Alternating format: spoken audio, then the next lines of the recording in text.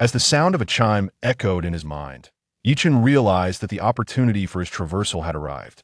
This was a grand arena system spanning myriad realms.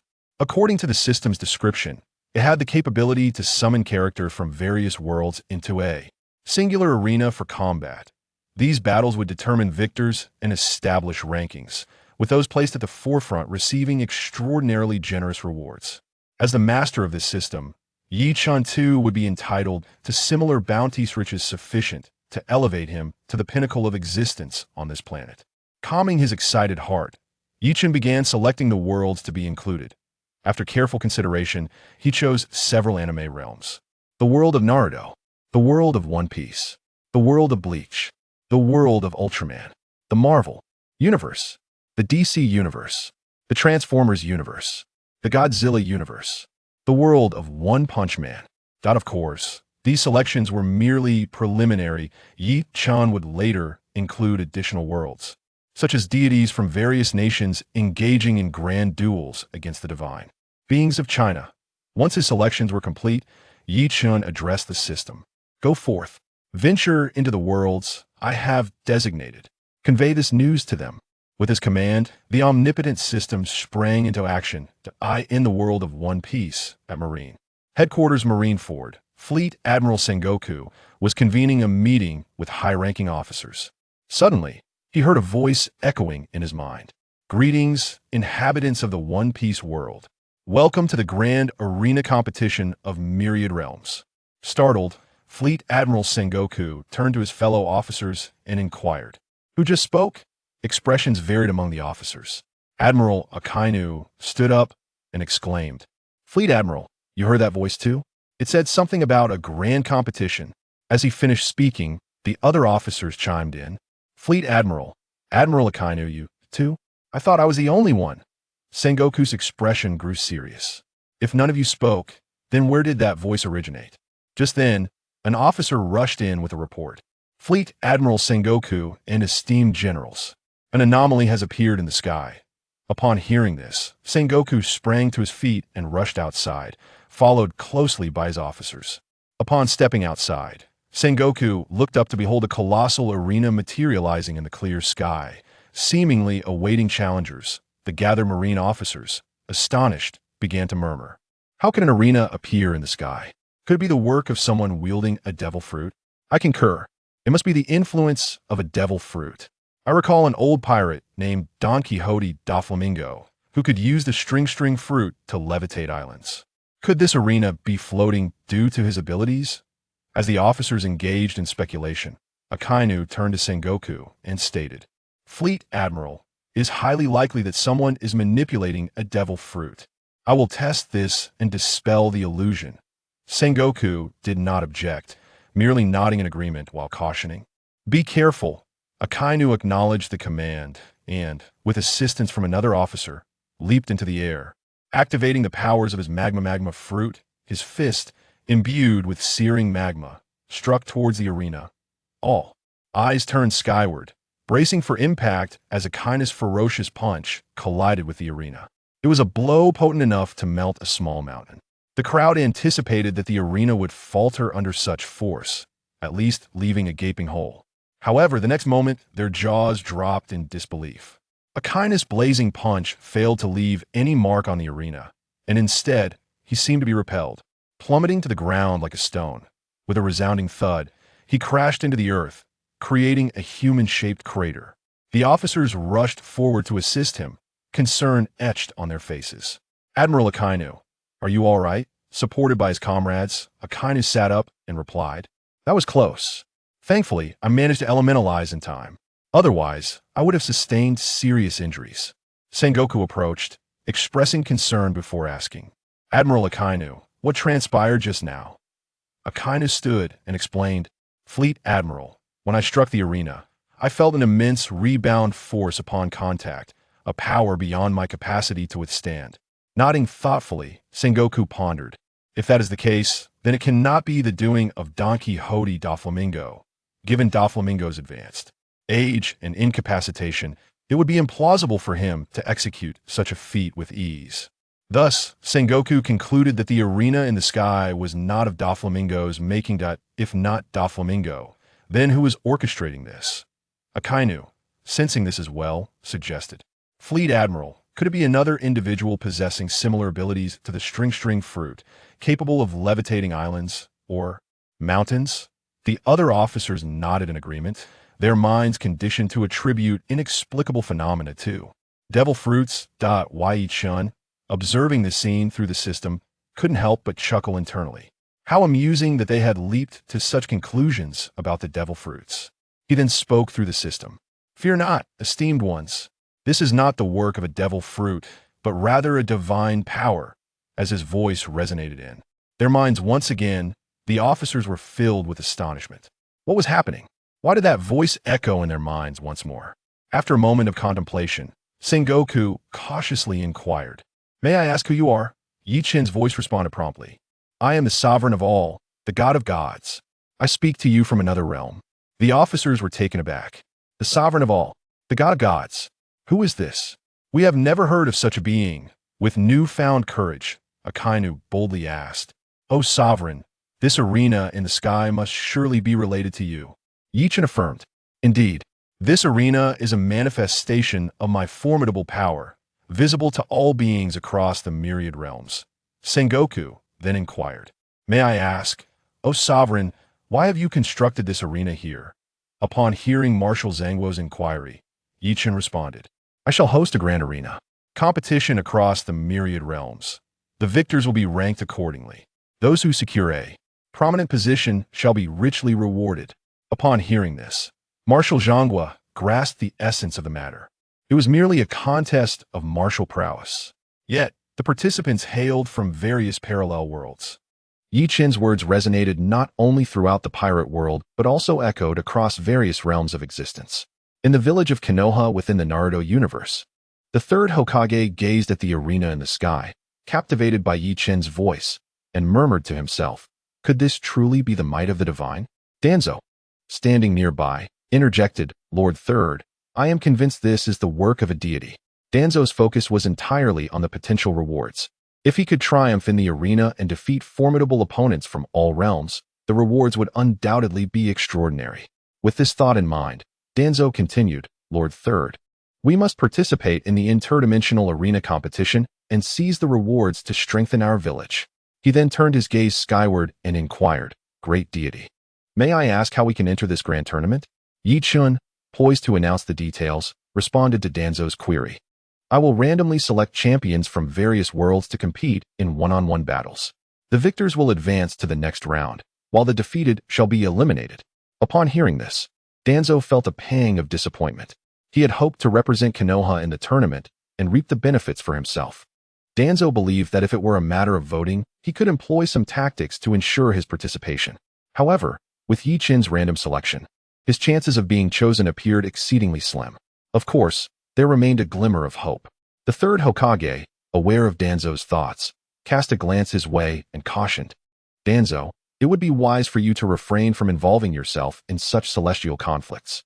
Danzo, upon hearing this, let out a cold snort. He knew all too well that the third Hokage deemed him lacking in strength.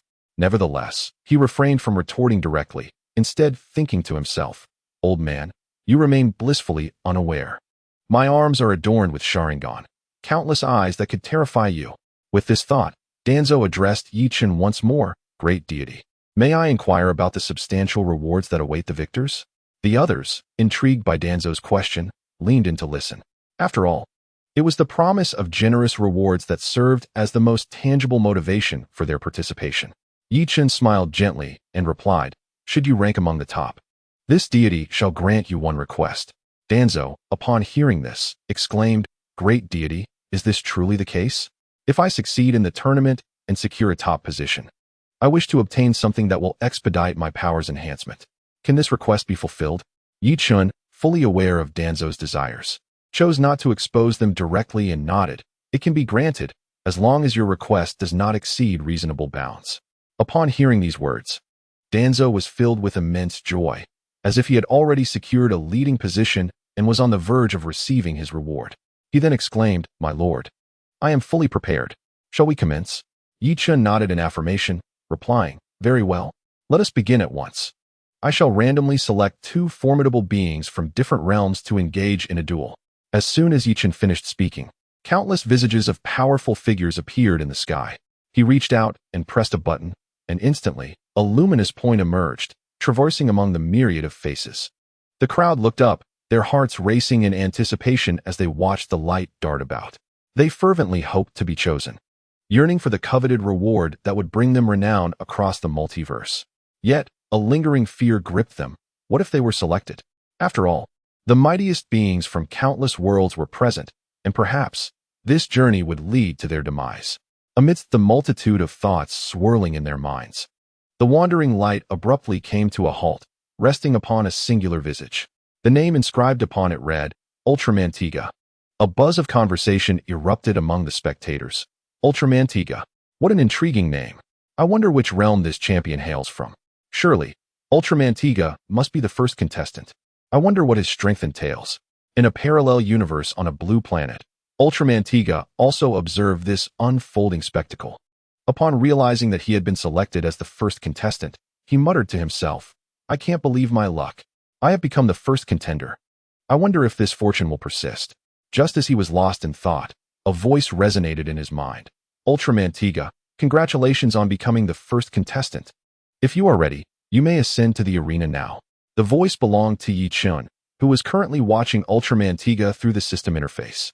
After a moment's hesitation, Tiga replied, "I am prepared. But how do I ascend to the arena?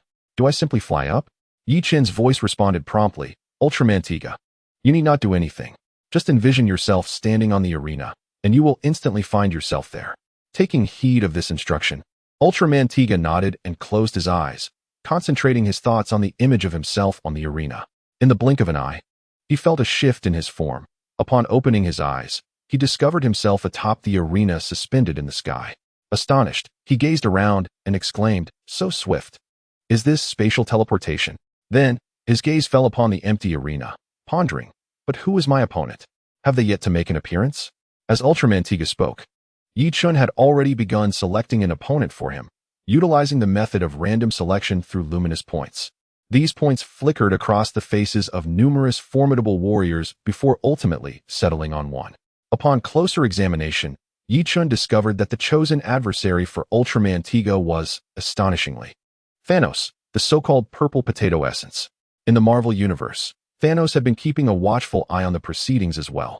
He was equally surprised to find himself randomly selected as the second contender to step onto the stage. Rising from the stone upon which he had been seated, Thanos remarked, "This is rather intriguing. I have been chosen." As he spoke, he strode forward and declared, "I am ready. I can ascend to the arena." Observing this, Ye Chen promptly harnessed the power of the system to transport Thanos onto the stage. In the blink of an eye, Thanos' form materialized upon the platform. Ultraman Tiga gazed at the sudden appearance of Thanos, pondering, "Is this imposing purple giant truly my opponent? He must be formidable." Thanos, in turn, scrutinized Ultraman Tiga, contemplating, "Is this fellow clad in a suit my adversary?" As Ultraman Tiga and Thanos took their places on the arena, the audience could not help but watch intently. Ultraman Tiga, in his humanoid form, was adorned in a tricolor scheme of red, silver, and purple, with a silver head and eyes resembling two glowing white bulbs. In contrast, Thanos donned golden armor, his bald head and broad mouth, giving him a physique even more robust than that of an elephant.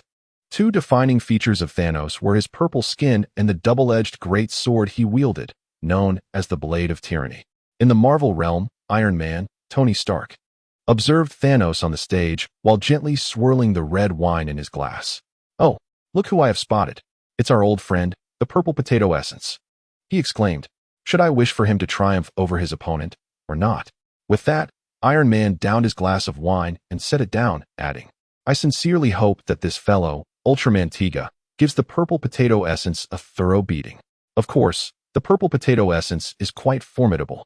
I wonder if Ultraman Tiga can withstand him. Nearby, Thor took a sip of his drink and remarked, "It brings me joy to see our old friend, the purple potato essence, once more.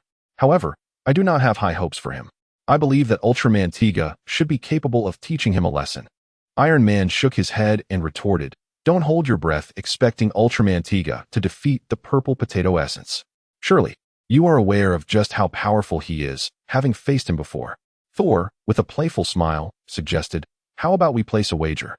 I wager that Tiga Ultraman will prevail. Iron Man, taking a sip of red wine, declared, no, I shall not bet with you. Thor, with a chuckle, responded, you must wager with me. If you win, I shall bestow my hammer upon you. Iron Man shook his head, saying, I have no need for your hammer. It is beyond my strength to wield. Suddenly, as if struck by a thought, Iron Man set down his glass and added, if I win, you must refrain from pilfering my wine. Thor, still smiling, replied, if I emerge victorious, you shall surrender all your wine to me. In the world of pirates, Edward Newgate, known as Whitebeard, sat at the helm of his ship. Upon encountering Thanos, Whitebeard remarked, this fellow exudes an overwhelming aura. It nearly suffocates me. Should I face this purple-skinned brute, I may not stand a chance. He then turned his gaze to Tiga Ultraman, stating, of course. This man in the suit is formidable as well. He is not one to be trifled with. Whitebeard's sons, upon hearing their father's assessment, were taken aback. They recognized the strength of both Thanos and Tiga Ultraman.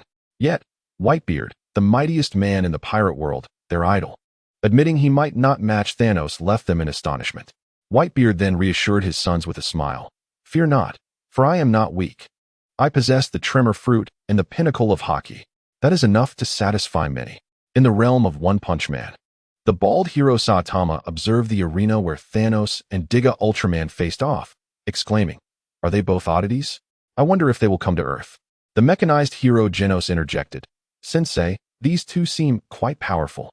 They may possess strength on par with A-class heroes. Saitama's focus was evidently unique. He scrutinized Thanos and remarked, this man is also bald, and his skin is purple. Genos inquired, Sensei, which do you believe is stronger, Tiga Ultraman or Thanos? Who will triumph in this duel?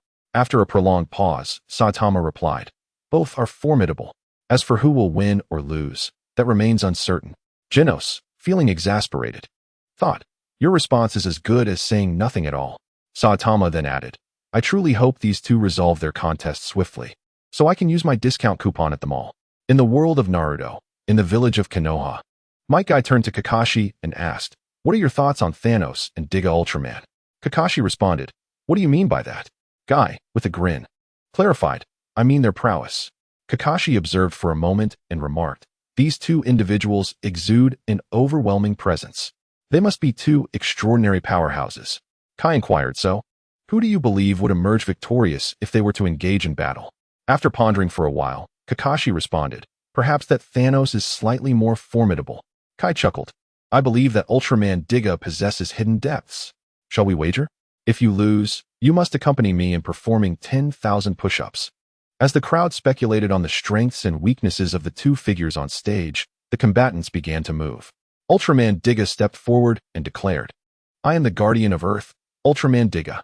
Upon hearing this, Thanos, with his gravelly yet resonant voice, asked, you are a formidable being from Earth? Are you a member of the Avengers? Ultraman Tiga shook his head and replied, I know not of any Avengers. I am simply who I am. Ultraman Tiga. Thanos nodded and said, very well, let us commence. As the battle ensued, Ultraman Tiga swiftly charged towards Thanos, extending his hand and shouting, Tiga Handblade. Cut! With his exclamation, a blade of light emanated from his palm, aimed directly at Thanos. Thanos raised his mighty blade, the Tyrant's Blade, to block the attack. In the blink of an eye, he seized Ultraman Tiga by the head. In a moment of desperation, Ultraman Tiga unleashed a powerful punch towards Thanos' body. Unfortunately, Thanos' purple skin rendered him immune to most physical attacks, and his armor boasted formidable defensive capabilities. Thus, Ultraman Tiga's strike failed to inflict any damage. Nevertheless, the relentless assault of Ultraman Tiga's punches still left Thanos feeling quite uncomfortable. Consequently, Thanos grasped Ultraman Tiga's head and hurled him into the air. As Tiga soared upwards, he executed a forward roll and unleashed his signature aerial kick from midair, striking Thanos on the head with a burst of golden light. Fortunately, Thanos wore a helmet, which mitigated the impact of the aerial kick. However, the tremendous force caused Thanos to stumble backward, seizing the opportunity to counterattack. Ultraman Tiga spread his arms wide to gather energy, then extended one hand forward, unleashing the Lampart energy sphere. In an instant, a brilliant orb of light surged towards Thanos. Having faced countless battles, Thanos recognized the potency of the Lampart energy sphere and would not remain idle to suffer its effects. Thus, with a swift motion, Thanos evaded the energy projectile. As a member of the eternal race from Titan, his strength and speed had reached their zenith. Thus, he swiftly evaded the Rampart light blast and leapt into the air, raising the tyrant's blade to strike at Ultraman Tiga. Having just unleashed the Rampart light blast, Ultraman Tiga was momentarily taken aback and was directly struck on his left arm by the tyrant's blade. Captain America from the Marvel Universe furrowed his brow at this sight. Could it be that Thanos was on the verge of victory? If Thanos triumphed, it would spell disaster. According to the rules of the arena, should Thanos emerge victorious and ascend the ranks, he would be rewarded. As Ye Chen had earlier indicated, once Thanos secured a top position, he could almost obtain whatever he desired. If Thanos sought the 6 Infinity Stones, would the esteemed deity Ye Chen truly bestow upon him those stones? If Thanos acquired the 6 Infinity Stones, he would become nearly invincible. Even without them, Thanos was already a formidable foe. The thought of a Thanos empowered by the stones was simply unfathomable. Black Widow, with a mere glance, discerned Captain America's thoughts. She remarked, while Thanos may have gained an advantage, the battle has only just begun. Ultraman Tiga is not without a chance to defeat him. Captain America nodded in agreement, saying, "You are right. Ultraman Tiga still has an opportunity to conquer Thanos. Yet, I cannot fathom why the esteemed deity Ye Chen would choose to act in such a manner. If a virtuous individual were to receive a reward, it would be understandable. However, if a villain were to prevail and gain a reward, it would only empower further malevolence." Black Widow shrugged, replying, "Who knows? Perhaps the esteemed deity Ye Chen merely wishes to host a tournament for his own amusement." In the world of Naruto, Danzo observed the fierce clash between Ultraman Tiga and Thanos, beads of cold sweat forming on his brow. Danzo considered himself a strong individual, particularly with the countless Sharingan adorning his arm, which only fueled his arrogance, instilling within him a sense of invincibility. This ignited a desire within Danzo to step into the arena, claim victory, and secure the rewards he coveted, ultimately aspiring to become the Hokage of Konohagakure. However, upon witnessing the ferocity of the battle between Ultraman Tiga and Thanos, cold sweat trickled down Danzo's forehead. These two were incredibly powerful. Were they truly the strong among the myriad worlds? He felt utterly incapable of defeating either of them. How could he ever aspire to contend for a rank and earn rewards? This realization left Danzo feeling somewhat disheartened. Yet, he quickly resolved to bolster his spirits. Just because these two were formidable did not imply that all were equally so. Perhaps he still had a chance. Meanwhile, the battle on the arena continued. After being wounded by Thanos' blade, Ultraman Tiga rolled aside. He examined his arm, noting the severity of the injury. While it was not life-threatening, it would significantly impact his combat capability. Thus, he swiftly employed a healing technique to mend his wounds. Almost immediately, the injury on Ultraman's arm began to heal at a visibly rapid pace. Moments later, the wounds of Ultraman Tiga completely healed, and he rose once more. This spectacle left the powerful beings observing from all realms utterly astonished. In the world of pirates, Shanks could not help but exclaim, "This is an extraordinary ability for self-healing. Those endowed with such a power are nearly invulnerable." Contemplating this, Shanks lowered his head in thought, pondering whether he could best Ultraman Tiga in a confrontation. Despite being one of the most formidable figures in the pirate world, with his mastery over the 3 forms of haki and unparalleled swordsmanship, Shanks felt that against Ultraman Tiga, his chances of victory were slim. Particularly concerning was Tiga's regenerative ability, which seemed to be an insurmountable advantage. Even if Shanks could surpass Tiga in combat prowess, he realized that he could never truly defeat him due to the latter's terrifying capacity for regeneration.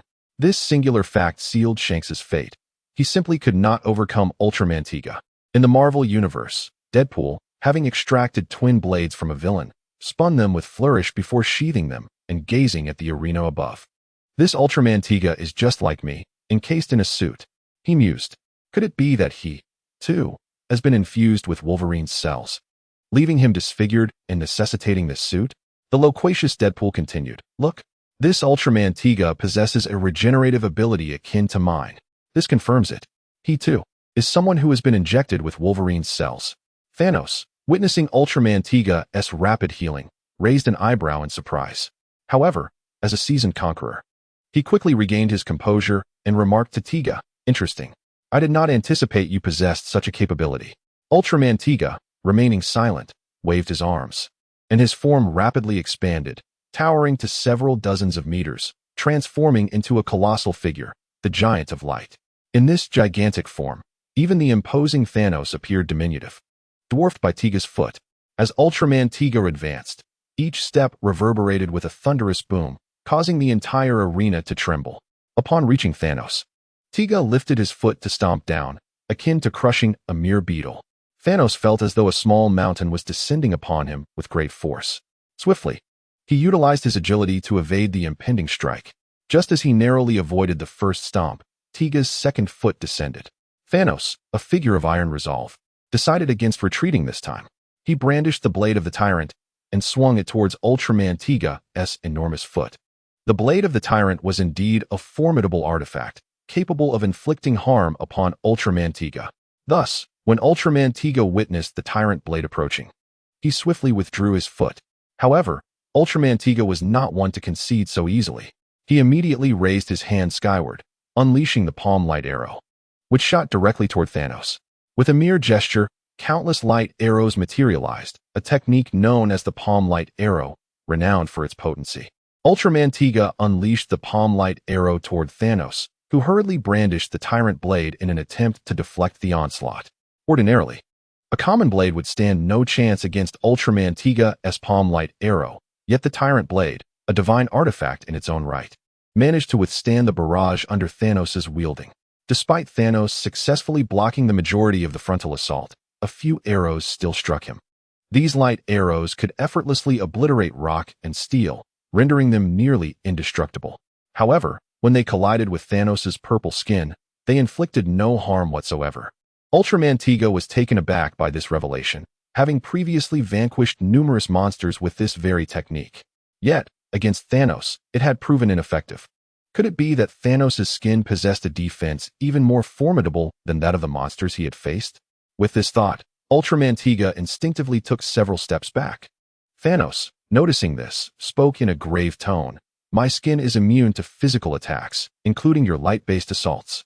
Upon hearing this, Ultraman Tiga was genuinely astonished. This was utterly unbelievable. To possess immunity to physical attacks, did that mean all his efforts would be futile? How could he possibly prevail? The spectators from all realms shared the same sentiment of helplessness as Ultraman Tiga. Iron Man set down his glass and remarked, "This purple potato creature is terrifying. To think it can withstand physical attacks." Thor took a sip from his drink and replied, "While the purple potato's skin may be impervious to physical assaults, it is evident that Ultraman Tiga is not an adversary to be underestimated." Iron Man turned to Thor and inquired, "Do you still believe Ultraman Tiga can defeat Thanos?" Thor shrugged, grinning, "Absolutely. I have great faith in Ultraman Tiga."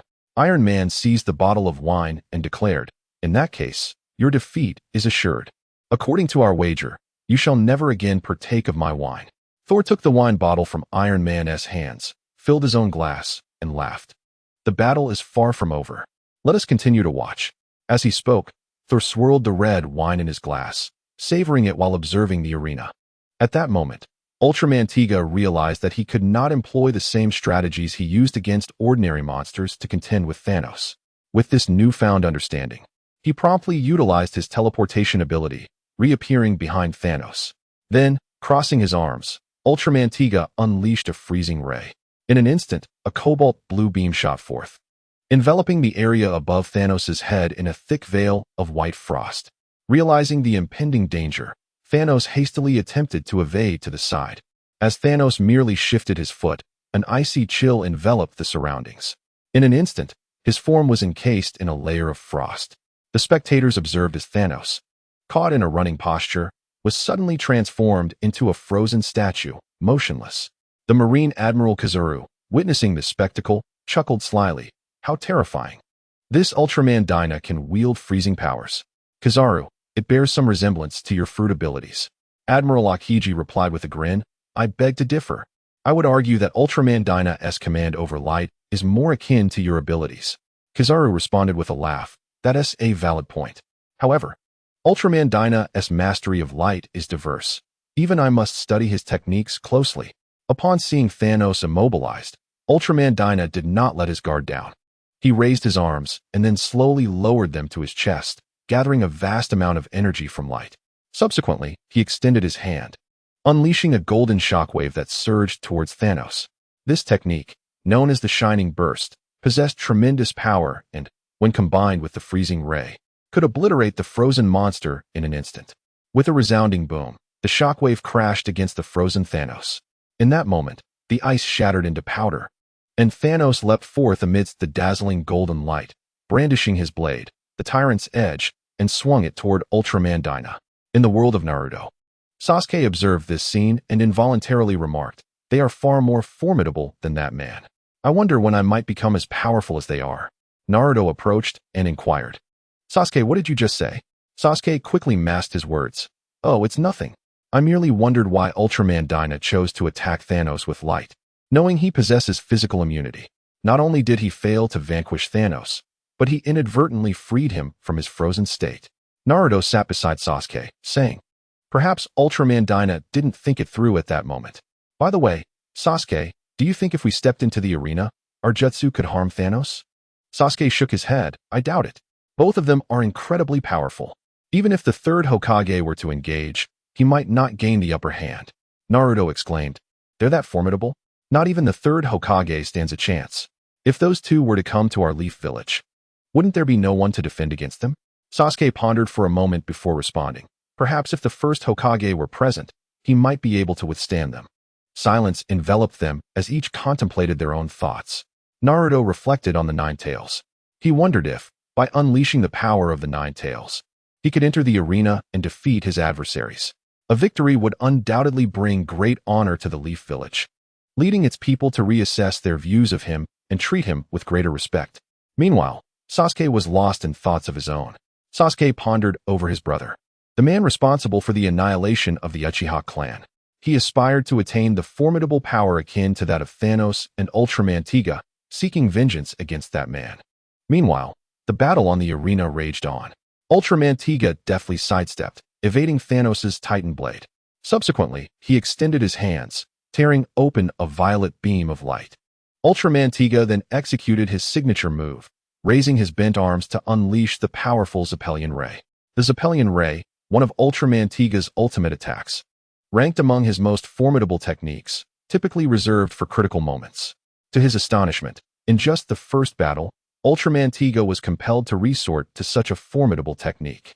In an instant, a massive energy beam erupted from his raised arms, hurtling towards Thanos. Realizing that conventional attacks were futile, Ultraman Tiga unleashed his ultimate technique, the Zeppelian Ray. As this surging wave of energy surged towards Thanos, the latter, having anticipated Tiga's move, swiftly evaded to the side, wielding the Titan blade in a retaliatory strike. Observing this, Ultraman Tiga clenched his fists and forcefully pressed down, teleporting behind Thanos. He then employed his binding ray. With a strikingly cool gesture, he placed his hand upon the diamond on his forehead, and a beam of light materialized. Extending his hand forward, the beam struck Thanos. Upon contact, Thanos' body froze, immobilized as if ensnared by invisible ropes. This technique, though not frequently used by Ultraman Tiga and not particularly damaging, served a unique purpose. It rendered Thanos' physical immunity to attacks irrelevant. Seizing the opportunity to control Thanos, Ultraman Tiga refrained from launching an immediate assault as he had previously. Instead, he charged forward, grasped Thanos, and hurled him from the arena. With a resounding crash, Thanos' body was cast off the platform, crashing heavily onto Titan. Witnessing this, Ye Chen promptly declared, "In this battle, Ultraman Tiga emerges victorious. He shall advance directly to the finals." However, Thanos need not despair. He could still participate in the revival match, defeating lower-ranked competitors to reclaim his place in the finals. As Thanos rose from Titan, he cast a glance at Ultraman Tiga and proclaimed, "Ultraman Tiga, await my return. Once I gather all 6 Infinity Stones, I shall return to the arena to exact my revenge." With that, Thanos limped away, determined. Upon witnessing the triumphant victory of Ultraman Tiga, Thor was filled with exuberance. He seized a bottle of wine and gulped down several hearty swigs before slamming the bottle onto the table. exclaiming to Iron Man, "Tony, did you see that? Did you see it? The purple yam demon has been defeated. Ultraman Tiga has prevailed." Iron Man, somewhat disheartened, replied, "I did see it." Thor, brandishing the bottle, declared, "Then you must honor your promise. All the wine here belongs to me." Ha ha ha. With that, Thor dashed to Iron Man's wine cabinet, retrieving the prized bottles and uncorking them to indulge in a fervent drinking spree. In the world of Naruto, Might Guy pulled Kakashi along, exclaiming, "Kakashi, did you see? Ultraman Tiga has triumphed. Thus, you have lost. You owe me 10,000 push-ups." Kakashi retorted, "Who is going to do 10,000 push-ups? You shall do them yourself." However, Might Guy was relentless, dragging Kakashi down to the ground. Aware of Guy's tenacity, Kakashi realized that refusal would only prolong the ordeal, leading to further annoyance. Hence, he succumbed and joined Guy in performing push-ups. In the Marvel Universe, Doctor Strange rose suddenly, his earlier concerns revolving around Thanos defeating Ultraman Tiga and subsequently gaining accolades from the mighty Lord Ye Chen. Such an outcome would render Thanos even more formidable, complicating matters for the Avengers. Yet now, Doctor Strange was apprehensive about what Thanos might do following his defeat. Given Thanos' nature, he would undoubtedly seek revenge. Defeating Ultraman Tiga would not be an easy feat for Thanos, unless he were to acquire all 6 Infinity Stones. This thought sent a wave of anxiety through Doctor Strange. Without the Infinity Stones, Thanos already posed a considerable challenge for the Avengers. Should he succeed in gathering all 6, it would spell disaster for both the Avengers and humanity. Doctor Strange was aware that Thanos had long begun collecting the Infinity Stones. Following his defeat at the hands of Ultraman Tiga, Thanos' quest for the stones would surely accelerate. To obtain the Infinity Stones, he must come to Earth. Realizing this, Doctor Strange felt a cold sweat break out on his forehead. He needed to convene the Avengers at once to formulate a strategy. With urgency, he invoked a spatial spell and transported himself directly to the Avengers' headquarters. Upon his arrival, he found Captain America and Black Widow engaged in discussions about the arena's events. Doctor Strange stepped out of the portal and inquired, "Where is everyone? I need to gather everyone to discuss a pressing matter." Black Widow looked up and said, "Ah, it's the Doctor. What is it you wish to convene everyone about?" Approaching the table, Doctor Strange asserted, "If my deductions are correct, Thanos is poised to launch a full-scale attack on Earth to seize the Infinity Stones." Upon hearing this, Black Widow was taken aback, and after a moment's contemplation, she remarked, "Is it because Thanos was defeated in the arena that this matter has suddenly become urgent?" Doctor Strange nodded in affirmation. Indeed, Thanos has long sought to acquire the 6 Infinity Stones to obliterate half of all life in the universe. This setback has undoubtedly provoked him, intensifying his desire to obtain the Infinity Stones. Thus, our time is running short. Upon hearing this, Captain America immediately rose from his seat, declaring, "In that case, I shall promptly inform my comrades to convene and devise a counter-strategy." With that, he grasped his vibranium shield and exited.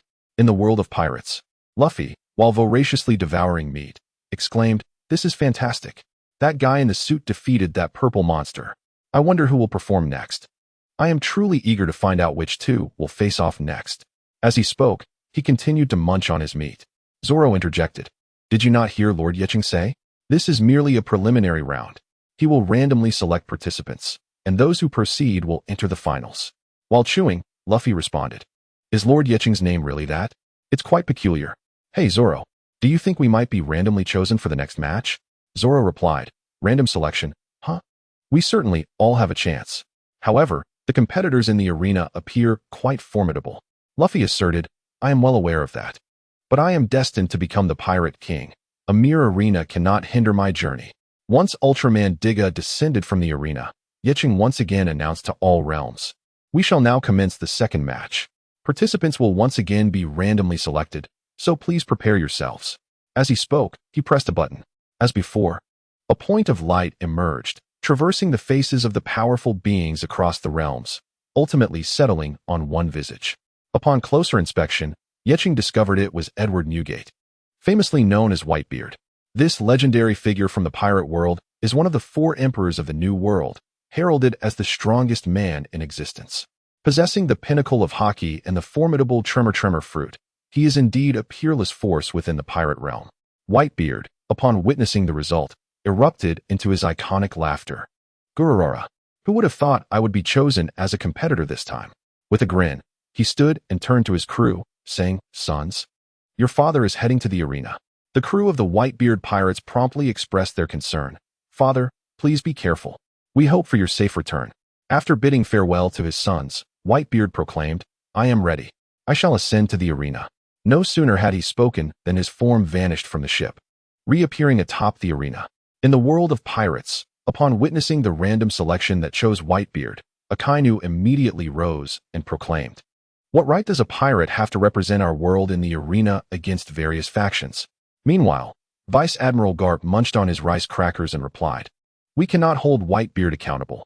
He was chosen at random. It is merely a stroke of luck for him." Akainu slammed his fist onto the table and insisted, "That is not my point. I am concerned that should Whitebeard triumph over his opponents in the arena and ascend the ranks, what reward might the divine figure, Ye Chen, bestow upon him? If that reward enhances Whitebeard's strength, it would undoubtedly spell disaster for us." Upon hearing this, Garp paused his chewing and inquired, "But what if Whitebeard loses? Let us first ascertain who his opponent is." As he spoke, Garp turned his gaze towards the arena. At that moment, Ye Chen had begun selecting an opponent for Whitebeard. As before, a shimmering light swiftly traversed countless faces before settling on one. The figure depicted was adorned with a ninja headband and had his orange hair spiked upward. There was something peculiarly unsettling about his visage. Above his image, his name was inscribed, Six Paths Pain. The crowd gasped collectively at the unusual name. Six Paths Pain. What a bizarre appellation. Who exactly is this individual? Even among those from the Naruto universe, few could claim knowledge of Six Paths Pain's identity. Yet, before speculation could linger, a flash of golden light illuminated the arena, revealing a new figure. This individual, wearing a ninja headband and sporting orange hair, was indeed Six Paths Pain. Opposite him stood Whitebeard, towering like a mountain with his crescent-shaped white beard and wielding a massive sword. In stark contrast, the originally slender Six Paths Pain appeared even more diminutive beside him. Upon seeing Six Paths Pain, Whitebeard chuckled heartily. "Gurara, you are Six Paths Pain, are you not? I am Edward Newgate, known as Whitebeard. If you are willing, you may become my son." The onlookers from various realms could not help but ponder, what is wrong with Whitebeard? How could he suggest someone become his son upon their first meeting?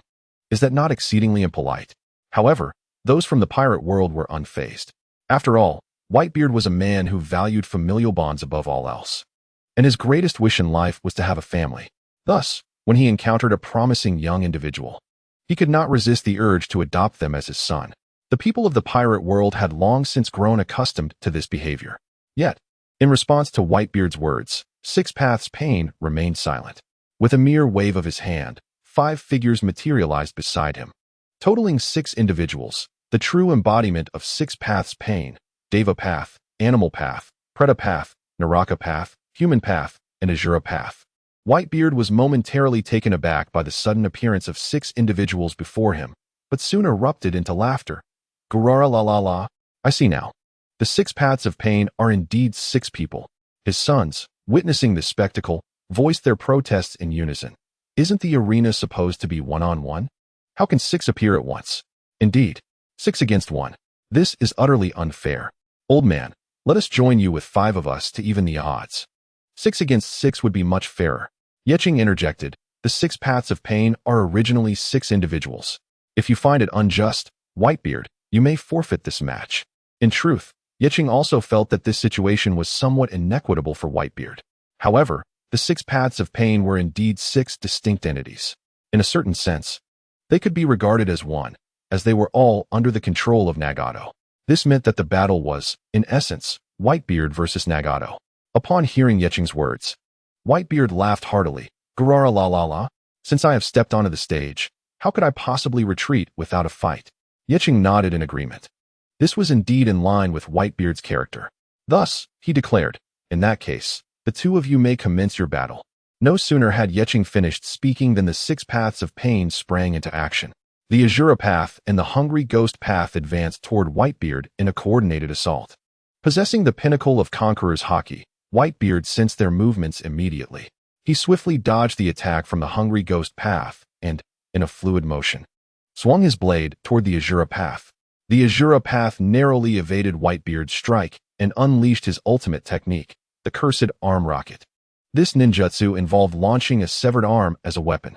By concentrating chakra at the incision of the wrist, a small explosion was generated, propelling the severed limb forward in a straight trajectory with immense force, capable of shattering solid rock.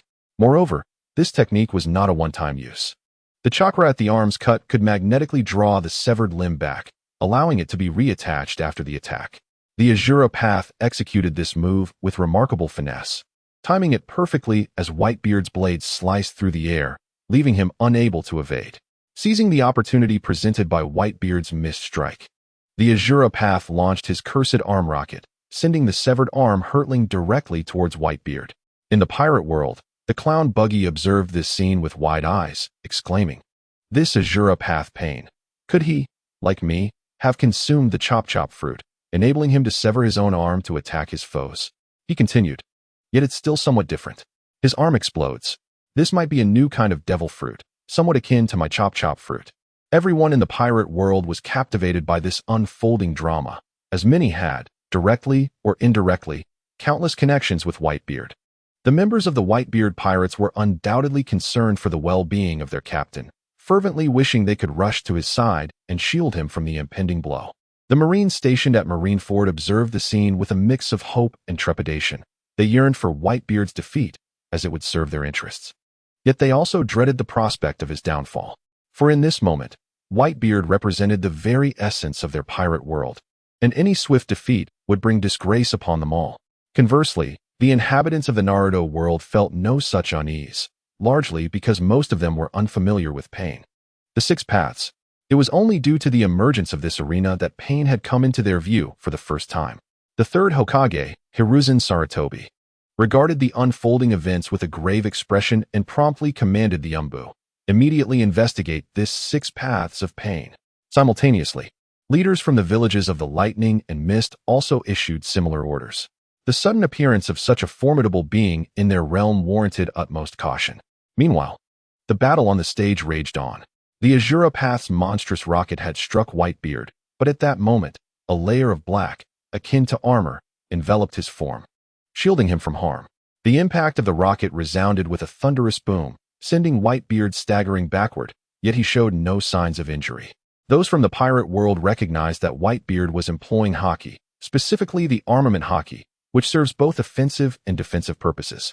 A master of all three haki types, Whitebeard could indeed manifest an armor of armament haki to protect himself. Onlookers from beyond the pirate world were astonished by this spectacle. Naruto, witnessing the event, exclaimed in surprise, "Is this old man Whitebeard using some kind of ninjutsu? It seems to be a highly powerful defensive technique." Ultraman Tiga also found himself intrigued, recalling his own defensive capabilities. Both forms of defense were formidable. However, while his Tiga defense manifested as a luminous shield, Whitebeard's took on an entirely different form.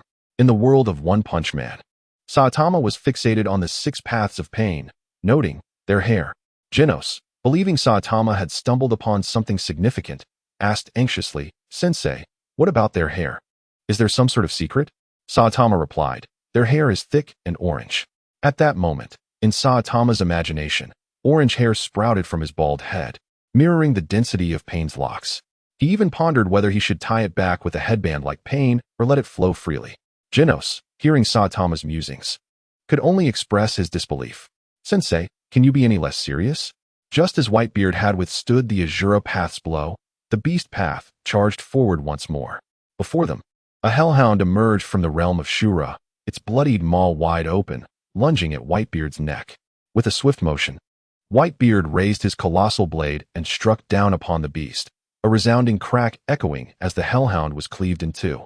However, in a most astonishing turn of events, the severed creature did not perish. Instead, it transformed into two hellhounds. This particular breed, known as the Splitting Hellhound, possessed the uncanny ability to replicate itself endlessly. The two hellhounds roared ferociously, launching a coordinated assault on Whitebeard from both flanks. Yet, Whitebeard's mastery of observation haki was not to be underestimated. He anticipated their every move, evading their attacks with ease.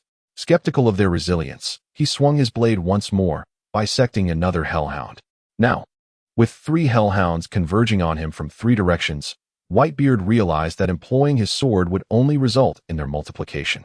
Thus, he deftly evaded their encirclement, channeling his armament haki into his fists, and delivered a devastating punch to one Hellhound's skull. The force of his blow was enough to shatter mountains, rendering the Hellhound utterly defenseless. With a resounding crack, its head was obliterated. Recognizing the effectiveness of this strategy, Whitebeard continued his assault, dispatching the remaining two Hellhounds with powerful strikes. However, the six paths of pain would not remain idle. The realms of Shura and hungry ghosts surged forward, attacking Whitebeard from either side. Yet, his keen senses detected their approach, allowing him to sidestep their onslaught. Suddenly, the beast path, lurking nearby, lunged at Whitebeard with a powerful punch aimed at his back. In a swift motion, Whitebeard turned, swinging his blade toward the beast path. The attack was so sudden that the beast path had no time to evade, suffering a lethal blow. With a resounding crack, the beast path was felled without uttering a sound. The crew of the Whitebeard pirates erupted in jubilant cheers, viewing Pain's six paths as formidable foes, reliant on their combined strength to face Whitebeard alone. With one of their number slain, a chink had been revealed in their armor. If Whitebeard continued this momentum, systematically eliminating the six paths, victory would be within his grasp. The Marine Admiral Sengoku, witnessing this unfolding scene, felt a twinge of alarm. Could it be that Whitebeard might indeed triumph in this battle? Should he emerge victorious and claim the rewards, it would spell disaster for Marineford. In the world of pirates, upon witnessing Whitebeard's decisive blow against the beast path, red-haired Shanks remarked, "Truly, he is the strongest man in the world. His legendary blade remains unmatched." Meanwhile, in the world of Naruto, the deceased Uchiha Madara observed the spectacle unfold. Uchiha Madara observed with keen interest, exclaiming, "This Whitebeard is truly formidable. His prowess appears to rival that of the Sage of Six Paths."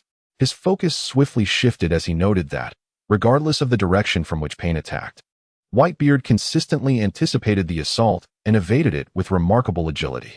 What might have been dismissed as mere chance on one or two occasions began to raise suspicions after repeated instances. Madara pondered, could it be that this Whitebeard possesses some ability akin to the Sharingan? Yet, the eyes of Whitebeard appeared utterly ordinary. As the animal path fell, the other members of the six paths of pain exhibited little reaction. However, this time, the human path joined the fray, teaming up with the Azura and hungry ghost paths to overwhelm Whitebeard. At that moment, the Hell path advanced, summoning the King of Hell from the depths. This entity presented a colossal and terrifying visage, its gaping maw dominating half its face, adorned with the character for King inscribed above. The King of Hell opened its mouth wide and devoured the lifeless animal path, chewing for a moment before regurgitating it. The once deceased animal path emerged unscathed, appearing identical to its former self. This extraordinary spectacle left the myriad realms utterly astounded. Could this be a form of resurrection? In the Marvel Universe, witnessing this astonishing event, Iron Man leaped from his seat, hands braced against the table, his eyes wide with disbelief as he exclaimed, "He has actually brought the dead back to life. My goodness, such a feat could only be accomplished by a deity." Thor, slightly inebriated, murmured, "Oh no, even gods cannot achieve this. For instance, though I am divine, I am incapable of resurrecting the deceased." Iron Man added, "If this damned six paths of pain were to assist us, our odds against Thanos would significantly increase." Thor took a swig from his bottle, responding, "Indeed, if the six paths of pain were to lend their aid, we would be virtually immortal. Even if Thanos were to slay us, the six paths could revive us to continue the battle." In a distant corner of Earth, the malevolent god Loki watched the combat unfold in the arena. Seemingly impressed by the six paths of pain, Loki nodded in approval, remarking, "These six paths of pain possess intriguing abilities.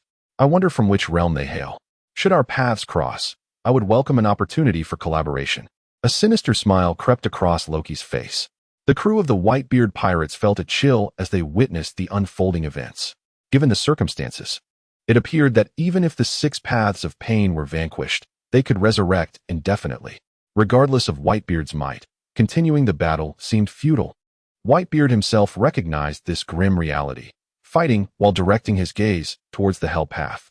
He understood that no matter how many times he might slay the animal, Azura, and human paths, it would be in vain, for the Hell path could effortlessly revive them. Thus, Whitebeard set his sights on the Hell path. resolutely determined to eliminate it first before addressing the other members of Pain's six paths. Having made up his mind, he immediately unleashed the power of the Tremor fruit. In an instant, the entire arena was engulfed in a violent earthquake, causing the ground beneath to fracture. Ye Chen, witnessing this, refrained from intervening, as the Tremor fruit was an integral aspect of Whitebeard's abilities. Moreover, once the arena was demolished, the system would conjure a new one. This arena was, in fact, a small island adorned with mountains and trees. As Whitebeard wielded the power of the Tremor fruit, the island began to tremble and quake. This unforeseen spectacle left many spectators in shock. Naruto was the first to exclaim, "This old man Whitebeard can actually trigger earthquakes. He is truly formidable." In the Marvel Universe, Black Widow watched in awe, her eyes widening. Is this some sort of extraordinary ability? Could this old man Whitebeard be a mutant? She even entertained the notion of recruiting Whitebeard to join the Avengers. In the world of Bleach, Kenpachi Zaraki felt a surge of excitement at the sight. A martial enthusiast, Kenpachi yearned to engage with powerful opponents. He gazed at Whitebeard and then at Pain's six paths, grinning widely. Both of these individuals are incredibly strong. They are worthy adversaries. If only I could ascend the arena and contend with them. In the Transformers universe, Bumblebee remarked, "How can these two humans be so powerful? They are completely unlike any humans we've encountered." Optimus Prime responded, "They are warriors from another realm. Their strength seems to rival that of our Autobots." In the Hidden Leaf Village, Jiraiya remained silent as he observed Pain's six paths. After a prolonged period of contemplation, he finally deduced that the Deva path was none other than his former student, Yahiko. How is this possible? The Deva path is Yahiko. If Yahiko is the Deva path, then what of Nagato and Conan? The more Jiraiya pondered, the more perplexed he became. Whitebeard's Tremor fruit quickly yielded results. Amidst the chaos of collapsing mountains, the Hell Path struggled to maintain its footing, unable to retaliate against Whitebeard. This was precisely the opportunity Whitebeard sought. Enveloping his colossal blade in haki, he dashed towards the Hell Path with lightning speed, delivering a swift and decisive blow. The Hell Path, pinned beneath a boulder dislodged by the earthquake, barely managed to shift the stone before Whitebeard's blade descended upon it, leaving no time for evasion. With a resounding thud, the Hell Path's head was severed, rolling away like a discarded melon. In the pirate world, Admiral Carp could not contain his applause, exclaiming, "Bravo! Truly, Whitebeard is exceptional. His battle experience is unparalleled. He knows to eliminate the Hell Path first to prevent it from resurrecting the other members of Pain's six paths." The general of the warring states glared at Vice Admiral Carp and exclaimed, "Carp, which side are you truly on? If Whitebeard emerges victorious and receives his rewards, our navy will be in grave danger." Carp remained silent, for deep within his heart, he hoped for Whitebeard's triumph. Should Whitebeard be rewarded, he would undoubtedly grow even more formidable, thereby increasing the likelihood of rescuing Ace when he came to Marineford. After a meticulous plan, Whitebeard utilized the powers of the Tremor fruit to restrain the six paths of pain, then surged forward to deliver a fatal blow to the realm of hell.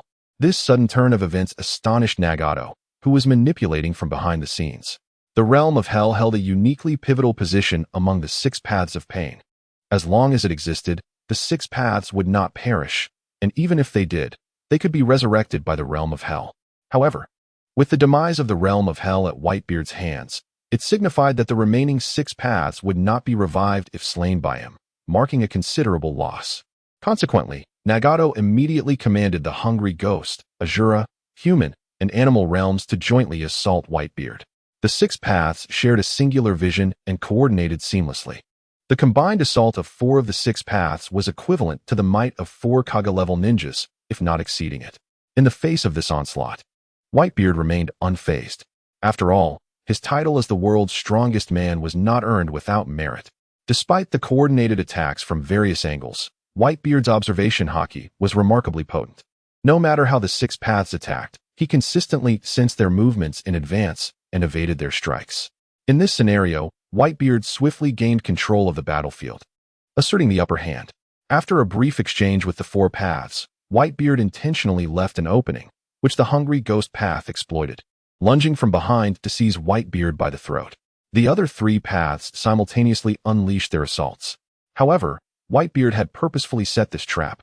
He had already shrouded himself in Busashoko Haki, rendering their attacks ineffective. Seizing the opportunity, he cleaved the animal path in two. Subsequently, he dispatched the hungry ghost path as well. The remaining human and Azura paths quickly met the same fate, leaving only the Deva path of pain on the stage. Witnessing this, the members of the Whitebeard pirates erupted in jubilant cheers. Long live Dad! Long live Dad! In their eyes, the once formidable six paths of pain, who had attacked Whitebeard collectively, had been reduced to a mere one remaining after Whitebeard's onslaught. The situation appeared to be one of assured victory. Yet, Shanks, the red-haired, furrowed his brow. With his keen insight, he discerned that the Deva path of pain was the very soul of the six paths, observing the Deva path's demeanor. It seemed unaffected by the demise of the other five, indicating a profound confidence in its own power. Red-haired Shanks believed that the strength of the pain of heavenly path surpassed that of the other five paths, possessing the capability to contend with Whitebeard. Given Whitebeard's seasoned experience, he was acutely aware of this fact. Thus, after eliminating five of the six paths of pain, Whitebeard did not advance immediately, but instead maintained a distant confrontation with the Heavenly Path Pain. Suddenly, the Heavenly Path Pain launched an assault, uttering the words, "Universal Pull." Before the words had fully escaped his lips, he extended his hand. In an instant, Whitebeard felt an overwhelming force drawing him in, as if he were but a mere screw drawn towards a magnet. Almost instantaneously, Whitebeard found himself pulled before the Heavenly Path Pain. Seizing Whitebeard by the shoulder, the Heavenly Path Pain brandished a black iron rod, thrusting it towards Whitebeard's chest. With a sickening sound, the rod pierced through Whitebeard's torso. Witnessing this, the members of the Whitebeard pirates cried out in anguish, "Dad! Dad!" Even Fleet Admiral Sengoku could not suppress a sigh. Though he stood in opposition to Whitebeard, he held a deep respect for the man, sharing a sentiment of mutual admiration for heroes. Indeed, Fleet Admiral Sengoku wished for Whitebeard's defeat, as it would be most advantageous for the Navy. Yet, upon seeing Whitebeard impaled, he could not help but lament. In the world of Naruto, the third Hokage, Hiruzen Sarutobi, observed the scene and shook his head, remarking, "This old man Whitebeard is indeed formidable. But now that he has been pierced, his chances of survival are slim." Others from different worlds shared similar sentiments. For a normal person to be impaled, what hope for survival could remain? Even the Heavenly Path Pain held this belief. However, they all underestimated Whitebeard's vitality. Suddenly, Whitebeard summoned his strength, unleashing a punch that sent the Heavenly Path Pain flying. Bracing himself on his great sword, he stood like a mountain and spoke slowly. "I have yet to reach Marineford to save my son. How could I perish here, in the depths of Impel Down?" Ace witnessed this moment and understood that the son Whitebeard referred to was none other than himself. Watching his father on the stage, Ace fell to his knees, covering his face and weeping. "Dad!" The Heavenly Path Pain, expressionless, rose to his feet and began to advance toward Whitebeard. In response, Whitebeard too approached the Heavenly Path Pain. As they neared each other, Whitebeard swung his sword at the Heavenly Path Pain. The latter coldly intoned, "Shinra Tensei." The crowd fell silent upon hearing these four words. Shinra Tensei. What sort of jutsu is this? Such an unusual name. They were oblivious to the true power of Shinra Tensei. Yet, Ye Chen understood its significance all too well. Shinra Tensei was one of the unique abilities of the Rinnegan, requiring a substantial amount of chakra to perform. A vast concentration of chakra can be amassed and then explosively released, repelling everything in the vicinity over a range of several kilometers. If Ye Chen recalls correctly, Konoha village was obliterated by Shinra Tensei. This illustrates the immense power of Shinra Tensei. At this thought, Ye Chen couldn't help but feel a sense of concern for Whitebeard, especially given his already grievous wounds. Nagato gathered all the chakra previously dispersed among the six paths and focused it entirely into Pain's Deva path. In an instant, he unleashed its devastating force. With a thunderous roar, it was akin to dropping a miniature nuclear bomb, instantly obliterating the surrounding rocks and trees. The powerful shockwave propelled everything around, including the mountains, trees, and Whitebeard, away into the distance. This scene astonished the onlookers once again, for the magnitude of this attack was staggering, rivaling that of a nuclear explosion. In the DC universe, Batman gasped in disbelief. "Oh my God, is this a nuclear explosion?" Such explosive power emanating from a single individual is utterly inconceivable. The Shinra Tensei executed by Pain left Danzo in a state of shock. Initially, Danzo harbored a glimmer of hope, believing that not every powerful contender on the arena would be overwhelmingly strong. He thought he might still have a chance to compete and be ranked. However, the battle between the six paths of pain and Whitebeard shattered Danzo's illusions entirely. He now comprehended that ascending to the arena with his current strength would likely result in instant annihilation. He would merely step onto the stage to meet his doom. Danzo no longer wished to be selected for the arena. Instead, he hoped fervently not to be chosen for the next round of battles. Who could predict what formidable opponents he might face? The prospect of humiliation was trivial compared to the potential loss of his life. Throughout the myriad realms, many shared Danzo's sentiments. Such a cataclysmic battle was beyond their capabilities to partake in, and it was prudent for them to retreat into the shadows. Naruto, witnessing this spectacle, expressed his disappointment. Has Grandpa Whitebeard perished? He seemed quite kind. Sasuke shook his head, replying, given the severe injuries Whitebeard sustained earlier, coupled with this latest assault, his situation appears dire. In the world of pirates, Blackbeard Teach exhaled a sigh of relief. Father, have you finally succumbed? I can finally breathe easy. Blackbeard Teach had always feared Whitebeard the most. Now that Whitebeard was dead, the immense weight that had burdened Teach's heart had finally lifted, allowing him to exhale in relief. Vice Admiral Garp, upon witnessing this scene, felt a heavy sinking in his heart. He did not truly wish for Whitebeard's demise.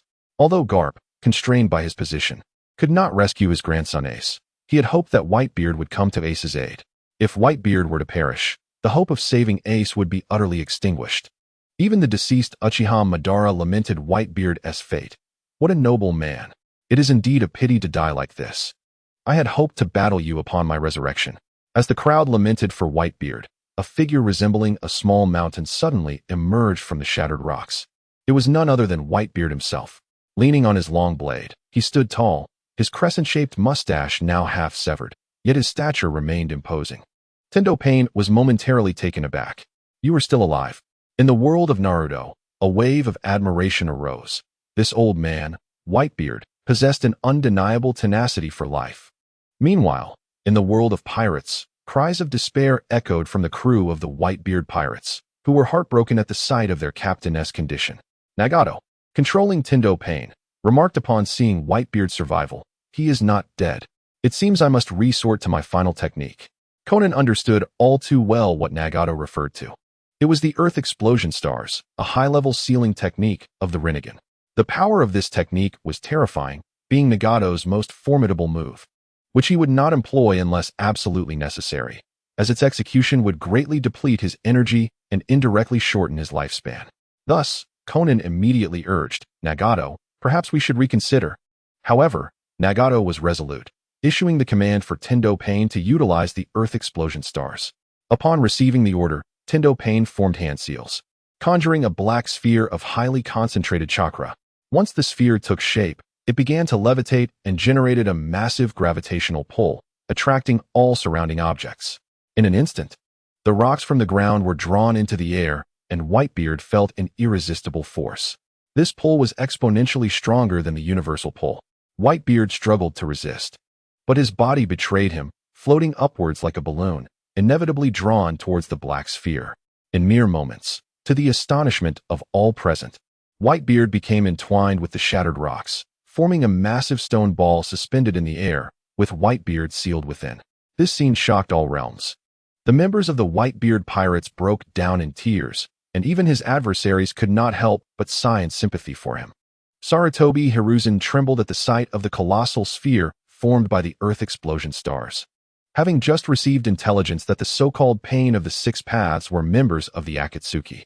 The Akatsuki's current objective was to capture the Jinchuriki from each village and extract the tailed beasts. Konoha had one such Jinchuriki, containing the 9 tails, and that individual was Naruto.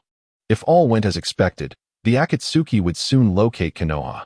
This meant that Konoha would face the Pain of the Six Paths. Sarutobi Hiruzen questioned himself. Could he contend with the Earth Explosion Stars?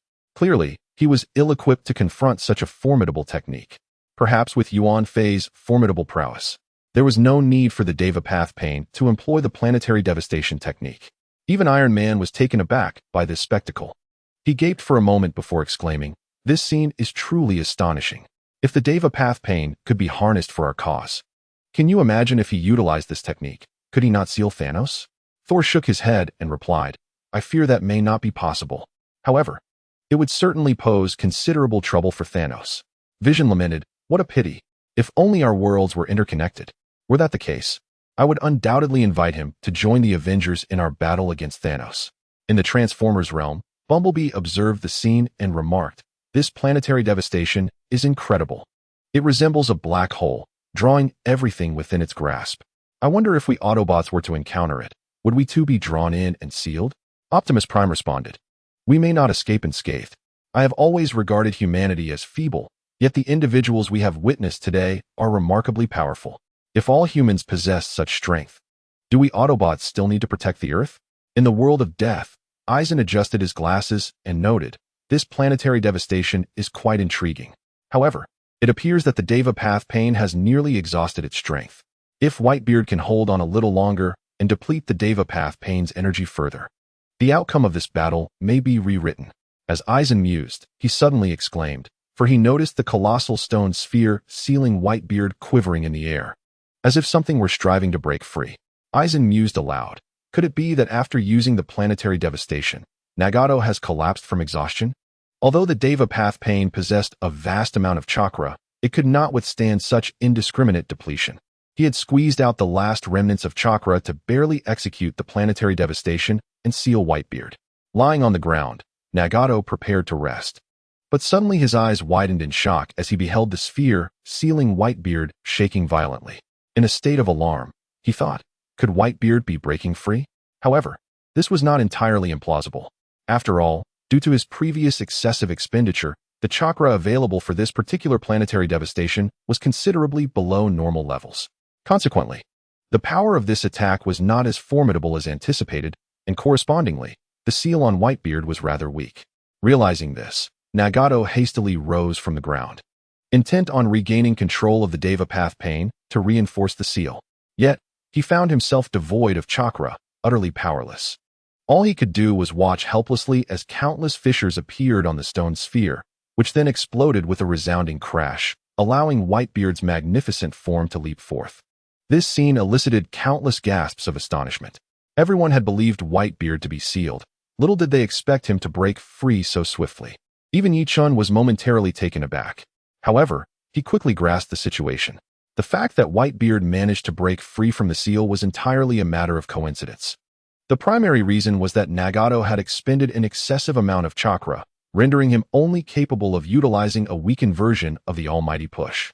Meanwhile, Whitebeard, possessing immense strength and the power of the Tremor fruit, found an opportunity. This fruit, in a certain sense, countered the almighty push, directly shattering the seal and allowing Whitebeard to emerge. Having narrowly escaped from the almighty push, Whitebeard approached Pain, who now had no chakra left to defend himself, forced to stand helplessly as Whitebeard advanced. Yet, Whitebeard merely regarded Pain without delivering a fatal blow, and the two men maintained a silent, intense gaze. Observing this, Ye Chen proclaimed, Whitebeard has narrowly triumphed over Pain. In this round, Whitebeard is the victor. With Ye Chen's decisive statement, Whitebeard was declared the winner of the second match. In truth, the strengths of Whitebeard and Pain were nearly equal, with both having a fair chance of victory. It was merely that luck favored Whitebeard this time, allowing him to overcome Pain. Thus far, in 2 matches, the first victor was Ultraman Tiga, and the second was Whitebeard. Both of these champions would advance directly to the next round of the finals, while the defeated Thanos and Pain could still enter the subsequent round through the Resurrection Tournament. Upon witnessing Whitebeard's victory, a wave of cheers erupted from the pirate world. After all, Whitebeard was their representative, and his triumph brought pride to all within the pirate community. However, the Navy's reaction was distinctly different. Admiral Sengoku furrowed his brow. Whitebeard's victory was not a good omen. Should he rank highly in the upcoming finals, Whitebeard would receive unimaginable rewards, significantly enhancing his already formidable power. The current Whitebeard was a force that required the Navy to muster all their strength to confront.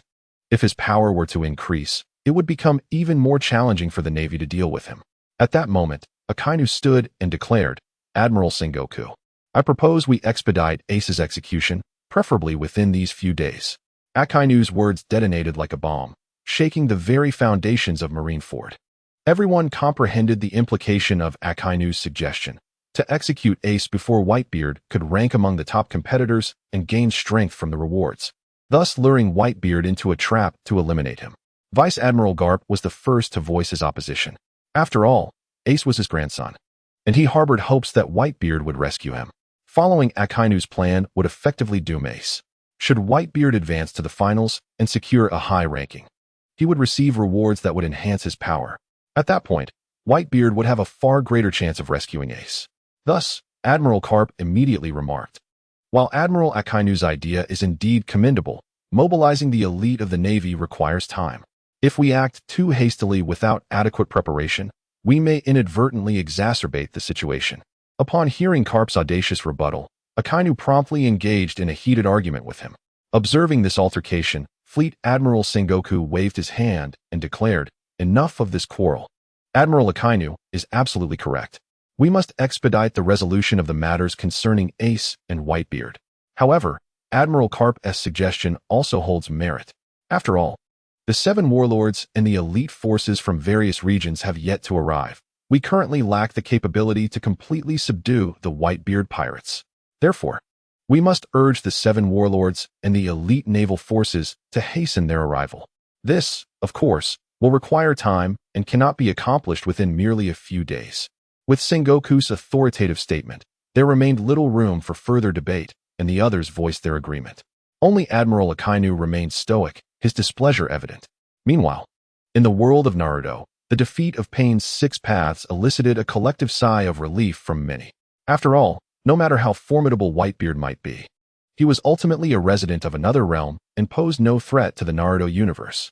However, Pain's 6 paths were a different matter. They were inhabitants of the Naruto world and had aspirations to gather tailed beasts, positioning themselves as adversaries to it. Should such a powerful foe achieve victory and reap rewards, it would undoubtedly spell disaster for the Naruto realm. Nonetheless, despite Pain's defeat, the 3rd Hokage, Hiruzen Sarutobi, remained troubled. The uncertainty loomed. Would the defeated Pain's 6 paths, spurred by their loss, resort to reckless actions? The mere thought of Pain's overwhelming power sent a chill down Sarutobi's spine. After announcing the results of the second match, Ye Chen commenced the selection of contestants for the 3rd round. As before, the selection was conducted at random. A luminous that traversed the faces of formidable beings from across the multiverse before finally settling on one visage. The individual was adorned with sunglasses and sported golden hair. And from the shape of those glasses, one could surmise that this person exuded an air of flamboyance. Upon closer inspection, Ye Chen recognized him. It was none other than Don Quixote Doflamingo. To his surprise, Doflamingo had been chosen for the 3rd match, but his opponent remained unknown. Doflamingo himself was taken aback by this random selection. The pirate world erupted in excitement, as Doflamingo was the 2nd individual selected from their realm. Many within the pirate world viewed his selection as a fortuitous event. After all, Doflamingo was a warlord of the sea, effectively an ally of the Navy. Should he perform well in the tournament and secure a high ranking, he would be rewarded handsomely and enhance his strength. Such an outcome would consequently bolster the Navy's overall capabilities. However, high-ranking naval officers, particularly Fleet Admiral Sengoku, held a different perspective. They were all too aware of Doflamingo's dubious character. Martial Warlord understood that the Navy and Don Quixote Doflamingo were merely utilizing each other. Once Doflamingo's strength significantly increased to rival that of an admiral, he might very well disregard the Navy. At that juncture, whether he would be an ally or an adversary to the Navy would be uncertain. Of course, Doflamingo's augmentation in power would be preferable for the Navy compared to that of Whitebeard. Akainu slammed his fist on the table, exclaiming, "Damn it! Why do we always choose pirates to compete? Can these pirates truly represent our world?"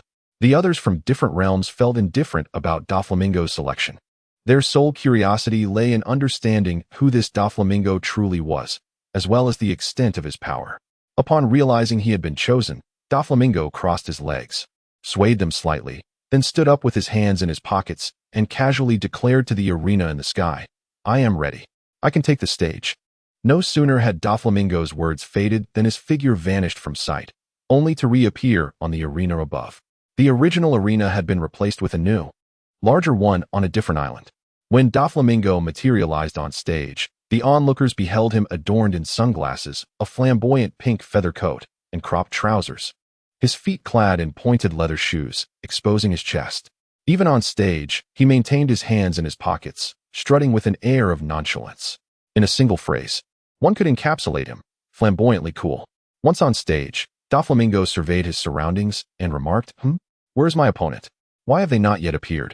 Observing Doflamingo's arrival, Ye Chen began to select his opponent. The selection process remained random. A luminous point darted about before swiftly halting in front of a figure, Kakashi from the Naruto world. At that moment, Kakashi was instructing his disciples in ninjutsu when Guy approached him, stating, Kakashi, you have been selected. Kakashi paused, perplexed. Selected for what? Guy pointed towards the arena in the sky, saying, You are among the third batch of selected individuals who will compete in that arena. Realization dawned upon Kakashi, and he recalled Ye Chen's voice echoing in his mind. Kakashi Hitaki, are you prepared? He nodded, affirming, I am ready. As soon as Kakashi's declaration left his lips, he vanished from his spot, reappearing on the arena. Doflamingo, feeling utterly bored, was intrigued by the sudden appearance of Kakashi, recognizing him as his opponent. Kakashi was clad in a black mask, his left eye obscured by his headband, dressed in a form-fitting black combat suit complemented by green jonin armor, adorned with the red insignia of the Umbu on his shoulders and back. Overall, he exuded an enigmatic aura that was hard to articulate. At this moment, Doflamingo gazed at Kakashi, and his thoughts were not immediately drawn to Kakashi's prowess, but rather to the concealed visage beneath the mask and the eye obscured by his forehead protector. Why would Kakashi wish to hide his face and one eye? Could it be that he harbored an unsightly appearance, compelling him to shield himself entirely? However, considering the context of the arena, Doflamingo chose not to dwell on this query. Instead, with his hands casually tucked into his pockets, he sauntered over and inquired, Are you my opponent, Kakashi? Kakashi nodded in affirmation. Doflamingo, observing this, smugly declared, I am Doflamingo, the king of Dressrosa and a warlord of the sea. You have encountered misfortune by facing me. Just as Doflamingo intended to continue, Kakashi commenced forming hand seals, uttering a few words, lightning release, 1,000 birds. As Kakashi completed the seals, an array of blue lightning manifested in his hands. He then surged towards Doflamingo, the sound of the lightning release, 1,000 birds emitting a piercing shriek, reminiscent of 1,000 birds calling out. This, indeed, is the origin of its name. Doflamingo, witnessing this, chuckled sinisterly. Ha ha ha, I didn't anticipate you would attempt to ambush me. As he laughed, he activated the abilities of his string fruit. In an instant, a thread descended from the clouds above.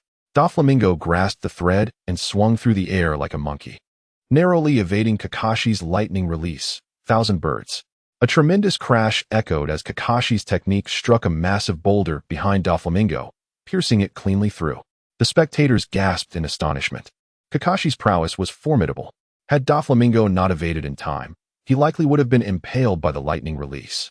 Holding onto the descending thread, Doflamingo swung away from the attack. He then swung back, landing a powerful kick on Kakashi, sending him flying. The denizens of the Naruto world were left perplexed. Could Doflamingo actually fly? Those with Sharingan or particularly keen eyesight discerned that Doflamingo was not flying. Rather, he was swinging from a thread. They exclaimed, Doflamingo does not fly. He swings through the air like a monkey, clutching a thread. Their confusion deepened as they observed that the thread extended from the clouds above. What could this phenomenon signify? Was it some extraordinary ninjutsu? In the Marvel Universe, Spider-Man witnessed this spectacle and remarked, Oh, this Doflamingo is akin to a Spider-Man. He, too, possesses the ability to manipulate webs. However, my webs seem only capable of connecting to the tops of skyscrapers for swinging. Yet this fellow's webs can connect to the clouds. Truly remarkable. Kakashi was unfamiliar with Doflamingo and unaware of his abilities, which led to a minor setback during their initial confrontation. However, undeterred, Kakashi activated his Sharingan, meticulously observing Doflamingo's movements. Doflamingo, with a sinister laugh, grasped the threads of white clouds and swung forward, landing directly before Kakashi. He attempted to replicate his earlier success by delivering a kick aimed at Kakashi, intent on sending him flying once more. Yet Kakashi, now attuned to Doflamingo's attack trajectory through his Sharingan, deftly sidestepped the strike. Doflamingo, taken aback by the ease with which his kick was evaded, swiftly swung back and launched another kick, while simultaneously unleashing his Conqueror's Haki. Doflamingo possessed mastery over all three types of Haki. While his prowess did not rival that of Whitebeard, it was formidable nonetheless. As Doflamingo's Conqueror's Haki surged forth, Kakashi felt a wave of dizziness wash over him. Sensing his moment, Doflamingo enveloped his foot with armament Haki and aimed a powerful kick at Kakashi. This strike was notably different from the previous one, imbued with the formidable force of armament Haki. Should it connect, Kakashi would surely sustain injuries, if not face dire consequences. Nonetheless, the Conqueror's Haki primarily served to sweep away weaker foes, proving less effective against a formidable opponent like Kakashi. He recovered from the brief disorientation almost instantly. However, evasion was no longer an option, prompting Kakashi to invoke an E-rank ninjutsu, the body replacement technique. Almost simultaneously, Doflamingo's foot made contact with Kakashi's form. Doflamingo felt a surge of triumph. It seemed he had incapacitated his adversary. Today, luck was on his side as he appeared to have encountered a feeble opponent. Swiftly dispatching him, Doflamingo even began to fantasize about advancing to the finals and securing a top position, pondering the nature of the rewards he might receive. Would he acquire a more powerful devil fruit, elevate his Haki to its pinnacle, or perhaps learn a formidable martial art? However, in the next instant, Doflamingo was left dumbfounded. The target of his kick was, in fact, a wooden dummy. How could this be? Moments ago, he had clearly struck Kakashi. This bewildering scene sparked curiosity across countless realms. If only Doflamingo had misinterpreted the situation, it might have been understandable. Yet, thousands of eyes from various worlds had witnessed the event, observing Doflamingo's kick land on Kakashi, only for it to connect with a mere wooden post. Those from the pirate world were immediately astonished. Could this be the result of some devil fruit ability? Such was the mindset of the denizens of the pirate world. When confronted with the inexplicable, their thoughts instinctively gravitated towards the notion of devil fruits. In the realm of Naruto, the inhabitants seemed unperturbed by the unfolding events. To them, it was merely an E-rank ninjutsu, regarded as the least formidable of techniques, one that many ninjas could easily perform. Don Quixote Doflamingo, despite his arrogance, was undeniably skilled. He swiftly activated his observation Haki and soon detected Kakashi perched upon a boulder. With a grin, Doflamingo addressed Kakashi, inquiring, "What was the name of that technique you just executed?" Kakashi replied nonchalantly, "E-rank ninjutsu, the body replacement technique." Doflamingo, intrigued, asked, "You are a ninja?" Kakashi nodded in affirmation. "There are many ninjas in Wano, yet I have never witnessed them employing such techniques," Doflamingo remarked. Without further ado, Kakashi unleashed the Rasengan, concentrating chakra in his palm, which swirled chaotically before compressing into a sphere the size of his hand. Locking onto Doflamingo with his Sharingan, Kakashi propelled himself toward him with the Rasengan. Doflamingo instinctively dodged to the side, but Kakashi's Sharingan had already anticipated his evasive maneuver, allowing him to strike with precision. Doflamingo was taken aback, yet he quickly utilized his observation Haki to discern the trajectory of Kakashi's attack, narrowly evading the blow. Both warriors, one employing the Sharingan and the other wielding observation Haki, engaged in a dance of premonition, each predicting the other's next move. This spectacle left many observers from countless realms in awe. What were these two doing? They exchanged blows without ever colliding. And Kakashi, having gathered chakra to form the Rasengan, why did he refrain from launching it? He repeatedly withdrew before making contact. After several exchanges, neither could land a hit. Recognizing the futility of their approach, they simultaneously halted their assaults and retreated. Doflamingo wiped the sweat from his brow, muttering, "Does this fellow possess observation Haki too? He almost struck me." At that moment, Kakashi's mind was equally tumultuous. He scrutinized Doflamingo, pondering, could it be that Doflamingo also wields the Sharingan? As he contemplated this, his gaze fell upon Doflamingo's sunglasses. Perhaps he truly possesses the Sharingan. Otherwise, why would he wear those sunglasses? Merely for concealment.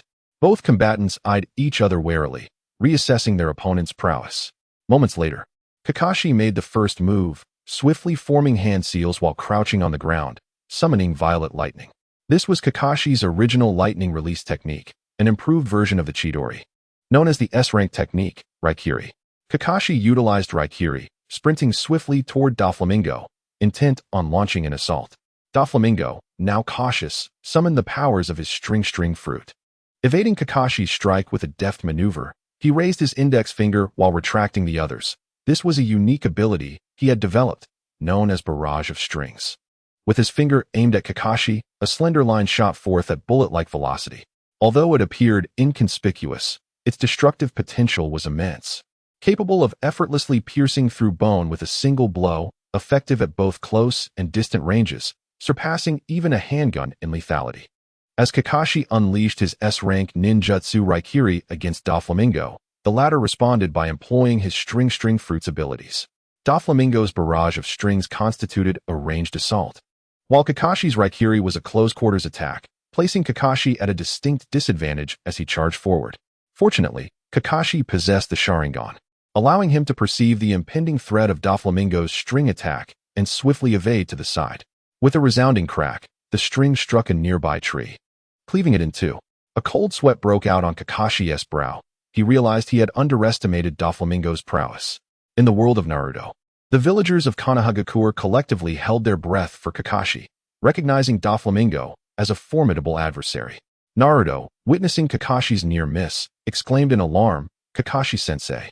Concerned, he turned to Sasuke, asking, "Do you think Kakashi-sensei will be alright?" Although Sasuke shared his apprehension, he reassured Naruto, "Don't worry, Naruto. Kakashi-sensei has many powerful jutsu yet to be revealed." Most villagers harbored deep concern for Kakashi's safety, with the exception of Danzo. This individual had previously orchestrated an assassination attempt on the third Hokage, Hiruzen Tsurutobi, through Kakashi, only for Kakashi to later divulge the details to Hiruzen. This betrayal ignited Danzo's animosity toward Kakashi, leading him to plot Kakashi's demise. Should Doflamingo succeed in eliminating Kakashi, Danzo would undoubtedly be the most elated. In the pirate world, spectators were equally captivated by the clash, for Doflamingo, as one of the 7 warlords of the sea, was a notorious figure. Many harbored hopes for Doflamingo's downfall in this arena. His enemies as well as those eyeing his influence and territory sought to usurp him. Even within the Navy, numerous individuals wished for Doflamingo's defeat, as it would rid the seas of a malevolent pirate without provoking a significant reaction from the celestial dragons. However, Fleet Admiral Sengoku did not desire Doflamingo's demise, at least not at this juncture, as he hoped for Doflamingo's assistance in the upcoming confrontation against Whitebeard's forces. Kakashi swiftly sensed that something was amiss. Much of his abilities relied on close-quarter combat, whereas Doflamingo possessed the advantage of long-range attacks. In this regard, he found himself at a considerable disadvantage. However, Kakashi was not without his own strategies. He promptly unleashed his signature move, Kemui.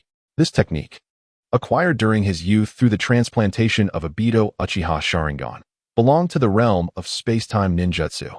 This art allowed him to transport himself and any object into a unique alternate dimension, enabling rapid movement by absorbing and releasing himself. By absorbing from point A and releasing at point B, he could swiftly traverse the distance between the two. Resolute in his decision, Kakashi invoked Kemui. In an instant, his form vanished from its original position, entering the alternate space. Doflamingo, poised to launch another attack with his strings, was taken aback as Kakashi suddenly disappeared before his eyes, leaving him astounded. What? Could this Kakashi turn invisible? Not only Doflamingo, but even the onlookers were bewildered. How could this Kakashi have vanished so abruptly? They had not witnessed any motion. He simply disappeared. In the pirate world, Absalom, the possessor of the transparent fruit, chuckled at the sight. It seems this Kakashi must have consumed a certain devil fruit, similar to my transparent fruit, enabling him to become invisible. Many in the pirate realm shared this sentiment, recognizing the existence of the transparent fruit, and thus speculating that Kakashi had indeed consumed it. In the Marvel Universe, Iron Man, while manipulating his instruments, remarked, "Oh, where has this Kakashi gone? My most advanced equipment cannot trace his movement." Thor, standing nearby, added, "So, this Kakashi did not escape at hyperspeed, but rather remained stationary. Or perhaps he has rendered himself invisible." Iron Man shook his head, saying, "There is no sign of him at all. Even if Kakashi were invisible, my thermal imaging should be able to detect him. Yet now, my instruments reveal nothing." Thor inquired, "Are you suggesting that this Kakashi is neither invisible, nor has he fled at light speed? Then where could he have gone?" As he spoke, he approached and tapped the instrument, asserting, "Your device must be malfunctioning. Allow me to assist in fixing it." Doflamingo, also convinced that Kakashi had become invisible, activated his observation haki to seek him out. However, after a thorough search, he was left utterly astonished. He could not sense Kakashi's presence at all. It was as if Kakashi had vanished without a trace. How is this possible? Even the powers of a devil fruit cannot evade the scrutiny of observation haki. Could it be that Kakashi possesses some extraordinary ability that enables him to conceal himself from detection? As Doflamingo contemplated the situation, a sense of unease washed over him, prompting him to instinctively retreat while casting furtive glances around, wary of an ambush from Kakashi. Kakashi had been lurking in a different dimension, fully aware of Doflamingo's ability akin to the Sharingan, which allowed him to sense the movements of his adversaries. Hence, Kakashi concealed himself, biding his time to catch Doflamingo unawares. Doflamingo cautiously backed away until his back pressed against a sturdy tree, exhaling deeply, believing this would guard him against a surprise attack. However, as he let his guard down, Kakashi suddenly emerged from the void, appearing directly above Doflamingo. With a premeditated lightning cutter poised in his hand, Kakashi struck towards Doflamingo's head, remaining ever vigilant. Doflamingo's observation haki kept him attuned to his surroundings, ultimately saving his life. At the critical moment when Kakashi's attack was upon him, Doflamingo leapt to the side and tumbled down a slope. Thus, Kakashi's lethal strike was narrowly evaded. Utilizing a special ninjutsu, Kamui, Kakashi had hidden in another space before reappearing above Doflamingo, intent on delivering a fatal blow. Yet, fortune favored Doflamingo, who deftly evaded the lethal maneuver and rolled down the earthen slope. He soon emerged from below, albeit in a disheveled state. His pink coat had snagged on branches, losing several threads, and his flamboyant sunglasses had been knocked askew. Upon finding his sunglasses beneath a tree root, Doflamingo donned them once more, acutely aware that all the pirates in the world were watching, witnessing his humiliation.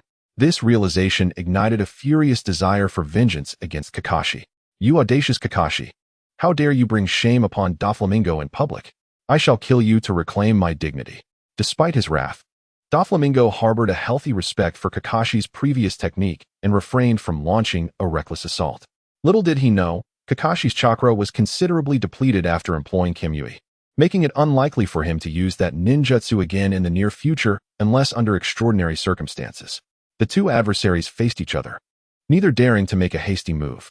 After a period of mutual probing, Doflamingo speculated that Kakashi had exhausted his resources and could not employ Kamui again for the time being. With this thought, Doflamingo's anxious heart steadied. Realizing that Kakashi was momentarily unable to utilize Kamui, Doflamingo's best course of action was to seize this opportunity to eliminate Kakashi. Once Doflamingo had made up his mind, he immediately unleashed the powers of the string fruit. With a mere extension of his hand, dozens of threads spread through the air. Kakashi, observing this, wore a puzzled expression, unsure of Doflamingo's intentions, yet instinctively moved to the side. Doflamingo continued to scatter threads into the sky, and soon the entire expanse was filled with them, resembling a gentle, persistent rain. Kakashi found himself with nowhere to evade.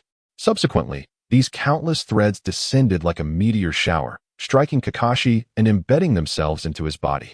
Witnessing this, Doflamingo erupted into his characteristic laughter. As he chuckled, he retracted his index and ring fingers while raising his middle finger, thumb, and pinky, commencing his manipulation technique. With a grin, Doflamingo proclaimed, "This is the ability of the string fruit that I have developed, known as the parasite strings. It allows me to control your body as if you were a puppet. Would you care to give it a try?" As he gently moved his middle and index fingers, Kakashi suddenly felt his hands rise uncontrollably. Kakashi was taken aback, recalling the Eastern puppet shows where marionettes, entwined in strings, were controlled by a puppeteer behind a curtain. In that moment, Kakashi resembled those manipulated puppets. Doflamingo, noticing Kakashi's astonishment, laughed even harder and said, "Kakashi, how do you feel now? Is it not exhilarating? I am quite eager to witness you take your own life." With a chuckle, Doflamingo shrugged and subtly moved his fingers, causing Kakashi's hand to uncontrollably reach for the kunai at his waist. As Doflamingo curled his thumb back, Kakashi's hand instinctively rose, gripping the kunai as it aimed toward his throat. In the pirate world, Naruto could not contain himself and shouted, "Kakashi-sensei." Even Sasuke, who usually maintained his composure, was flustered and joined Naruto in calling out. Sakura, in a panic, yelled at Ye Chen, "No. Lord God, please stop the match. Otherwise, Kakashi-sensei will die." In response to their pleas, Ye Chen replied coolly, "Your words hold no weight. If Kakashi concedes, I will immediately halt the match." Thus, Sakura urgently called out to Kakashi on the stage, "Kakashi-sensei, please concede. You have done your best, and we will hold no grievances against you. You will always be our hero." As she spoke, tears streamed down her face. Perhaps Kakashi did not hear Sakura's cries. Perhaps he did hear, but given his character, how could he ever utter the words of surrender in public? Kakashi fought against the control of his hand with sheer willpower, desperately trying to delay the kunai's advance toward his throat. This scene sent waves of tension even through the onlookers in the pirate world. Luffy even refrained from consuming meat, clenching his fists as he cheered for Kakashi. "Kakashi, hang in there. You must persevere." Despite not knowing Kakashi personally, Luffy was irked by Doflamingo's arrogant demeanor and eagerly hoped for Kakashi to deliver a sound thrashing to him. Although Kakashi was in peril, Luffy remained steadfast in his support. At Marineford, Admiral Sengoku observed the fierce battle in the arena, remarking, "Doflamingo's prowess has evidently surged since 6 months ago." Meanwhile, Vice Admiral Garp, munching on Sunbei, commented, "Why must the youth resort to violence?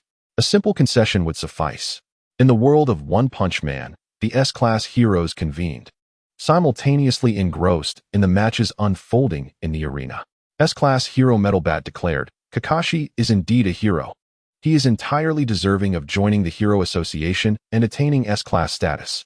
S-Class hero Tornado interjected, "I believe Doflamingo is even more formidable. He can manipulate others' bodies as if they were puppets. I dare say none among us can match his abilities." S-Class hero Genos added, "These individuals must possess extraordinary powers. Each of them embodies the strength of an S-Class hero. Alas, we are confined to different worlds, rendering it impossible to invite them to join our ranks." At that moment, Saitama, seated in the corner, remarked, "Both Doflamingo and Kakashi appear to be peculiar individuals. I find neither of them to my liking." Tornado, ranked second among the S-Class heroes, stood up sharply in response to Saitama's comment. "While we S-Class heroes are in session, what right do you, a C-Class hero, have to speak? Moreover, how did you gain entry without permission?"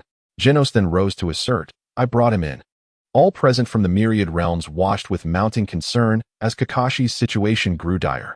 He was ensnared by Doflamingo's parasitic threads, a kunai poised perilously close to his throat. Despite Kakashi's formidable willpower, the sharp blade inched ever closer to his neck. As the kunai neared, its tip grazed the skin at Kakashi's throat, eliciting gasps from the onlookers. Some timid spectators covered their eyes, fearing the gruesome sight of Kakashi's blood spilling forth. Just as the kunai seemed set to pierce Kakashi's throat, he suddenly bit down on the blade. In the blink of an eye, Kakashi, still gripping the kunai, swiftly maneuvered to sever the fine threads binding his arm. These threads were nearly invisible to the naked eye, yet under Kakashi's Sharingan, they were starkly apparent. With the kunai held firmly in his mouth, he first cut the thread controlling his right arm. Then, liberated, he wielded the kunai to sever the threads that bound his body. Kakashi, a ninja honed by rigorous training, executed this sequence of movements with breathtaking speed, almost instantaneously. Doflamingo finally grasped the situation, his mouth agape in disbelief. He could scarcely fathom that his parasitic threads could be so effortlessly severed. As Kakashi sliced through the strands with his shuriken, he began to gather his chakra, concentrating it in his throat. The moment the threads were completely severed, Kakashi opened his mouth and unleashed a colossal fireball, hurtling directly towards Doflamingo. This technique was none other than Kakashi's C-rank ninjutsu, Fire Release, Great Fireball Technique. Before Doflamingo could fully react, he beheld the immense fireball racing towards him, causing him to gasp in alarm. Fortunately, Doflamingo's reflexes were swift. He hastily waved his left hand forward, releasing a multitude of spider silk strands that instantaneously wove into a spider web, shielding him from the impending inferno. This was a skill he had developed from the line fruit, Spider's Nest. Much like a vast spider web, it interposed itself before Doflamingo, successfully ensnaring Kakashi's Grand Fireball.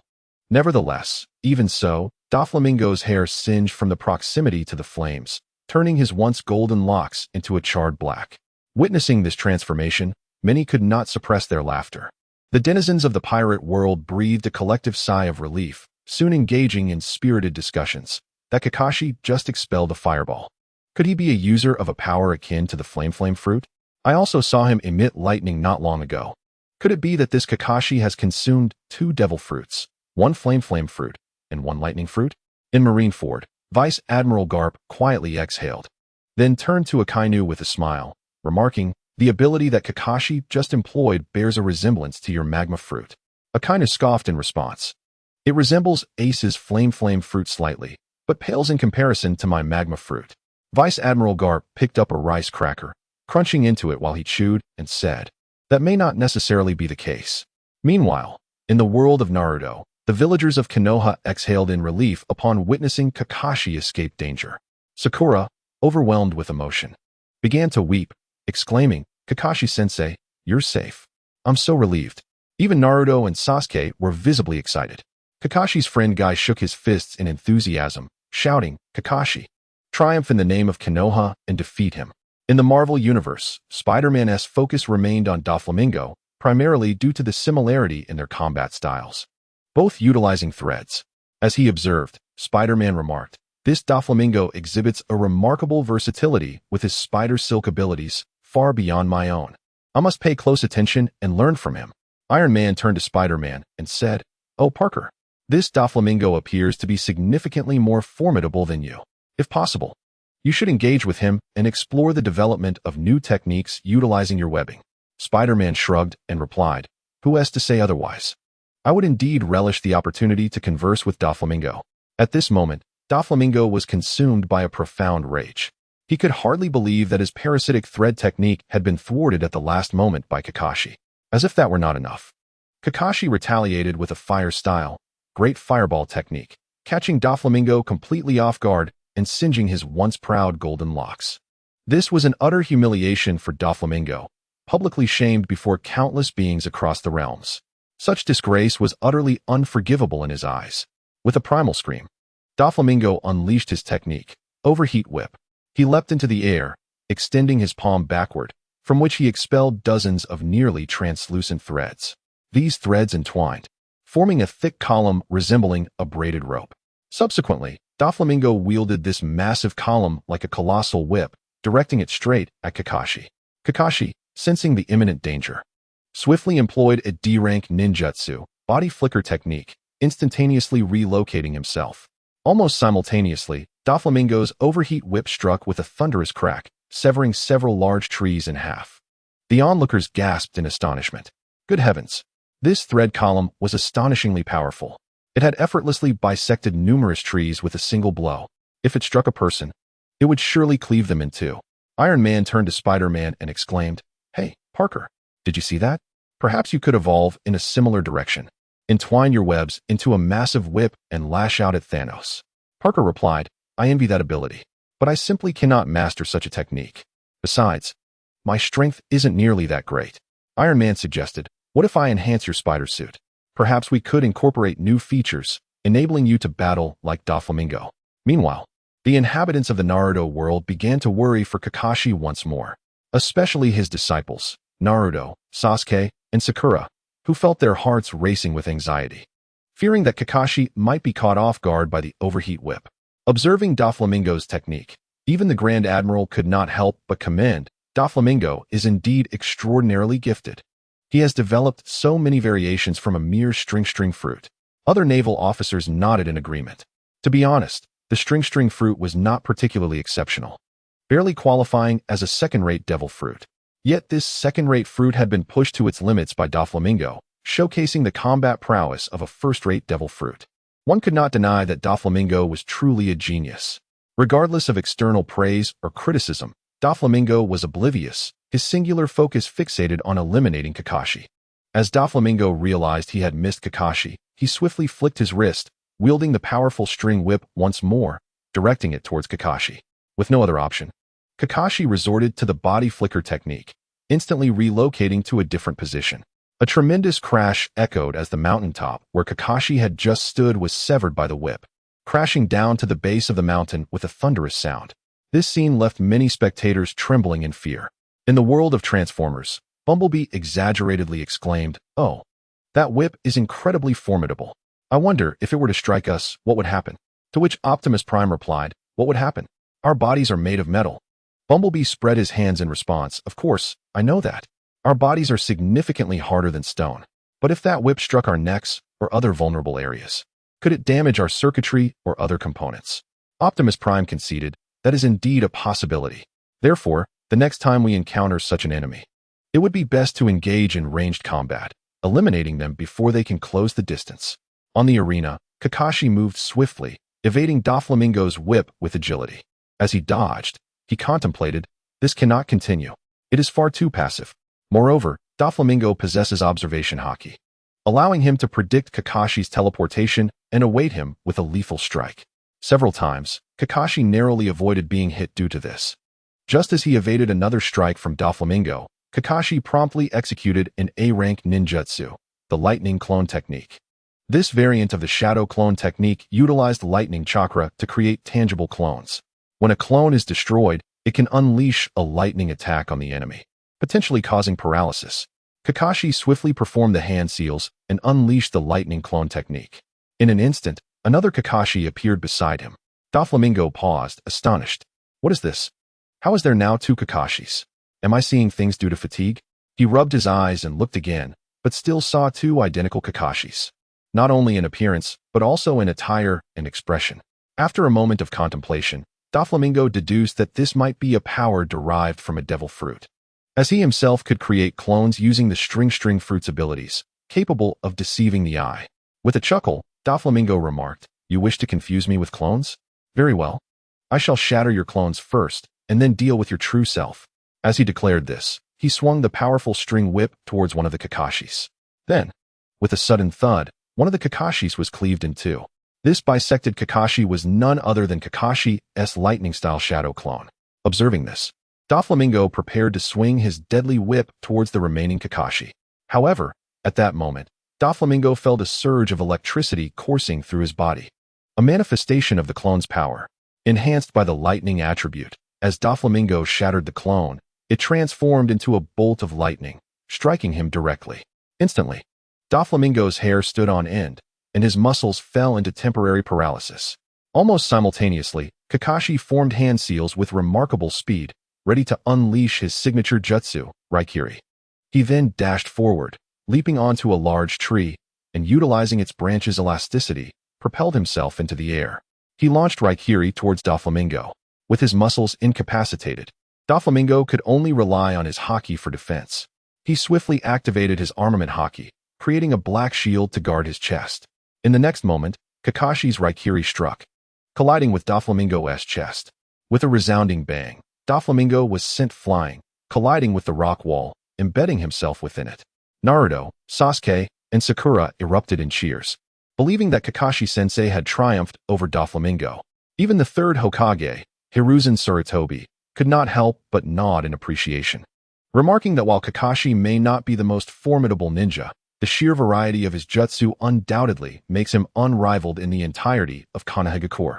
Even ninjas from other villages, despite their adversarial stance towards Konoha, expressed their admiration for Kakashi, acknowledging him as an exceptional ninja worthy of respect. In the world of pirates, Luffy exclaimed while munching on meat, "Wow, this Kakashi is incredible. He is just like a legendary deity, conjuring an identical clone."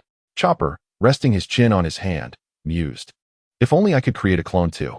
He lost himself in daydreams, envisioning a life where he could delegate all tasks to his clone, allowing him to lounge around and indulge in his desires every day. Hee. Just as Usopp was about to speak, he suddenly gasped, pointing at the arena, "Doflamingo." The crowd turned to follow Usopp's gaze, and there they saw Doflamingo extracting his head from the rock wall, twisting his neck with a series of cracking sounds. A wave of foreboding washed over the spectators. Could it be that Doflamingo was still alive? Due to the timely application of armament haki, Don Quixote Doflamingo, who had been embedded within the stone wall, miraculously survived. He first extracted his head from the wall, then exerted force with his arms and legs, launching himself explosively from the stone, landing with a thunderous crash. Though protected by the armament haki, Doflamingo sustained injuries, albeit not severe enough to significantly impair his combat prowess. As he emerged from the wall, he approached Kakashi with a sinister chuckle, exclaiming, "Kakashi, I never anticipated you would resort to such underhanded tactics. Allow me to send you on your way." With a maniacal laugh, Doflamingo raised his arm and swept it downward, conjuring nearly transparent strands from his 5 fingers, forming an intricate array reminiscent of a raked pile of leaves. With a boisterous laugh, he thrust his hand downwards, causing the 5 forked strands to descend vertically towards Kakashi. This was one of Doflamingo's signature moves, the parasite line, an exceedingly formidable technique. Remaining vigilant, Kakashi recognized the imminent danger and swiftly executed the body replacement technique.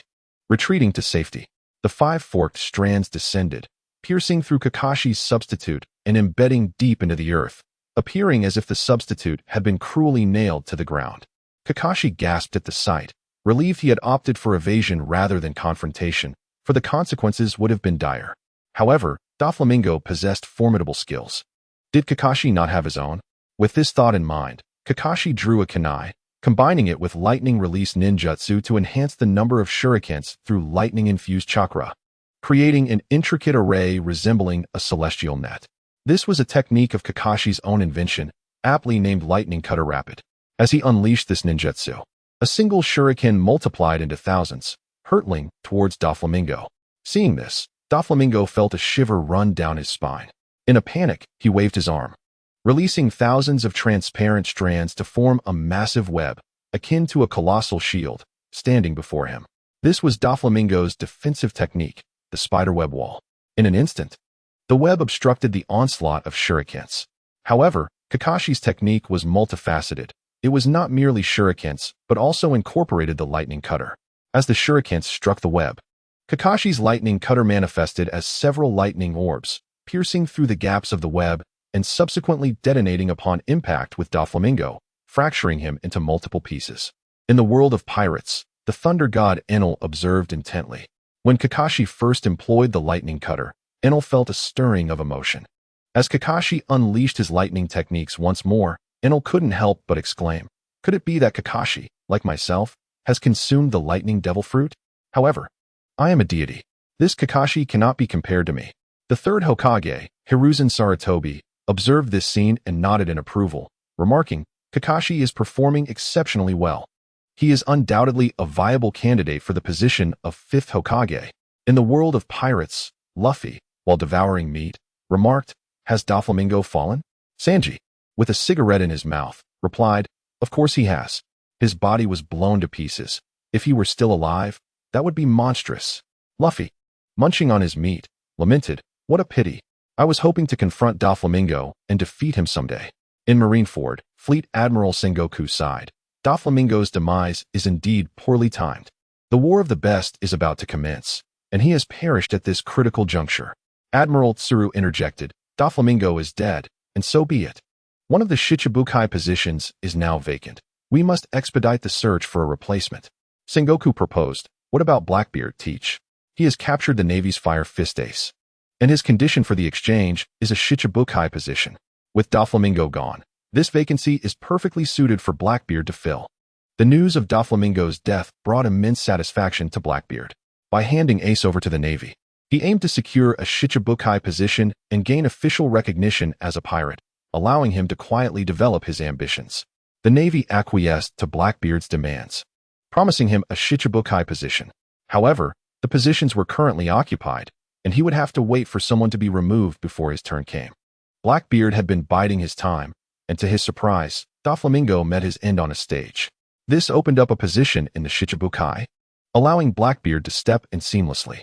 Upon this realization, Blackbeard could not contain his jubilant laughter. "Ha ha ha! Doflamingo, your timing is impeccable. With your death, your position is now mine." Unlike the others, Kakashi remained on high alert, as his Sharingan enabled him to perceive what others could not, while he vigilantly surveyed his surroundings. A sudden, sinister laughter echoed from a distant rock. Kakashi turned to see none other than Doflamingo, who, while laughing, declared, "Ha ha ha! Kakashi, did you think you were the only one capable of creating clones? I can do so as well. Would you like me to demonstrate?" As Doflamingo spoke, he began to weave strands of his threads in intricate patterns, forming a puppeteer-esque clone made entirely of thread. The doppelganger, resembling Don Quixote Doflamingo to perfection, appeared as though he had stepped out of a mirror. This technique, known as shadow thread, is a power developed by Doflamingo from the string fruit. The Doflamingo that Kakashi had just dispatched was, In fact, a mere illusion created by the shadow thread. Kakashi, upon witnessing this, remained largely unfazed. For if he could conjure clones using ninjutsu, why could not Doflamingo do the same? However, the spectators from all realms reacted with astonishment, as they had believed Doflamingo to be doomed. Little did they know, it was merely his clone that had perished. The crowd was left in disbelief. Were these two beings truly monsters? One conjured a clone, and then the other followed suit, engaging in a battle of doppelgangers. It must be said, Doflamingo is indeed a nefarious character. He cleverly utilized Shadow Thread to create a clone, feigning his own death, thus deceiving both his adversary and the audience watching from myriad worlds. Yet, admiration for Doflamingo's cunning began to swell. He appeared arrogant and mischievous, possessing a plethora of survival tactics. Even at this critical juncture, Doflamingo maintained his nonchalant demeanor, hands tucked into his pockets as he sauntered over and proclaimed, "Kakashi, do you truly believe that the night dog, Don Quixote Doflamingo, is so easily vanquished? The battle is far from over." As he spoke, he retrieved a cigar, striking a match to ignite it, inhaling deeply before exhaling a cloud of smoke. Then, Doflamingo sprang into action. He placed the cigar between his lips and extended his hand, whereupon each of his 5 fingers conjured a distinct thread, each of a different hue. This was Doflamingo's newly devised combat technique, the 5 colored threads. With his fingers poised like a beast's claws, he lunged towards Kakashi. Upon seeing this, alarm bells rang in Kakashi's mind, prompting him to leap into the air, narrowly evading the attack. The 5 colored threads sliced through a massive boulder as if it were mere tofu, shattering it into fragments. Just as Kakashi landed, he sprang into the air once more. Almost simultaneously, the 5 colored threads followed suit, cleaving the ground beneath him into several pieces. Kakashi broke into a cold sweat and immediately unleashed the multiple shadow clone technique. In an instant, the arena was filled with a multitude of Kakashi's clones, rendering it impossible to discern which was the original. Doflamingo stood dumbfounded, for while he could create a clone using Shadow Thread, he could only produce one at a time. In contrast, Kakashi had summoned hundreds of identical clones in the blink of an eye, making it utterly impossible to identify the true body amidst the myriad of facsimiles. The spectators from all realms were left in stunned silence. What is this? Is this a form of sage technique? How did he produce hundreds of identical figures in an instant? In the Marvel Universe, the mischievous god Loki, upon witnessing this scene, could not help but burst forth with laughter, spitting out his drink. "Are you a god, or am I? As the son of the god king, I, Loki, cannot summon hundreds of individuals in an instant like you." In the world of One Piece, the clown Buggy remarked, "Is Kakashi attempting to launch a coordinated attack against Doflamingo by conjuring up so many people at once? While such an act may lack heroism, I find it rather delightful." The appearance of Kakashi's countless clones astonished individuals from various realms, yet the world of Naruto remained remarkably calm. This is because the technique of shadow clone jutsu is commonplace in the Naruto universe. While not every ninja can perform it, many possess the ability. Kakashi instantaneously manifested 100 shadow clones, some wielding kunai, others unleashing lightning blade, all charging towards Doflamingo. This was the legendary spectacle of a brawl. Doflamingo, not daring to underestimate the situation, hastily employed his strings, launching a fierce attack. Several clones were instantly shredded into fragments. Nevertheless, the remaining clones continued their reckless assault on Doflamingo, with Kakashi's true form concealed among them. As he sprinted forward, Kakashi deftly formed hand signs.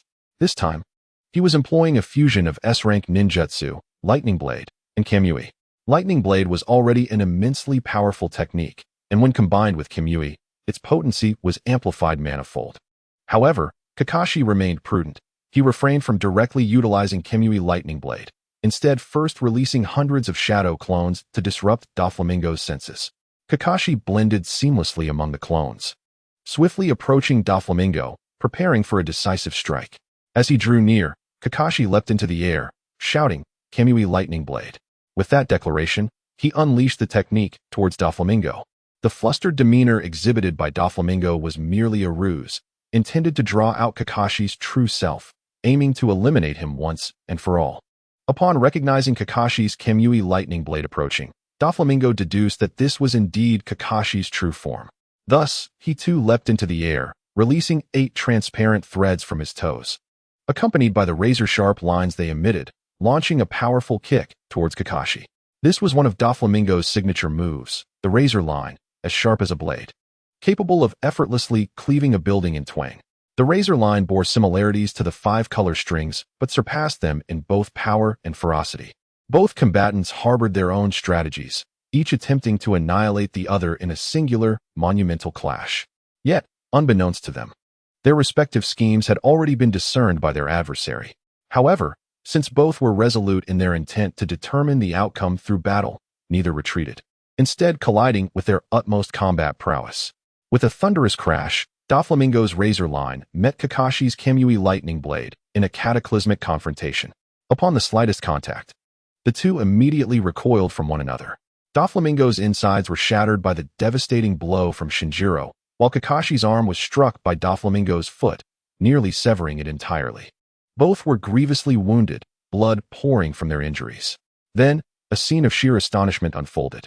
Doflamingo began to use threads to stitch his own damaged insides, a sight that left onlookers aghast. My goodness, you have previously displayed an array of flamboyant and awe-inspiring skills, yet now you stand there, mending your own wounds with threads. And not just any wounds, but your very internal organs. The horror of this spectacle was undeniable. Meanwhile, Kakashi was not idle. Being a versatile ninja, he possessed a myriad of chakra types, wind, fire, lightning, and more, allowing him to expertly employ various ninjutsu techniques. Additionally, Kakashi was proficient in medical ninjutsu. Without hesitation, he invoked his healing techniques to tend to the injury on his arm. Although this was not as shocking as Doflamingo's act, it still left many spectators wincing in pain. Good heavens, are these two even human? They resemble beasts. Would a normal person behave this way? The most astonished were the inhabitants of the Naruto world. While every village boasted skilled medical ninjas, witnessing Doflamingo sewing his own organs with threads left even the most seasoned healers dumbfounded. My word, such a formidable individual exists in this world. Before the watchful eyes of many, Doflamingo and Kakashi began to treat their respective injuries. Doflamingo was the first to stitch his insides, and thanks to the power of his devil fruit, he swiftly healed to a remarkable extent. Kakashi soon followed, attending to his injured arm. Although he had not fully recovered, the impact on his combat abilities was minimal. Both adversaries then rose simultaneously, gazing at one another from a distance. Their eyes clashed like swords in the air. Doflamingo chuckled menacingly, exclaiming, "Kakashi, given your prowess, you would undoubtedly rank as one of the 7 warlords in our world." Kakashi, in a rare display of acknowledgement, replied, "Doflamingo, you are quite formidable yourself. In our realm, you would at least be of the Jonin level." Doflamingo laughed again, then declared, "Kakashi, prepare yourself, for I shall unleash my ultimate technique." As he spoke, Doflamingo extended his hand, unleashing threads that spiraled and intertwined in the air, soon forming a puppet controlled by his threads. After creating the puppet, he swiftly struck its head, causing countless threads to erupt from its neck like a volcanic explosion. These thousands of threads, once released into the air, descended like a meteor shower. As they fell to the ground, the threads extended from a single point in midair to the exact spot on the ground where they landed. Countless threads weave together to form a gigantic, arched birdcage that envelopes the entire arena, a manifestation of Doflamingo's most formidable technique, the birdcage. It is an almost insurmountable existence. In the world of pirates, Fleet Admiral Sengoku's gaze sharpens at the sight. Is he finally going to employ this move? In truth, even within the pirate realm, few are aware of Doflamingo's ultimate technique. Those who have witnessed it firsthand are nearly all deceased. Sengoku stands among the rare few who know of its existence. Although he has never seen Doflamingo execute it, he is well acquainted with its terrifying reputation from the accounts of other witnesses. Those ensnared within the birdcage face a grim fate, with a survival rate of merely 1 in 10. Escaping alive is nearly impossible. This is the source of Doflamingo's confidence, allowing him to collaborate on equal footing with the Emperor Kaido. The fear instilled by Doflamingo's birdcage is sufficient to command Kaido's respect, thus facilitating their equal partnership. However, others from different worlds remain oblivious to the birdcage's horror. Naruto, pointing at the thread-formed cage, exclaims, "What is this? It looks quite fun." The third Hokage, Hiruzen Sarutobi, seasoned in battle, feels an ominous sensation upon witnessing the birdcage. Although he cannot fathom the extent of its terror, he understands that Doflamingo does not act without purpose. Moreover, Doflamingo has repeatedly demonstrated the capabilities of his string fruit, showcasing the thread sharpness, capable of effortlessly slicing through rock and wood, let alone the soft flesh of humans. When these threads coalesce into a birdcage, what could Doflamingo's intentions be? Hiruzen quickly speculates. Could it be that Doflamingo intends to ensnare Kakashi within the cage? Yet, what purpose would it serve to trap Kakashi? This thought perplexes Hiruzen. Kakashi, too, contemplates Doflamingo's motives, remaining uncertain of what purpose the birdcage serves. Nevertheless, this uncertainty does not deter him from taking action. Kakashi swiftly begins forming hand seals, unleashing his signature technique, Raikiri.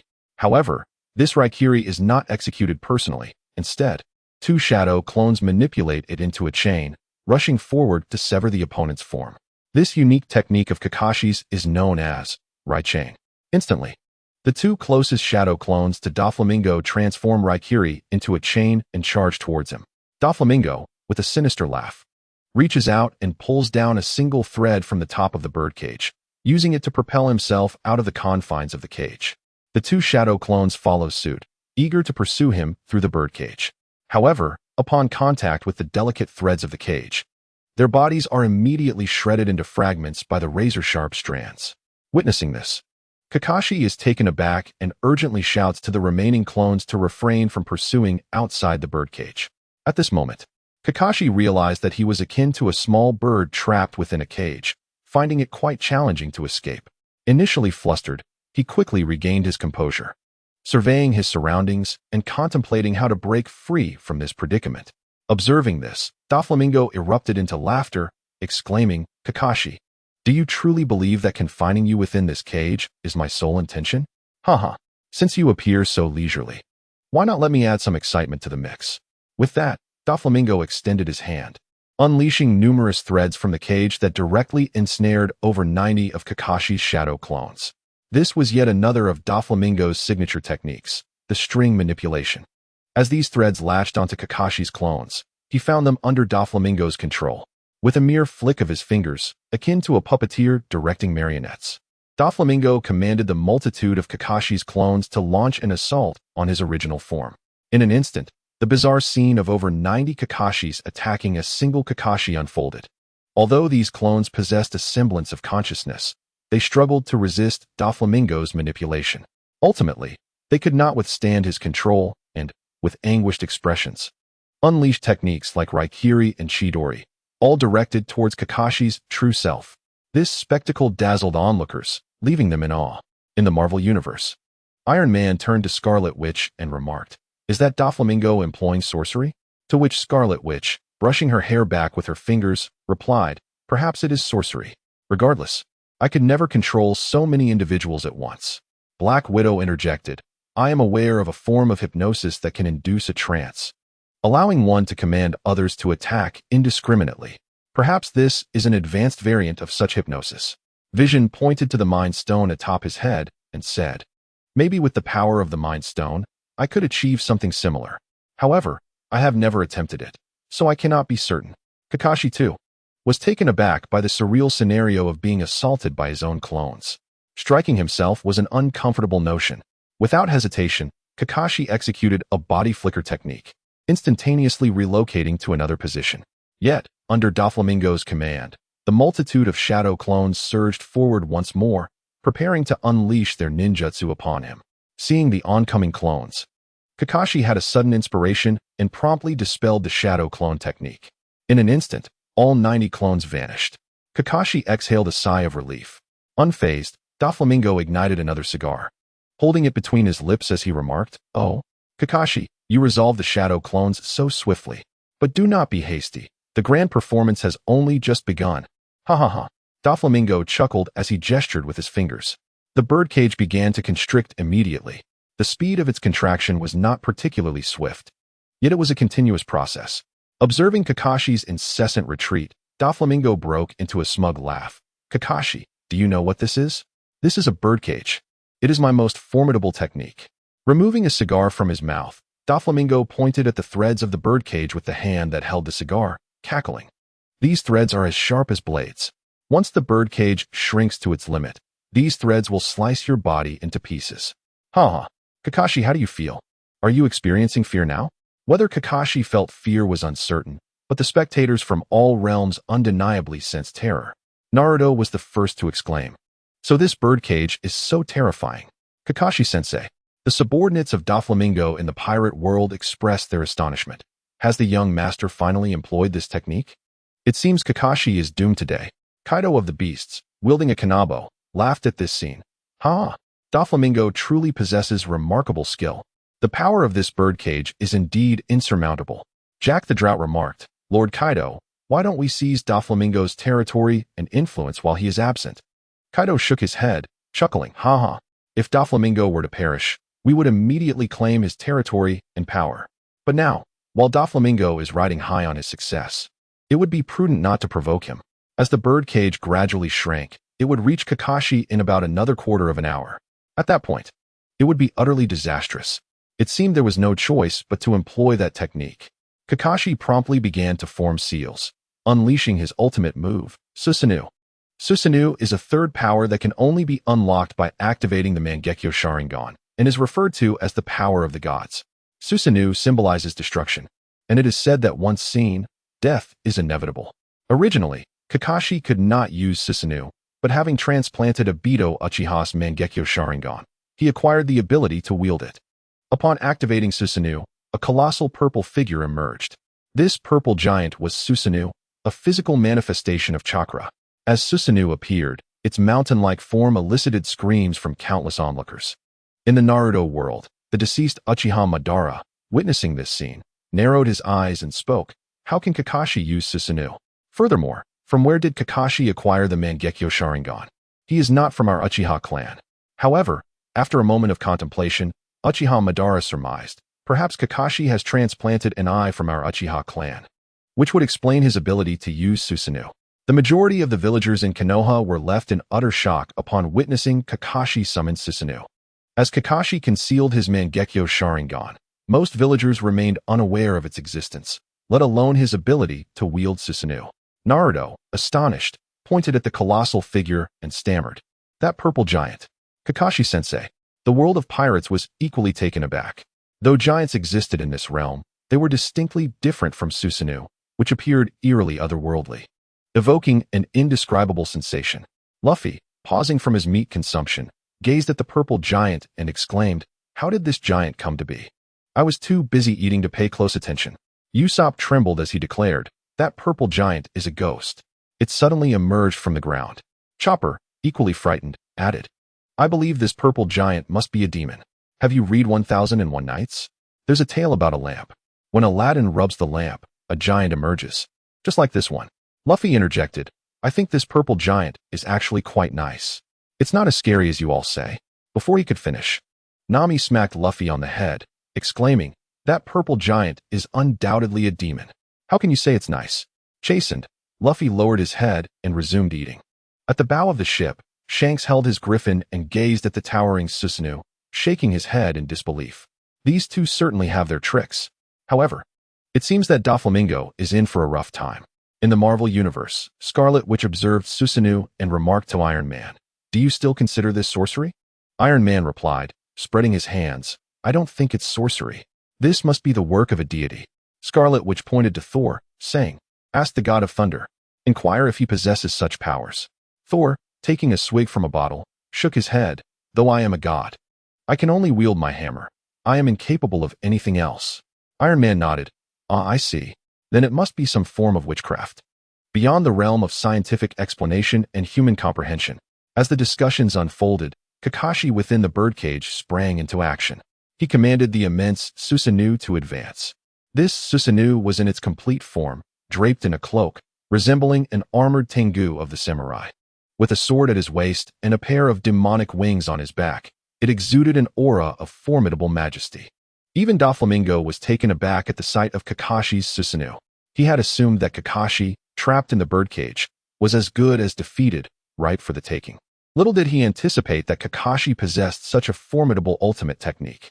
However, Doflamingo still harbored a glimmer of hope, believing that although Susanoo appeared formidable, it might not have the capacity to shatter his birdcage. At that moment, Kakashi, fully integrated with Susanoo, maneuvered the colossal entity towards the edge of the birdcage. All beings from myriad realms watched with bated breath. Despite the awe-inspiring figure of Susanoo, many remained skeptical about its ability to breach the confines of the birdcage. In the world of Naruto, Lee anxiously grasped Guy's arm and inquired, "Teacher Guy, do you think Kakashi-sensei can break this birdcage?" Guy smiled reassuringly and proclaimed, "I swear by the name of the fierce beast of Konohagakure, Kakashi will surely break the birdcage." Thus, Lee, you need not worry about Kakashi-sensei. Even Naruto, Sasuke, and Sakura, who stood nearby, felt a weight lift from their hearts upon hearing this. In the world of One Punch Man, the cosmic overlord Boros chuckled heartily as he witnessed the scene aboard his spaceship. This Kakashi and Doflamingo are utterly feeble. They are nothing but two worthless beings. One of Boros's subordinates chimed in, "Lord Boros, if you were to intervene, you could dispatch Kakashi and Doflamingo with a single strike. In fact, such weaklings would pose no challenge for us." In the realm of One Piece, the Yonko Whitebeard burst into a booming laugh. What a splendid clash of titans. Yet, I wonder who shall emerge victorious, Kakashi or Doflamingo. The victor among them may very well cross paths with me in the finals. Marco, the captain of the First Division, remarked, "It appears that if Kakashi's Susanoo can indeed shatter Doflamingo's birdcage, victory shall belong to Kakashi." As the crowd murmured their speculations, Susanoo advanced step by step towards the edge of the birdcage. After a few strides, it encountered a mountain blocking its path. With determination, Susanoo unsheathed its long sword and cleaved the mountain before it with a single strike. With a resounding crash, the mountain was split in two, allowing Susanoo to stride forward unhindered. The onlookers erupted in astonishment. A mountain had been cleaved asunder. It seemed that this Susanoo was indeed extraordinary. Surely, the birdcage could not withstand a blow from such a mighty force. In the world of pirates, the great swordsman Dracul Mihawk observed this spectacle in silence. Throughout his life, Mihawk had cared for nothing more than the sword. He yearned for his swordsmanship to evolve and sought an opponent capable of matching him in skill. Alas, in the pirate realm, Mihawk had reached the pinnacle of swordsmanship, standing as an unparalleled figure, longing for a worthy adversary. At least for now, no one had emerged to surpass him in the art of the blade. Thus, Mihawk felt a profound loneliness, a sensation of chilling isolation at such heights, craving a master swordsman who could best him, even if from another world. As Hawkeye Mihawk witnessed Susanoo cleave a mountain with a single sword strike, an irresistible urge surged within him to draw his sword and engage in a contest with Susanoo. After all, Hawkeye Mihawk had never feared any adversary in the realm of swordsmanship. He, too, possessed the prowess to slice through mountains with a single stroke. However, as he reached for his sword, he realized that the arena was situated in the heavens, and without being chosen, he could not ascend. At that moment, his heart raced with anticipation, fervently wishing to be selected to join the arena and engage in a spirited exchange with a master of the sword from another world. On the arena, Kakashi Susanoo approached the edge of the birdcage. With a mighty swing, Susanoo raised its colossal sword and struck down upon the birdcage. Amidst the eager gazes of countless spectators, the formidable blade collided with the cage. Yet, the anticipated spectacle did not unfold. The birdcage remained unscathed. While Susanoo's form experienced a slight recoil, Doflamingo, who had been holding his breath, erupted into laughter. "Ha ha ha. Kakashi, even transformed into a giant. You cannot breach my birdcage. It is woven from special threads, rendering all physical attacks ineffective." Kakashi, seemingly undeterred, continued to maneuver Susanoo, relentlessly striking the birdcage with its mighty sword. Each swing reverberated through the island, yet upon completion, it became evident that the birdcage remained entirely unaffected. Ye Chen, observing this scene, felt a surge of adrenaline. Yet, it was clear that even the so-called divine Susanoo could not dismantle the birdcage. Truly, Doflamingo's ultimate technique was formidable. The question lingered, how would Kakashi turn the tide? As Ye Chen pondered this, he turned his gaze toward Kakashi. Many shared his concerns, their thoughts echoing a collective worry for Kakashi and a yearning to witness how he would breach the birdcage. Suddenly, Kakashi's Susanoo sheathed its sword and lifted a massive boulder, akin to an elephant in size, poised to smash it against the birdcage. However, the moment the colossal stone made contact, it was sliced into fragments by the birdcage's razor-sharp threads. Observing this, Kakashi shook his head. "It seems I have no choice but to resort to that technique." Doflamingo, overhearing, chuckled heartily. Ha ha ha. Kakashi, unleash whatever tricks you possess. If you can shatter my birdcage, I shall concede this arena match. In the pirate world, Sanji, cigarette in mouth, remarked while watching the arena. Doflamingo is insufferably arrogant. I sincerely hope Kakashi can break the birdcage and deliver a sound thrashing to him. Usopp, in a more pessimistic tone, lamented, alas. It seems Kakashi cannot breach Doflamingo's birdcage. But who could, really? In the Marvel Universe, Spider-Man gazed in awe at Doflamingo's birdcage, exclaiming, "What a masterpiece of web architecture. Doflamingo is truly a genius. I truly admire him for the versatile application of spider silk." Beside him, the irreverent Deadpool remarked, "I really can't fathom how this Doflamingo manages it. To launch so many threads. Spider-Man, could it be that he dons a specially crafted spider suit like yours?" Iron Man interjected, "Spider suit? Oh no, I have never fashioned a spider suit for Doflamingo." Kakashi, too, was taken aback. His ultimate technique, Susanoo, failed to breach Doflamingo's birdcage. If Doflamingo's assertion held true, that all physical attacks were futile against the cage, then only one option remained. Kakashi's Susanoo retreated 2 paces, hurling a shuriken. Infusing the shuriken with the power of Kamui, he transformed it into a kaleidoscopic form. This was Kakashi's other grand technique, the Kamui shuriken, a fusion of Susanoo and Kamui.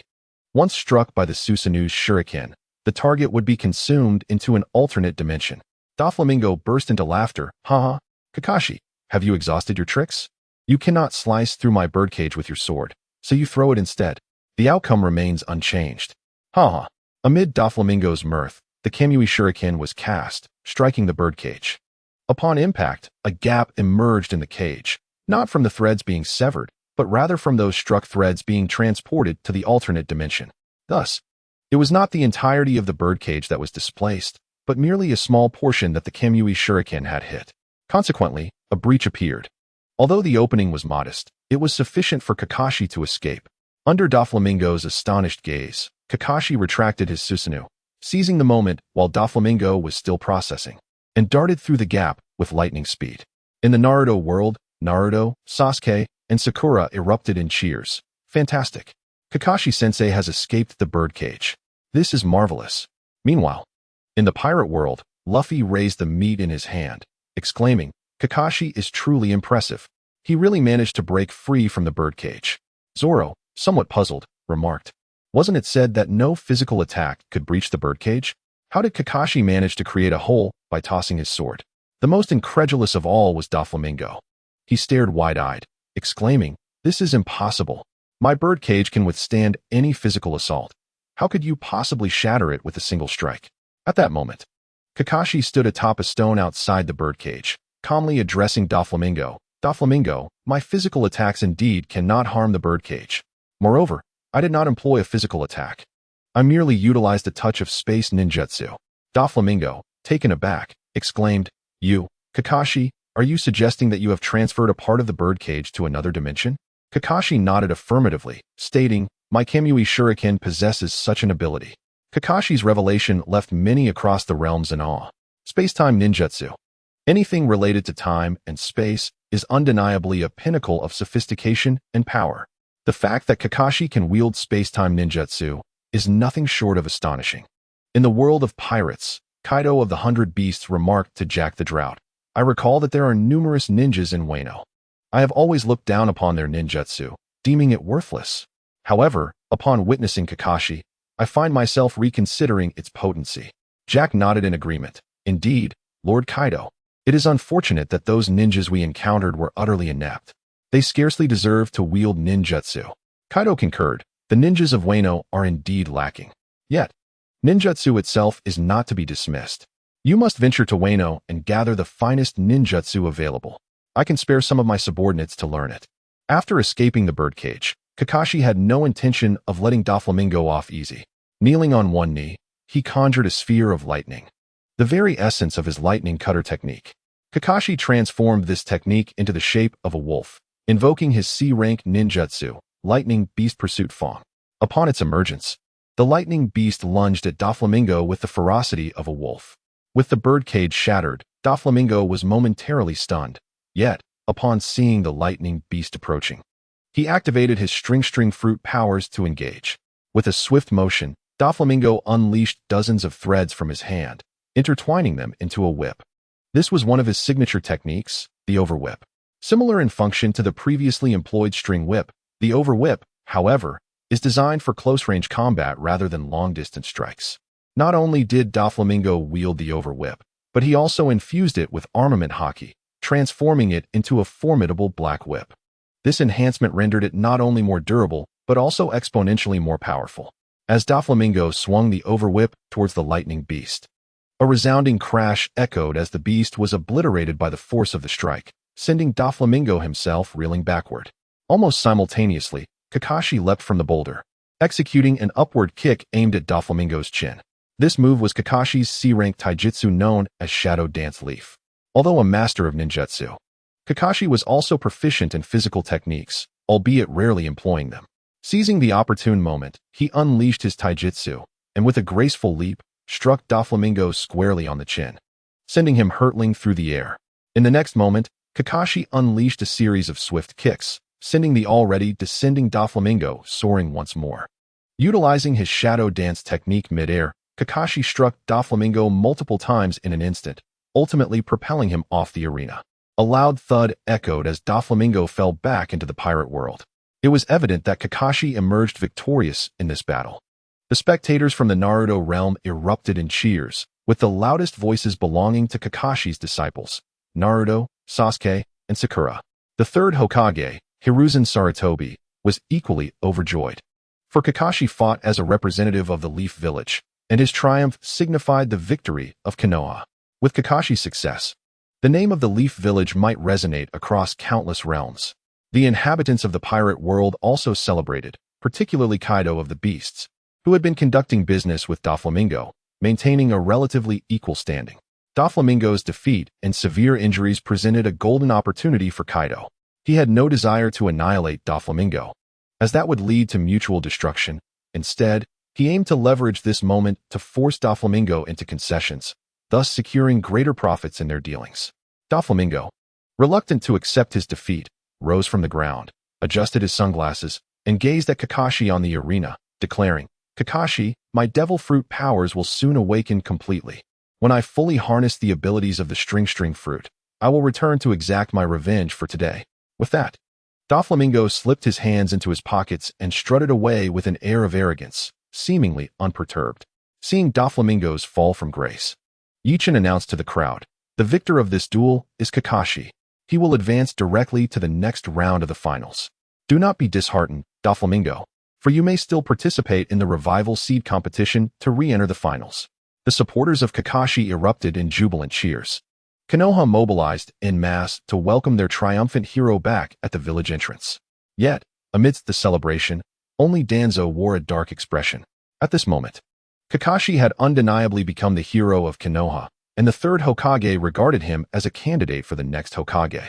This posed a significant threat to Danzo's ambitions, for he had long harbored desires for the Hokage position, and anyone who threatened those ambitions would be seen as an adversary to eliminate.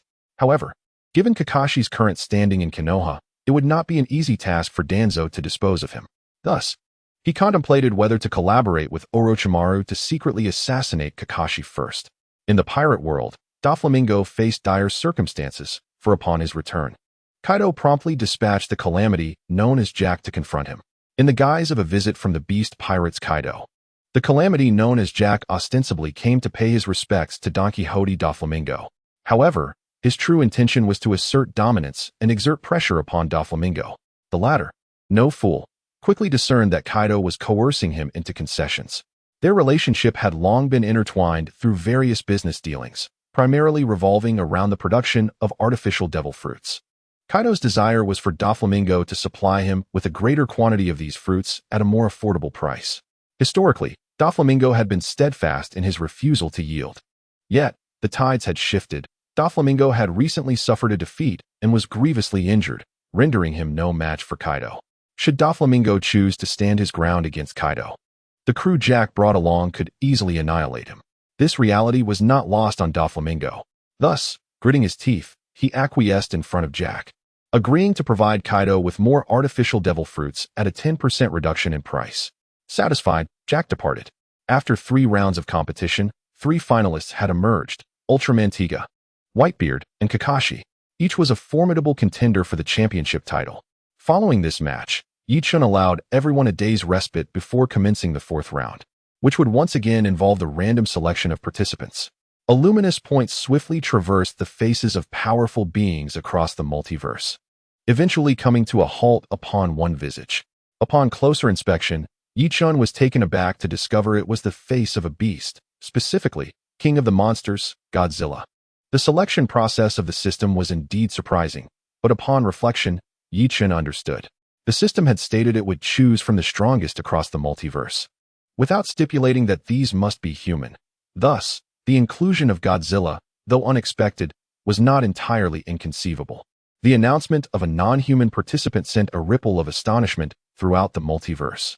Ye Chen, unfazed by the reactions, communicated telepathically with Godzilla. Godzilla, you have been selected as a participant in the arena of the multiverse.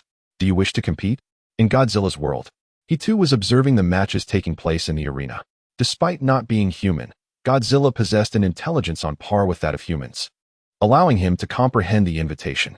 Upon hearing Ye Chen's voice, Godzilla let out a resounding roar and conveyed his willingness to compete through telepathic means.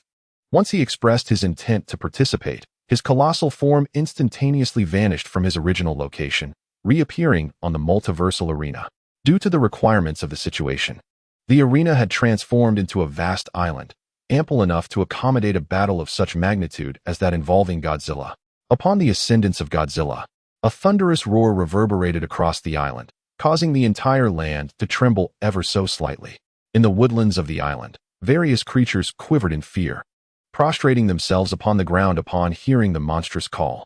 Such is the majesty of the King of Monsters.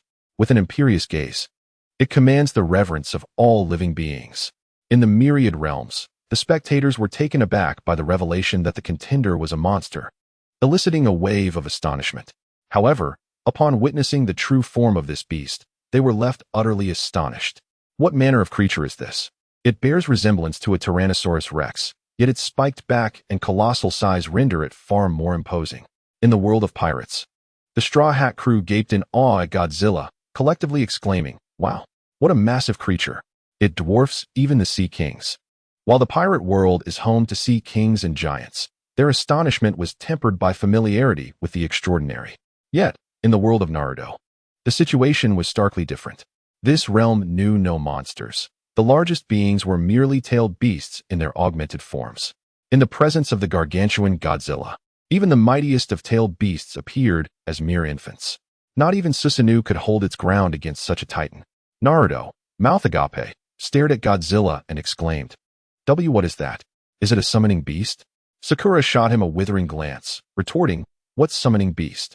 Would you dare to claim such a beast as your own?" In the Ultraman universe, the likes of Ultraman Zero and Dyna remained composed upon witnessing Godzilla. After all, Ultramen are experts in battling monsters, having encountered countless creatures before. Although Godzilla presented a different challenge than those they had previously faced, it was still a monster, and meeting an Ultraman would only spell doom for it. Especially Ultraman Zero, who instinctively felt excitement at the sight of the creature, eager to confront Godzilla head-on. As the towering Godzilla loomed, a chill ran down the spines of the onlookers, many of whom began to silently pray, "Let the random selection not choose me. For this is not a contest, but rather an offering to Godzilla." Observing Godzilla's emergence, Ye Chen declared, "Let us now select an opponent for Godzilla. Please prepare yourselves, for the fortunate contender might be among you." The crowd murmured in disbelief. What sort of fortune is this? To be chosen is to be cursed. Undeterred, Ye Chen initiated the random selection. All held their breath as a small light darted across their avatars. At last, the light halted, landing decisively on Ultraman Zero's avatar. Ye Chen announced, "Congratulations to Ultraman Zero for becoming the contender in the 4th match." Upon hearing this, the assembled multitude exhaled in relief. Fortunately, it was not themselves who had been chosen, but rather Ultraman Zero, the unfortunate soul. In the Ultraman universe, upon learning of his selection for the arena, Ultraman Zero was filled with delight. As the illustrious Ultraman Zero felt a surge of restlessness, he yearned to engage in combat with a fearsome monster to stretch his limbs. To his surprise, He was summoned to the arena. It was as if a slumbering giant had been awakened, beckoned by a mere pillow tossed his way. The other Ultramen, witnessing the unfolding events, were envious, for they too longed to confront a beast, especially in front of countless spectators from myriad realms. However, fate had other plans, and the random selection favored Ultraman Zero instead of them. Soon, the voice of Ye Chen echoed in Ultraman Zero's mind. Without hesitation, Ultraman Zero declared, "I am prepared. I can ascend to the arena at this very moment." No sooner had he spoken than his form vanished from the land of light, reappearing on the celestial stage.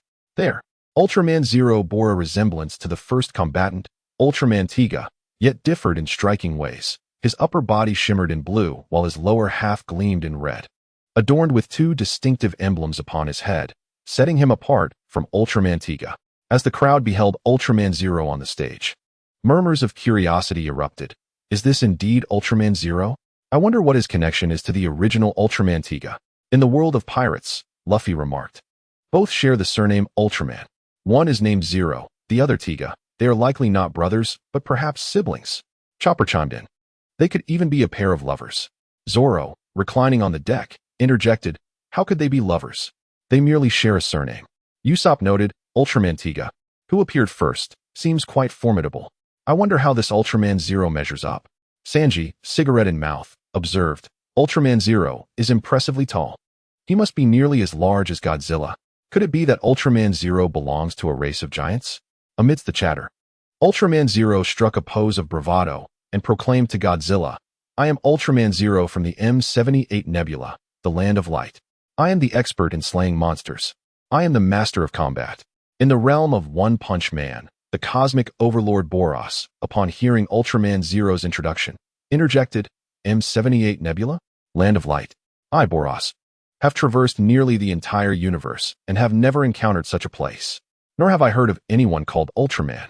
After a moment's contemplation, Boros commanded his subordinates, investigate the whereabouts of the M78 Nebula and the Land of Light. If you discover their location, I would not hesitate to pay a visit and obliterate this group of Ultramen. Upon hearing Ultraman Zero's declaration, Godzilla let out a fearsome roar and swung his colossal tail, striking at Ultraman Zero with a move known as the tail whip. Though Ultraman Zero was filled with pride, he was not yet consumed by arrogance. Thus, when he witnessed Godzilla's tail approaching, he promptly leaped into the air, evading the impending blow. With a resounding crash, Godzilla's tail swept across a mountain peak, cleaving it in two. Spectators could not help but gasp in astonishment. Although the Tyrannosaurus Rex is formidable, it could hardly shatter a mountain with a single swipe. This is not a Tyrannosaurus. It is a monster. Indeed, it is a monster. This could be a mutated dinosaur, far beyond the realm of typical dinosaurs. Ultraman Zero leaped into the air, evading Godzilla's tail, and then descended from above. In that fleeting moment, Ultraman Zero unleashed his ultimate technique, the 0-100 Burst Kick. This is a series of ultra-high-speed kicks, and under Ultraman Zero's enhancement, its power is immense, capable of shattering the skulls of ordinary monsters. Godzilla had never encountered such an opponent, and thus was taken by surprise, receiving several kicks from Ultraman Zero's 0-100 Burst Kick. Each strike against Godzilla's form sent forth bursts of light, indicating the extraordinary nature of this technique. However, inflicting harm upon the king of monsters, Godzilla, was no trivial task. After enduring a few kicks from Ultraman Zero, Godzilla let out an enraged roar.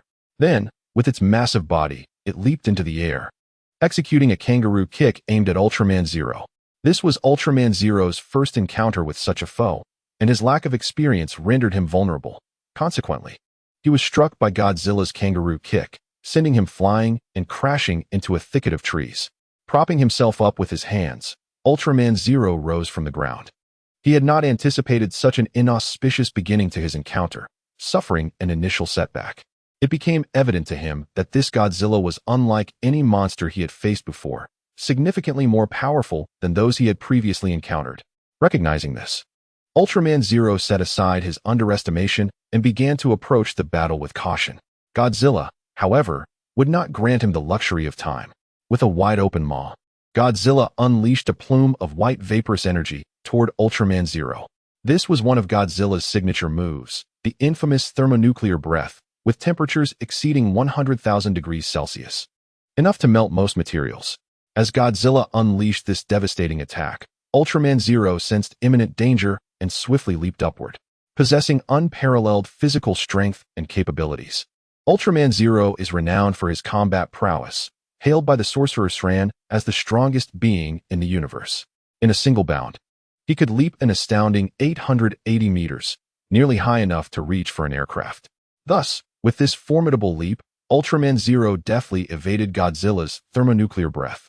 Simultaneously, the vaporous white light surged forth, melting a small mountain along with the surrounding forest. This spectacle left the onlookers in utter disbelief. While obliterating a small mountain may not be a daunting task for many in the multiverse, some could even cleave mountains with a single sword stroke. Very few possess the sheer brutality to melt a mountain outright, as Godzilla had done. In the Marvel Universe, the Hulk, Bruce Banner exclaimed, "My goodness!" It instantly melted a small mountain. "What must the temperature be?" Thor responded, "Dr. Banner, may I inquire, what is the temperature of that magma?" The Hulk replied, "The temperature of magma typically ranges from 900 to 1,400 degrees Celsius. Moreover, magma cannot instantly melt a mountain." Iron Man interjected, "So, that Godzilla we just witnessed must have emitted a beam of at least 1,400 degrees. The Hulk countered, "No, 1,400 degrees is insufficient. Such a feat, as demonstrated by Godzilla, would require at least 10,000 to 100,000 degrees. Thor, astonished, raised his hands in disbelief, saying, "Dr. Banner, are you suggesting that the beam Godzilla emitted could potentially reach 100,000 degrees? The Hulk affirmed, "Theoretically, yes. But how could a mutated dinosaur like Godzilla contain such extreme temperatures within its body?" Iron Man pondered, resting his chin on his hand. That indeed poses a problem. Could it be that what Godzilla spat out was a new, highly corrosive substance? Black Widow added, "But if that were the case, wouldn't such a substance corrode Godzilla's own mouth?" The Hulk pressed his hands down and proposed, "I have a hypothesis. Although Godzilla is a dinosaur, it may have undergone a unique mutation allowing it to withstand high temperatures and corrosive materials." Captain America nodded in agreement. "I support this theory." Iron Man then posed, "Has anyone considered how Godzilla can emit such a formidable beam?" The Hulk shrugged, "I cannot say, unless I could dissect Godzilla for research." In the pirate world, Vice Admiral Garp, munching on rice crackers, remarked to Akainu, "This is somewhat similar to your magma fruit's ability, capable of instantly melting rock." Akainu snorted through his nostrils, but remained silent. Garp continued with a grin, "Admiral Akainu, I believe this creature known as Godzilla must have consumed a magma fruit. Just like you." Garp's words subtly implied that he regarded Akainu as a monster. Angered, Akainu slammed his fist on the table and stood up, pointing at Garp. "Garp, do not presume to lecture me just because of your age." Fleet Admiral Sengoku, fearing a confrontation, quickly intervened. "Admiral Akainu, Vice Admiral Garp did not mean it that way. Please, sit down and let us discuss this calmly." Sengoku then turned to Garp. "Garp, perhaps you should refrain from speaking too much." Garp chuckled, biting into his rice crackers, while continuing to watch the arena. There, Ultraman Zero leaped into the air, evading Godzilla's first searing beam. Godzilla, relentless, lifted his head toward the airborne Ultraman Zero and unleashed another intense beam. At this moment, Ultraman Zero, suspended in the air, found it too late to evade. In a rush, he activated the Ultra Zero defense. With a swift extension of his hand, a magnificent barrier of light materialized before him, serving as a formidable shield. The Ultra Zero defense was not only robust, but also expansive, its strength surpassing that of ordinary Ultra Warrior's defenses. As Godzilla unleashed a searing beam of white-hot energy, it collided with the Ultra Zero defense, immediately halted and rendered ineffective. Perceiving this, Godzilla reluctantly ceased his assault, closing his jaws to retract the scorching light. Although Godzilla possessed the capability to wield his white-hot energy multiple times, such futile attempts would deplete his energy reserves. Seeing Godzilla withdraw his fiery assault, Ultraman Zero also retracted his Ultra Zero defense. After all, both combatants recognized that their energy was finite and not to be squandered. At this juncture, Ultraman Zero contemplated the principle of reciprocity. Having been attacked by Godzilla, he was determined to retaliate and demonstrate his prowess. With this resolve, he glanced at his left hand, adorned with the Ultra Zero bracelet, a gift from his father, Ultraman 7. This versatile artifact responded to Ultraman Zero's mental waves, capable of transforming into a variety of tools. Instantly, Ultraman Zero established a connection with the Ultra Zero bracelet through his mental energy. In a flash, the bracelet morphed into a blade of white light, soaring towards Godzilla in an offensive strike. This was none other than the renowned Ultra Zero Spark, akin to Jack's Ultra Spark. Godzilla, aware of the impending Ultra Spark, did not underestimate it. He quickly amassed energy in his throat and unleashed a devastating atomic heat ray, a variant of his signature attack. While its potency did not equal that of the original atomic breath, it surpassed the white-hot energy, proving to be a formidable force. As Godzilla opened his mouth, the atomic heat ray erupted, clashing with the Ultra Spark midair. The Ultra Spark was obliterated, while the atomic heat ray dissipated in the wake of the encounter. At this juncture, both Ultraman Zero and Godzilla realized the caliber of their opponent, recognizing that this battle posed a genuine threat, one that could lead to injury or even demise if they were not vigilant. Having grasped this reality, both Ultraman Zero and Godzilla adopted a more cautious stance, refraining from hastily launching their next moves. Meanwhile, spectators from myriad realms engaged in fervent discussions. In the world of pirates, Nico Robin perused ancient texts while muttering to herself, "I wonder if this book contains any information about the Godzilla monster." Luffy, gazing at Godzilla's muscular physique, drooled and exclaimed, "I want to eat meat." Nami, kicking Luffy in exasperation, retorted, "Do you wish to feast on Godzilla's flesh? Would you be the one devouring it, or would it consume you?" Usopp gazed contemplatively at the Zero bracelet of Ultraman Zero, pondering, why did this Zero bracelet suddenly transform into a beam of white light and autonomously rush to attack Godzilla?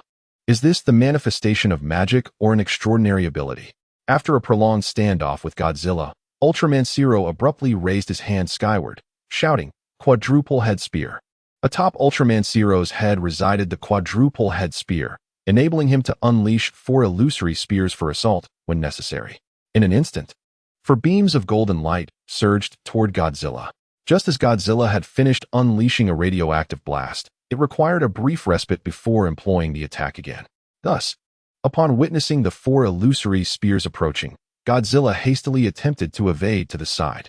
However, unbeknownst to him, the launch of the illusory spears was merely a feint. Seizing the opportunity as Godzilla dodged, Ultraman Zero swiftly teleported before Godzilla, unleashing the 100 cracking fist. Each punch landed squarely upon Godzilla, producing violet orbs of light with every strike. Under the relentless barrage of rapid punches, Godzilla's colossal form was propelled into the sky. Infuriated, the King of Monsters roared, extending its claws to swipe at Ultraman Zero. Godzilla's claws were incredibly sharp, capable of shredding even a tank. Observing this, Ultraman Zero quickly retreated to a safe distance. Once at a secure range, the quadruple head spear was launched once more. Subsequently, 2 of the spears fused to form the Zero double blade, emanating a radiant white-purple glow. This magnificent weapon, the Ultra Limit Double Blade, was grasped firmly by Ultraman Zero as he charged into combat with Godzilla. With the Ultra Limit Double Blade in hand, Ultraman Zero fought with renewed vigor against Godzilla. Suddenly, he darted to the side of Godzilla, raising the double blade to strike. Initially aimed at Godzilla's head, the creature instinctively dodged, narrowly avoiding a fatal blow. However, the blade struck fiercely against its shoulder, inflicting a substantial wound. Godzilla then let out a thunderous roar, its massive tail whipping like a whip, sending Ultraman Zero flying. This fierce close-quarters battle left onlookers in stunned silence. In the world of One Punch Man, the cosmic overlord Boros remarked, "This creature, named Godzilla, is quite intriguing. I have made my decision. I shall rush over now and claim Godzilla as my pet." Furthermore, that Ultraman Zero appears to have potential. If the opportunity arises, I could also recruit him as my personal servant. Meanwhile, in the pirate world, Chopper, witnessing the horrific wound on Godzilla, hastily grabbed his medical kit and rushed out. Nami inquired urgently, "Chopper, where are you going?" Chopper replied, "Godzilla is injured. So much blood is flowing. As a doctor, how can I stand by and let it suffer?" Nami waved her hands and exclaimed, "Don't say you can't step onto the arena. Even if you manage to get up there, you would merely become Godzilla's snack." Usopp glanced at Chopper's diminutive stature and remarked, "I fear Chopper might not even qualify to serve as a morsel for Godzilla." Enraged, Chopper clenched his tiny fists and shouted, "Usopp, what did you just say?" Zoro, rising from the deck, interjected, "Chopper, you mustn't go. A single drop of blood from Godzilla is larger than your entire body. If you attempt to assist Godzilla with his wounds, I worry you might drown in his blood. Kaido of the 100 Beasts had been observing Godzilla, and noticing the creature often displayed human-like expressions, he mused, could it be that this Godzilla is a transformed human? Perhaps it became this way after consuming a Zoan-type devil fruit? Kaido's hypothesis held merit, as his subordinates, Page 1 and Drake, had both transformed into dinosaurs after consuming Zoan-type devil fruits. Page 1 had morphed into a Spinosaurus, while Drake had transformed into a Allosaurus. Kaido even contemplated whether to commission the development of a new artificial devil fruit that could enable one to become a monster like Godzilla. Meanwhile, as Kaido indulged in his fantasies, Godzilla's wounds were healing at a visibly rapid pace, a testament to the creature's terrifying nature. Though Godzilla could be injured, it would recover swiftly, an almost insurmountable ability. The onlookers from various realms widened their eyes in astonishment. What manner of beast is this? In the previous match, Doflamingo could mend his own internal injuries with strings, which was already remarkable. Yet, this Godzilla required no effort. Its wounds healed automatically. How can one even fight this? It is practically invincible. Seeing this, Ultraman Zero could not help but focus intently. Godzilla's performance was utterly beyond his expectations. However, as a specialist in battling monsters, he had encountered all manner of creatures and was quite well versed. Although taken aback, he quickly regained his composure. He addressed Godzilla, saying, "Indeed, you are an extraordinary beast. It is unfortunate for you that you have encountered me, Ultraman Zero. Your fortunate days conclude today." As he spoke, Ultraman Zero extended his arms forward, bending them slightly, and the beam atop his forehead illuminated. With a swift motion of his left arm, an emerald beam shot forth from his forehead, striking towards Godzilla with lightning speed. This was one of Ultraman Zero's signature techniques, the Imerium Cut. The Imerium Cut was inherited from his father, Ultraman 7. This spectacle left the crowd in awe once more. They had assumed Ultraman Zero was solely a melee combatant, yet he could also unleash beams that appeared both dazzling and formidable. In the Marvel Universe, Thor gazed at the Mind Stone embedded in Vision's forehead and remarked, "Look at that Ultraman Z. Does he not bear a resemblance to you? The Mind Stone upon your brow must surely be capable of emitting beams of light." Spider-Man interjected, "Is it not the case that Ultraman Z also has a gem embedded on his forehead, perhaps another Infinity Stone?" The Hulk, Bruce Banner, observed Ultraman Z and commented, "What I see upon his forehead does not resemble an Infinity Stone. Rather, it appears to be some peculiar lamp." Thor responded, "A lamp? Dr. Banner, are you suggesting that Ultraman Z sports a mining light upon his brow?" "Ha ha ha. I must respectfully disagree with such an interpretation." Just as the Hulk was about to defend his perspective, Black Widow interrupted, "Enough of your bickering. Look at the arena. Godzilla is about to unleash his fury." Upon hearing this, everyone hastily turned their attention to the celestial arena. The Imerium Cut could be considered one of Ultraman Z's signature moves. In the past, Ultraman Z frequently employed this technique to vanquish monsters, proving to be remarkably effective. Godzilla, the king of monsters, being well versed in combat, recognized the gravity of the situation upon witnessing Ultraman Z utilize the Imerium Cut. He understood it was a technique not to be underestimated. Thus, Godzilla opened his jaws wide, unleashing a brilliant white ray that shot forth towards Ultraman Z with the swiftness of lightning. This was Godzilla's iconic signature move, the atomic breath. Godzilla's anatomy is uniquely constructed. His body functions like a finely tuned machine, storing the nuclear waste he consumes within specialized uranium sacs. When Godzilla needs to emit his atomic breath, his internal structure undergoes rapid fission to generate energy, which is then expelled. What he releases is neither laser nor flame, but rather intense heat, sufficiently potent to melt anything in its path. As Godzilla unleashed his atomic breath, it collided with the Imerium Cut, resulting in a momentary clash where the atomic breath carved a notch into the Imerium Cut. Almost simultaneously, the Imerium Cut also lost a portion of its form to the onslaught of the atomic breath. Subsequently, the Imerium Cut and atomic breath found themselves in a stalemate. The emerald-hued Imerium Cut and the white atomic breath clashing in midair, neither side willing to yield. Suddenly, a dazzling sphere of light erupted as both the Imerium Cut and atomic breath dissipated, forcing Ultraman Z and Godzilla to retreat a few steps. It seemed that both techniques were evenly matched, their powers mutually canceling each other out. After executing their respective signature moves, the two adversaries required a brief respite to recuperate before launching their next assaults. Thus, Ultraman Z decisively activated the Ultra Z bracelet once more.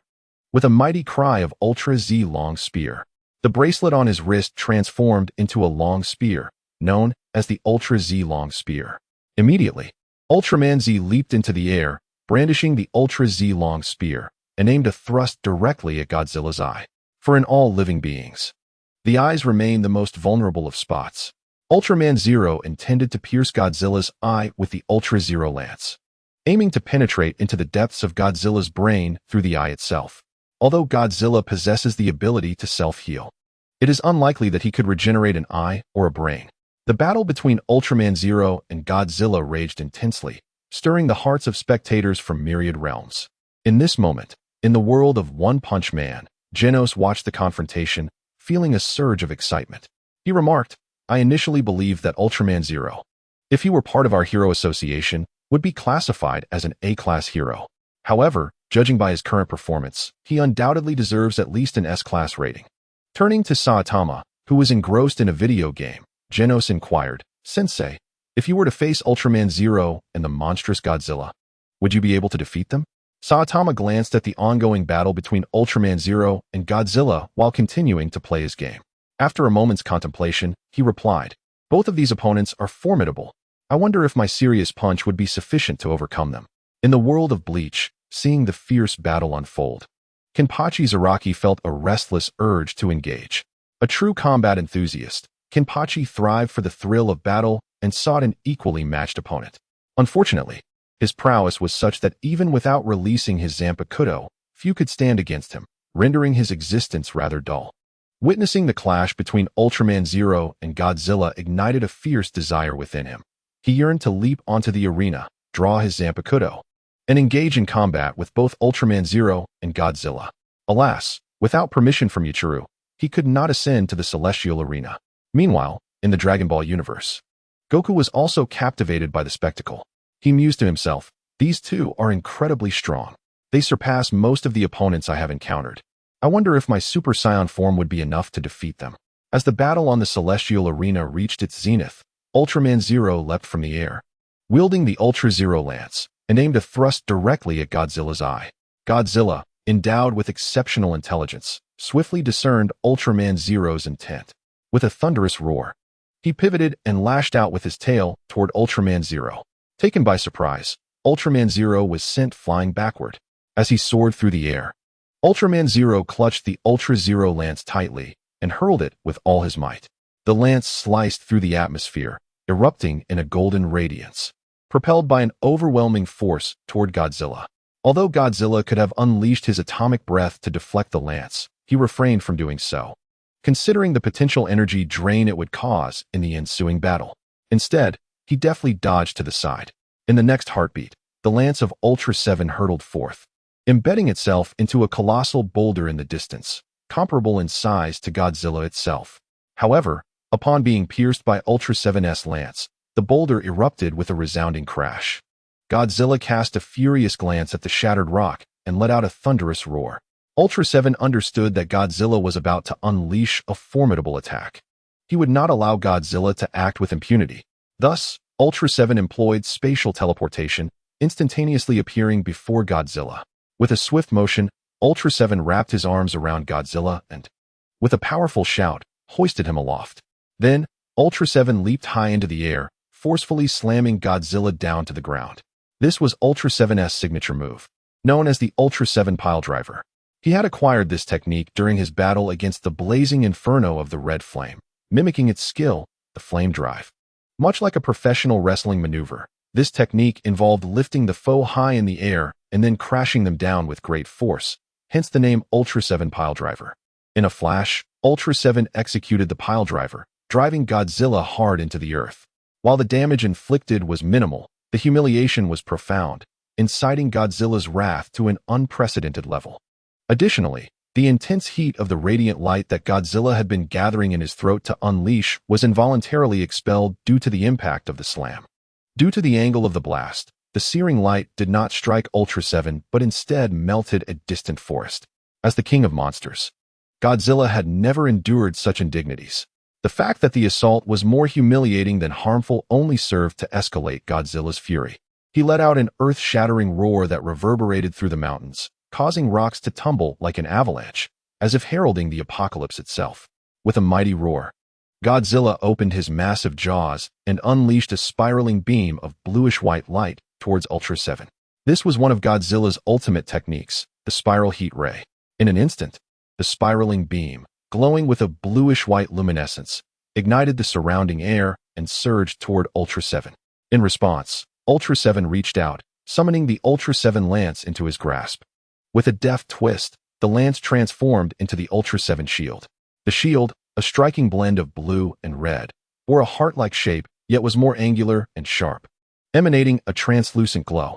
With the Ultra 7 shield positioned before him, Ultra 7 braced for the impending onslaught.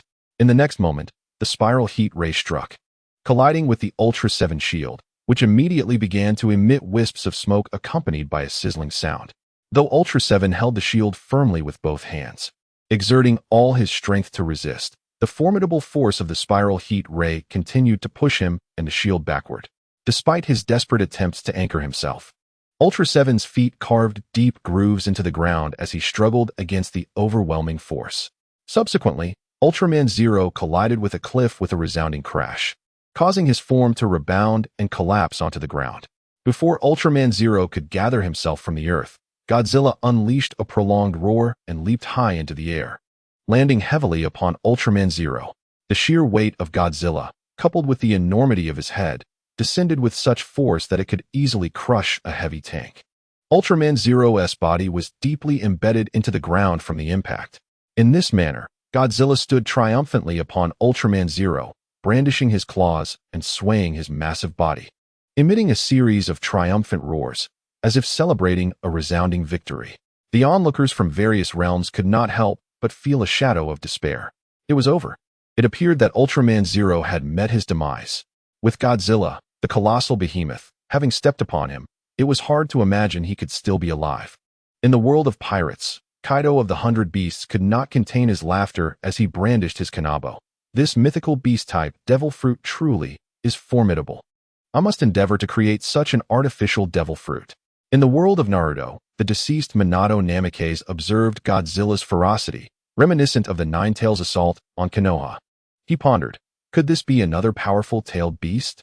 It seems far more formidable than the Nine-Tails. Yet, who could possibly subdue Godzilla? Clearly, Minato believed he lacked the capability to confront Godzilla. He could barely contend with the Nine-Tails, which, in the face of Godzilla, would appear as a mere kitten. Godzilla could easily vanquish the Nine-Tails, and by extension, could effortlessly eliminate Minato as well.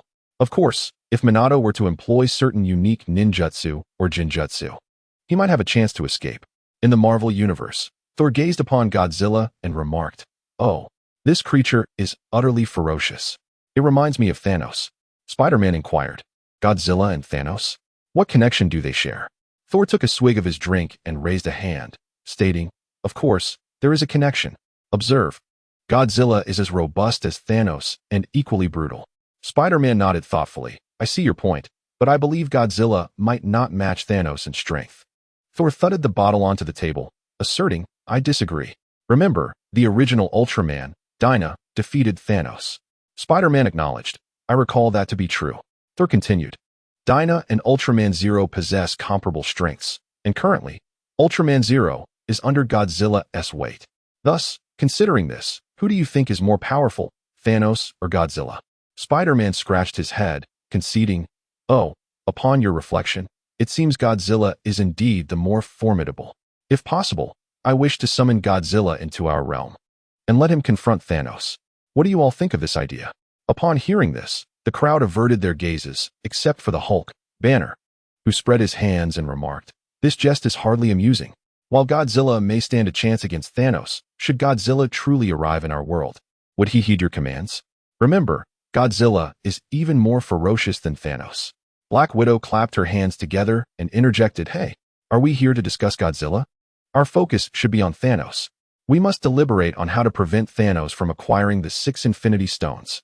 Captain America pondered for a moment and stated, "Thanos has already obtained 3 Infinity Stones.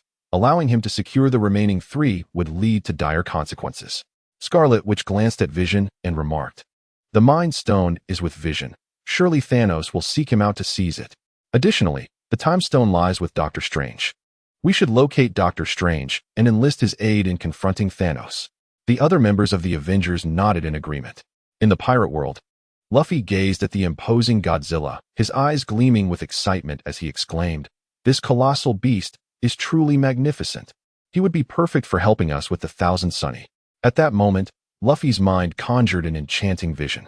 In his imagination, Godzilla was swiftly gliding across the ocean's surface, tethered to the Thousand Sunny by a rope.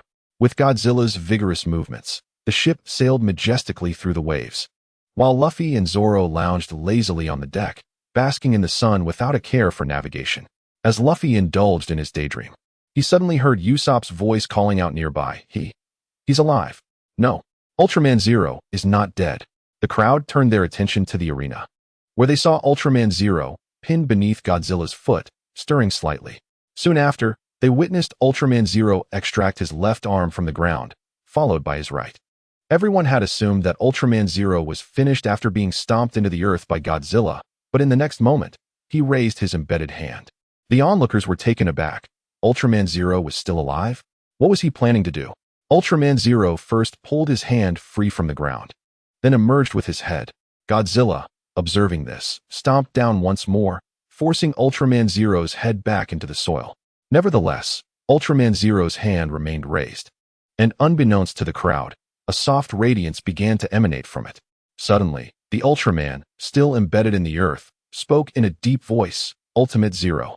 In an instant, the brilliance of Ultraman Zero's arm intensified, and a silver sword materialized on his arm. This weapon was known as the Ultimate Zero Sword. It appeared that Ultraman Zero had regained a formidable strength. Behold, Ultraman Zero supports himself on the ground, astonishingly lifting Godzilla from his back.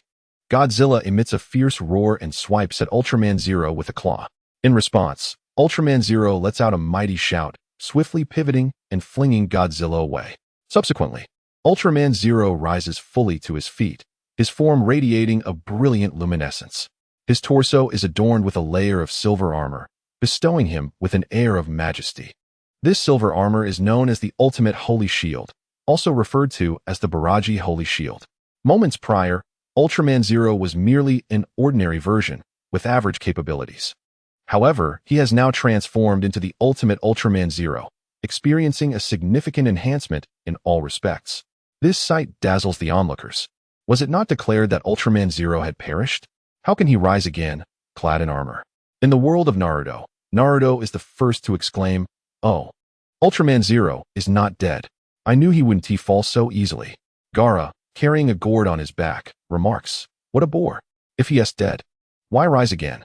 In the Marvel Universe, Deadpool lounges on a sofa, watching the arena battle while saying, "This Ultraman Zero wears a suit just like mine. And like me, he cannot be killed. I'd love to befriend this Ultraman Zero if the opportunity arises." In the Transformers realm, Bumblebee observes, "Oh, is this Ultraman Zero a robot? And what of Godzilla? Surely he is a mechanical dinosaur. His body is assembled from mechanical parts. Otherwise, how could he withstand such intense heat rays?" Optimus Prime concurs, "I too believe they are mechanically constructed. In fact, their firepower may exceed that of our Autobots." At this moment, Godzilla has also regained his composure, letting out a thunderous roar as he gathers energy, preparing to launch an assault on Ultraman Zero. Ultraman Zero has evolved into the Ultimate Ultraman Zero. This form not only surpasses the ordinary Ultraman Zero in attractiveness, but also exhibits greatly enhanced strength, facing Godzilla without a trace of fear. The Ultimate Ultraman Zero bellows and brandishes the Ultimate Zero Sword. In an instant, a beam of white light shoots forth, aimed directly at Godzilla.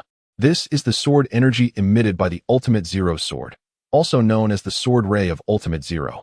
The power of the Sword Ray is immense, capable of effortlessly demolishing a castle. At this moment, Godzilla, fully charged, constricts the accumulated energy in his throat.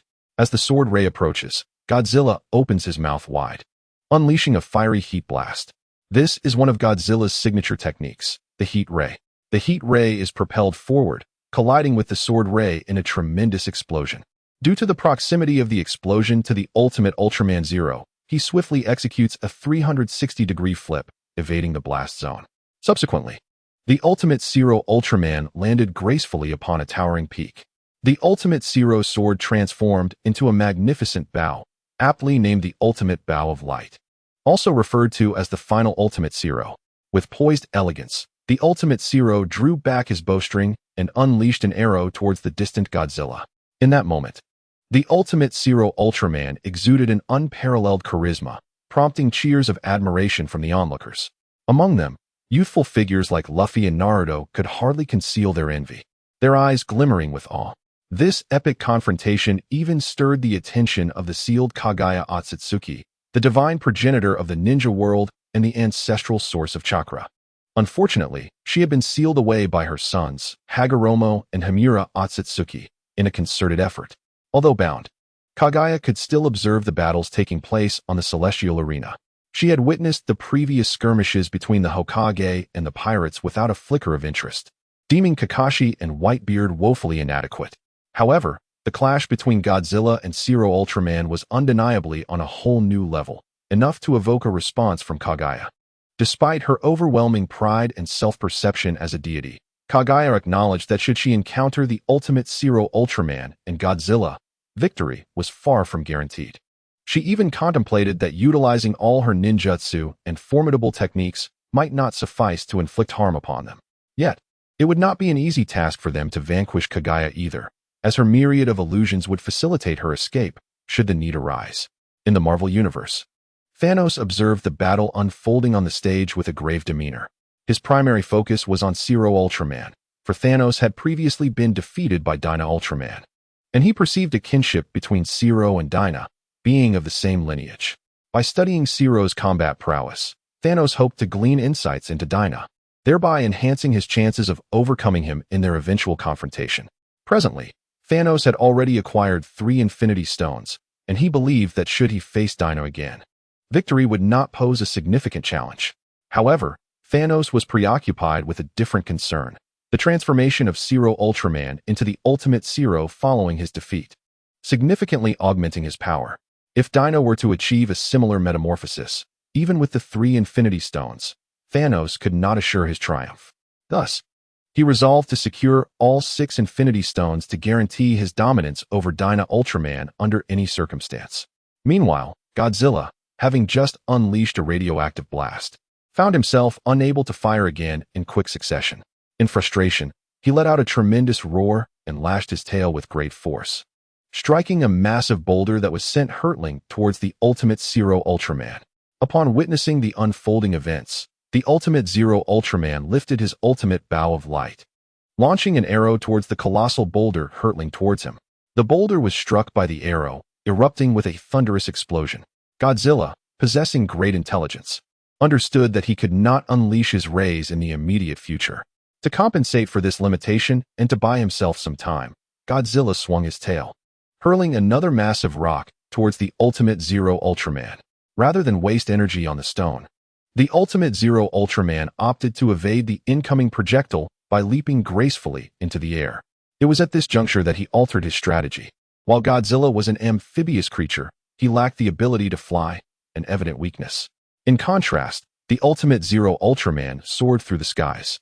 If he were to attack the grounded Godzilla from above, he would likely gain a significant advantage. In battles of such might, even the slightest edge could determine the outcome. Thus, the ultimate Zero Ultraman ascended, wielding the Zero Ultimate Sword, and dove downwards, aiming a decisive strike at Godzilla. Sensing the impending danger, Godzilla quickly lowered his head and raised the formidable spines upon his back, slicing through the air to intercept the attack. The sword of the ultimate Zero Ultraman found no advantage against Godzilla's spines, prompting him to retreat into the sky once more. Once airborne, the ultimate Zero Ultraman stood poised and extended his hand forward, releasing a blade-like lethal beam known as the Destruction Shot, which was both formidable and capable of wide-ranging devastation. Godzilla, having expended considerable energy moments ago, could not muster a defense against the expansive reach of the Destruction Shot, leaving him with no time to escape. In an instant, Godzilla was engulfed by the explosive radiance of the attack. Observing this, the Ultimate Zero Ultraman exhaled with relief, slowly retracting his hand, convinced that Godzilla was undoubtedly doomed. It is worth noting that many monsters had previously met their demise at the hands of this very technique. Meanwhile, in the Dragon Ball universe, Goku sighed in relief, pondering whether Godzilla had perished, believing that everything had come to an end. In the realm of the Shinigami, Kenpachi Zaraki expressed his disappointment, lamenting the loss of a formidable opponent, yet feeling invigorated by the prospect of engaging with the powerful Ultraman. However, Kaguya Otsutsuki held a different perspective. She sensed that matters were not as straightforward as they appeared. Utilizing her Rinna Sharingan, she gazed into the explosion of the destruction shot and was taken aback to see Godzilla standing unscathed amidst the chaos. Moreover, it appeared that the energy from the explosion was converging towards Godzilla. Kaguya's eyes widened in astonishment. Was Godzilla not only unharmed, but actively absorbing the energy from the explosion? This was utterly astonishing. In this moment, even Kaguya Otsutsuki was taken aback. As the energy from the explosion was gradually absorbed, Godzilla's form became increasingly visible, prompting the onlookers from countless realms to realize that Godzilla was, in fact, absorbing the energy from the blast. How extraordinary is the structure of Godzilla's body. It can heal from injuries and absorb the energy from attacks. Even a deity would find it difficult to rival such resilience. Ultimate Zero, witnessing this, was equally astonished. He never anticipated that his fierce strike would not only fail to inflict any harm on Godzilla, but that the energy from the explosion would instead be absorbed by it. For a moment, Ultimate Zero was rendered speechless, while Godzilla seized this opportunity to absorb all the energy produced by the explosion. Previously, Godzilla had exhausted its energy and would be unable to fight again in the short term. However, now recharged, Godzilla was once again brimming with vitality and ready to unleash various beam attacks. At this juncture, the spectators could almost sense the smugness radiating from Godzilla, as if it bore a hint of mockery. In the pirate world, Kaido of the 100 Beasts exclaimed, "How can a dinosaur exhibit such a rich array of expressions? It must be the result of consuming a devil fruit." In the Ultraman world, Dyna Ultraman, noticing Zero's stupor, shouted, "Zero, what are you doing? How can you be dazed at a time like this? Quickly, take this opportunity to attack Godzilla." As if responding to Dyna's words, Ultimate Zero was jolted back to reality. Indeed, this was a battlefield. How could he afford to lose focus? Revitalized, Ultimate Zero resolved to unleash his many unutilized techniques. With the assurance that employing them all would surely bring Godzilla down, he swiftly executed a teleportation technique, appearing before Godzilla in an instant. Almost simultaneously, Ultimate Zero shouted, "Librarium Shatter." As he called out, he extended his right hand towards Godzilla's throat, unleashing a shockwave aimed directly at it. This was the Librarium Shatter, a skill that combined the Moon God Shatter of Zero, fused with the Librarium Wave of Dyna's Miracle type. This attack was a close-range strike, enhanced by the element of surprise, making its power formidable. When the Librarium Shatter struck Godzilla's throat, a gaping wound was immediately inflicted. Godzilla staggered backward before crashing to the ground like a colossal mountain. The onlookers began to murmur amongst themselves. Is Godzilla dead? With such a massive hole in its throat. Even if it survives, it surely won't be in good condition. We expected more thrilling encounters from this creature, yet it seems to have fallen so soon. Ultimate Zero, upon witnessing this, could not contain his joy, realizing that his previous move had indeed proven to be remarkably successful. Now Godzilla must be gravely wounded. Seizing the moment while Godzilla is defenseless, it is imperative to strike it down immediately. Any delay could result in catastrophic consequences. Ultimate Zero Ultraman, contemplating this, drew forth the Sword of Light and swung it towards Godzilla. Just as the blade was about to make contact, Godzilla suddenly opened its eyes and flashed a sinister smile at Ultimate Zero Ultraman. Believing victory was at hand, Ultimate Zero Ultraman, gripping the Sword of Light, aimed it at the prostrate Godzilla. However, at the last moment, Ultimate Zero Ultraman caught sight of Godzilla's eye. Godzilla's back was turned, revealing only one eye gazing upward. And the expression on that eye, coupled with half of its face, seemed to convey a sense of smug triumph, as if a scheme had succeeded. Upon lowering his gaze, Ultimate Zero Ultraman noticed that the gaping wound in Godzilla's throat had rapidly mended. A chill ran through him as he realized he had been deceived. Ultimate Zero Ultraman immediately leapt into the air, attempting to ascend into the sky, but it was too late. from the center of Godzilla's form. Several azure and white beams of light rippled outward, crashing into Ultimate Zero Ultraman. The impact sent him hurtling away, crashing heavily to the ground. Subsequently, he lay on the ground, coughing up energy, not blood, but a form of luminous energy that sustained Ultraman's combat capabilities. This indicated that Ultimate Zero Ultraman was indeed gravely injured. At this moment, he remained bewildered, unable to comprehend what had just transpired. Not only was Ultimate Zero Ultraman perplexed, but the multitude of spectators across the realms were equally baffled. However, Ye Chen utilized the system's replay function to analyze the event at a slower speed of 1.5 times, allowing him to discern the truth. Godzilla had indeed suffered an injury, with a significant wound to its throat.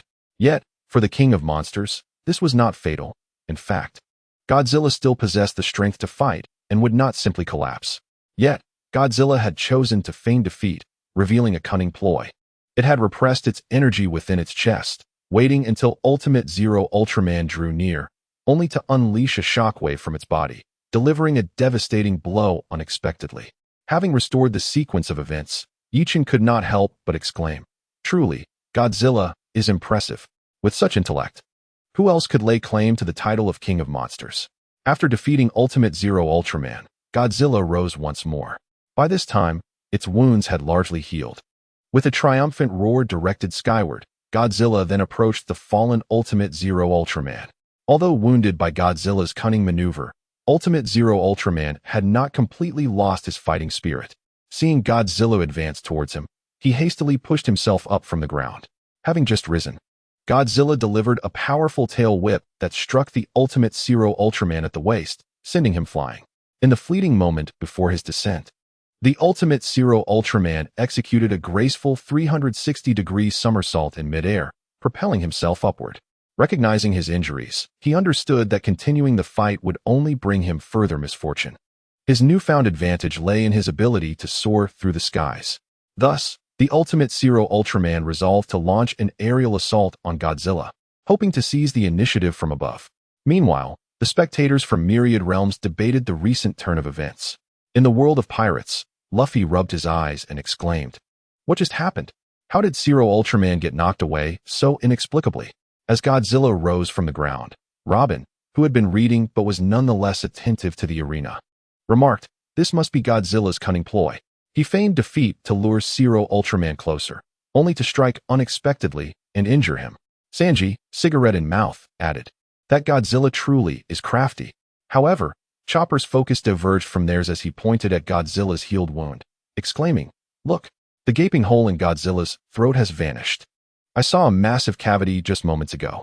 Zoro, in his usual languid manner, replied, "I mentioned it before. Godzilla possesses remarkable cellular regeneration abilities." Usopp, with his elongated nose, gasped, "Goodness, this is unbelievable. To have such a large hole in his throat and yet remain alive, able to heal himself.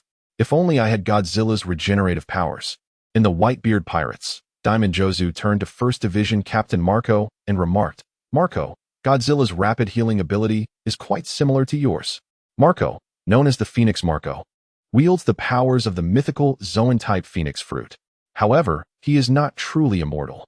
Rather, his regeneration is extraordinarily potent.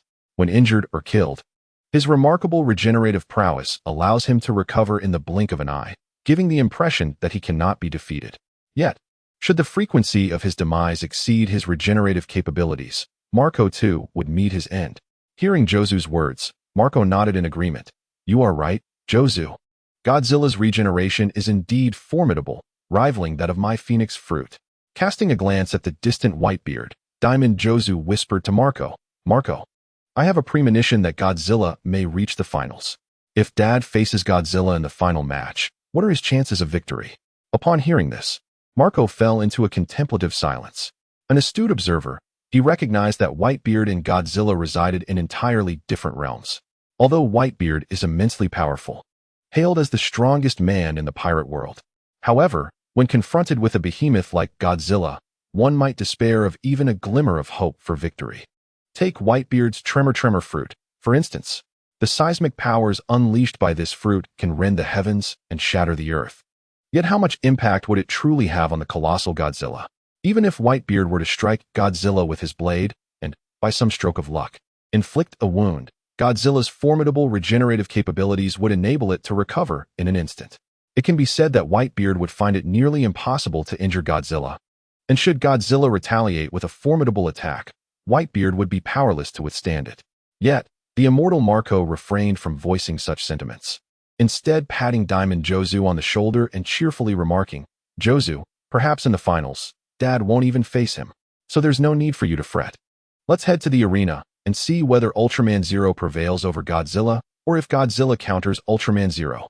As they spoke, they turned their gaze towards the arena. At that moment, the ultimate Ultraman Zero was soaring through the sky, continuously circling and occasionally diving down to launch tentative surprise attacks on Godzilla. Meanwhile, Godzilla remained vigilant, contemplating its strategy. Having sustained injuries, Ultraman Zero altered its approach, utilizing its flight capabilities to navigate the skies while executing sudden strikes on Godzilla. Godzilla, unable to fly, found itself defensively anchored to the ground, at least for the time being. However, Godzilla's intellect is remarkably high, rivaling that of humans, a fact that most opponents fail to recognize. As Godzilla passively defended itself on the ground, it began to gather energy. This process was brief, lasting no more than a few minutes. Once charged, Godzilla released a tremendous roar, slightly arching its body downward, unleashing a barrage of rays from its back. These rays, a pale blue hue, intersected as they shot into the sky. This technique, known as the ultra-high-temperature radiation particle beam, was specifically designed to target aerial foes, characterized by its extensive striking range. However, it lacked the potency of the atomic breath emitted from its mouth. The sudden emergence of the ultra-high-temperature radiation particle beam took the ultimate Ultraman Zero by surprise. In haste, Ultraman Zero extended a hand and shouted, "Ultraman Zero Barrier." A colossal barrier of light materialized before him, shielding him from the onslaught of the particle beam. Just as Ultraman Zero was exerting himself to withstand the attack, Godzilla stealthily raised its tail. Godzilla's tail was lengthy, nearly surpassing its own body, and it arched around behind Ultraman Zero. There was no barrier of light to intercept it in that direction. Suddenly, the tip of Godzilla's tail emitted a particle beam, aimed directly at Ultraman Zero. Amidst the gasps of the crowd, the beam struck Ultraman Zero from behind, causing him to stumble and plummet from midair. Upon witnessing the spectacle, Godzilla emitted a triumphant roar and charged forward, lifting his foot to stomp upon the body of the ultimate Ultraman Zero, who lay on the ground. In a moment of urgency, the ultimate Ultraman Zero raised both hands to brace against the colossal foot of Godzilla. The onlookers held their breath, their anxiety palpable, particularly from the Ultraman realm, as Ultraman Zero hailed from their domain and represented the pride of their Light Kingdom. Should he fall to a monster in the arena, it would be a significant blow to the Light Kingdom and its myriad warriors, especially for Ultraman 7, whose heart raced with trepidation, for Ultraman Zero was indeed his son. In the pirate world, Luffy brandished a large chicken leg, rallying the ultimate Ultraman Zero with fervent encouragement. "Ultraman Zero, hold on. You must persevere." With great effort, Ultraman Zero struggled against Godzilla's immense foot, but the Titan's strength only grew, causing Ultraman Zero's arms to bend slowly, trembling under the pressure. Clearly, he was nearing his limit. Suddenly, gathering all his strength, Ultraman Zero thrust his arms upward, rolling to the side just as Godzilla's heavy foot descended. A thunderous crash echoed as Godzilla's foot left a profound imprint on the ground where Ultraman Zero had lain, sending deep fissures radiating outward from the imprint. Almost simultaneously, the entire arena trembled violently, akin to a small boat upon the waves, a testament to the sheer force of Godzilla's blow. Fortunately, it was due to Ye Chen's timely intervention that the island remained intact. Otherwise, it would have shattered completely. The crowd gasped in awe, overwhelmed by Godzilla's sheer might. Truly, his strength was astonishing. In the pirate world, Kaido of the 100 Beasts sprang from his chair, eyes fixed on Godzilla, exclaiming, "This Godzilla is incredibly powerful. He even possesses the strength to kill me. I find myself yearning to stand before Godzilla and invite him to end me." Haha. Meanwhile, the recuperating Doflamingo observed the scene, raising a finger to release several threads, musing to himself, "If I were to employ my parasite thread on Godzilla, I could manipulate him like a puppet. Hee hee. Then I would be invincible. What Navy Admiral or Emperor could withstand Godzilla?" In the world of Naruto, Orochimaru gazed at Godzilla, unable to suppress a lick of his lips. How splendid it would be to study Godzilla. I yearned to uncover the secret behind his formidable strength, his bodily structure, and the source of his energy. Orochimaru even contemplated whether he could excise a piece of Godzilla's flesh and transplant it onto himself to observe any transformative effects. In the Marvel Universe, Iron Man slammed his hand on the table, declaring, Godzilla has undoubtedly transcended the realm of mere biology. As for the assertion that he is a mere mechanical entity, I must disagree. He should be regarded as akin to a mutant among humans, endowed with extraordinary abilities. The Hulk, manipulating the instruments, remarked, I have just conducted a scan and discovered that the rays emitted by Godzilla contain alpha, beta, and other radioactive substances. They resemble the radioactive materials produced by a nuclear explosion. Spider-Man interjected, Dr. Banner, what are you implying? The Hulk responded, I suspect that Godzilla may possess nuclear energy. It is even conceivable that there exists a nuclear reactor within Godzilla, capable of emitting nuclear power in the form of rays. Thor exclaimed, Oh, Dr. Banner. Do you comprehend the implications of your statement? Are you suggesting that Godzilla is a walking nuclear reactor? The Hulk spread his hands. Essentially, that is the implication. Just as Thor was about to mock, Iron Man interjected, I concur with Dr. Banner's perspective. What I was about to articulate aligns perfectly with Dr. Banner's thoughts. Black Widow evidently agreed, furrowing her brow as she stated, If this is indeed true, how has Godzilla achieved this? The Hulk shrugged, I am uncertain. Otherwise, how could one term it a monster? It has transcended the boundaries of typical biological classification. Perhaps we can refer to it as a deity. Unbeknownst to Godzilla, who stood in the arena, there were those who regarded it as a god beneath the platform. Yet, even if aware, Godzilla would accept this notion with equanimity. For in ancient times, it was revered by humanity's ancestors as a divine being worthy of worship. As Godzilla observed the Ultimate Zero Ultraman escape from beneath its feet, it let out a furious roar and pursued the Ultimate Zero Ultraman. The Ultimate Zero Ultraman narrowly evaded Godzilla's foot, rolling to the side before soaring into the air.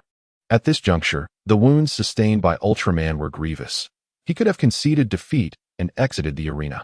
However, before the eyes of countless beings across the multiverse, how could a proud warrior of the Land of Light, Ultraman, yield to a mere monster? As the Ultimate Zero Ultraman contemplated this, he soared through the air, strategizing his next move. Meanwhile, Godzilla gazed upward at the flying Ultimate Zero Ultraman, finding itself at a loss, for Godzilla was incapable of flight. Of course, there was an exception to this. As this thought crossed Godzilla's mind, it lowered its head to begin gathering energy. Across the multiverse, some perceptive individuals discerned that Godzilla was amassing power. But what was Godzilla intending to do? Would it unleash a barrage of high-heat radiation particles from its back, once more to assault the airborne Ultimate Zero Ultraman? Previously, the Ultimate Zero Ultraman had been caught off guard, resulting in the hit.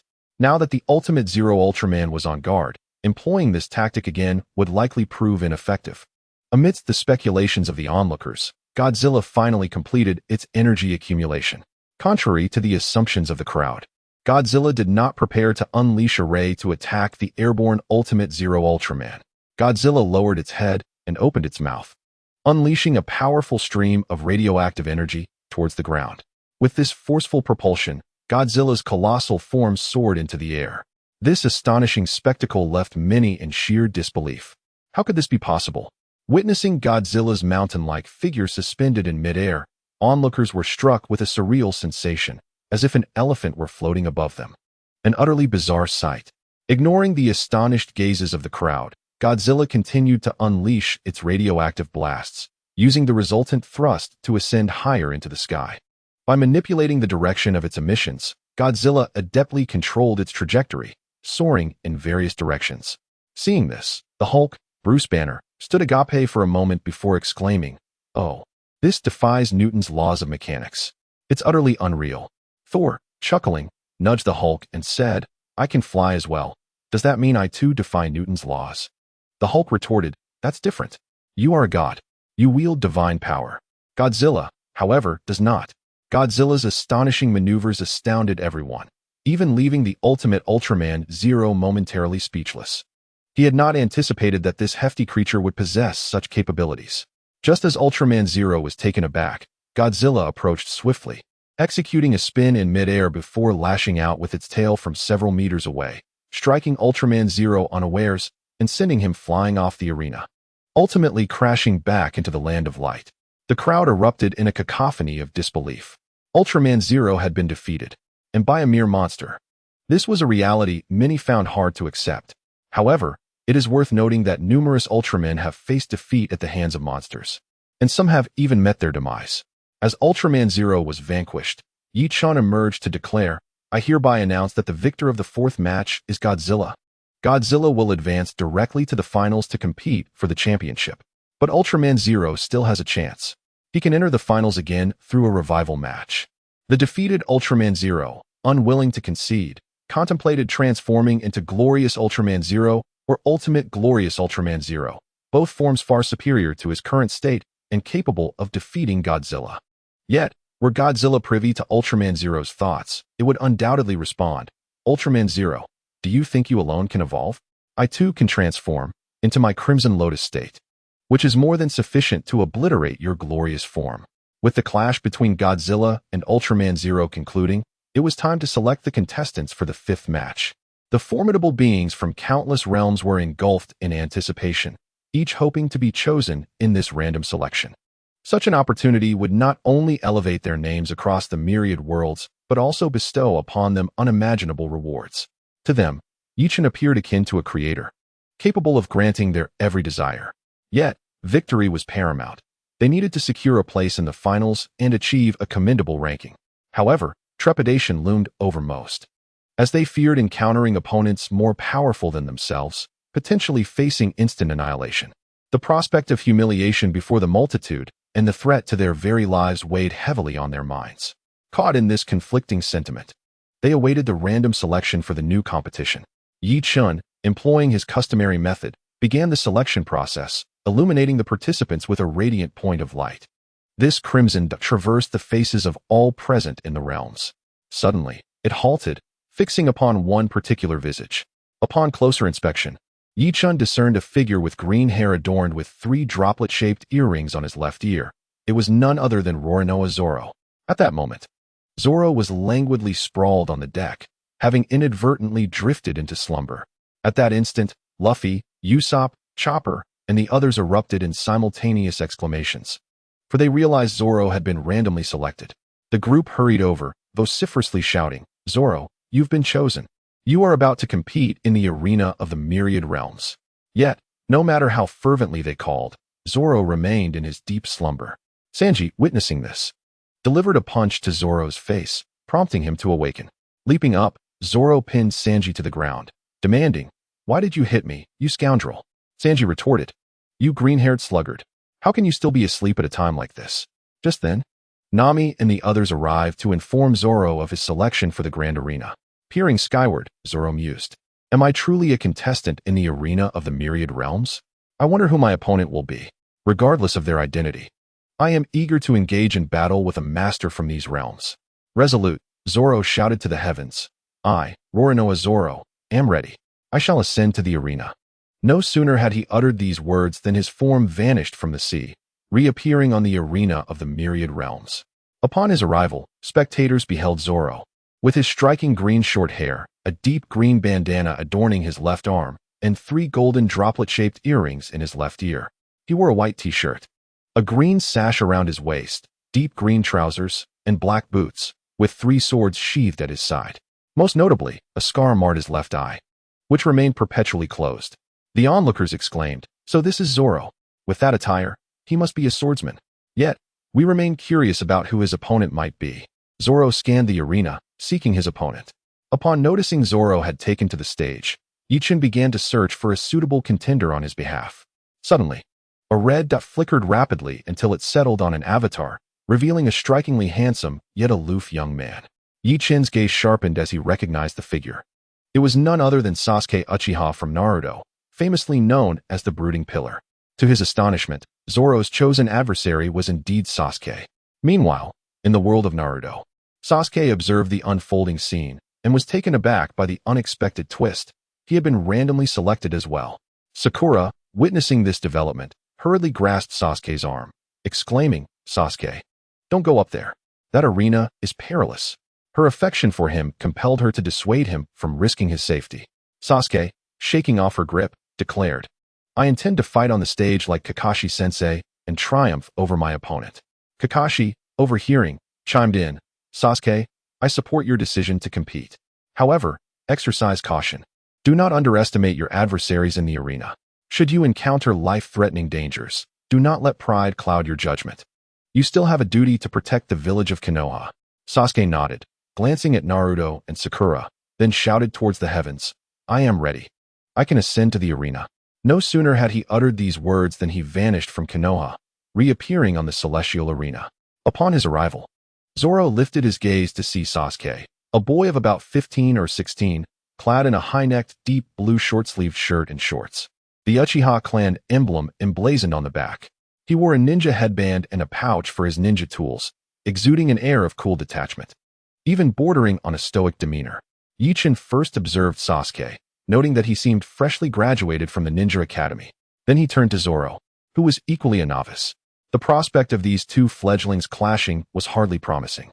Subsequently, Ye Chen engaged in a dialogue with the system and resolved to utilize its power to accelerate the timelines of both Zoro and Sasuke, facilitating their rapid ascent to their peak forms before their climactic duel.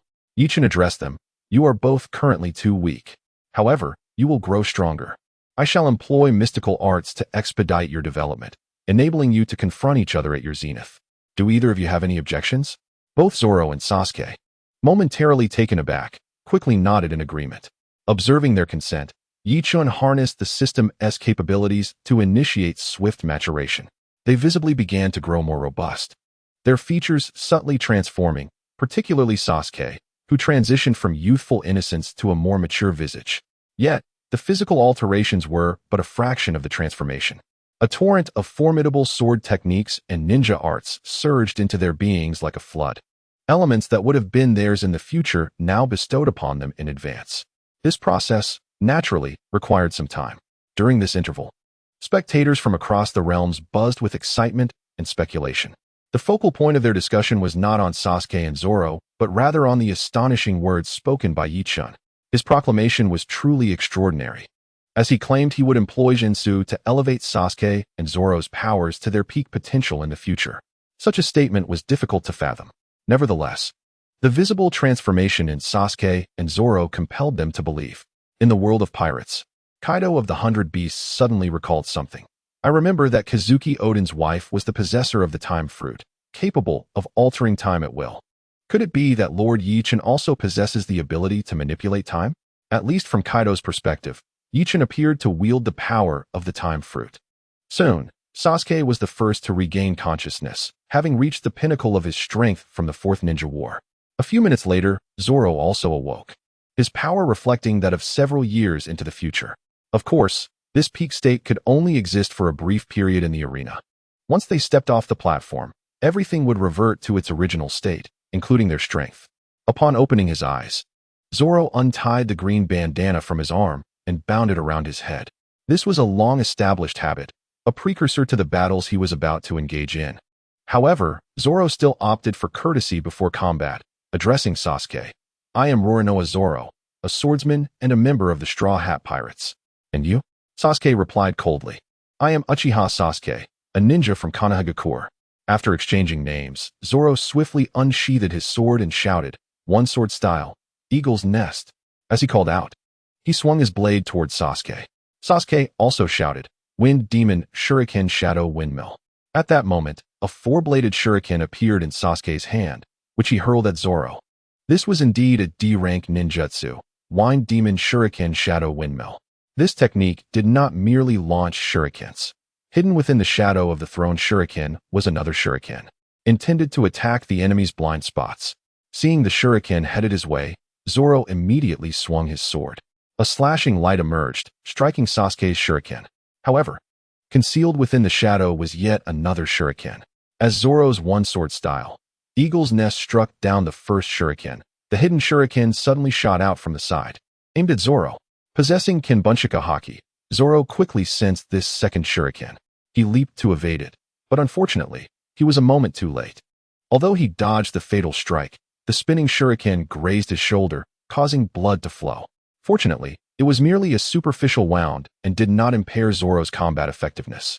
Glancing at the injury on his arm, Zoro raised his sword and remarked to Sasuke, "I was careless just now. I didn't expect there to be such a hidden trick in your move." In the initial test, Zoro suffered a minor setback, sustaining a scratch on his arm. However, this did not diminish his combat prowess, but rather instilled in him a sense of seriousness. Observing Zoro's injury, Uchiha Sasuke prepared to seize the opportunity. Stepping forward, he bellowed, "C-rank ninjutsu. Great fireball technique." With that, Sasuke unleashed a colossal fireball from his mouth. The onlookers from all realms gasped in astonishment at the sheer size of the fireball he had expelled. In the pirate world, Ace, imprisoned, pondered aloud.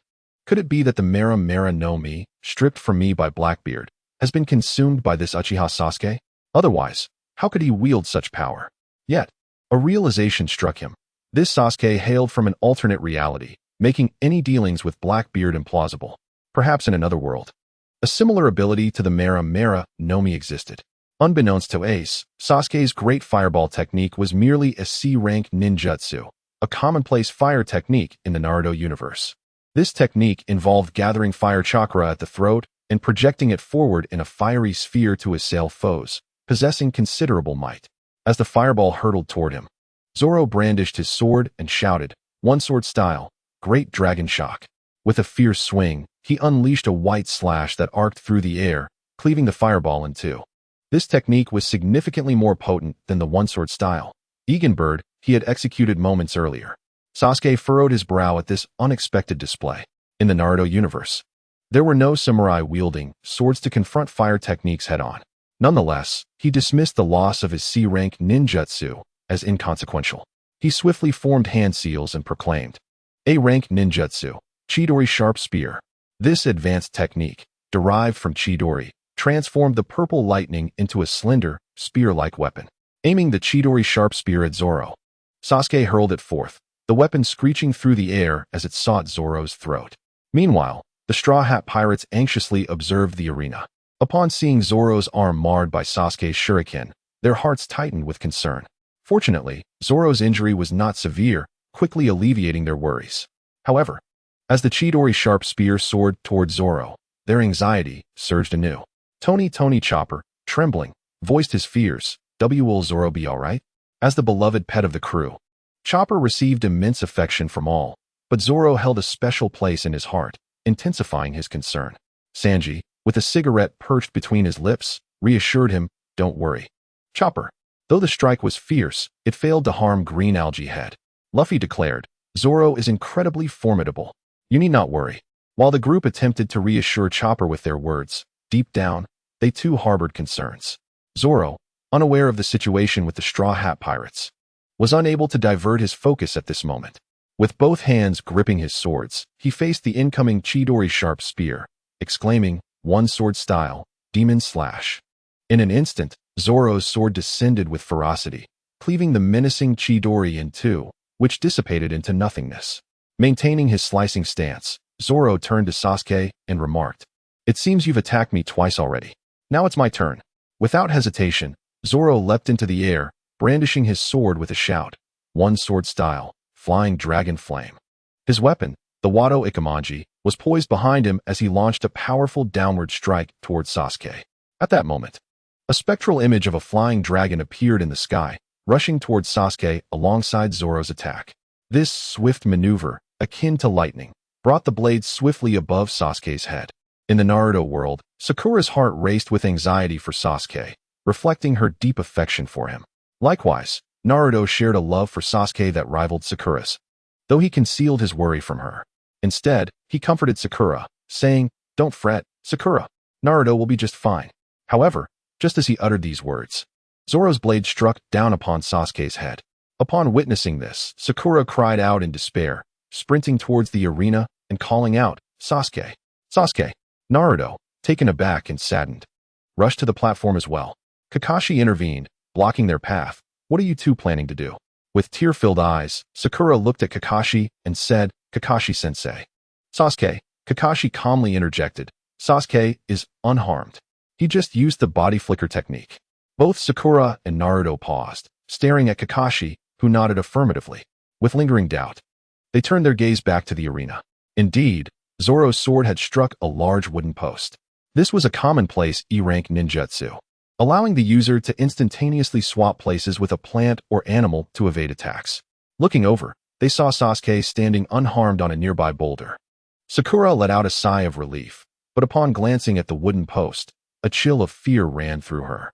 The post bore a gaping wound, from which azure flames erupted, swiftly consuming the wood entirely. This demonstrated the formidable power of the one-sword style, Flying Dragon Flame. A single strike could reduce an opponent to ashes in an instant. This is precisely why Sakura is filled with trepidation. Had Sasuke been struck by that blade, he would likely have been incinerated by now. With a powerful swing, Zoro unleashed his strike, and Sasuke, using the body replacement technique to evade, seized the opportunity to leap from the boulder, conjuring a ball of lightning in his hand, aimed directly at Zoro's back. What Sasuke employed was none other than his signature technique, Chidori. This A-rank ninjutsu concentrates blue lightning in his palm, propelling him forward to pierce his adversary with formidable penetrating power and paralyzing effect. Sasuke, an exceptional ninja, adeptly seeks the opportune moment to deliver a lethal blow.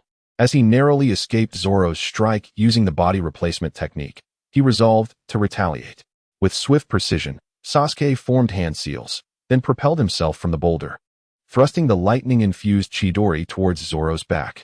In the world of pirates, the members of the Straw Hat crew gasped in unison, "Zoro, be careful." Even individuals from other realms instinctively felt a surge of anxiety for Zoro. In the Naruto universe, Orochimaru observed Sasuke, licking his lips as he remarked, "This Sasuke makes for an excellent vessel." Zoro, with his observation haki activated, was acutely aware of Sasuke's every movement. As Sasuke unleashed Chidori towards Zoro's back, Zoro, without looking back, swung his sword in a backward arc. Sasuke's Chidori could not be launched from a distance and required close engagement. Thus, when Zoro struck from behind, Sasuke was compelled to abandon his attack and retreat swiftly. In this exchange, both parties experienced victories, rendering it essentially a stalemate. Meanwhile, in the pirate world, Dracul Mihawk lounged on his coffin-like ship, drifting upon the sea, his attention fixated on the unfolding battle. Mihawk, a sword enthusiast, paid little heed to Sasuke, only focusing on Zoro as he utilized his swordsmanship. As Mihawk observed, he muttered to himself, "Isn't this the bounty hunter Zoro from the East Blue?" This recollection transported him back to their previous encounter at the floating restaurant, where the combatants were none other than Mihawk and Zoro. Initially, Mihawk had barely regarded Zoro, wielding merely a small knife to engage in battle, effortlessly overwhelming Zoro. Eventually, moved by Zoro's spirit, Mihawk drew his black sword, Yuru, and dispatched Zoro in a single stroke. Having fought before, Mihawk possessed a profound understanding of Zoro's capabilities. However, the prowess displayed by Zoro in the celestial arena now redefined Mihawk's perceptions. Unable to contain his astonishment, Mihawk exclaimed, "Is this the Zoro of a few years hence? His strength has escalated to such a degree that he possesses the ability to contend with me."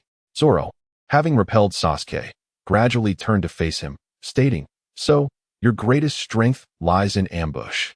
Sasuke maintained a stoic expression, offering no response to Zoro, instead activating his Sharingan.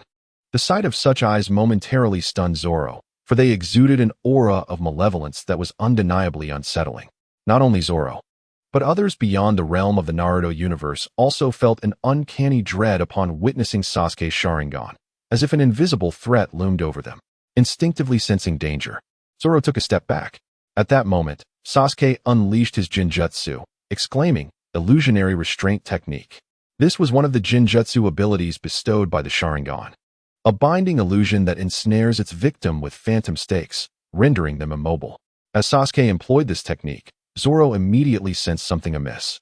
He felt as though his body was pinned to the mountainside by wooden stakes, akin to Prometheus bound for stealing fire.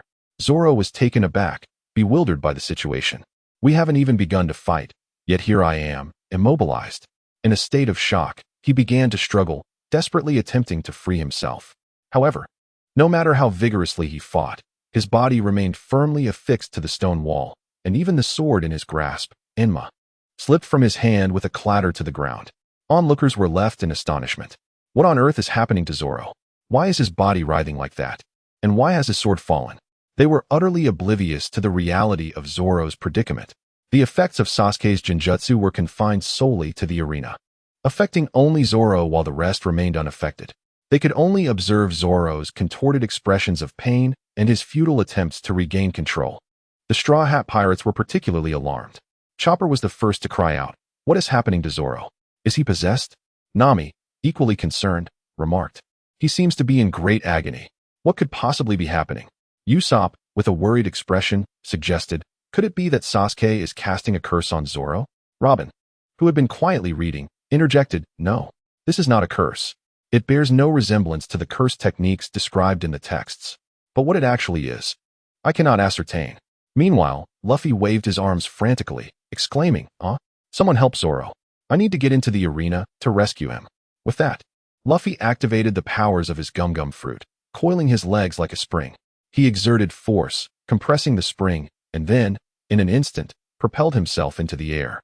Utilizing the tremendous rebound, Luffy soared upwards, then stretched his arms toward the celestial arena, intent on grasping it and ascending to aid Zoro against Sasuke. However, as he reached out, he grasped nothing but air, and his attempts to seize hold were met with the same empty result. Subsequently, as Luffy's upward momentum was exhausted, he plummeted straight down from the heavens.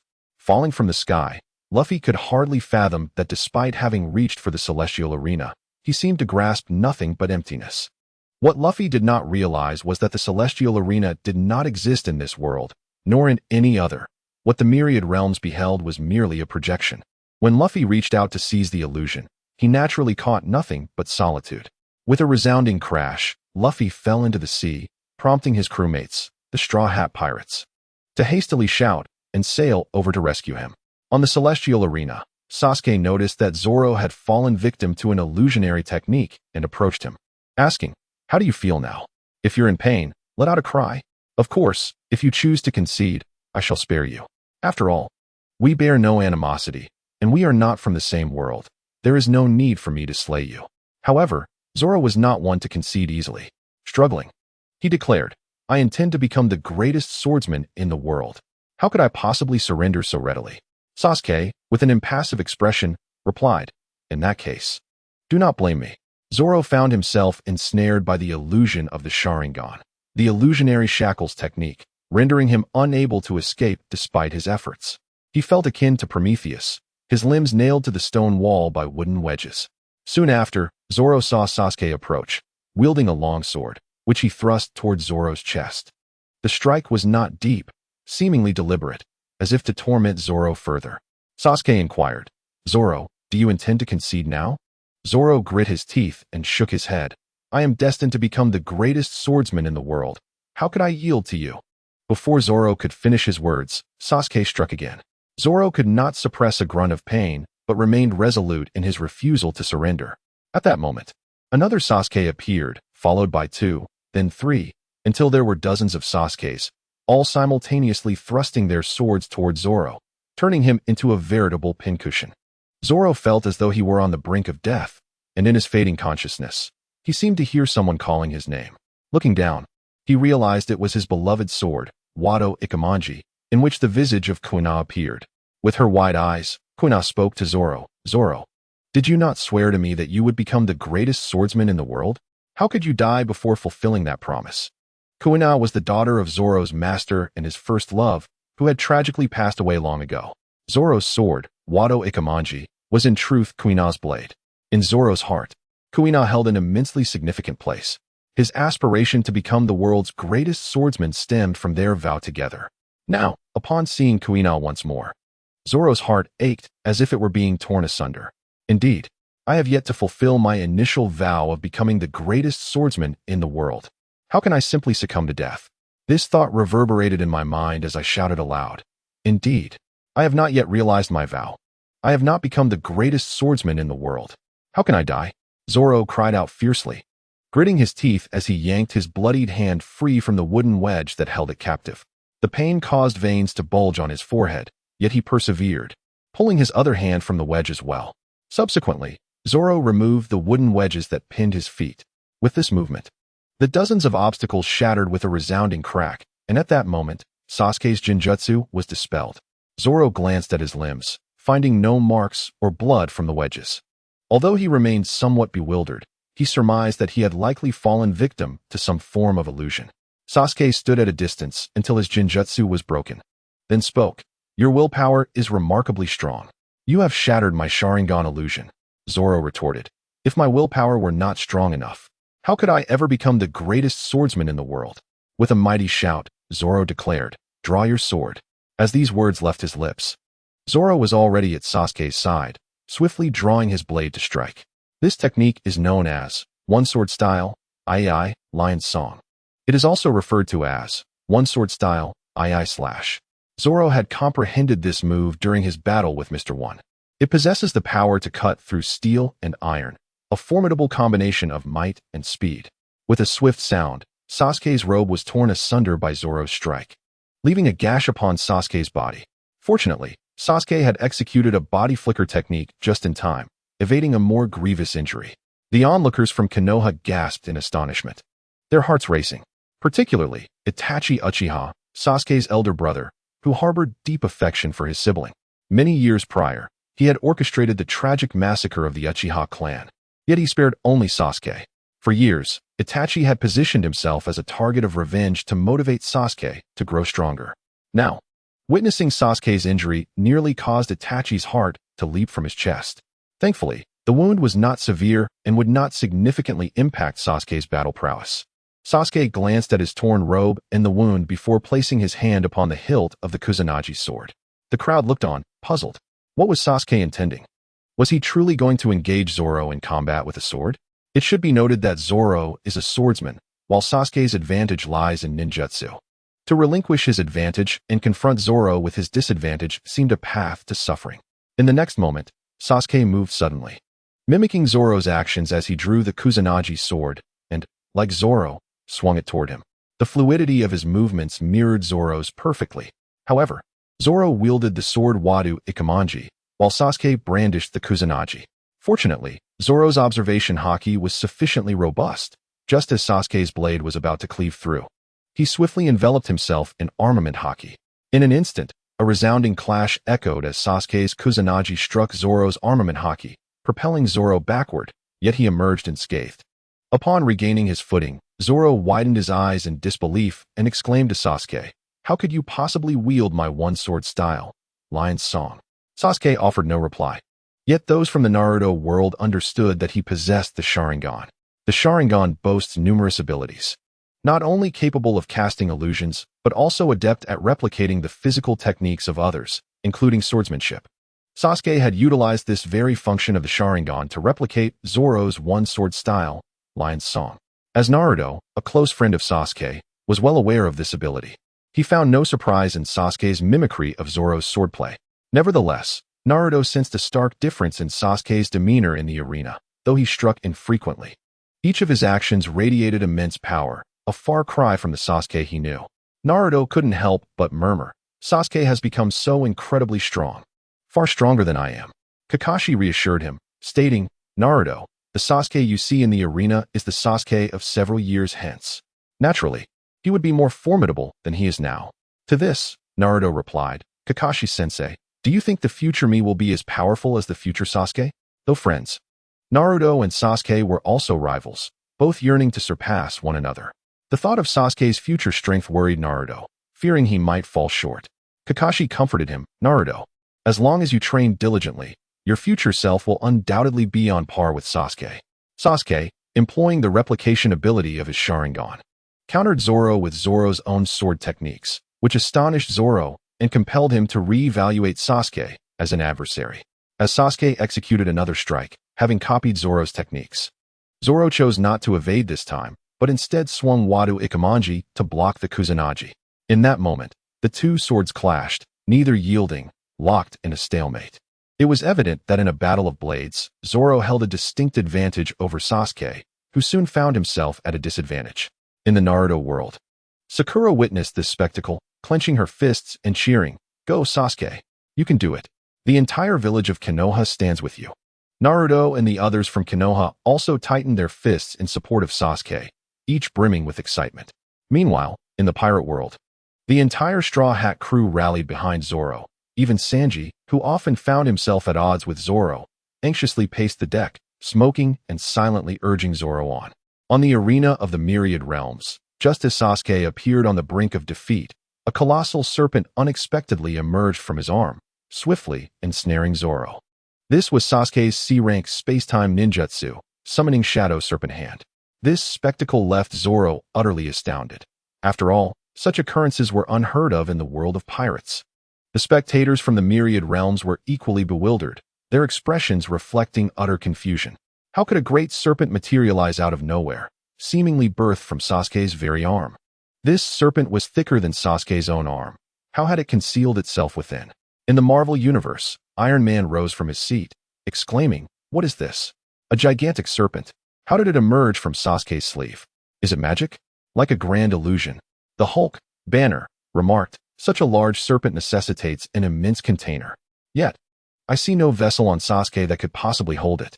Spider-Man suggested, "Perhaps it is yet another form of illusion." After all, Sasuke had just used an illusion against Zoro, so this thought came to mind instinctively. Thor interjected, "No, this does not resemble an illusion, but precisely what it is, I cannot articulate. It is simply most peculiar." In the pirate world, Usopp, with a long nose, excitedly waved his fists, shouting, "No, this is not fair. Wasn't it supposed to be a duel between two individuals? Why has a serpent entered the fray? This is unacceptable." Sanji, with a cigarette clenched in his mouth, remarked, "If push comes to shove, let Zoro concede. After all, he is facing a formidable opponent from another realm. There is no shame in that." Luffy shook his head, insisting, "Zoro aims to be the greatest swordsman in the world. He would rather die than yield." Zoro soon found himself ensnared by the serpent, his arms firmly bound and his sword clattering to the ground. However, amidst the chaos, Zoro regained his composure and locked eyes with Sasuke, challenging, "Do you really believe this method can subdue a man destined to become the world's foremost swordsman?" Sasuke, taken aback, pondered this assertion, perplexed as to why Zoro would utter such words. Zoro, lacking ninjutsu or any other arcane skills, was solely a master of swordsmanship. Sasuke could not fathom how Zoro might devise a counter in such a predicament. Zoro merely glanced at Sasuke before reaching for his sword, Wado Ikamanji, with his foot. He swiftly drew it from the ground and, with only his head able to move, extended it to bite the back of the blade. With a sudden twist of his head, he struck at the serpent's head, severing it cleanly. Almost simultaneously, Zoro freed himself from the serpent's grasp. Leaping into the air with the sword clenched in his mouth, spinning to slash at Sasuke's throat. For the first time, Sasuke's expressionless face betrayed a flicker of panic. Fortunately, Sasuke possessed numerous means of survival, and he promptly employed the serpent flow body replacement technique. This technique allows one to escape from their original body through the shedding of skin, representing a superior form of body replacement, albeit at the cost of substantial chakra.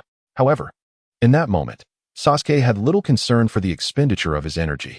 As Zoro's blade descended towards his neck, Sasuke shed his skin with the swiftness of a serpent, evading danger as his form slipped away from the discarded skin.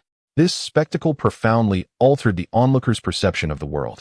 Although this ninjutsu may not have been particularly formidable, it was undeniably astonishing, as such bizarre techniques are rare, and this was the first encounter of its kind for many. In the realm of the Shinigami, Aizen observed Sasuke's ninjutsu with a dismissive snort, remarking, "Is this what ninja arts entail? Mere trifles." He then recalled Sasuke's earlier use of Genjutsu and added, "His illusion techniques pale in comparison to my mirror flower, Water Moon." In the Dragon Ball universe, Goku, witnessing the clash between Sasuke and Zoro, felt his own competitive spirit ignited. Both of them are incredibly strong. What a pity I cannot face them. If I had the chance, I would show them the true power of a Super Saiyan. Zoro, taken aback by Sasuke's serpentine escape, was equally astonished, having never witnessed such a trick before. Yet, he did not linger in surprise. Instead, he gripped the sword in his mouth firmly. With his left arm bending and lifting slightly, he clasped the lower part of his arm with his right hand and shouted, "One sword style, 36 troublesome winds." With that, Zoro unleashed a powerful slash, sending a cutting wave hurtling towards Sasuke. This cutting wave, delivered with the swiftness of his blade, boasted the force of a cannon, aptly named the Flying Slash, capable of striking airborne foes. In the pirate world, Shanks, observing Zoro's attack, narrowed his gaze, pondering, is this the man who aspires to become the world's greatest swordsman? This one-sword style, 36 troublesome winds, is indeed formidable. Even I must take him seriously. Luffy exclaimed in awe, incredible. When did Zoro become so powerful? The momentum he exhibited during that technique rivaled that of a marine admiral. Sanji marveled, is this the strength of the moss-haired swordsman after a few years? It seems he has undergone a qualitative transformation.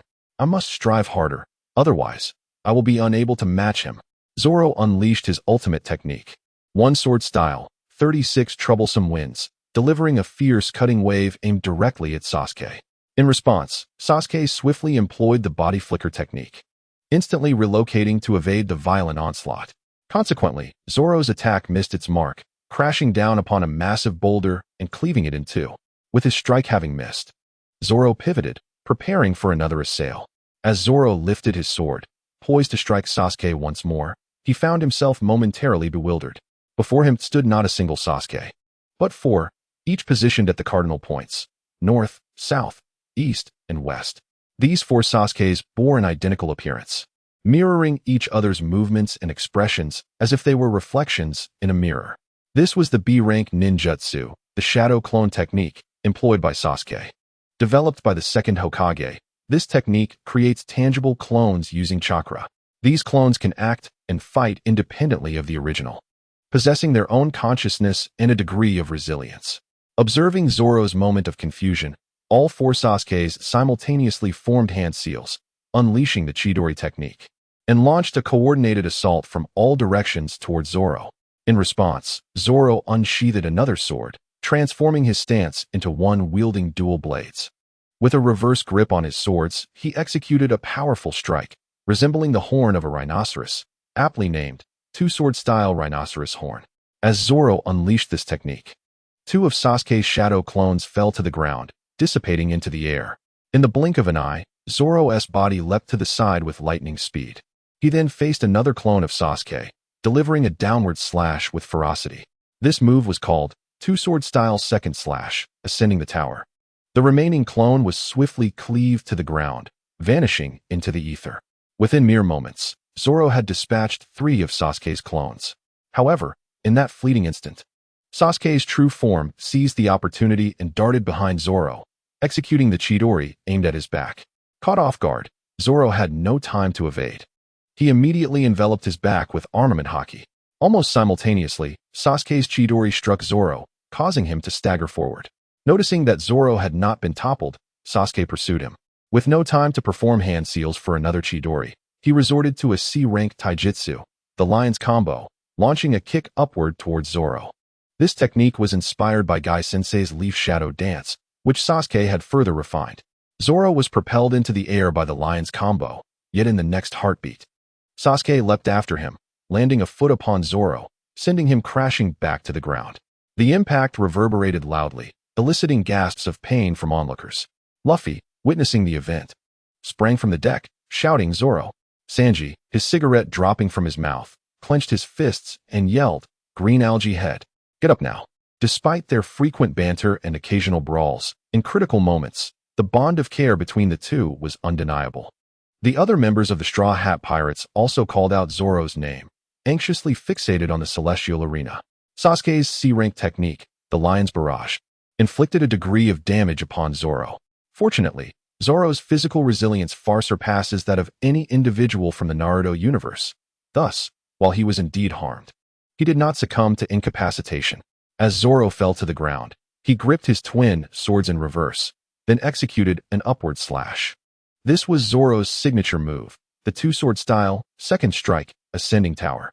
Contrary to his previous maneuver, the two-sword style, second strike, descending tower. This attack was executed in an entirely opposite manner, yet possessed even greater potency. Faced with Zoro's desperate counterattack, Sasuke refrained from confronting it head-on and instead leaped into the air, narrowly evading the slash. Zoro also sprang upwards, raising his blades while exclaiming, "Two-sword style, 72 troublesome winds."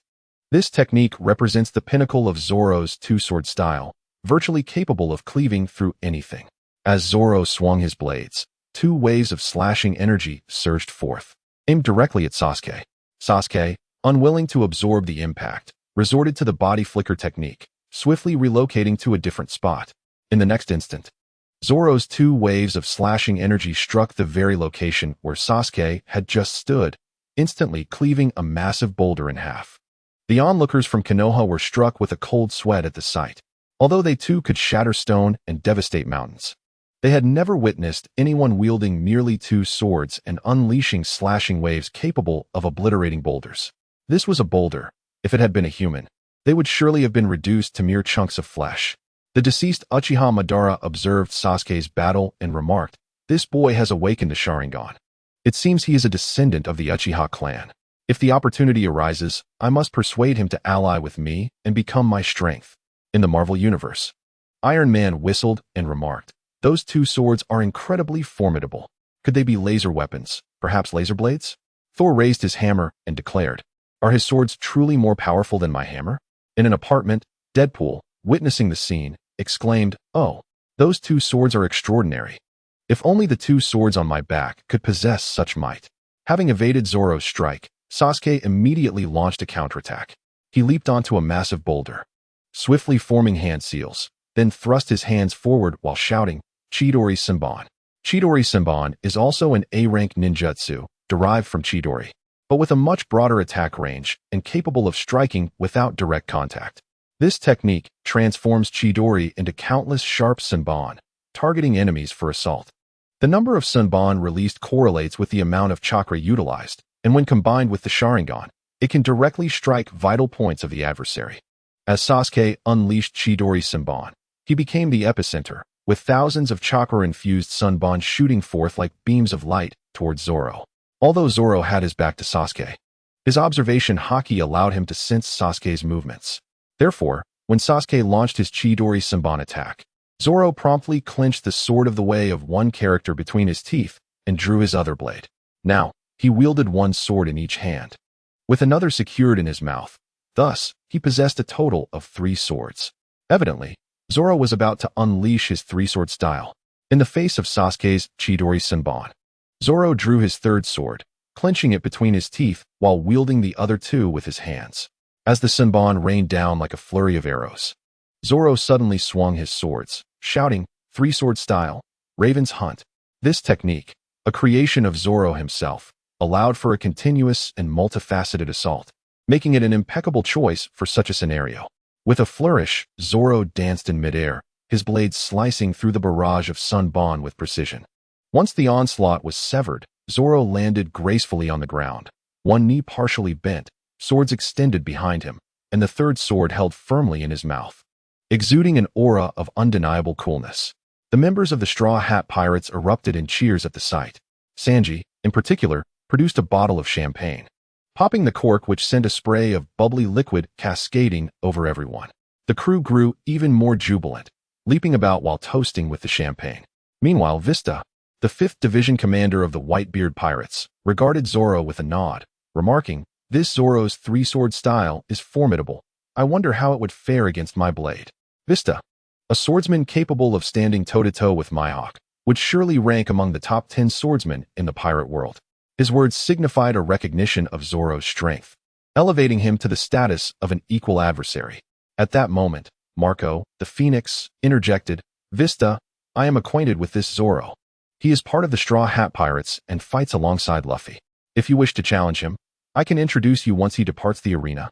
In the Naruto universe, Naruto observed Zoro's 3-sword style with a bemused expression, muttering, "What is going on? How can this Zoro wield 3 swords? It looks so peculiar." Sakura, however, was fixated on Sasuke, her concern palpable as she worried aloud. "This Zoro with 3 swords is incredibly powerful. I wonder if Sasuke can defeat him." Meanwhile, on the celestial arena, Sasuke, noticing his Senbon being cleaved apart, merely furrowed his brow. After all, he had many powerful techniques at his disposal, and this Chidori Senbon was merely a prelude. Zoro, anticipating Sasuke's intent to unleash a more formidable attack, was determined not to grant him the opportunity. With a sudden burst of energy, Zoro leaped from his kneeling position, declaring, "3-sword style, Demon Slayer."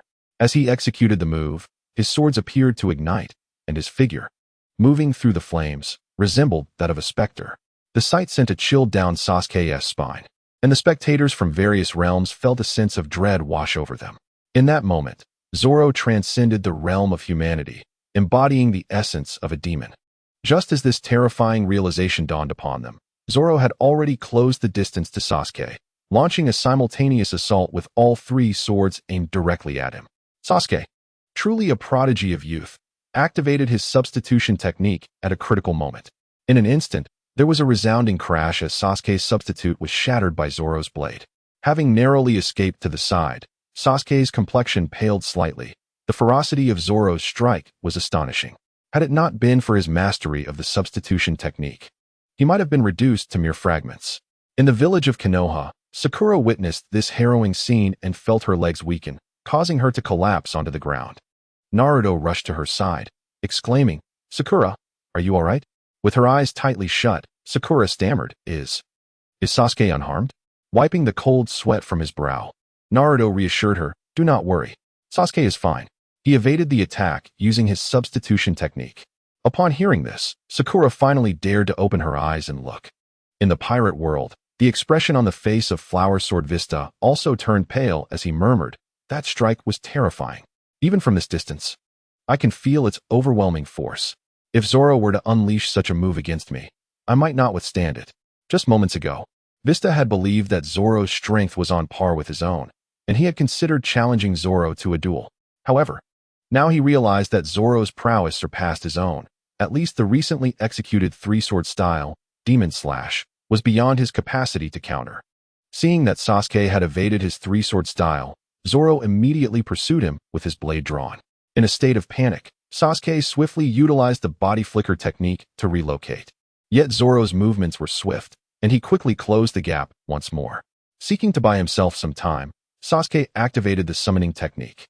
As he did, a colossal ninja hawk emerged, flapping its wings and brandishing its razor-sharp talons, which it aimed at Zoro's head. This technique was known as summoning Garuda, capable of calling forth a contracted summoning beast. The immense size of the ninja hawk was astonishing, possessing formidable offensive capabilities that allowed it to assist Sasuke in battle. Furthermore, Sasuke could stand atop the hawk's back, launching aerial assaults on his foes. This sudden appearance took everyone by surprise. No one anticipated the emergence of such a gigantic creature in the arena. The onlookers from various realms could not help but gasp in astonishment at the sight of the colossal ninja hawk, whose sharp talons could shatter stone and whose beak could pierce through human skulls. Zoro, focused intently on attacking Sasuke, had not foreseen the sudden intrusion of the ninja hawk into the battlefield. Like a true ninja, the hawk approached Zoro silently. Fortunately, Zoro's observation haki was not to be underestimated. He immediately sensed the impending attack. However, it was too late to turn around, especially with Sasuke poised to strike at any moment. Thus, Zoro evaded while enveloping his body in Busashoku haki for protection. In the next heartbeat, the hawk's razor-sharp talons were already descending upon him. As Zoro lowered his head to evade the sharp claws of the ninja hawk, his back was unfortunately not spared, suffering a painful gash from the creature's talons. The armor of haki upon his back was torn asunder, leaving several bloody lacerations in its wake. Had it not been for the protective layer of haki, the claws would have surely torn into his very innards.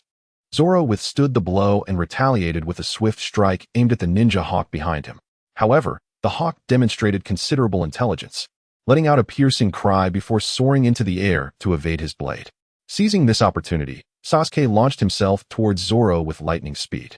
While Zoro was preoccupied with the summoned ninja hawk, Sasuke made the decisive choice to engage in a stealthy attack.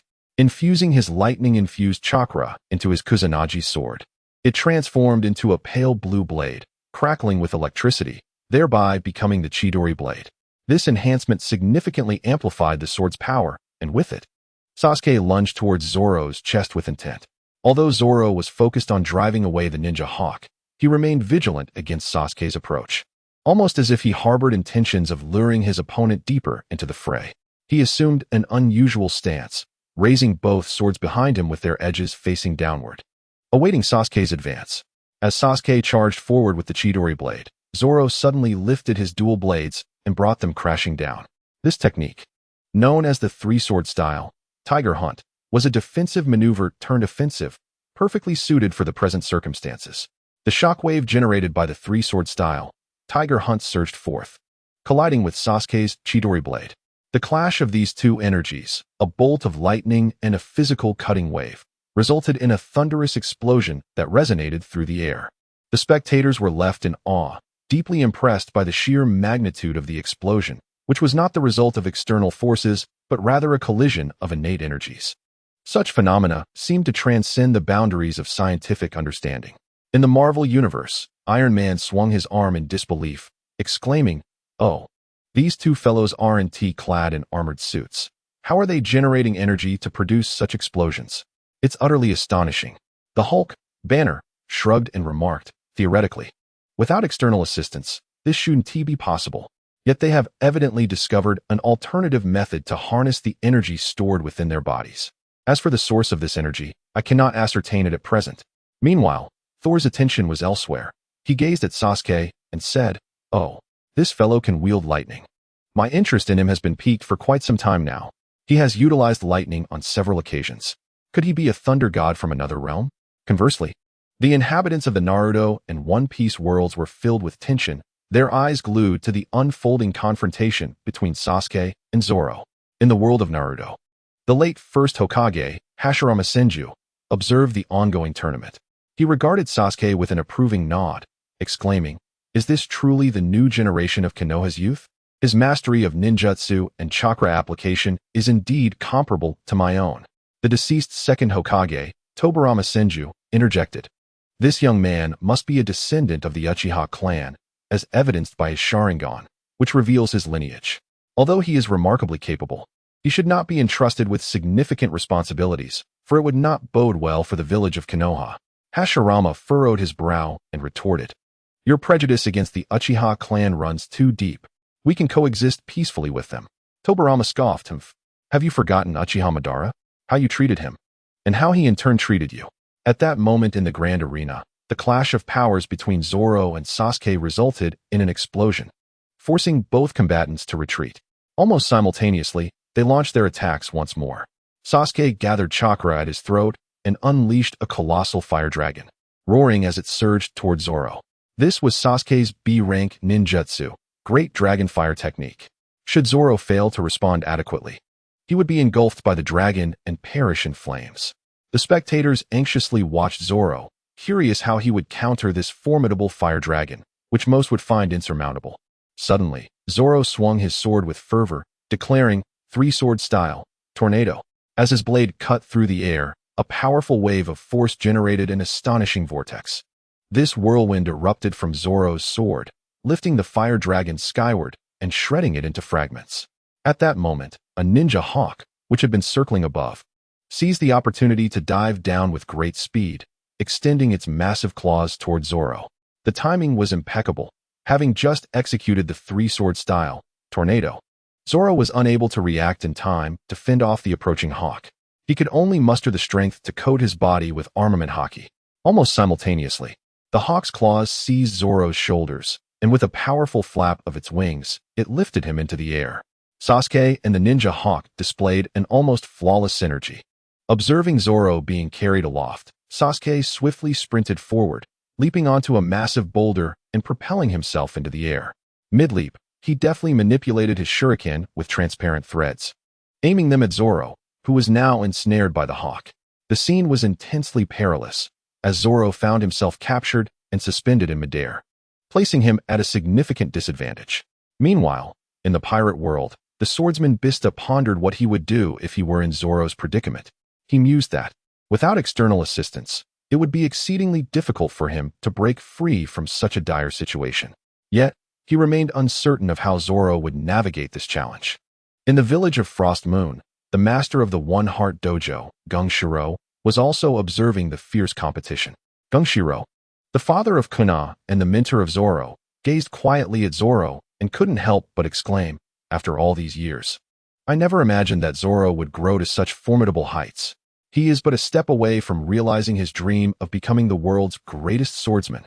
Gungshiro held no concern for Zoro's current predicament, as he believed that Zoro's exhibited prowess should suffice to navigate the situation at hand. In the realm of death, Aizen was also a spectator of this battle. Initially, he found it rather dull, but as the fight progressed, he began to perceive some intrigue. Aizen even surmised that Zoro and Sasuke had reached a level of competence worthy of standing before him. Meanwhile, in the world of Naruto, the inhabitants of Konoha rejoiced at Sasuke's apparent advantage. They hoped for his triumph over Zoro, not only for the rewards, but also to elevate the name of Konoha across the multiverse. Uchiha Itachi watched Sasuke's battle posture and mused. Has that little brat grown to such an extent? If so, he may soon come seeking me.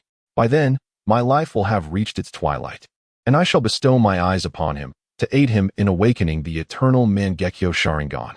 Zoro found himself ensnared by the ninja hawk, almost rendered a living target. Seizing the opportunity, Sasuke manipulated a shuriken with a thread to launch an attack on Zoro. In the midst of impending danger, Zoro swiftly tilted his head, using the sword clenched in his mouth to strike the incoming shuriken. A sharp clang echoed as the shuriken was deflected. However, as Sasuke controlled the shuriken with his thread, Zoro tugged lightly on the line, causing the shuriken to return and launch another assault. Many spectators expected Zoro to employ the same tactic to repel the shuriken once more. Yet Zoro abruptly thrust his sword upward. The shuriken, aimed directly at him, was deftly redirected by the tip of Zoro's blade, altering its trajectory towards the ninja hawk above. This unexpected turn of events left the onlookers momentarily stunned, struggling to comprehend the sudden shift. Sasuke, however, reacted swiftly, urgently pulling the line in an attempt to retract the shuriken aimed at the hawk. Alas, his timing was slightly off. The shuriken struck the hawk with a swift whoosh. Although Sasuke managed to grasp the line in time to prevent a fatal wound, it still inflicted a gash upon the hawk's body. The hawk screeched in pain, loosening its grip on Zoro significantly. Seizing the moment, Zoro freed himself from the hawk's claws and executed a series of rapid flips in midair, simultaneously unleashing a barrage of strikes with three swords. This was Zoro's three-sword style, Yatagarasu. The might of this technique was formidable and could be performed in midair. As Zoro unleashed the three-sword style, Yatagarasu, the three blades sliced through the air with astonishing speed, delivering consecutive slashes upon the ninja hawk. In an instant, the piercing cries of the eagle of the shinobi filled the air, as torrents of blood mingled with feathers scattered all around. This shinobi eagle had been summoned by Sasuke, and upon witnessing its demise at the hands of Zoro, an overwhelming fury surged within him. He resolved to unleash his S-rank ninjutsu to avenge his fallen companion. With his hands forming intricate seals, Sasuke shouted in rage, S-rank ninjutsu, Kirin. This was a unique technique he had developed, conjuring thunderclouds with the great dragon fire technique and harnessing the immense power of nature's lightning to strike his foes. This jutsu represented the pinnacle of lightning release. As Sasuke invoked the S-rank ninjutsu Kirin, a colossal thunderous Kirin materialized, its gaping maw open wide as it roared and lunged towards Zoro. The sight was indeed terrifying, for none had ever beheld a thunder Kirin of such size. In the realm of Hokage, the Raikage of the Lightning Village marveled at Sasuke's prowess, exclaiming, "This Sasuke is truly a prodigious youth. He has created a new lightning-style technique, and an S-rank one at that. Even I feel inadequate in comparison." Naruto echoed, "Is this the true extent of Sasuke's power? It is indeed formidable." In this world of ninjas, Enel, who proclaimed himself the god of lightning, could not help but exclaim, "What is happening? Could it be that this Sasuke, like me, has consumed the rumble fruit? How can he wield the power of lightning as well?"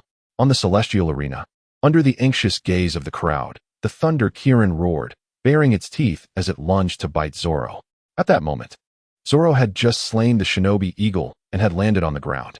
Barely had his feet touched the earth when the thunder Kirin charged towards him.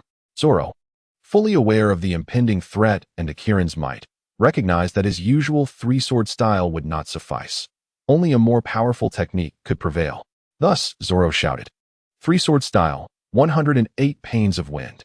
In an instant, he unleashed three blades simultaneously, sending forth waves of blue slashes that soared towards the thunder Kirin like a phoenix. The Kirin roared in response, extending its claws to intercept the three slashes. However, despite the sheer force of the strikes, they merely left three gashes upon the Kirin's body, failing to shatter it. The thunder Kirin, undeterred, continued to roar ferociously, lunging at Zoro with renewed ferocity. It seemed that Zoro's prideful technique could not harm the thunder Kirin. Thus, he resolved to employ the ultimate secret of the three-sword style. Then, the crowd heard Zoro begin to chant, 9 mountains and 8 seas, none shall remain unyielding. Three-sword style, the ultimate secret of the 3,000 worlds. As Zoro recited the incantation, the 2 blades in his hands began to whirl like windmills, generating powerful gusts. The onlookers beheld in astonishment as the gigantic thunder Kirin was cleaved into fragments, descending like confetti through the air. The spectators from the myriad realms were left bewildered. What had just transpired? They had not witnessed Zoro strike, yet the thunder Kirin had been reduced to mere shards. Only Sasuke discerned the events that had just transpired. Thanks to his Sharingan, he could perceive things invisible to others. He had just witnessed Zoro executing the three-sword style technique, 3,000 worlds, which struck with the swiftness of lightning, simultaneously cleaving the Raijin Kirin into fragments. The velocity was so astounding that it eluded the naked eye, discernible only through the Sharingan or by capturing it on a camera in slow motion for clarity. Even Sasuke was profoundly taken aback by this technique. It was astonishingly rapid, nearly imperceptible to human vision. In the Marvel Universe, Iron Man spread his arms and exclaimed, "What just occurred? I find it utterly baffling.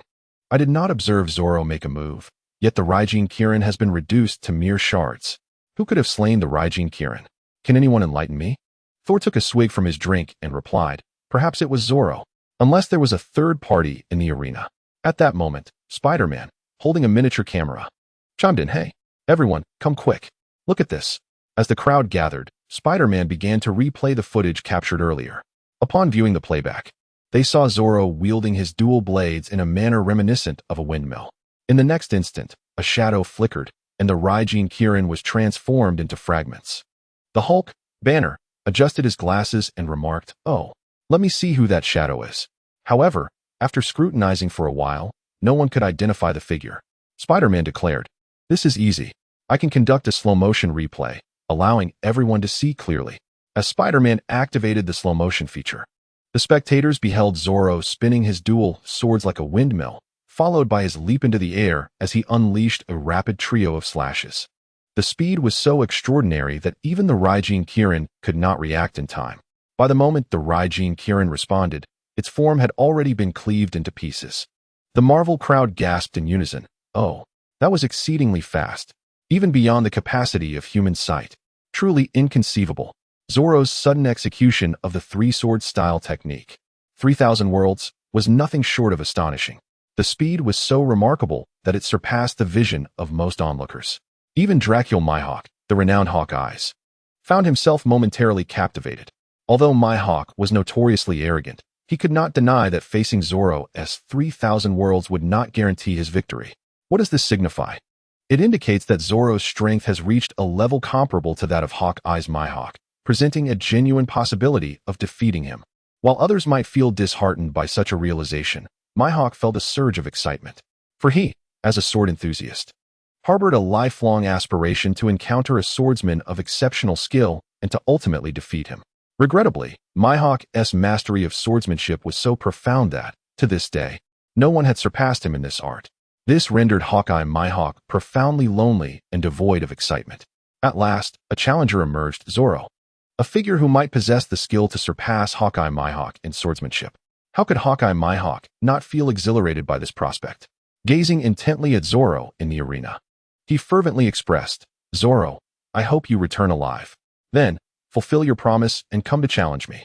In the arena, Sasuke witnessed his S-rank ninjutsu, Kirin, being thwarted, which stirred a flicker of defeat within him. However, he swiftly regained his composure. If Kirin proved ineffective, he would have to resort to his ultimate technique. With this thought, Sasuke closed his eyes. The onlookers were left perplexed. What was this Sasuke doing? This was a battle. Why had he suddenly shut his eyes? Was he attempting to rest? Even those from the world of Naruto found it bewildering. Kakashi's student, Lee, crossed his arms and remarked, "What is Sasuke thinking? Why has he closed his eyes? Is he exhausted?" Even Naruto shared this sentiment, believing that Sasuke had kept his Sharingan activated for too long and now required a moment of respite. But this was hardly a time for rest. Naruto anxiously fretted for Sasuke from below, feeling utterly powerless. Only Sasuke's brother, Itachi Uchiha, understood his intent. Observing Sasuke with closed eyes, Itachi chuckled softly. Are you about to employ Susanoo? You should have used that technique sooner. Indeed, Sasuke was preparing to invoke Susanoo, activating his Mangekyo Sharingan. Zoro had been closely monitoring Sasuke, and upon witnessing his sudden closure of the eyes, though somewhat bewildered, he resolved to seize the opportunity. With a swift motion, Zoro raised his sword and shouted, "Three-sword style, 180 blades of worrying winds." This was an enhanced version of the three-sword style, 108 blades of worrying winds, significantly amplifying its power and destructive capacity, unleashing a slash that rivaled the height of mountains. As Zoro executed this technique, a colossal wave of slashing energy surged toward Sasuke. Just as the immense wave was about to reach him, Sasuke abruptly opened his eyes. His gaze revealed an eerie red pattern, an unsettling sight indeed. This was the Mangekyo Sharingan of Uchiha Sasuke. Upon the emergence of these peculiar eyes, some spectators felt an inexplicable, soul-stirring sensation. This feeling was nothing short of bizarre. Those in the Naruto world gasped in astonishment at the scene. Jiraiya was the first to exclaim, "Mangekyo Sharingan." The third Hokage, Hiruzen Sarutobi, Kakashi, and others recognized the manifestation of the Mangekyo Sharingan. It is important to note that not just any member of the Uchiha clan can activate this eye. It demands numerous stringent conditions. In truth, only a select few have ever been able to awaken the Mangekyo Sharingan, which is why the audience was so taken aback. However, on the arena, Sasuke found himself without the luxury of time to attend to them. Upon activating his Mangekyo Sharingan, he immediately summoned Susanoo. In an instant, a colossal purple figure manifested upon the stage. This towering giant, reminiscent of a small mountain, bore a pair of wings on its back and sported a slightly elongated visage, markedly different from Kakashi's Susanoo. The emergence of Sasuke's Susanoo elicited a cacophony of astonishment from the onlookers. In the Marvel Universe, Thor, upon witnessing Sasuke's Susanoo, raised his bottle and exclaimed, "Oh, this wicked giant has returned. I shall see if my hammer can crush it with a single blow." Spider-Man remarked, "Oh, let me take a look. This giant must not be a physical entity. It appears to be some form of energy manifestation." In the world of pirates, the long-nosed Usopp trembled at the sight of Susanoo, uttering, "This is the giant devil. Zoro is surely in peril." Luffy, with fists raised, shouted, "Giant devil. I will defeat him." As he spoke, he dashed across the ship, preparing to leap towards the celestial arena. Nami, witnessing this, seized Luffy's arm and fiercely admonished, "What chaos are you causing here? The celestial arena is not in our world. Can you even reach it?" With that, she slapped Luffy down onto the deck, casting her gaze towards Zoro on the celestial stage, hoping fervently for his safety. Back on the celestial arena, as Zoro unleashed his three-sword style, 1,800 calamities, Susanoo merely extended a massive hand, effortlessly dissipating the formidable wave of slashes into nothingness. Zoro stood momentarily stunned. His technique was immensely powerful. Yet not only did it fail to breach the opponent's defenses, but it was also crushed in an astonishing display. The spectators from all realms gasped in disbelief, especially the swordsmanship experts, who recognized the weight of Zoro's attack as a formidable strike worthy of a grand swordsman. Yet even so, it could not penetrate Susanoo's defenses and was obliterated. In the pirate world, red-haired Shanks observed the celestial arena and remarked, "Is this the three-sword style? Such a distinctive technique. Given the chance, I would love to experience it firsthand." He tightened his grip on the hilt of his sword, knowing well that he was not only one of the four emperors, but also a master swordsman of unparalleled caliber. As Susanoo crushed Zoro's attack, it cast a disdainful glance in his direction and lifted its enormous foot to stomp down upon him. Usopp, witnessing the impending danger, cried out, "Zoro, look out! Quickly evade!"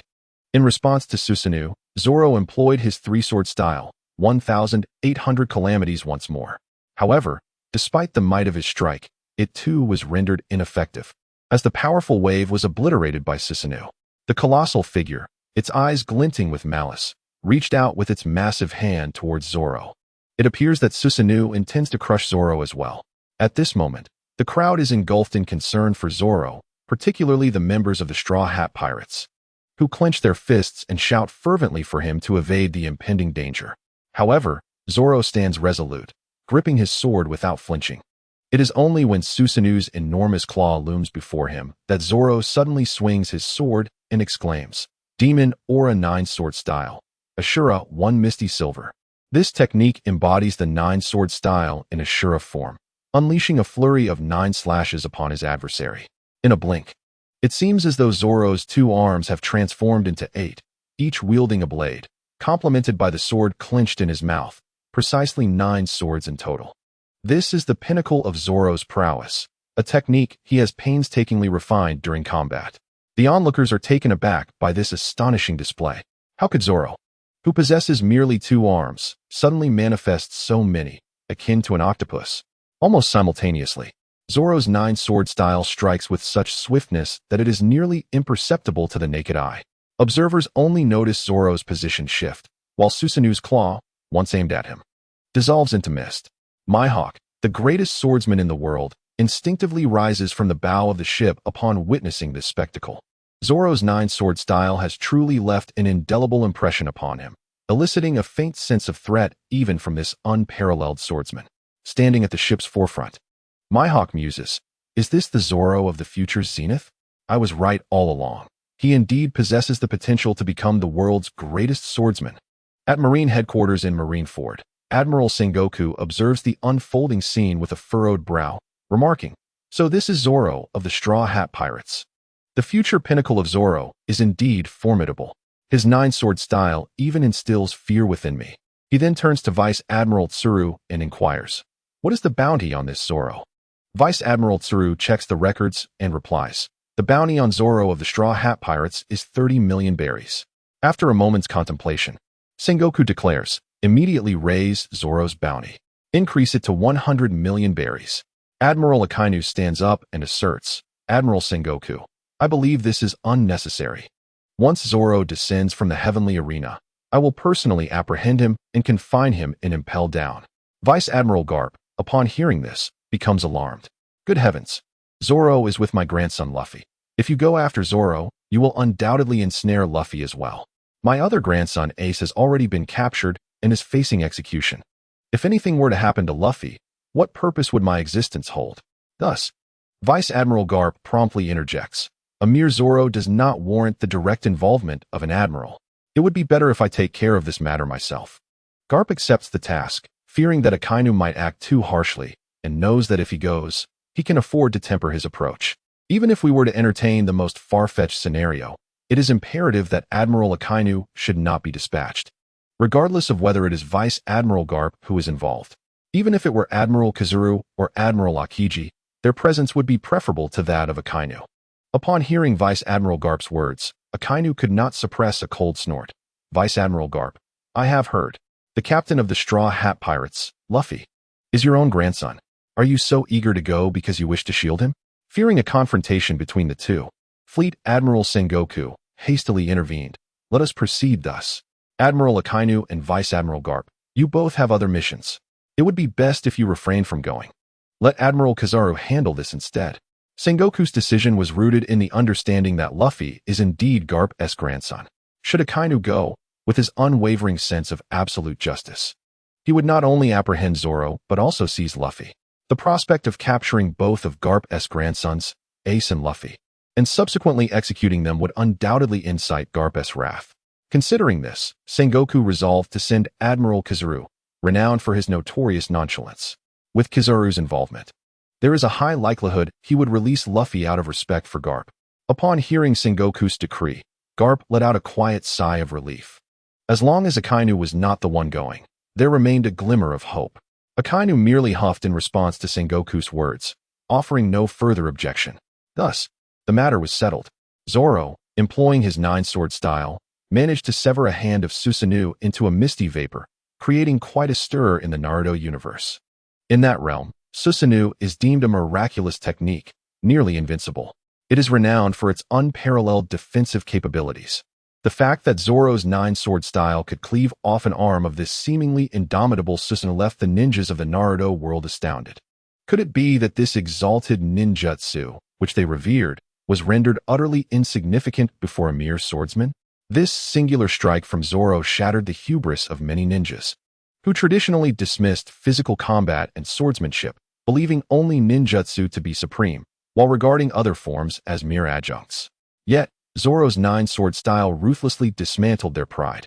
On the celestial arena, Sasuke was equally taken aback, as his Susanoo had been shattered and lost an arm to Zoro's blade. This was a bitter pill for Sasuke to swallow. However, he quickly regained his composure and proceeded to mend the damaged arm of Susanoo. After all, Susanoo is formed through the concentration of chakra. Sasuke merely needed to channel more chakra to recreate its arm. Once restored, the usually taciturn Sasuke surprisingly addressed Zoro. Zoro, your strength is indeed formidable. In our world, you would undoubtedly rank among the elite. However, if that nine-sword style was your strongest attack, you may find it insufficient to defeat my Susanoo. With that, Susanoo began to move.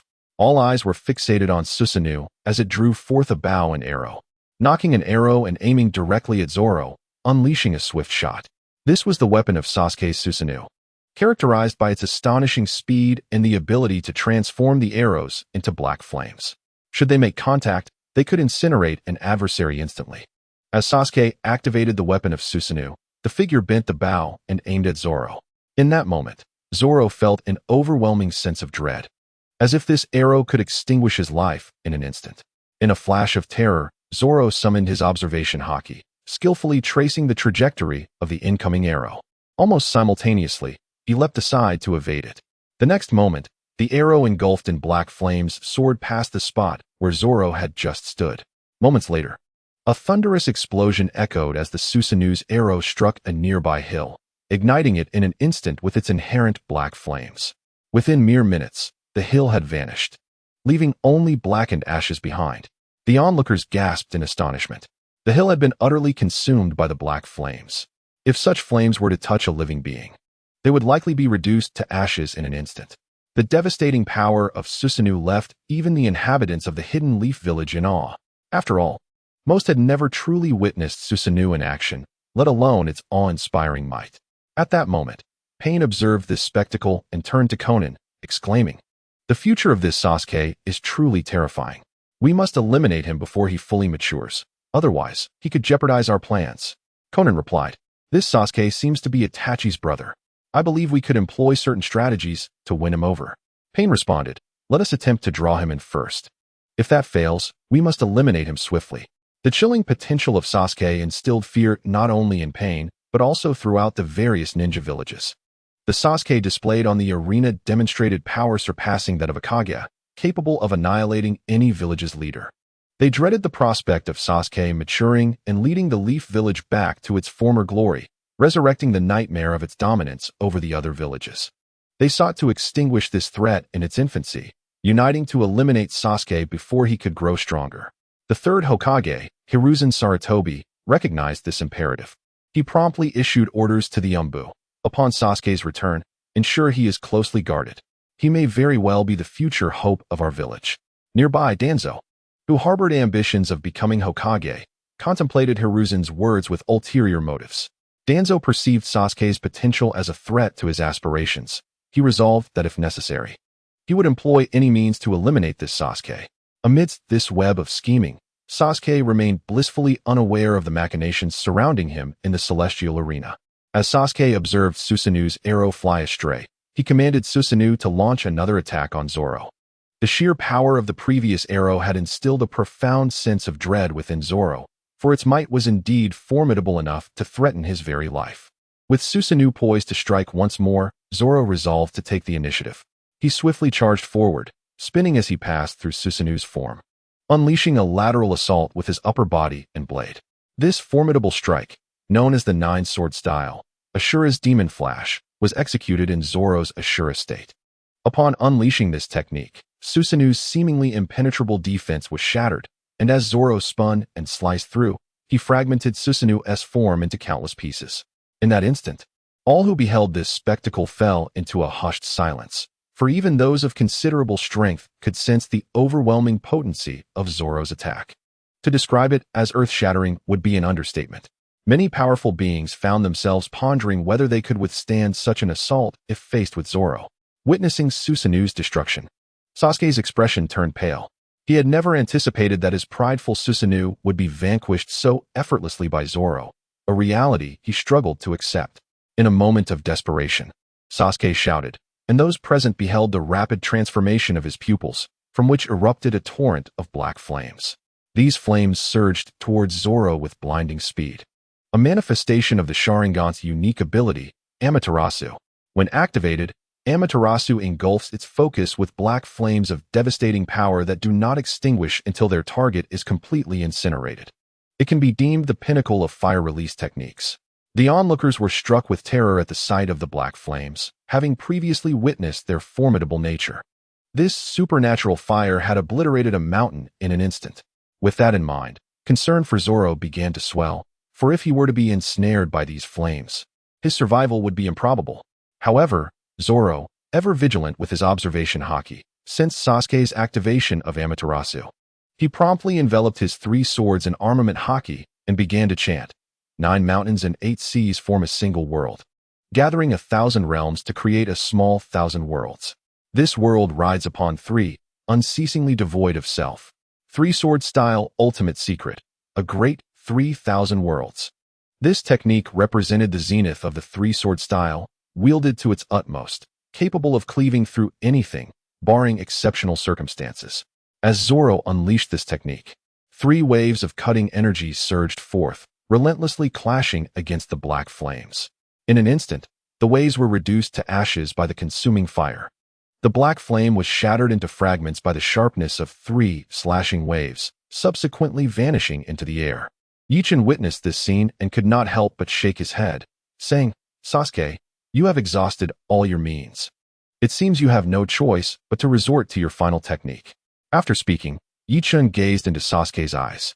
Indeed, he observed Sasuke's eyes beginning to change, evolving from the Mangekyo Sharingan to the Rinnegan. Sasuke then closed his eyes, only to open them abruptly. At that moment, he pressed his hands together and silently observed the suddenly materializing black sphere. This black sphere slowly ascended into the air, and upon reaching a certain altitude, it suddenly unleashed an immense gravitational force. In an instant, the surrounding rocks were drawn toward the sphere as if they were iron filings attracted by a magnet. The ground beneath their feet began to crack, transforming into countless fragments that chaotically soared toward the black sphere in the sky. Having exhausted all his strategies without being able to defeat Zoro, Sasuke had no choice but to unleash his final move, the planetary devastation. Instantly, a black sphere appeared in the sky, emitting an overwhelming gravitational pull that drew all the stones from the ground upwards. Zoro had never witnessed such a phenomenon. He stood in shock, watching as stone after stone lifted from the ground, akin to moths drawn to a flame, hurtling toward the black sphere. As Zoro pondered the unfolding situation, he suddenly felt his body become weightless, and to his astonishment, he began to float upwards, just like the stones, towards the black sphere. In a state of panic, Zoro desperately attempted to struggle, but no matter his efforts, he remained powerless, helplessly watching as he was drawn upward and buried amidst countless fragments. Many onlookers were left dumbfounded by this spectacle, for the scene before them was utterly astounding. A colossal black sphere hung in the air like the moon, with Zoro sealed within it. The members of the Straw Hat Pirates gasped in horror upon witnessing this. Luffy was the first to shout, "Zoro, I will break this black sphere and rescue you." As he called out, Luffy utilized his rubber abilities to transform his body into a spring, launching himself toward the arena in the sky. This time, no one attempted to stop Luffy, although they understood that the celestial arena was not of this world, and that no matter how high Luffy jumped, he could never enter it to save Zoro. They still refrained from intervening.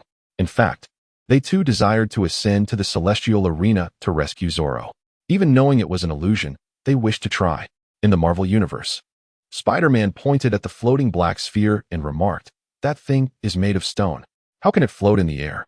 Iron Man spread his arms and replied, "What of it? The moon is larger than that thing, and it floats in space just the same." Spider-Man countered, "That's different.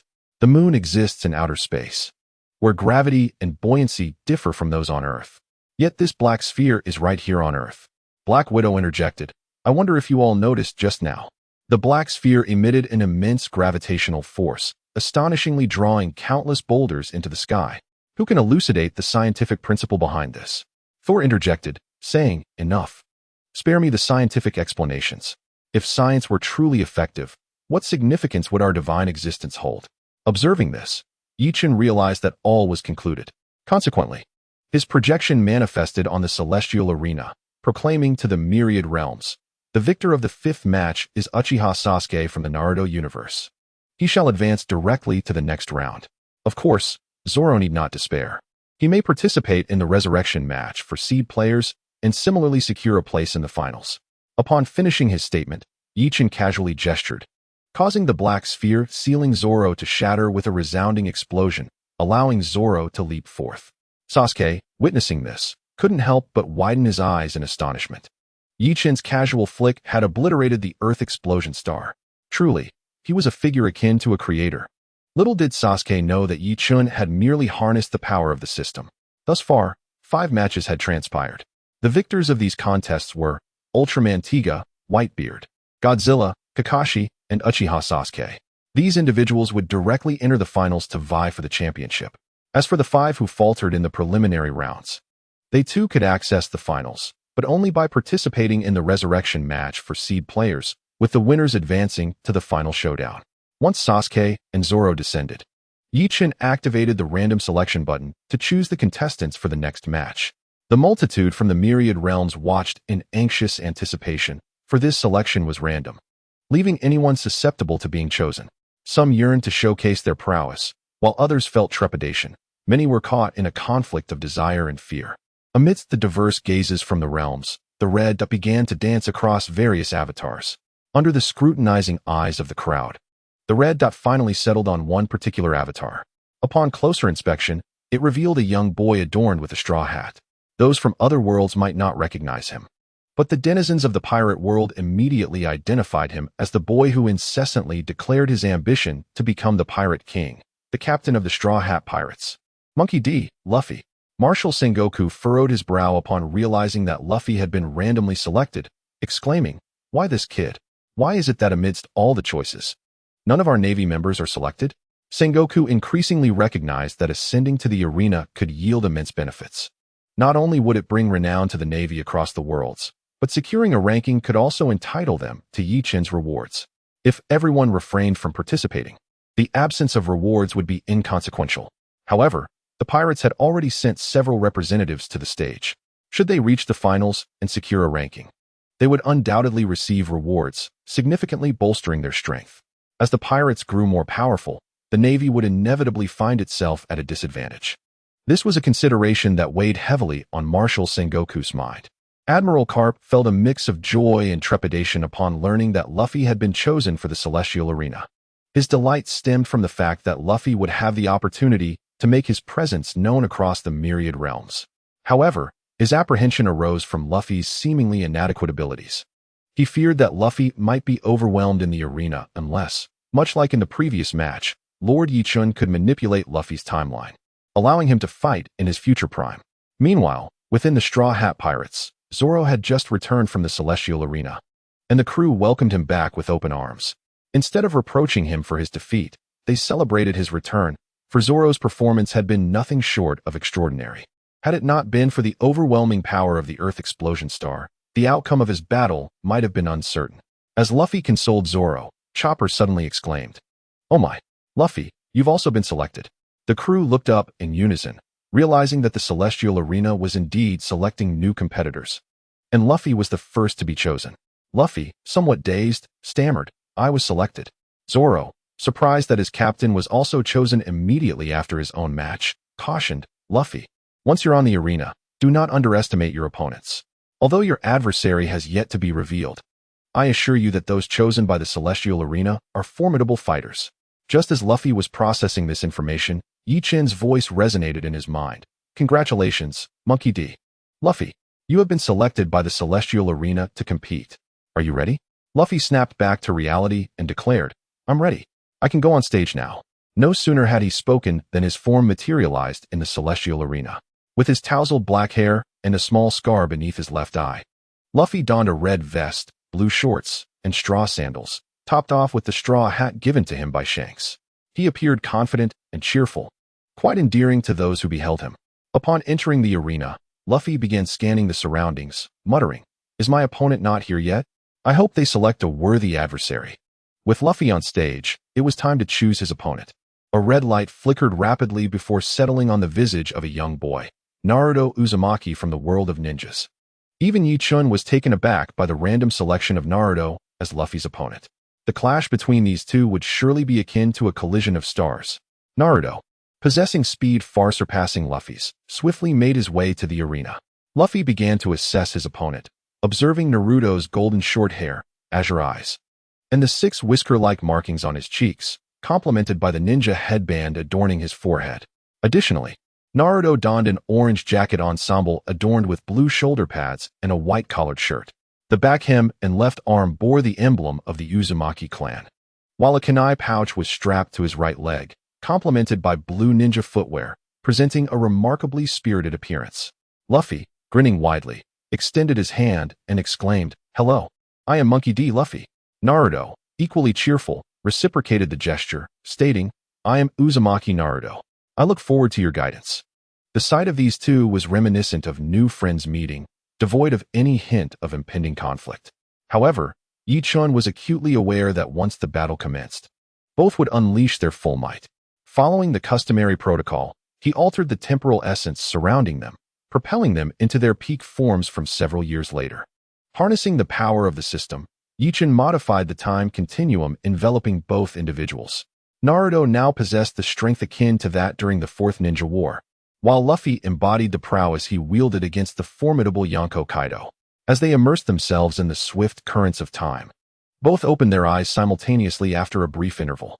Luffy asserted, "Naruto, though I consider you a friend, I shall not hold back once the battle begins." Naruto responded, "Luffy, I regard you as a friend too. Yet, friendship and combat are distinct. Should we engage, I will not show you mercy." They nodded at one another, signaling the commencement of their duel. Luffy was the first to act. He unleashed the powers of the Gum Gum fruit, extending his arms backward before launching a powerful forward strike. Shouting, "Gum Gum Rocket!" The onlookers from various realms were left astounded, their eyes nearly bulging in disbelief. How could this boy's limbs stretch like rubber bands? Was he not made of flesh, but rather of rubber? Naruto was taken aback as well, yet his reflexes were swift. He quickly formed hand seals, summoning 4 shadow clones. The 4 clones surged forward, executing a spinning kick toward Luffy. Surprised by the sudden appearance of 5 Narutos before him, Luffy, undeterred, unleashed his Gum Gum Rocket, ignoring the impending threat as he struck at the advancing Narutos. With a series of muffled thuds, the 4 clones were sent flying, dissipating into the air. Meanwhile, Naruto's true form had already maneuvered to Luffy's side, delivering a powerful spinning kick. Luffy, caught off guard, was sent hurtling away. Although Naruto's kick was robust and infused with physical prowess, it felt merely like a tickle to the rubber-bodied Luffy. Grasping a nearby tree with his hands, Luffy's arms elongated once more, propelling him like a cannonball toward Naruto. In a moment of urgency, Naruto swiftly dodged to the side and began to rapidly form a Rasengan. This A-rank ninjutsu, inspired by the tailed beast bomb, was conceived by the 4th Hokage, Minato Namikaze, after 3 years of dedicated effort. This ninjutsu involves concentrating chakra in the hands, allowing it to flow irregularly in various directions while compressing it into a chakra sphere the size of a palm, which is then utilized to strike the opponent. Just as Naruto had completed his Rasengan, Luffy's body was propelled towards him. Holding the Rasengan, Naruto launched an attack at Luffy. With a resounding bang, Luffy was knocked to the ground, but immediately, one of his arms extended, coiling around Naruto like a serpent. Struggling, Naruto exclaimed to Luffy, "You are quite peculiar. How is your body so elastic?" Luffy, with a proud grin, replied, "That's because I ate the Gum Gum fruit. I am made of rubber. Now I've caught you. What do you have to say?" Though Naruto was unfamiliar with the Gum Gum fruit, he understood Luffy's words. Luffy was a rubber man, capable of stretching his body freely. Naruto then smiled at Luffy and declared, "I aspire to become Hokage. I cannot be so easily defeated by you." With that, he promptly utilized the E-rank ninjutsu, the shadow clone technique.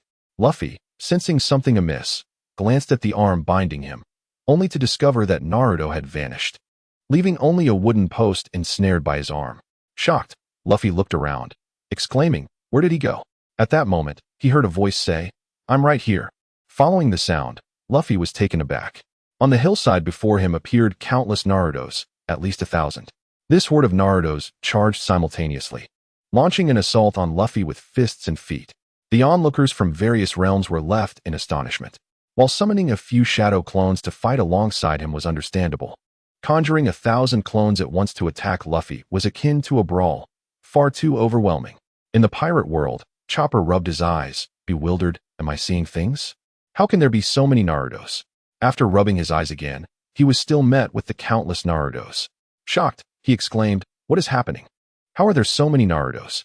Soon after, he witnessed the 1,000 Narutos unleashing their punches, overwhelming Luffy in an instant. This technique was called Naruto's 4,000 punches, an A-rank ninjutsu capable of producing 1,000 shadow clones to simultaneously attack an opponent with fists and feet. Upon seeing the 1,000 Narutos charging towards him, Luffy was taken aback, but quickly shouted, Gum Gum Machine Gun. With that proclamation, his fists began to strike at the 1,000 Narutos with astonishing speed. In a flurry of sounds, the Narutos were sent flying, dissipating into the air. Luffy then flashed a grin at Naruto and said, this is my newly invented technique, the Gum Gum Machine Gun, specifically designed for dealing with mob fights. Naruto nodded in agreement, saying, that looks quite impressive. It seems that defeating you in a standard mode is rather challenging. Thus, I shall resort to this. Naruto immediately extended his hand and shouted, activate Sage Mode. With that exclamation, a radiant glow enveloped him. This was Naruto's Sage Mode, a state that harnesses natural energy to bolster both offensive and defensive capabilities. Additionally, it allows for an expansion of taijutsu range and heightened perception through one's own energy. Furthermore, the Sage Chakra, derived from natural energy, significantly amplifies the potency of one's ninjutsu, taijutsu, and genjutsu. Observers from countless realms could not help but comment, are you two truly human? Such abnormalities. Seeing this, Luffy inquired of Naruto, I feel your body beginning to glow. How did you achieve that? Naruto replied, because I have activated Sage Mode. Luffy, upon hearing this, erupted in excitement, exclaiming, Sage Mode. Wow, that sounds incredible. Naruto, a bit bashful from Luffy's praise, scratched the back of his head and said, it's nothing much. You'll understand once you give it a try. As he spoke, Naruto created 2 shadow clones, and together they unleashed the Rasengan with both hands. The spirals, rotating in opposite directions, interfered with one another toward the center, generating a force exceeding that of the standard Rasengan by more than double. This was Naruto's ultimate technique, the Sage Art, Rasengan Barrage. At that moment, Naruto wielded a Rasengan in each hand and launched them simultaneously at Luffy's chest. Luffy, witnessing this, declared, here it comes. Behold my Gum Gum bullet. He stretched his hand back, hardening it with armament haki, and charged towards Naruto at close range. Their techniques collided, Luffy's rubbery body buckling under the impact of the Rasengan, while his Gum Gum bullet sent Naruto flying. Almost simultaneously, Luffy's arms elongated rapidly, seizing Naruto midair before slamming him toward the ground. This was Naruto's other signature move, the Rubber Hammer. This strike, akin to a mallet, aimed to drive him forcefully into the earth. Naruto's body, however, was not as resilient as Luffy's, and if this blow connected, he would certainly sustain injuries, if not worse. Now it was Sasuke's turn to worry for Naruto. Conversely, Sakura reassured Sasuke, do not fret. Naruto will be fine. The late Kushina Uzumaki anxiously turned to Minato Namikaze, saying, will Naruto be alright? Minato took Kushina's hand and replied, rest assured, we must have faith in Naruto. He can handle this. Kushina felt slightly reassured, yet remained anxiously fixated on Naruto in the arena. Just then, Luffy stretched his arm, grasping the airborne Naruto, and prepared to slam him down with tremendous force. Naruto, momentarily startled, managed to react in time, hastily employing a substitution technique. In the next moment, Naruto's clone was forcefully slammed to the ground, utterly shattered. However, as the crowd focused their gaze, it became evident that this was not Naruto, but merely a wooden post. Luffy, taken aback, momentarily paused. Naruto seized this opportune moment to unleash his Sage Art, Super Rasengan. This formidable technique compresses chakra to an extraordinary density, releasing its devastating power upon impact. Naturally, employing such an A-rank ninjutsu demands significant chakra, necessitating assistance from the Nine Tails. With remarkable speed, Naruto launched his Sage Art, Super Rasengan towards Luffy, striking him with tremendous force. Luffy was sent hurtling backward, crashing violently against a nearby stone wall before sliding down, limp and defeated. The onlookers murmured in confusion, is Luffy dead? How could he be so weak? Only the members of the Straw Hat Pirates remained composed, fully aware that Luffy, being a rubber man, likely sustained minimal damage from the attack. In the world of Naruto, Sakura exuberantly waved her hands, exclaiming, "Yes, Naruto has won. This is fantastic." Sasuke, casting a puzzled glance at Sakura, remarked, "Surely you don't believe that those who ascend to this arena are weaklings? If they were so easily defeated, they wouldn't belong here at all." As Sasuke and Sakura conversed, Luffy, still sprawled on the ground, stretched languidly and declared, "All right, it's time to get up." To the astonishment of the crowd, he rose from the ground and addressed Naruto, saying, "You truly are impressive. I believe if I were to continue using my first gear, I might not be able to bring you down." With that, Luffy activated his second gear, his skin turning a vibrant red and emitting steam, as if he had taken a performance-enhancing substance. Upon entering second gear, Luffy could utilize his legs as a pump to accelerate blood flow, thereby enhancing his physical strength. This transformation allowed him to execute rapid movements, enabling him to strike his adversaries before they realized it. The amalgamation of speed and amplified power rendered his second gear attacks significantly more formidable than his usual state. The spectators, witnessing the steam emanating from Luffy and his crimson skin, could not help but exclaim, "What a freak." No, they are both freaks. In the Marvel Universe, Thor observed this scene with keen interest, remarking, "This fellow resembles boiling water, enveloped in steam." Iron Man interjected, "My focus is not on that. My attention is on Naruto. Did you not see the blue orb in his hand? It must be some form of unknown energy." Banner added, "I noticed that too. It seems to be a bodily energy, though its exact nature eludes me." As the crowd remained captivated, Luffy shouted, "Second gear, Gum Gum Jet Pistol." Realizing his inability to withstand Naruto's Sage Mode, Luffy activated his second gear. In the second gear mode, Luffy unleashed his rubber jet pistol towards Naruto. In an instant, Luffy's arms elongated, harnessing the recoil from the rubber's elasticity, and struck Naruto with a resounding punch. Naruto was immediately sent flying. Sakura, witnessing this, could not help but gasp in shock. Although Sakura harbored feelings for Sasuke, Naruto held a significant place in her heart. Seeing Naruto being struck, she instinctively cried out. Kakashi, too, felt a wave of concern and fixated his gaze on Naruto in the ring. He could discern that Luffy's previous strike was indeed powerful. In the pirate world, Admiral Carp observed Naruto executing the rubber jet pistol and nodded in approval, thinking to himself, "It has been a while since I last saw this kid. He has made considerable progress. Humph. But why on earth does he choose the path of a pirate? Wouldn't being a Navy officer be more appealing? It truly frustrates me." Naruto, who had been sent sprawling, quickly regained his footing. After all, he had instinctively defended himself at the critical moment, mitigating much of the rubber jet pistol's force. The residual impact, while enough to propel him backward, did not inflict significant harm. However, it prompted Naruto to regard Luffy as a formidable opponent. Standing up, Naruto declared, "Luffy, you truly are impressive after entering second gear, but I am no slouch, either. Prepare yourself for my ultimate move." As he spoke, Naruto conjured a shadow clone to assist him in forming a Rasengan. This time, he unleashed the Sage Art Super Giant Rasengan, an enormous sphere infused with natural energy, capable of obliterating a small mountain upon detonation. With the collaboration of his clone, Naruto swiftly shaped the Sage Art Super Giant Rasengan. Subsequently, the clone lifted the colossal sphere and leaped high, launching it towards Luffy with great force. Luffy, not one to remain idle, shouted, "Behold my rubber balloon." With that exclamation, Luffy rapidly inhaled air, causing his abdomen to swell dramatically. In this state, Luffy resembled a giant balloon, with his head and limbs appearing comically small in contrast to his inflated form. In the world of Naruto, Jiraiya gazed at Luffy's bizarre condition in astonishment. How on earth did he achieve that? At that moment, Luffy's exaggerated proportions rendered him quite uncoordinated, bordering on the absurdly humorous. Danzo, nearby, chuckled. "This reminds me of a creature known as the pufferfish. When threatened, a pufferfish rapidly inflates, transforming into a round ball to intimidate its foes." Haha, but is this really effective? In Danzo's eyes, Luffy was nothing more than a comical pufferfish, devoid of any practical utility. Upon witnessing the scene, Naruto was momentarily taken aback. However, he did not hesitate to unleash his Sage Art Super Giant Rasengan. The attack struck directly against Luffy's inflated belly, producing a resonant thud that sent both Naruto and his Rasengan hurtling away.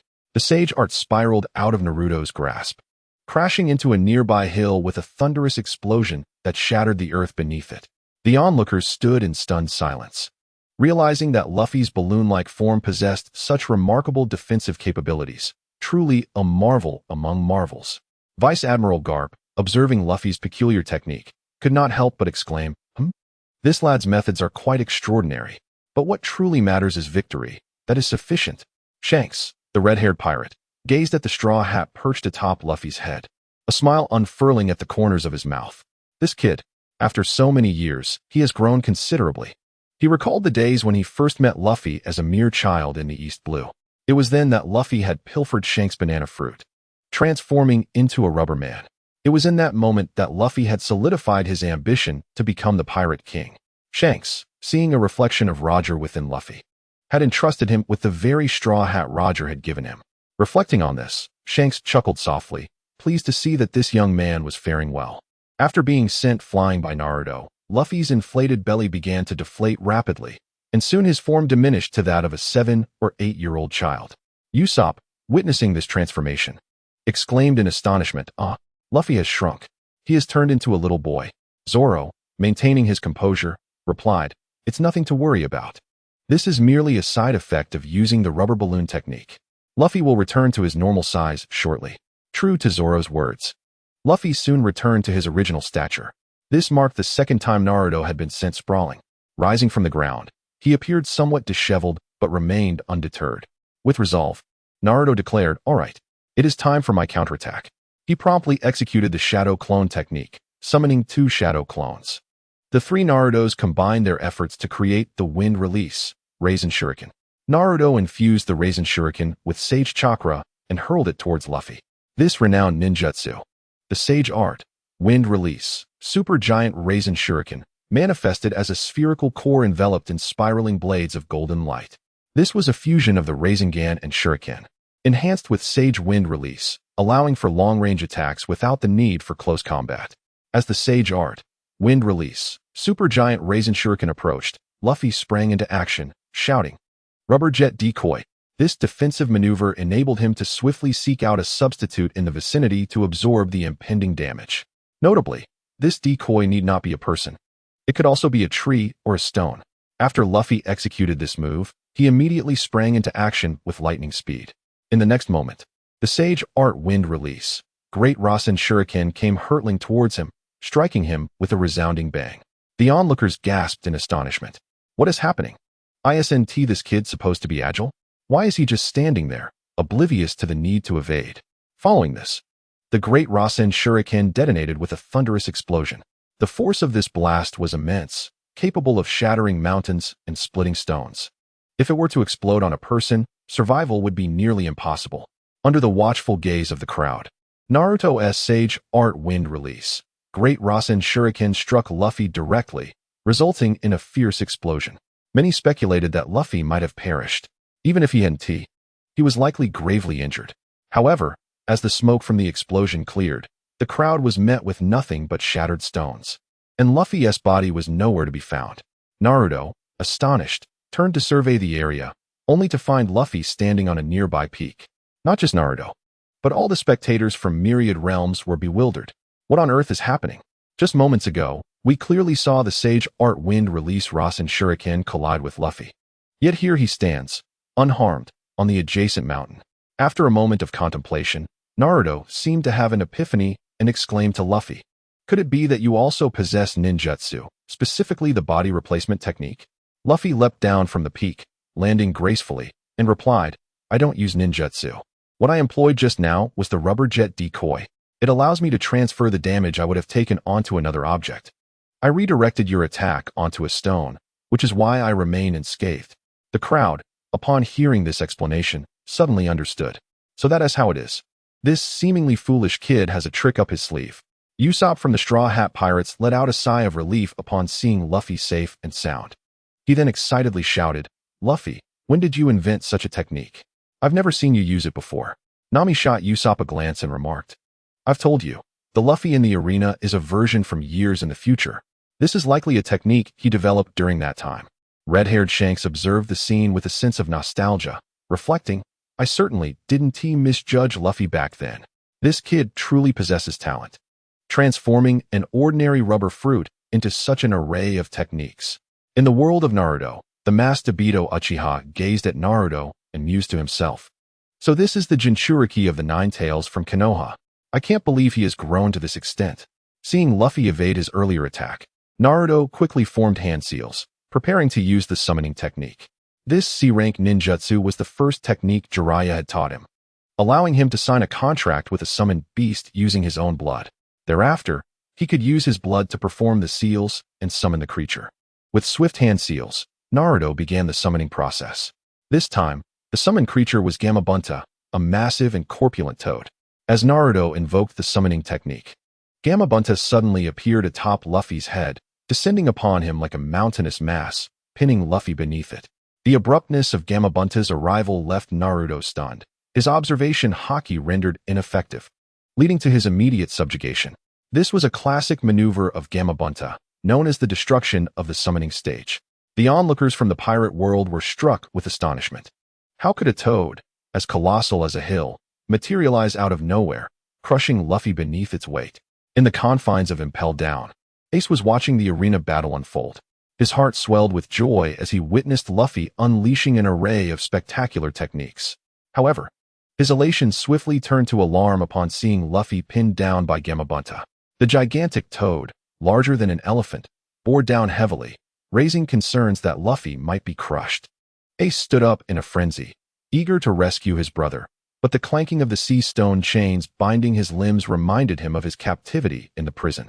With a heavy sigh, he lamented, "Luffy, I fear I cannot assist you." In the world of Naruto, Jiraiya was taken aback at the sight of Gamabunta. How could the great toad appear here? Moreover, how could Naruto, of all people, wield his summoning technique? Jiraiya's mind raced, pondering the implications. Could it be that in the future, he would take Naruto as his apprentice and pass on his summoning technique? The thought seemed increasingly plausible. Nevertheless, he recognized Naruto's potential and deemed it worthwhile to mentor him.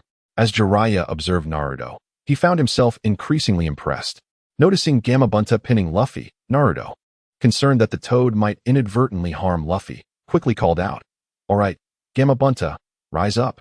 After all, Naruto had no enmity with Luffy. Defeating him sufficed without the need to inflict fatal harm. However, just as Naruto uttered these words, a resounding bang echoed as Gamabunta soared into the air. In the wake of Gamabunta's ascent, Luffy emerged from the spot where the toad had been seated. From Luffy's stance, it was evident that he had delivered a powerful punch, propelling Gamabunta skyward. The Straw Hat Pirates erupted in cheers, having anticipated Luffy's demise or severe injury, only to witness him rise and strike Gamabunta with a single blow. Their astonishment knew no bounds. Even Ace and Impel Down exhaled a sigh of relief, for he regarded Luffy as his own brother, and the thought of anything happening to him was unbearable. After sending Gamabunta flying, Luffy turned his gaze towards Naruto and declared, "Now it's my turn to strike." Gum Gum Spear. Luffy, with a sudden leap, brought his feet together, stretching them like rubber bands before extending his toes, piercing towards Naruto like a spear. Observing this, Naruto opted not to confront the attack head-on. Instead, he concentrated his chakra in his feet and utilized the body flicker technique, swiftly dodging to the side. With a resounding bang, the massive boulder behind Naruto was unexpectedly pierced and shattered by the rubber spear. Onlookers gasped in astonishment, exclaiming, "This lad's body is akin to rubber, capable of stretching at will. Who would have thought it could be so resilient, able to shatter a boulder with just his toes?" What they failed to realize was that Naruto had employed armament haki on his toes, rendering them as hard as steel spears, resulting in such an explosive effect.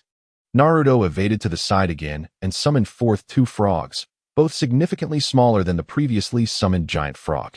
Luffy paused, bewildered. "Why have you summoned two more frogs?" The colossal one could crush with its weight, serving as an attack in its own right. But these two little frogs, what could they possibly do? "Are you planning to use them against me? They don't even have teeth." Naruto proceeded to summon yet another pair of diminutive frogs, prompting a wave of confusion among the spectators. Why did he summon a gigantic frog earlier, only to produce two smaller ones now? What is Naruto scheming? While everyone else was puzzled, Jiraiya understood Naruto's intentions. With a knowing smile, Jiraiya remarked, "Ah, you intend to use the oil flame bomb, don't you? That's my signature technique." Make sure to execute it flawlessly and don't embarrass me in front of everyone. Indeed, Naruto was preparing to unleash this technique. He reached out and tapped one of the frogs on the head, causing it to open its mouth and spray a jet of oil directly towards Luffy. Luffy, filled with questions, was unsure of Naruto's intentions.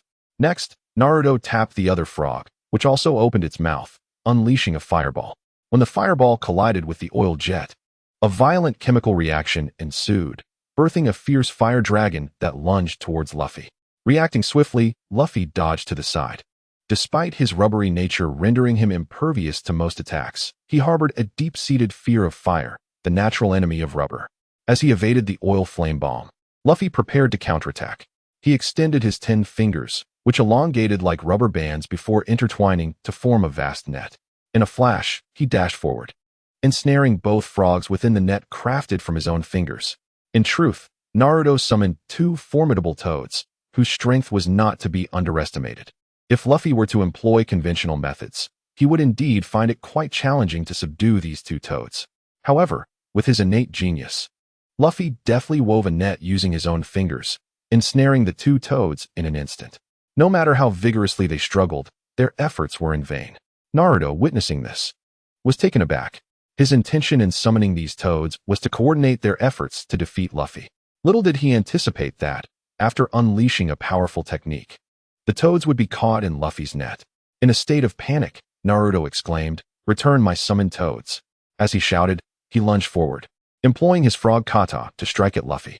Frog kata is a C-ranked martial art, and when Naruto is in Sage mode, its destructive power rivals that of the mighty Senju clan. In this state, Frog kata harnesses the natural energy surrounding him, amplifying the range and strength of his attacks. With Luffy's hands transformed into a net, he could not free himself to counterattack. Nevertheless, Luffy had his own strategies. He leaped into the air and unleashed his signature move, the rubber stamp machine gun, extending and enlarging his legs to deliver a barrage of kicks at Naruto. While Naruto's frog kata was indeed powerful, Luffy, being a rubber man, was not fazed by the strikes. And the onslaught of kicks from Luffy's rubber stamp machine gun caused Naruto to suffer a bit. Left with no choice, Naruto retreated. He considered using the Rasengan Shuriken for a ranged attack on Luffy, but hesitated, fearing the potential harm to the 2 toads. Thus, Naruto found himself at an impasse. However, Luffy did not wish to claim victory merely by this means. He retracted his hands, releasing the rubber net and freeing the toads, saying to Naruto, "Here are your toads back. Let us continue our battle." Naruto retrieved the toads and replied, "Since you have captured them, I shall not use them against you any longer." This marked Naruto's way of returning the favor of releasing the toads. After returning the toads to Mount Myaboku, Naruto declared, "Luffy, I will now enter the Nine-Tails mode. In this state, my strength will be significantly enhanced, so I hope you remain cautious." With that, Naruto began to absorb the chakra of the Nine-Tails. Soon, his form transformed, glowing a brilliant gold, flames dancing around him. Additionally, his eyes shifted into the vertical shape characteristic of the Nine-Tails, allowing him to fully harness its power. At that moment, Naruto appeared as a formidable deity. The onlookers were left in awe. In the world of Inuyasha, Sesshomaru gazed at Naruto, murmuring to himself, "Could it be that this Naruto is a demon like me? Though I am a dog demon, he is a fox demon." In the world of Naruto, everyone was astonished at Naruto's transformation, for many were aware that he was the Jinchuriki of the Nine-Tails. However, at least until this moment, it was the first time they had witnessed Naruto and the Nine-Tails merge, unleashing the power of the Kurama mode. Even from a considerable distance, they could feel the immense aura emanating from Naruto, one that surpassed the leaders of all the ninja villages. Sakura could not help but exclaim, "Is this truly Naruto? How can his presence be so formidable? Even from afar, I can sense this overwhelming force." Sasuke remarked, "Is this the Naruto of the future? It appears he has grown remarkably powerful." At this moment, the one most deeply moved was the third Hokage, Hiruzen Sarutobi.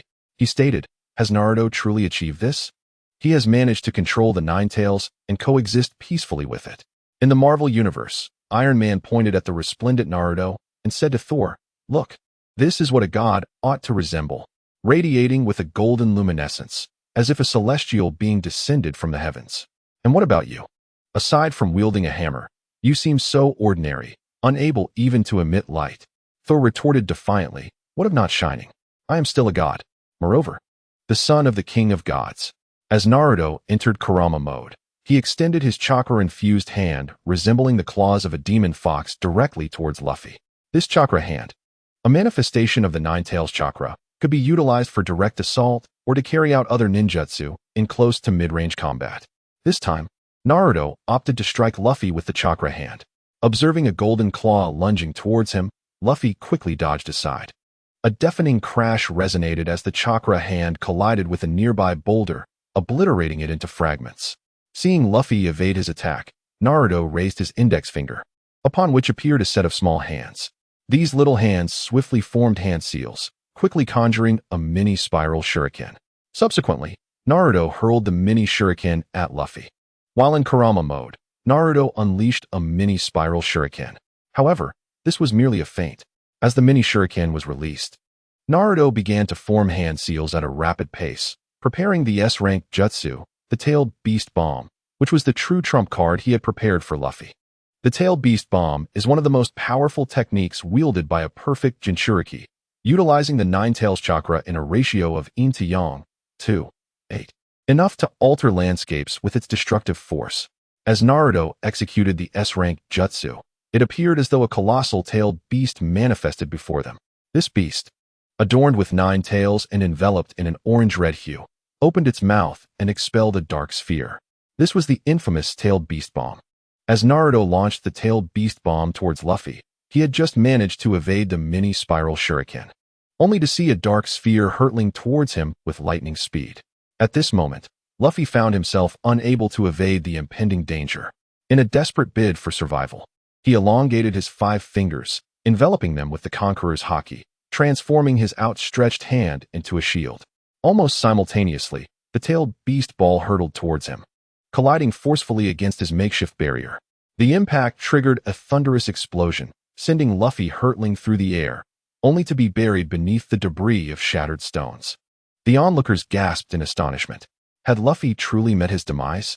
A chill swept through the hearts of many in the pirate world, encompassing not only the members of the Straw Hat Pirates and Vice Admiral Garp, but also the leader of the Revolutionary Army, Dragon.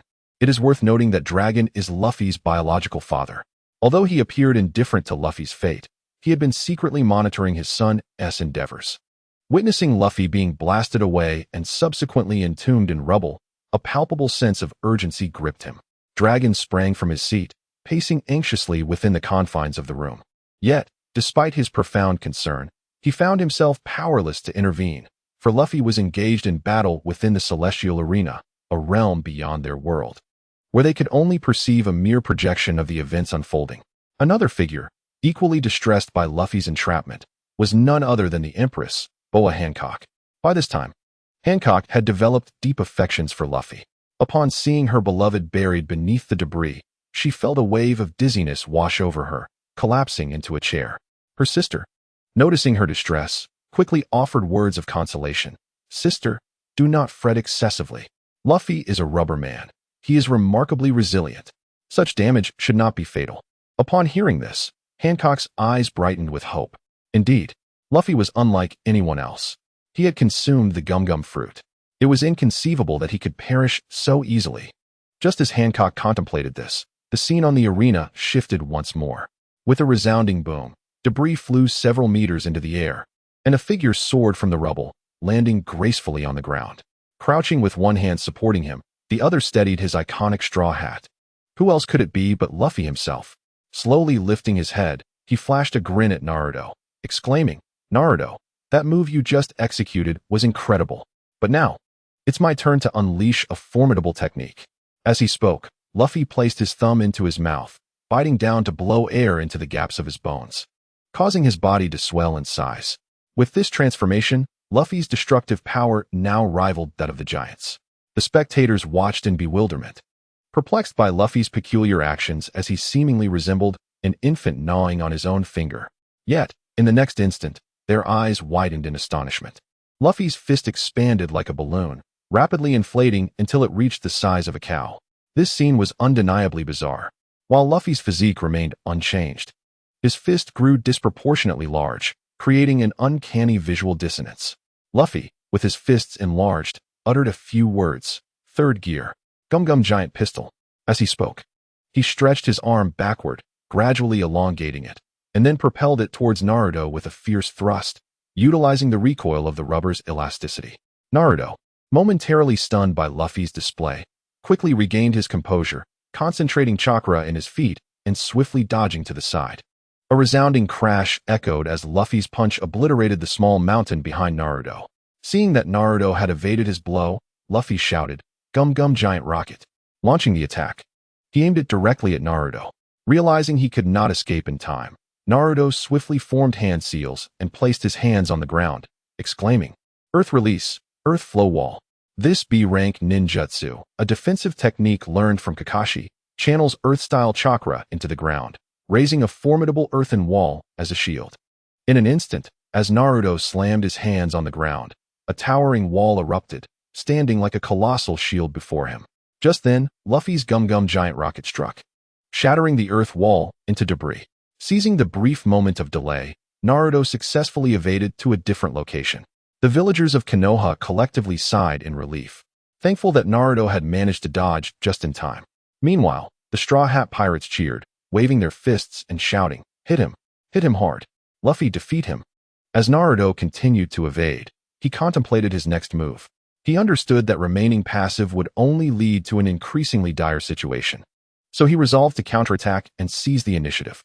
With this determination, Naruto decided to employ his signature technique, the sexy jutsu. This C-rank ninjutsu, the first he created in his youth, transforms him into a stunningly beautiful naked woman to seduce his foes. Even the third Hokage had succumbed to its allure. It could be said that no ordinary man could resist its charm.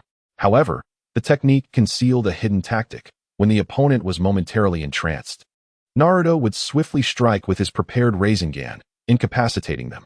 As Naruto transformed into a blonde beauty, unabashedly nude, countless spectators widened their eyes in disbelief. Millions rubbed their eyes, questioning whether they were hallucinating.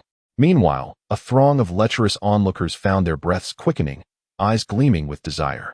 The audience across myriad realms was astonished. Goodness! Such an S-ranked move.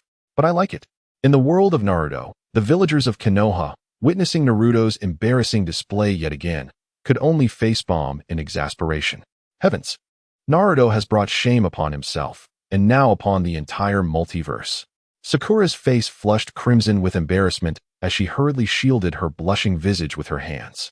Jiraiya, equally flustered, held his breath, his gaze fixated on the arena. The late Kushina, witnessing this scene, indignantly exclaimed to Minato, "Is this how Sarutobi has chosen to educate our child? Look at what he has made of Naruto." Minato, feeling somewhat awkward, stammered, "Well, I am not certain." Kushina, fuming, declared, "I must confront that monkey. He owes me an explanation." In the world of pirates, everyone was momentarily taken aback. The atmosphere felt entirely off. Weren't they supposed to be in battle? How had such an embarrassing spectacle arisen? Aboard the Going Merry, Sanji observed the scene, his cigarette dropping to the ground with a soft thud. He then waved his hands, exclaiming, "Beautiful, absolutely stunning." After uttering this, blood began to gush from his nose like a broken faucet. The others gasped in astonishment. Chopper shouted, "Sanji," as he rushed over to administer aid. In the Marvel Universe, Thor whistled at the unfolding spectacle, exclaiming, "Oh, this scene is utterly exhilarating. How did he manage that? My curiosity is piqued." Iron Man remarked, "I too find this exceedingly intriguing. Could it possibly be some kind of illusion?" The Hulk, Banner, interjected, "Have you not considered interpreting this event from a scientific standpoint?" Thor dismissed him, saying, "This has nothing to do with science. It pertains solely to men." Naruto employed the technique of seduction, initially believing that Luffy would be mesmerized and refrain from attacking a naked beauty. In such a scenario, Naruto anticipated seizing the opportunity to unleash his pre-prepared Rasen Shuriken while Luffy was momentarily distracted. However, Luffy was utterly unfazed. He had no interest in women. Otherwise, how could Nami, dressed so alluringly and parading before him daily, fail to elicit any reaction from him? Furthermore, the stunning Boa Hancock, who had clearly fallen for Luffy, was met with his wooden indifference. If even Nami and Hancock could not stir his heart, how could Naruto's transformed naked beauty possibly sway him? Luffy, without a moment's hesitation, swung his fist directly at the naked figure.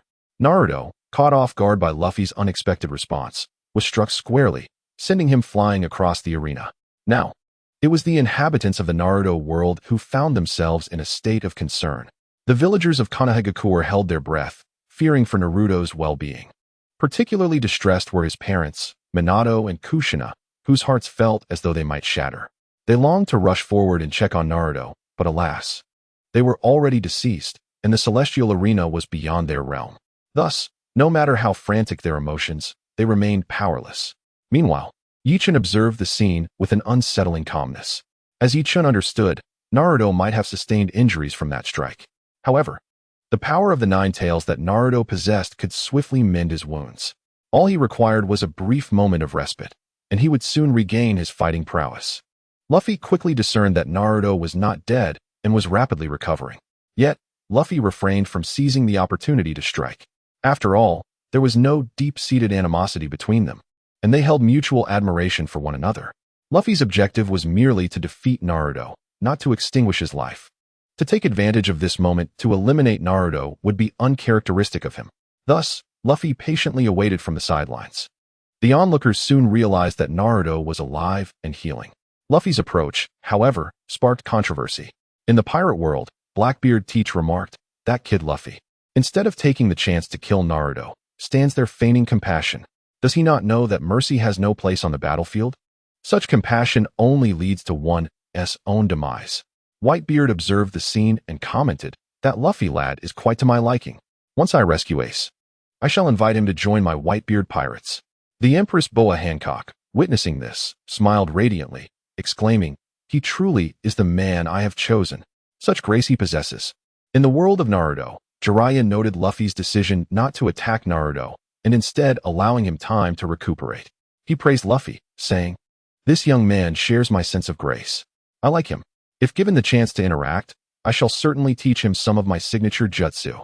Meanwhile, Danzo scoffed from a corner, "Humph. A soft-hearted individual like Luffy will never achieve greatness. One must not be bogged down by trivialities to accomplish significant feats." In the world of Bleach, Aizen observed the scene with an expression of admiration for Luffy. Even as a villain, he respected Luffy. For even wrongdoers should maintain a certain dignity. One must not lose their composure, even when engaging in misdeeds. That is Aizen's principle of conduct.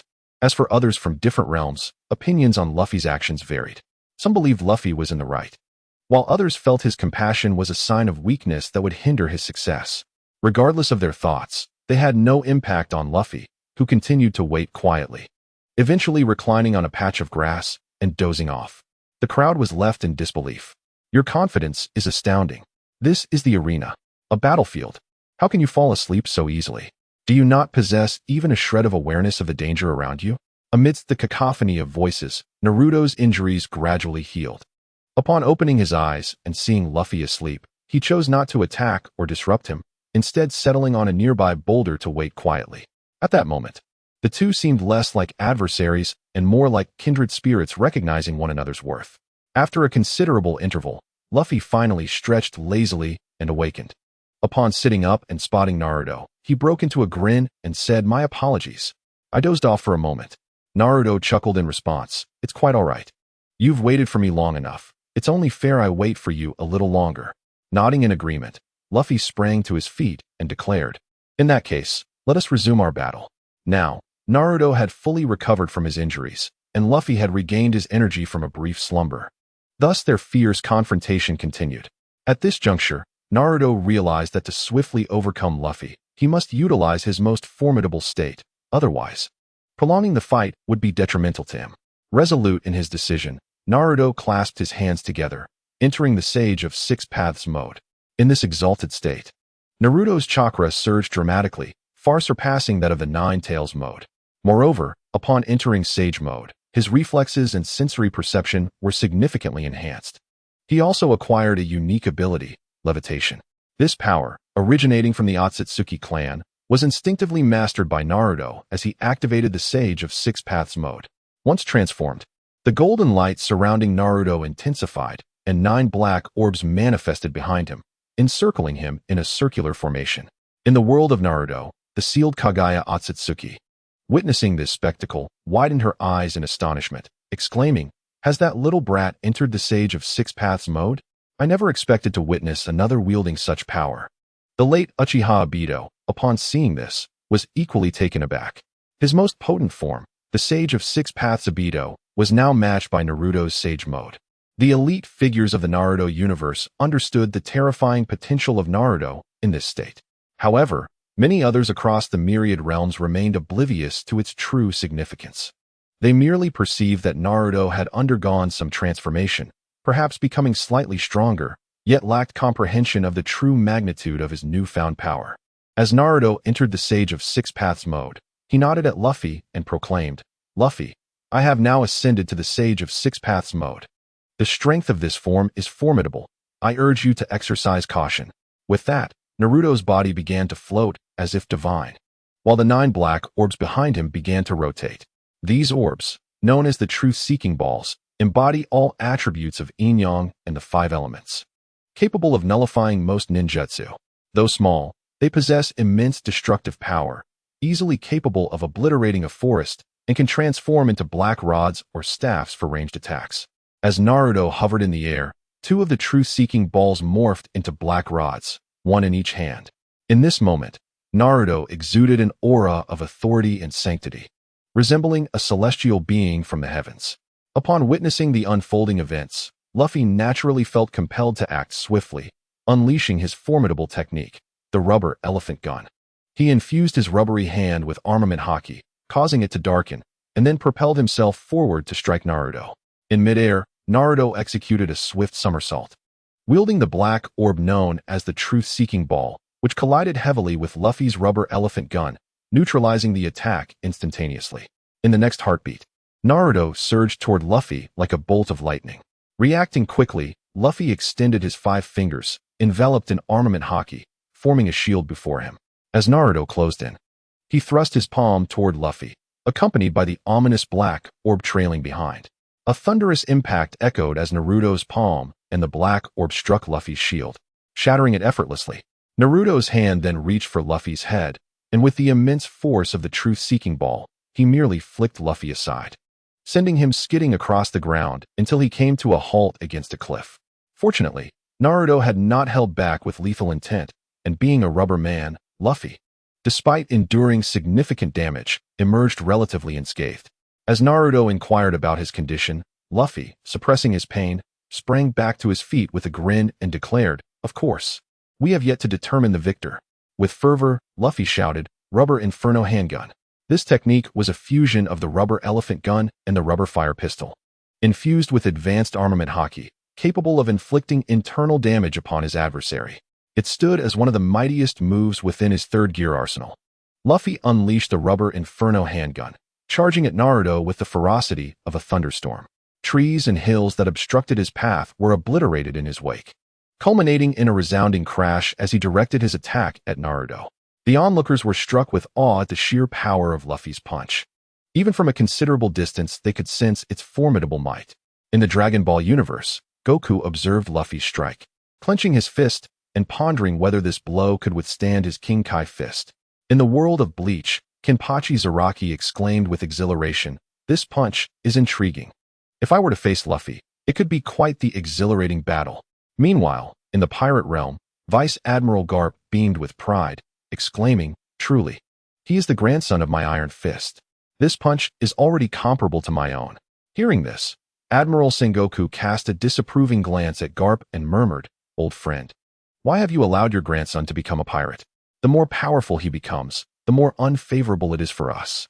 He then leaned closer to Garp, suggesting, "You ought to persuade your grandson Luffy to abandon the dark path and join the Navy. Rest assured, I will not treat him unfairly. If he agrees, he can start directly as a lieutenant." In the face of the formidable future that awaited Monkey D., Luffy, Fleet Admiral Sengoku, felt a sense of trepidation. He was unwilling to confront such a powerful pirate, and thus sought to enlist the aid of Vice Admiral Garp to sway Luffy towards the Navy. Garp, upon hearing this, confidently thumped his chest and declared, "No problem. I had always intended for this lad to join the Navy. It is unfortunate that he has fallen under the influence of red-haired Shanks and taken the path of piracy. Once he descends from the arena, I shall take him by the ear and bring him to Navy headquarters." Unbeknownst to Luffy, his grandfather Garp had already resolved to alter the course of his life. At that moment, Luffy unleashed his most potent move in Gear 3rd, the Gum Gum Fire Pistol, striking fiercely towards Naruto. Unperturbed, Naruto remained calm, fully aware of his strength in Sage of Six Paths mode. As Luffy's attack approached, he propelled himself forward, raising his black staff to intercept the Gum Gum Fire Pistol. Luffy's most formidable strike, the Gum Gum Fire Pistol, surged towards Naruto, who leaped into the air, wielding his black staff to meet the oncoming attack. Luffy, taken aback, narrowed his eyes in disbelief at Naruto's response. Nevertheless, he remained undaunted, for his Gum Gum Fire Pistol was imbued with advanced Conqueror's Haki, possessing unimaginable hardness. In the next instant, with a resounding thud, Naruto's black staff pierced through Luffy's Gum Gum Fire Pistol, effectively pinning Luffy's hand to the ground. The onlookers erupted in astonishment. Unaware of the immense durability of the Gum Gum Fire Pistol enhanced with advanced Haki, they only witnessed the black staff immobilizing Luffy's hand. Yet, the spectacle was enough to leave them in utter shock. In the world of Naruto, Sakura, witnessing this event, turned to Kakashi and inquired, "Kakashi-sensei, what is that black staff? It appears incredibly powerful." Kakashi pondered for a moment before replying. "It is a transformation of the truth-seeking balls." He refrained from elaborating further, recognizing that this knowledge was beyond Sakura's comprehension. Even the third Hokage, Hiruzen Sarutobi, had only heard legends about such Six Paths level phenomena. Meanwhile, the deceased Uchiha Madara observed with a serious demeanor, muttering to himself, "How does this Naruto kid possess Six Paths techniques?" Truly perplexing. Back in the pirate world, the members of the Straw Hat crew watched in a mix of anger and concern as Luffy's hand was pinned to the ground, feeling powerless to intervene. At that moment, Luffy, whose hand was immobilized, erupted with determination. He shouted, "Gum Gum Giant Whip." As he did so, his leg expanded and elongated, resembling a colossal whip. He then swung his elongated leg with great force towards Naruto, who deftly leaned back to evade the strike. Swiftly, Naruto extracted his pinned hand from the black staff. Subsequently, Luffy infused his arm with Haki, channeling it through the puncture made by the black stick, allowing air to flow into his arm. The onlookers beheld a transformation. Luffy appeared as if he had become an entirely different person, his physique now sinewy and muscular, particularly his arms, which appeared robust and hardened, enveloped in darkness. Although his legs also turned black, they did not expand in proportion, creating a striking contrast against his substantial upper body that seemed almost disproportionate. At this moment, Luffy struggled to maintain his balance, yet he adeptly utilized the elasticity of his rubber form to bounce and maneuver with agility. In this state, he bore an intimidating visage, leaving many in disbelief. In the pirate world, Nami was the first to exclaim, "Luffy, how has he transformed into this? It's truly terrifying." Chopper and Usopp, eyes wide with excitement, exuberantly waved their arms and proclaimed, "He looks so cool. Look at his muscles. Wow, Luffy is absolutely amazing." Nico Robin, observing Chopper and Usopp's fervor, could only shake her head in amusement. Those two, Sanji, who had just regained consciousness, watched Luffy with a cigarette in his mouth, pondering, has Luffy further developed the powers of the Gum Gum fruit? Zoro leaned against the deck, remarking, "I recall Luffy mentioning using Gear 3rd during his previous grand move. What he is employing now is distinctly different. If I am not mistaken, this is a newly developed Gear 4th. Red-haired Shanks gazed at Luffy's ebony arms, muttering to himself, "This Haki seems quite advanced. It must be a high-level Haki, rivaling my own." At that moment, Luffy had indeed activated Gear 4th. He clenched his black fist, retracting it into his body, then shouted towards Naruto, "Gum Gum King Kong Gun." As Luffy unleashed this powerful call, his fist propelled forward with astonishing speed, striking towards Naruto with ferocity. Sensing the impending blow, Naruto, wielding the black stick of the sage art, prepared to counter. Suddenly, an inexplicable dizziness washed over him. His body, suspended in midair, nearly toppled. Observing this, Luffy couldn't suppress a grin, for while executing the Gum Gum King Kong Gun, he simultaneously unleashed a high-level Conqueror-S Haki upon Naruto. Conqueror-S Haki is typically employed to incapacitate weaker foes, instantly rendering them unconscious. However, Luffy's Conqueror-S Haki was no ordinary variant. It was a superior form. When he unleashed this potent Haki upon Naruto, the latter was immediately engulfed by a wave of disorientation. Nevertheless, due to Naruto's formidable strength, the dizziness was but a fleeting moment. Yet, in the realm of high-stakes combat, Even a brief instant can determine the outcome of a battle. Taking advantage of Naruto being struck by the advanced conqueror's haki and momentarily incapacitated, the Rubber Monkey King gun had already reached Naruto's front. At that moment, the 9 black orbs of the truth-seeking balls behind Naruto suddenly rushed to his front, forming a protective black circle. Almost simultaneously, the Rubber Monkey King gun unleashed its power, striking the protective barrier of the truth-seeking balls. However, the orbs merely swayed slightly. While Luffy's attack was rebounded, Luffy staggered back several steps, incredulously exclaiming, "These black orbs are astonishingly resilient." It is important to note that Luffy's Rubber Monkey King gun was enveloped in advanced Conqueror's haki, rendering it nearly indestructible. Yet, when faced with those black orbs, it could not breach their defenses. Spectators murmured among themselves, speculating about the nature of these orbs. In the world of Naruto, the masked figure of Uchiha scoffed, muttering to himself, "These are indeed the truth-seeking balls. You, kid, dare to use them for such trivial matters? Such a waste." Subsequently, Obito's gaze shifted disdainfully towards the Akatsuki's direction, remarking, "And you, Nagato, have the audacity to transform the truth-seeking balls into 6 black rods to control those 6 puppets. Do you comprehend the true power of the truth-seeking balls? Your actions are sheer sacrilege." However, Naruto was oblivious to Obito's derisive remarks, lost instead in the joy of mastering the truth-seeking balls for defense. It was his first time learning to utilize them effectively, and as he grasped their application, his strength began to exponentially increase. Seeing his Rubber Monkey King gun thwarted by Naruto, Luffy remained undeterred. After a moment's thought, he promptly executed his next move, the Rubber Great Snake Fist. With a powerful punch, Luffy's arm elongated instantly, aiming directly at Naruto. Once again, Naruto maintained the truth-seeking balls as his shield. As anticipated, Luffy's Rubber Great Snake Fist struck the orbs, but failed to penetrate their defenses. However, the nature of Luffy's attack was far from straightforward. His Rubber Great Snake Fist was capable of bending. To Naruto's astonishment, he witnessed Luffy's attack curve around the truth-seeking balls barrier, veering towards his side. Fortunately, the orbs were in sync with Naruto's consciousness. 5 of the black orbs promptly surged forward, transforming into a black hand that firmly grasped Luffy's Rubber Great Snake Fist. Luffy attempted to retract his fist, but the black hand formed by the truth-seeking balls held him fast, preventing any retreat. Left with no choice, Luffy curled his legs into his body and shouted, "Rubber Rhino Grenade Cannon." His legs then shot out explosively, resembling a cannonball aimed at Naruto. Fearing that Luffy's legs might curve around the truth-seeking balls to attack him, Naruto decided to release Luffy's fist. Yet Naruto would not let Luffy off so easily. He swiftly ascended, darting like lightning to stand before Luffy, and unleashed a powerful punch aimed at Luffy's abdomen. The onlookers anticipated that Luffy would deftly evade or defend himself with his hands and arms. To their astonishment, Luffy met the blow head-on with his belly. In the next instant, Naruto's fist collided with Luffy's midsection, causing it to cave inwards. Naruto, witnessing this, was momentarily elated, believing this strike would severely injure Luffy. However, he was soon startled by Luffy's thunderous cry, "Gum Gum Cannon." Instantly, Luffy's abdomen, which had been compressed, suddenly expanded, propelling Naruto away with tremendous force. This spectacle was undeniably amusing, prompting laughter from many. In the world of Naruto, Lee, the disciple of the esteemed Guy, chuckled, "I always thought only Naruto could invent such peculiar techniques. I had no idea Luffy was cut from the same cloth. He is equally bizarre. Haha, this is simply hilarious." Amidst Lee's laughter, Naruto's flung body regained its levitation in the air.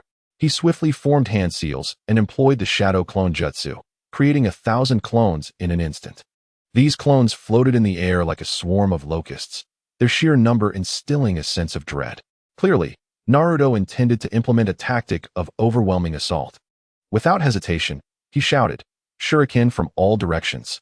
In an instant, all 1,000 clones, along with Naruto's original form, hurled shurikens toward Luffy in a coordinated attack. This shuriken technique was merely an A-rank ninjutsu, not particularly formidable on its own. However, the sheer volume transformed the situation. As 1,001 individuals launched 1,001 shurikens, the sky was filled with a dense barrage, resembling a swarm of bees buzzing menacingly toward Luffy. Many spectators instinctively envisioned themselves in Luffy's predicament, and a wave of despair washed over them. for the oncoming shurikens were simply overwhelming, almost insurmountable. In the world of pirates, Zoro contemplated this scenario. He mused that if he were Luffy, he could employ the nine-sword style to deflect all the incoming shurikens. Yet, given the sheer number, he could not guarantee complete defense, fearing that even a few stray shurikens could prove fatal. Even Obito Uchiha entertained similar thoughts, acknowledging that even he could not confidently withstand 1,001 shurikens, for these were no ordinary projectiles, but empowered by the Sage of Six Paths. In terms of speed and power, they had reached a level akin to that of the Sage. Luffy, witnessing the chaotic scene, felt a whirlwind of emotions. But he quickly retaliated with the Gum Gum King Kong gun, a variant of the rubber machine gun in its fourth gear. Compared to the rubber machine gun, its power escalates exponentially. As Luffy unleashed the rubber King Kong gun in a chaotic flurry, onlookers beheld an array of fists filling the sky, raining down upon the 1,001 shurikens. The crowd erupted in astonishment. Could it be that Luffy had transformed into the 1,000-armed Avalokiteshvara? How could he possibly conjure 1,001 fists? Indeed, those who ascend to the celestial arena are all remarkable in their own right. In the pirate world, Admiral Kazuru, witnessing the spectacle, exclaimed with a lewd grin, "Oh my, how terrifying! 1,001 fists." Akainu, observing the scene, scoffed. It's merely a rapid succession of punches creating illusions. In the Dragon Ball universe, Goku remarked, "It's just showy punches. What good are more fists? With a single Kaioken, I could obliterate all those fists." Meanwhile, Kenpachi Zaraki expressed his excitement, saying, "Look at how lively their battle is. It makes me itch for a fight myself." Amidst the cacophony of voices, Luffy's Rubber King Kong gun clashed with Naruto's 1,001 shurikens. With a series of chaotic sounds, the shurikens began to fall, struck down by Luffy's relentless assault. This exemplified Luffy's formidable strength. It appeared unassuming, yet its power was astonishing. However, Naruto seemed well prepared. As Luffy deflected the shurikens, Naruto swiftly began to create a new technique. This time, he conjured the spiral pull ball, a technique imbued with powerful suction capable of drawing opponents closer with chakra hands, allowing Naruto to launch an assault. Naruto first formed a large Rasengan, from which several chakra hands emerged. These hands swiftly extended, seizing Luffy at the moment he had just knocked away the shurikens, catching him off guard and pulling him in. At this juncture, Naruto had already coalesced another Rasengan in his hand. With Luffy drawn in by the chakra hands, Naruto unleashed the Rasengan directly towards Luffy's chest. The impact sent Luffy crashing to the ground. As Naruto pinned Luffy down, he generated yet another Rasengan aimed at the fallen pirate. The onlookers tensed with anticipation, who claimed that Luffy, as a rubber man, was immune to most physical attacks. However, the Rasengan produced in Sage of Six Paths mode was no ordinary attack. Its power was truly remarkable. If Naruto continued to unleash Rasengan after Rasengan, even Luffy, the rubber man, would eventually succumb. The first to grasp this reality was Shanks. The red-haired, for the rubber fruit was originally his. It had merely been devoured by a young Luffy, who was driven by his insatiable appetite. It is precisely for this reason that Shanks, the red-haired, possesses a profound understanding of the Gum Gum fruit. Thus, witnessing Naruto repeatedly condensing the Rasengan and striking at Luffy, he could not help but feel a twinge of concern for the latter. The members of the Straw Hat Pirates shared this sentiment. The inherently pessimistic Usopp, clutching his head, exclaimed, "I can't bear to watch any longer. I fear Luffy might be beaten to death." Zoro retorted, "What are you all afraid of? Luffy is a rubber man. He is immune to any physical attacks." Although Zoro attempted to comfort everyone, he harbored his own doubts. After all, he had witnessed Naruto's strength. If the Rasengan continued unabated, Luffy might indeed struggle to endure. Nami, clenching her fists, shouted, "Luffy, you idiot! Get up quickly!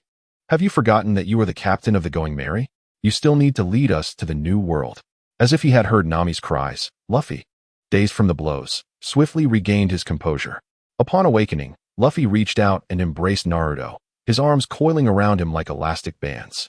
Luffy's legs, mirroring his arms, entwined around Naruto, ensnaring him completely. This scene left many in a state of astonishment. Such a tactic, despite possessing strength comparable to an admiral, he resorted to such underhanded methods.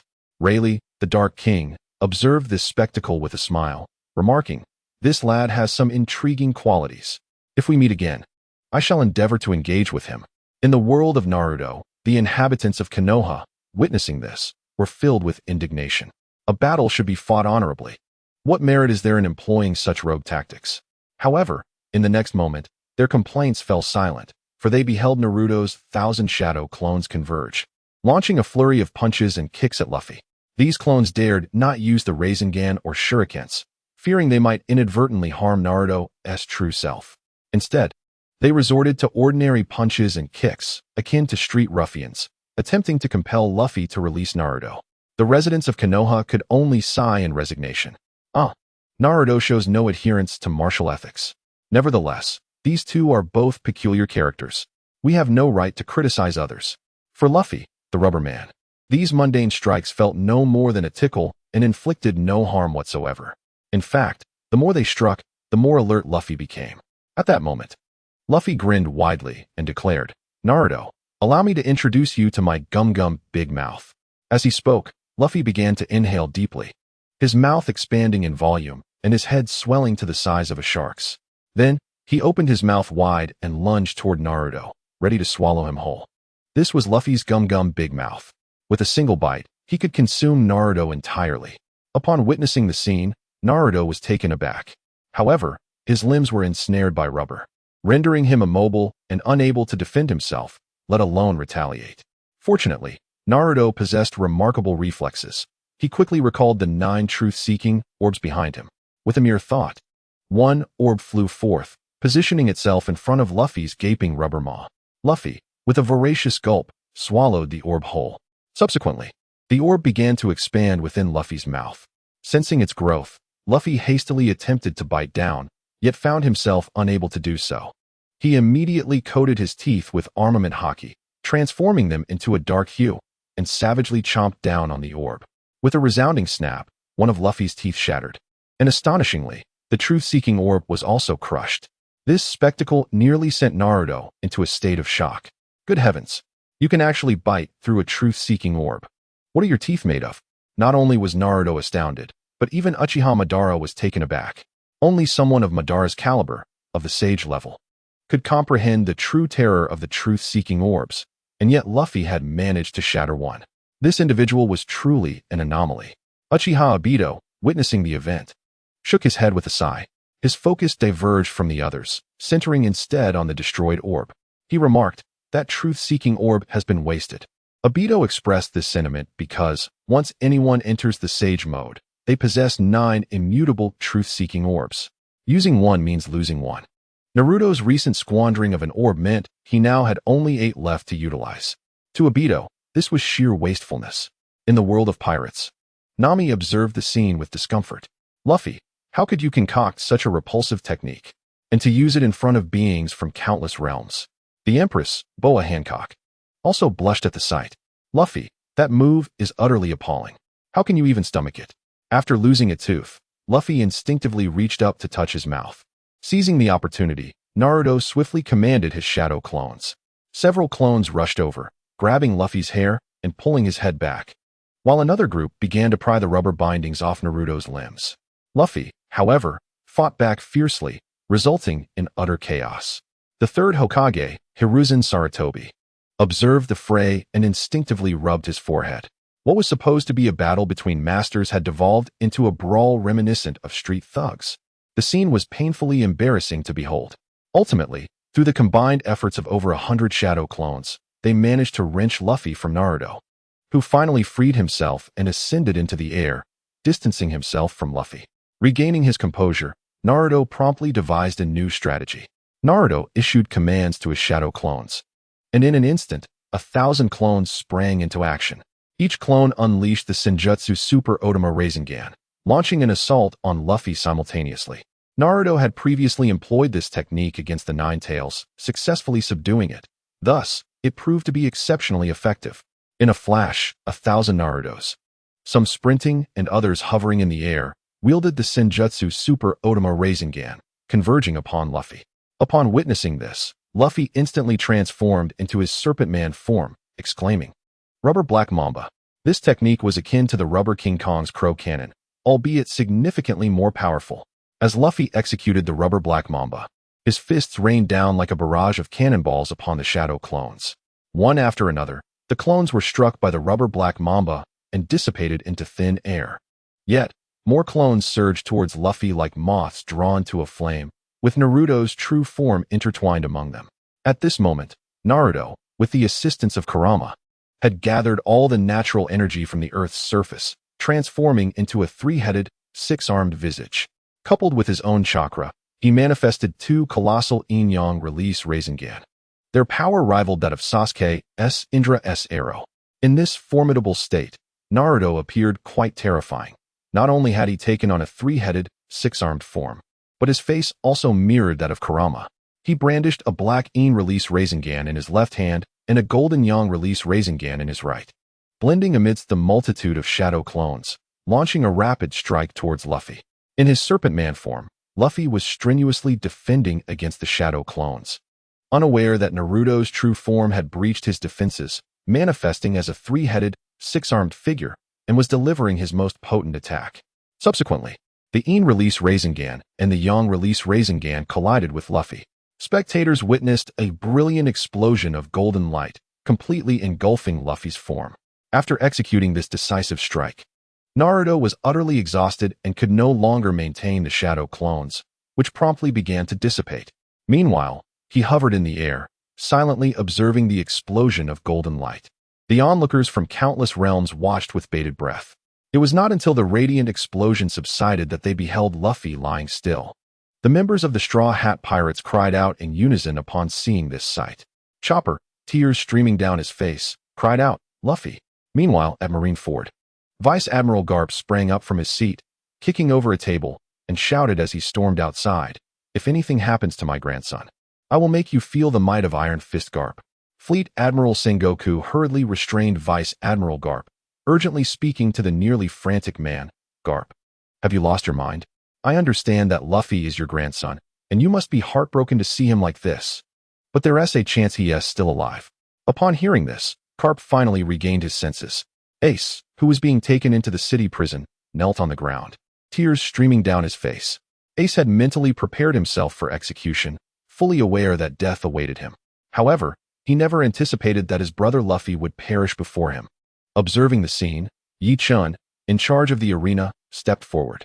He believed that Luffy, being a rubber man, could not possibly die so easily. It was likely he had merely succumbed to severe injuries.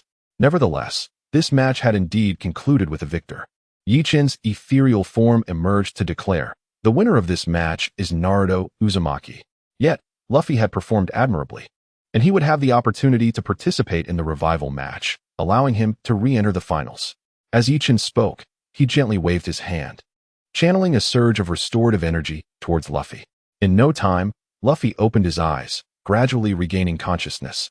Once Naruto and Luffy descended from the arena, Ye Chen announced, "Thus far, the Celestial Arena has hosted 6 matches, with the victors being Ultraman Tiga, Whitebeard, Kakashi, Godzilla, Sasuke Uchiha, and Naruto Uzumaki. These 6 will directly advance to the finals to compete for the Ultimate Championship. Additionally, the 6 who were defeated need not despair, for you still possess an opportunity. You may enter the revival match and vie for the championship once more." Following tradition, this match had concluded, and it was time to select participants for the next bout. Ye Chen then pressed the selection button. The red light darted swiftly before settling on an avatar. Upon closer inspection, Ye Chen was taken aback to find that the chosen contestant was Hashirama Senju. The name Hashirama Senju sparked a flicker of astonishment within him. For Hashirama was no ordinary individual. He was the leader of the Senju clan, a co-founder of the Hidden Leaf Village, the first Hokage of the Land of Fire's Hidden Leaf Village, and the reincarnation of Azura, the sage of Six Paths' second son, revered as the god of shinobi.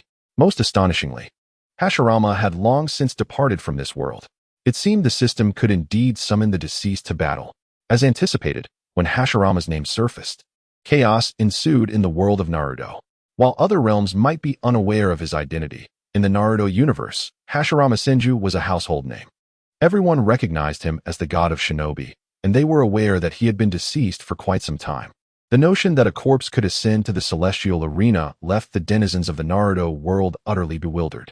Even the long-deceased Hashirama was taken aback to find himself as a contestant in the celestial arena. Soon, Ye Chen's voice echoed in the minds of those present. Hashirama Senju. Are you ready? Can you ascend to the celestial arena? Senju Hashirama hesitated for a moment and then spoke. But I am already dead. At this point, Ye Chen had confirmed that his system was omnipotent. Not only could it summon a deceased individual to the arena, but resurrecting them was also an effortless task. Thus, Ye Chen declared, you need not worry about that. Simply step onto the arena, and you will experience a temporary revival. Furthermore, should you rank among the top in the finals, you will be rewarded with complete resurrection. When Senju Hashirama's figure appeared on the celestial arena, the entire world of ninjas erupted in astonishment. After all, he was a dead man. How could the celestial arena accomplish such a feat? The most intense reaction came from Uchiha Madara, who, in a state of emotional turmoil, exclaimed, Senju Hashirama, is he not truly dead? How can this be possible? It is noteworthy that Uchiha Madara and Senju Hashirama were both friends and foes in life, bound in a complex relationship of love and conflict. Reminiscent of the bond between Naruto and Sasuke, yet their fate diverged from that of the latter duo. After a brief moment of shock, Uchiha Madara quickly regained his composure. He analyzed the situation calmly. Senju Hashirama must indeed be dead. This is an undeniable fact. However, it is possible that he has been revived through a technique akin to Edo Tensei, which is how he has appeared on the celestial arena. Tsunade, upon witnessing Senju Hashirama, was momentarily stunned before erupting with joy. Grandfather, it's me. As the granddaughter of Senju Hashirama, she shared a close bond with him since childhood. Seeing her deceased grandfather return to life, how could she not be overwhelmed with emotion? In that moment, Tsunade transformed into a little girl, tears streaming down her face as she desperately shouted, yearning to rush onto the arena and embrace Senju Hashirama. Fortunately, Jiraiya had been closely observing Tsunade and, noticing her emotional state, quickly intervened, saying, Tsunade, calm down. Please, calm down. The celestial arena is not in our world. You cannot go up there. Upon hearing his words, Tsunade gradually regained her composure. Indeed, the celestial arena existed in a different space. What she was witnessing was merely a projection, even if she wished to approach her grandfather. It was utterly impossible. Soon enough, Tsunade reconciled with the situation.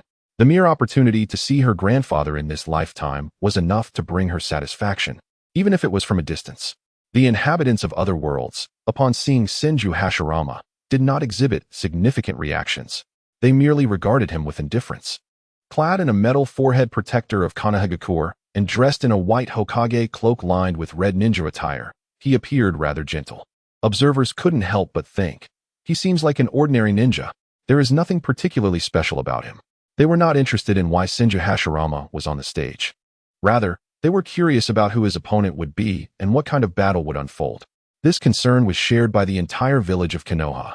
As Senju Hashirama stands as the pride of Konohagakure, the villagers fervently hope for his victory in the arena. However, after witnessing numerous matches, they are acutely aware of the truth. This is not merely an arena of the Naruto world. It is a battleground encompassing myriad realms. Even someone as formidable as Senju Hashirama, revered as the god of shinobi and nearly invincible within his own world, must inevitably confront opponents of greater strength from beyond. Should he falter, it would deliver a significant blow to both the Naruto world and Konohagakure. Thus, the villagers find themselves praying fervently for a less formidable adversary for Hashirama, yearning for his triumphant return. As Ye Chen observes Hashirama ascend the stage, he refrains from idle chatter and directly commences the selection of Hashirama's opponent. All eyes are riveted to the scene as a small red dot swiftly navigates through countless avatars.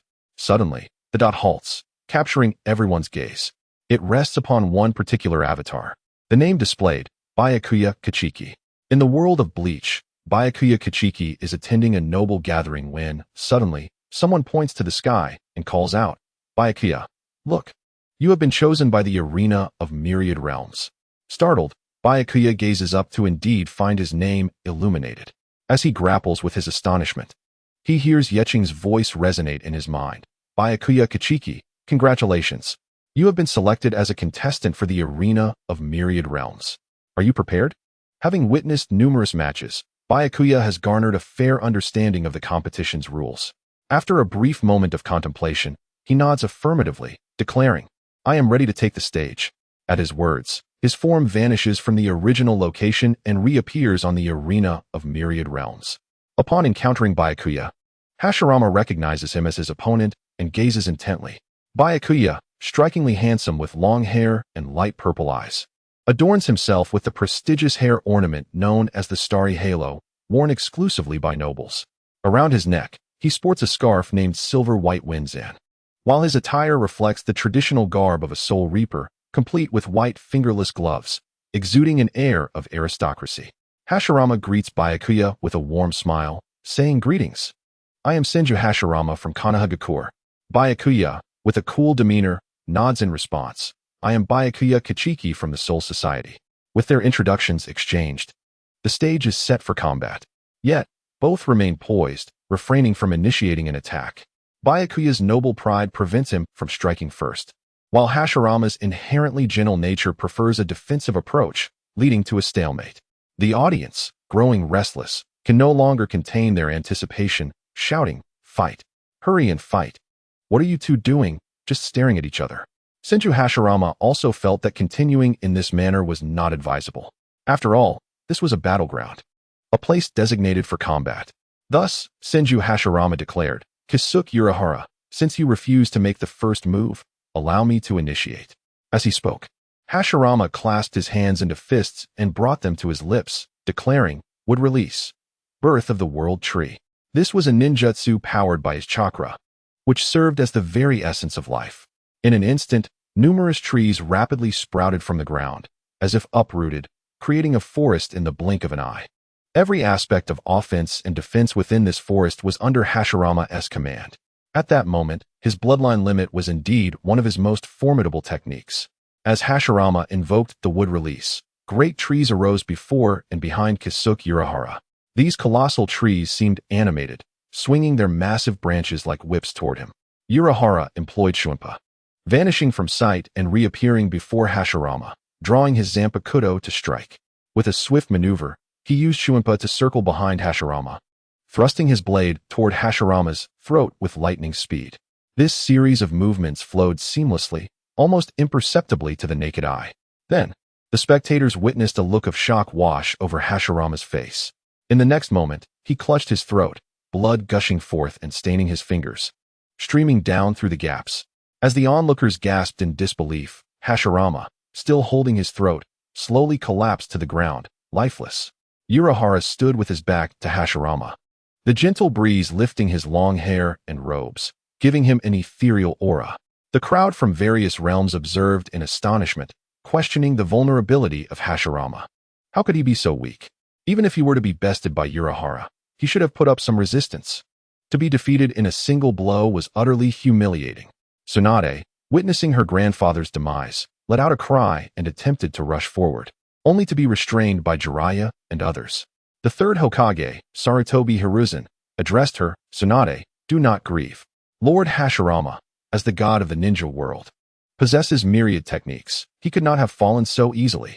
There must be more to this." Taking heed of the third Hokage's words, the crowd focused their gaze on the arena. They beheld Hashirama's form on the ground, his features beginning to shift, gradually transforming into a wooden carving, a perfect likeness of himself. Tsunade, upon realizing this, exhaled in relief.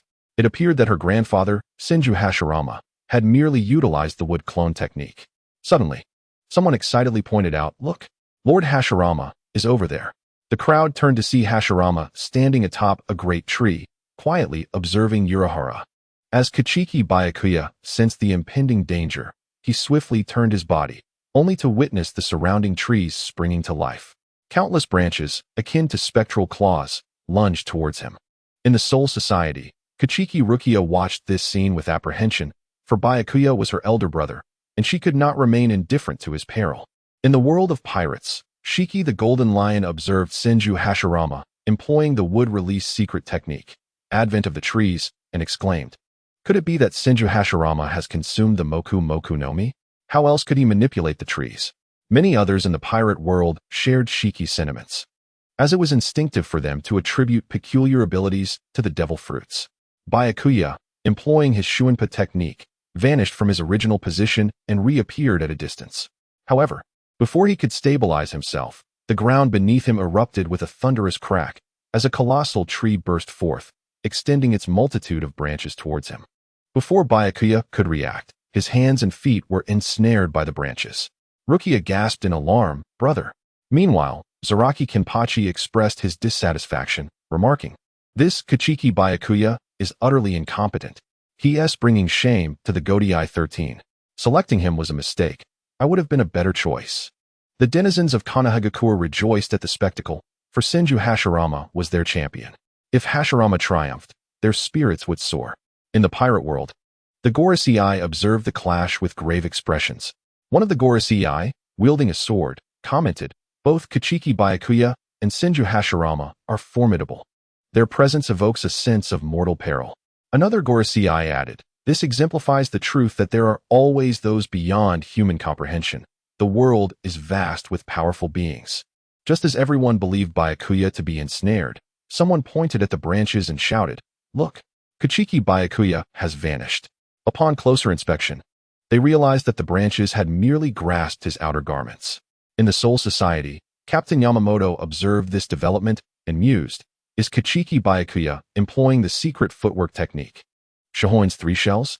Yamamoto was somewhat familiar with Byakuya's abilities, recognizing that this maneuver was akin to one he learned from Shohoin Yoruichi during his youth, reminiscent of a cicada shedding its shell.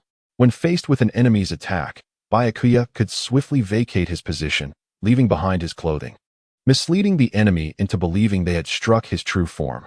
With this thought in mind, Yamamoto lifted his gaze to search for Byakuya on the arena. Soon, he spotted Byakuya standing atop a massive stone. At that moment, Senju Hashirama also sensed an anomaly, contemplating with surprise, could this Kachiki Byakuya also wield ninjutsu? After all, the substitution technique Hashirama had just employed bore a striking resemblance to Byakuya's current display. Nevertheless, since the earlier technique, advent of the trees, had been evaded, it was time to unleash the next move. Senju Hashirama, with a swift motion of his hand, hurled a colossal shuriken forward. As this immense shuriken soared into the sky, it multiplied into tens of thousands of smaller shurikens, densely raining down upon Byakuya Kachiki. This was Senju Hashirama's auxiliary ninjutsu, the shuriken shadow clone technique. Standing resolutely upon a rock, Byakuya remained unmoved, yet he addressed Hashirama with a tone of respect. "You are formidable. You have earned the right to compel me to utilize the initial release of my Zanpakuto." With that, Byakuya unsheathed his Zanpakuto, Senbenzakura. He raised Senbenzakura and commanded, "Scatter, Senbenzakura." As Byakuya initiated the initial release, the sound of the blade resonated, transforming into a spectacle akin to thousands of withering pink cherry blossoms, swirling gracefully through the air. In truth, the blade had disintegrated into countless razor-sharp petals, capable of slicing through enemies from all directions. In the world of pirates, Nami, witnessing this breathtaking display, exclaimed, "Ah, it's so beautiful. It resembles a rain of cherry blossoms." Indeed, the scene was enchanting, with cherry blossoms dancing in the air and Byakuya standing amidst the delicate petals. Many women shared Nami's sentiment, perceiving the moment as profoundly romantic. Yet unbeknownst to them, within this pink-hued allure lay a perilous edge. In the realm of soul reapers, Shunsui Kairaku observed the unfolding scene, remarking, "Is Byakuya about to employ his initial release? How swift! Clearly, the adversary is quite formidable." Meanwhile, in the Marvel Universe, Thor, while indulging in his drink, scoffed, engaging in battle with such theatrics, and even a rain of cherry blossoms. He appears more like a woman than a warrior. In the world of Naruto, Deidara watched the spectacle and could not contain his admiration. This is art, the art of battle. Byakuya recognized Hashirama as a powerful opponent, worthy of drawing his Zanpakuto, Senbenzakura, and invoking its initial release. The initial release of Senbenzakura was a moment of exquisite beauty and romance, yet it concealed lethal intent. Upon the release, the blade disintegrated into a myriad of nearly invisible, sharp blades that began to slice at Senju Hashirama from all angles. Hashirama, sensing the imminent danger, swiftly employed a substitution technique, propelling himself to a safe distance. Despite this, his body sustained numerous cuts from the onslaught of blades. However, this hardly fazed him, for Hashirama's physique was imbued with vitality, allowing him to heal his wounds without the need for hand seals. This remarkable resilience is precisely why many sought to transplant his cells, as they were undeniably powerful. As Hashirama lifted his gaze, he noticed that Byakuya's Zanpakuto had disintegrated, leaving him weaponless, an opportunity not to be squandered. With a surge of intent, Hashirama summoned the wood release, Shinrin Bokyaku, launching a renewed assault upon Byakuya. In an instant, trees from all directions extended their branches, aiming to ensnare Byakuya. He leapt into the air, seeking to evade the oncoming onslaught. Yet those towering trees extended countless branches, intertwining and entangling in the air, weaving a net of foliage that prevented the escape of the decayed wood, Byakuya. Meanwhile, the branches of the surrounding trees began to intertwine, forming nets that ensnared Byakuya from all directions. At that moment, Byakuya found himself surrounded by these arboreal nets, akin to a ferocious beast trapped within a cage. In the realm of death, Rukia Kachiki, Byakuya's sister, could not help but feel a surge of anxiety. Rukia, well acquainted with her brother, understood that Byakuya's defensive capabilities would diminish upon unleashing his Shurikai. At that perilous juncture, Hashirama Senju launched an attack, posing a significant threat to Byakuya. However, Rukia could only watch helplessly, powerless to intervene. Byakuya, fully aware of his vulnerabilities, was cautiously surveying his surroundings when, suddenly, a tree behind him manifested the visage of Hashirama Senju. Subsequently, Hashirama emerged from within the tree. Onlookers beheld Hashirama's form now cloaked in a blue-purple hue, enveloped in a layer of chakra. The spectators from myriad realms were bewildered, and even the majority from the Naruto world struggled to comprehend the unfolding events. Yet, Tsunade understood. Her grandfather, Hashirama Senju, was about to unleash his legendary strength. Hashirama's might was renowned, enabling him to precisely control his chakra, concentrating it throughout his body, resulting in a blue-purple aura enveloping him. He could then unleash a powerful gust of wind capable of effortlessly shattering walls. Tsunade inherited this strength from her grandfather, yet it paled in comparison to his prowess. Upon witnessing Hashirama emerge from the tree, Rukia gasped in alarm. "Brother, be careful," as if he had heard her cry. Byakuya turned sharply to face Hashirama. In that instant, Hashirama wielded his formidable strength and launched a punch at Byakuya. A fierce rush of air surged forth, accompanied by a sound akin to tearing fabric. Amidst the gasps of the crowd, Byakuya remained composed, proclaiming, "Bakuto 81, Danku." With the invocation of Danku, golden flames erupted, forming a barrier that effectively halted the air current generated by Hashirama's might. In an instant, an explosion of energy enveloped both combatants. This was the result of a collision between two immense forces. As the energies gradually dissipated, Byakuya, shrouded in flames alongside Hashirama, re-emerged before the spectators. Hashirama nodded to Byakuya, acknowledging, "You are a formidable opponent. You remind me of someone, a friend, and also a rival."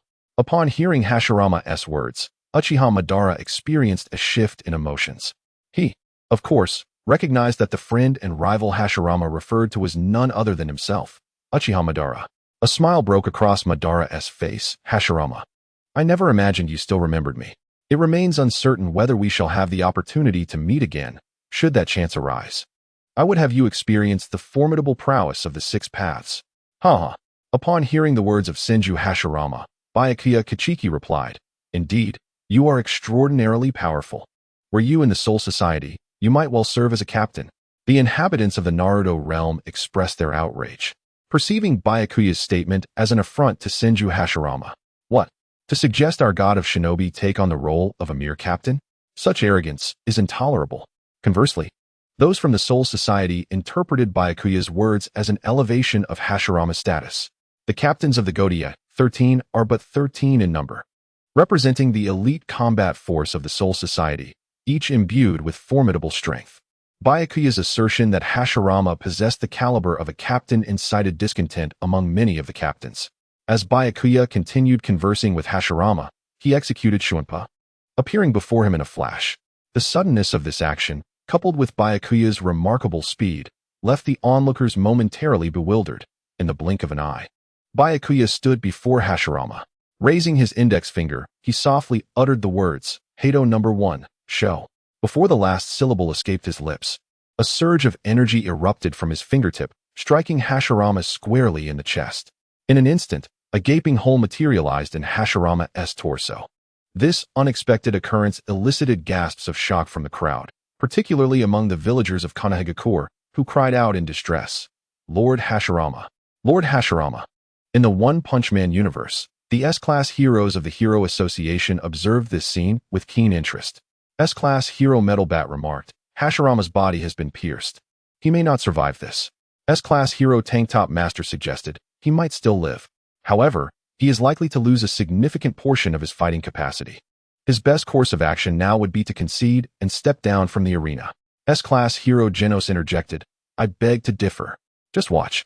Pointing toward the celestial arena, Genos gestured with conviction. Within the arena, Hashirama gazed down at the gaping wound in his chest, maintaining an air of remarkable calm.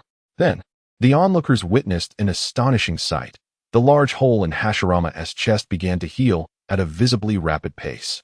The spectators from across the myriad realms were astounded as they beheld Hashirama's body mending itself before their very eyes, inciting a chorus of astonishment. This ability was nothing short of extraordinary. With such a power, it seemed that Hashirama could never truly be vanquished. In the world of One Piece, Akainu observed this spectacle with a contemplative expression, remarking, this Hashirama must have consumed a devil fruit, allowing him to elementalize his body when subjected to harm. Much like my magma fruit. Hence, his wounds heal with such swiftness. As Hashirama rapidly recovered from his injuries under the watchful gaze of the crowd, he turned his attention toward Byakuya. Kachiki Byakuya was taken aback, as he had not anticipated the astonishing regenerative capabilities of Senju Hashirama. Raising his head, Senju Hashirama offered a faint smile and gently uttered, would release, would human technique. With that, a colossal wooden figure emerged, a testament to Hashirama's mastery of advanced ninjutsu. This technique allowed him to channel chakra into the trees, causing them to grow rapidly into a gigantic wooden being. The size and combat prowess of this wooden giant rivaled that of a complete Susanoo, excelling in physical attacks and adeptly utilizing its immense form. Furthermore, the giant's head could be concealed within Hashirama's space, making it exceptionally resilient in defense. Such a feat was made possible only by Hashirama's genetic lineage and vast reserves of chakra. The appearance of this enormous wooden figure startled everyone present. Good heavens! Where did this giant spring from? How did it suddenly materialize? In the world of pirates, the long-nosed Usopp's eyes nearly popped out in astonishment. Oh, my goodness! This is a giant. I've heard tales of the giant clan. Could it be that this Senju Hashirama can summon giants to battle? Luffy interjected, what giant clan? This is made of wood, not flesh. I want to eat meat. In the realm of the Soul Reapers, Toshiro Hitsugaya remarked, this Senju Hashirama is quite extraordinary. He seems capable of manipulating trees in combat. He must possess some unique techniques. Soifin nodded in agreement, stating, indeed, it appears that Byakuya has encountered a formidable adversary today. As the massive wooden figure opened its eyes and let out a furious roar, it charged towards Kachiki Byakuya. In response, Byakuya unsheathed his Zanpakuto and leaped, striking at the giant's outstretched hand. With a sharp crack, the wooden hand was severed by his blade. Yet, in the next instant, a new hand sprouted from the giant's arm, raising its fist to strike down upon Byakuya. With a flash step, Byakuya narrowly evaded the attack. Almost simultaneously, the giant's massive fist crashed down where Byakuya had just stood, creating a deep crater in the ground with a thunderous boom. After evading the blow, Byakuya refrained from retaliating. Understanding that the wooden figure was merely a tool of combat, and destroying it would not inflict harm upon Senju Hashirama. Thus, Byakuya employed another flash step, swiftly positioning himself before Hashirama. As he moved, Byakuya softly chanted, Thunderous Chariot, through the seams of the spinning wheel. After despair, light gathers and splits into six. Binding Arts number 61, 6 Rods Prison of Light. This was Byakuya's signature Kido, capable of ensnaring his opponent with 6 beams of light. As he executed this technique, 6 luminous shards materialized, encasing Senju Hashirama within their confines. This unexpected maneuver caught Hashirama off guard, leaving him unable to evade, and he found himself ensnared by the 6 Rods Prison of Light. However, Senju Hashirama remained unperturbed. As the god of the shinobi world, he had faced countless battles and witnessed innumerable grand spectacles. Thus, he did not hastily attempt to break free from the 6 Staff Light prison. Instead, He commanded the wooden golem to launch an assault on Kachiki Byakuya. Upon receiving Hashirama's orders, the wooden figure let out a fierce roar and swung a massive hand toward Byakuya. The latter deftly evaded the attack and promptly unleashed his 33rd Kido, Sirai no Sho. In a soft chant, Byakuya intoned, "O you who ascend, mask of flesh and blood, myriad forms, soar high on wings, crowned with the name of humanity, truth and restraint. Unknowing of the wall of drunken dreams, merely stand upon it." 33rd Kido, Sirai no Sho. With his gentle recitation, Byakuya's fingertips emitted a crimson glow, projecting a blast from his palm downward. This was a pale blue energy that surged toward the wooden golem with astonishing speed. Sensing the imminent danger, the golem instinctively seized a boulder to shield itself. The ensuing explosion shattered the stone, and the golem was left severely damaged, losing half of its form. Seeing this, Senju Hashirama formed hand seals and softly called out, "Would release. Jibin no Kabe no Jutsu." This was one of Hashirama's unique ninjutsu. This technique allowed him to channel chakra into the ground, summoning countless wooden hands that he could manipulate at will. As he executed the wood release, Jibin no Kabe no Jutsu, hands erupted from the earth, resembling ghostly claws, seizing Byakuya's feet. Taken aback, Byakuya swiftly raised his Zanpakuto to strike downward. The sharp blade cleaved through the wooden hands that grasped him with two crisp sounds. Having severed the grasping hands, Byakuya hastily activated Shuinpa, teleporting several meters away. However, as soon as his feet touched the ground, additional claws emerged from beneath, reaching for him once more. Reluctantly, he swung his Zanpakuto again, slicing through the advancing appendages.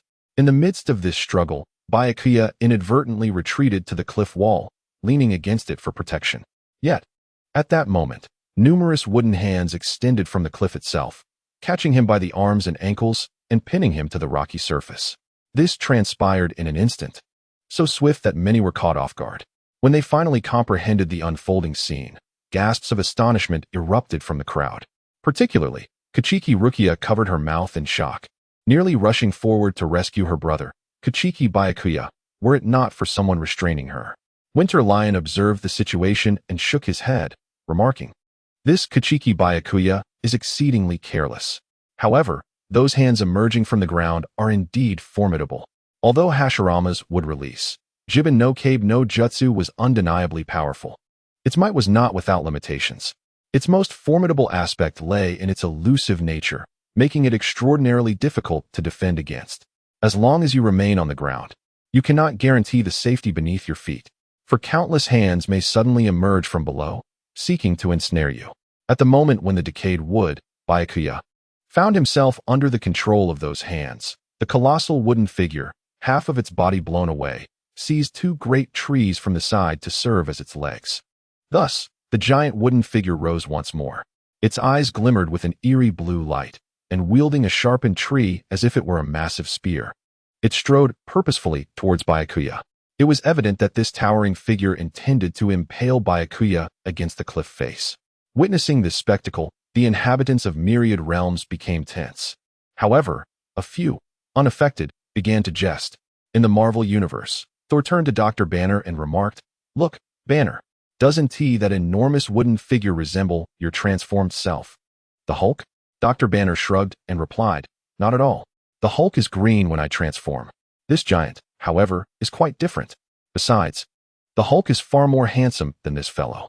Black Widow interjected, "You two should cease your banter. Have you not noticed that Byakuya is on the verge of death?"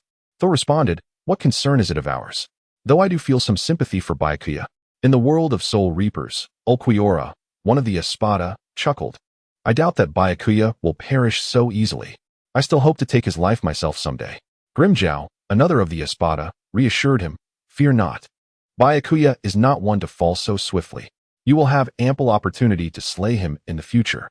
Then, they all beheld the immense wooden figure sprinting forward with its spear, only to come to a sudden halt and hurl the weapon towards Byakuya.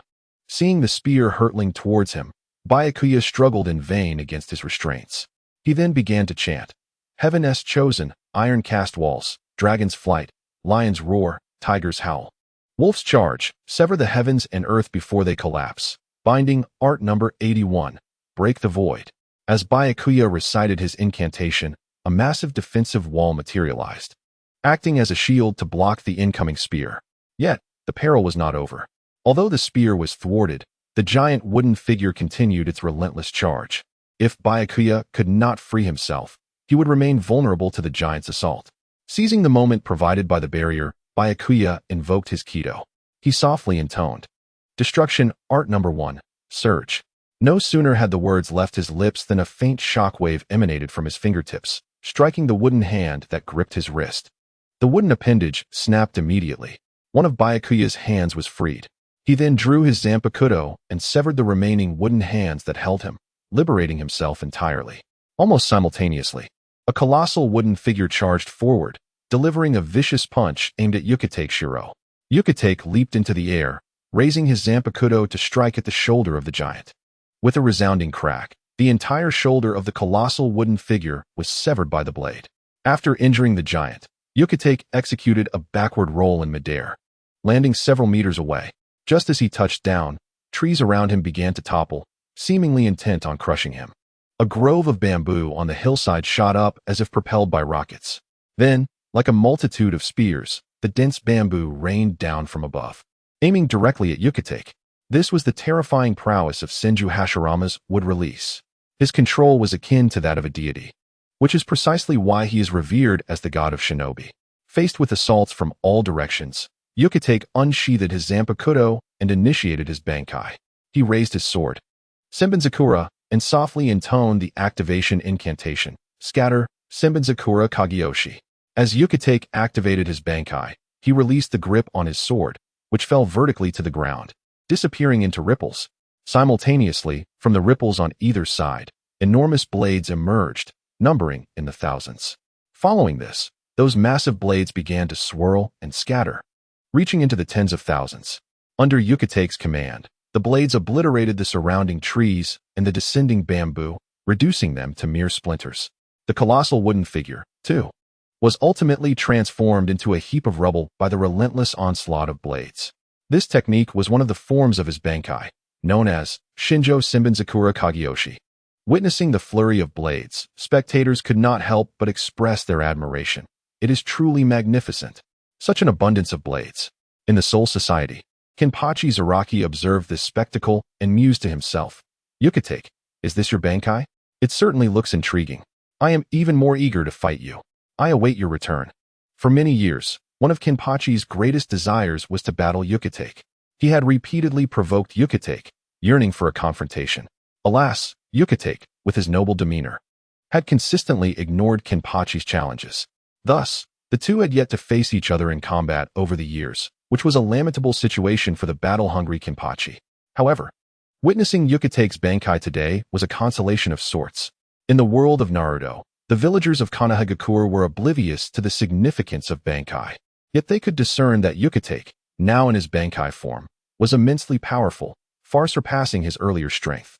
Consequently, the villagers found themselves worrying for Senju Hashirama, particularly his granddaughter Tsunade, who was extremely anxious, her eyes fixed intently on the celestial arena, fearful for her grandfather's safety. The world of pirates appeared significantly more relaxed. Upon witnessing the myriad of blades in the sky, Luffy's eyes sparkled with excitement as he exclaimed, "Wow, incredible! So many blades. If it were me, I surely couldn't withstand it." Sanji, with a cigarette dangling from his lips, retorted, "Of course you couldn't. After all, you are a rubber man. These countless blades could slice you into thin rubber pieces." Byakuya Kichiki's Zanpakuto had finally reached its Bankai form. In this awakened state, Byakuya was extraordinarily powerful, effortlessly neutralizing all of Hashirama Senju's attacks with a single move.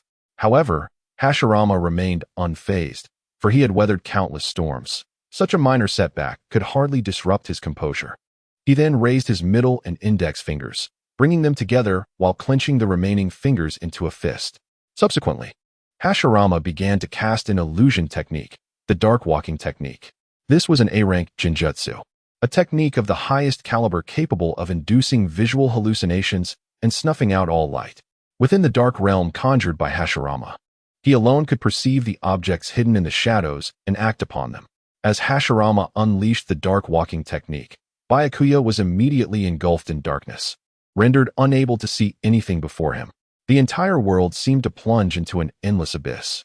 In his mind, Byakuya thought, "This is bad," for he recognized that he had fallen victim to Hashirama's illusion. Though aware of the existence of Genjutsu, he was powerless to dispel it, forced to witness the encroaching darkness. Fortunately, this illusion only affected his sight. His other senses, such as hearing and smell, remained intact, allowing him to discern his surroundings and the presence of his foe. At that moment, Byakuya could not see Hashirama, yet Hashirama could clearly see Byakuya and monitor his every movement.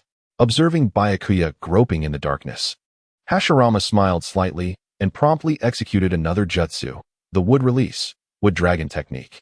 This was one of Hashirama's specialties within the wood release, capable of channeling chakra into the seeds of trees to create a colossal dragon. Originally designed to combat the Nine Tails, this technique could also be employed against human adversaries. As Hashirama invoked this jutsu, the surrounding flora began to stir. Byakuya, ever vigilant, tightened his grip on his Zanpakuto. Suddenly, a gigantic wooden dragon materialized behind him, roaring as it lunged forward with its cavernous maw aimed directly at Byakuya. Due to the illusion, Byakuya could not see the dragon, yet he could hear the rush of wind it created. Instinctively, he spun around and swung his blade backward. However, the wooden dragon deftly recoiled, evading Byakuya's strike before retreating into the shadows. In that moment, Byakuya resembled a blind man, relying solely on his ears to discern the enemy's location. Sensing this, the wooden dragon deliberately rustled its tail, causing the surrounding vegetation to produce a faint rustling sound. As the formidable Yukitake Jushiro perceived the emergence of adversaries, he promptly brandished his Zanpakuto, leaping into the air and striking towards the source of the disturbance.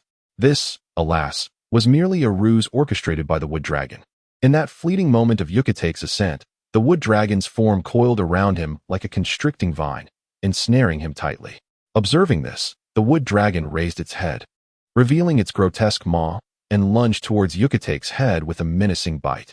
Immediately aware of the impending threat, Yukitake raised the hand that remained free and executed his Kido. He invoked the fourth spell of destruction, Byakurai.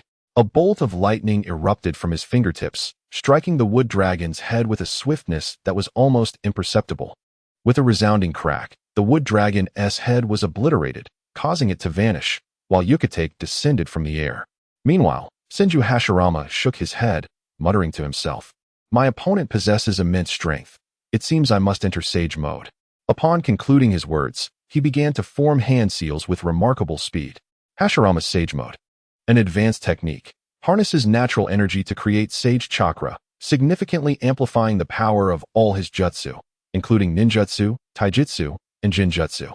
As Hashirama activated sage mode, the six-pathed light prison he had controlled collapsed with a thunderous crash. Now in sage mode, he unleashed a variety of techniques with a markedly enhanced potency. Swiftly forming hand seals, he murmured, "Wood release, flower tree world." This technique, accessible only to those of Hashirama's caliber, stands as the most potent within the realm of wood release. It allows the user to infuse their chakra into the earth, awakening dormant trees to grow rapidly and grant the user dominion over them. Upon activation, the burgeoning branches erupt from the ground, tearing through mountains and rock, ensnaring the entire landscape. Moreover, blossoms adorn these trees, and once they bloom, they emit toxic pollen that can incapacitate anyone who inhales it. As Hashirama executed the technique, onlookers beheld a sudden proliferation of branches from the earth, sprouting enormous red blossoms, still merely in bud form, yet already hinting at imminent bloom. The spectators, however, remained largely indifferent, having grown desensitized to Hashirama's repeated demonstrations of botanical manipulation. Their attention was predominantly focused on Yukitake, who appeared as if he were blind, each cautious step taken with acute auditory vigilance. This peculiar behavior puzzled the onlookers. What could be amiss with Yukitake? Had his vision failed him?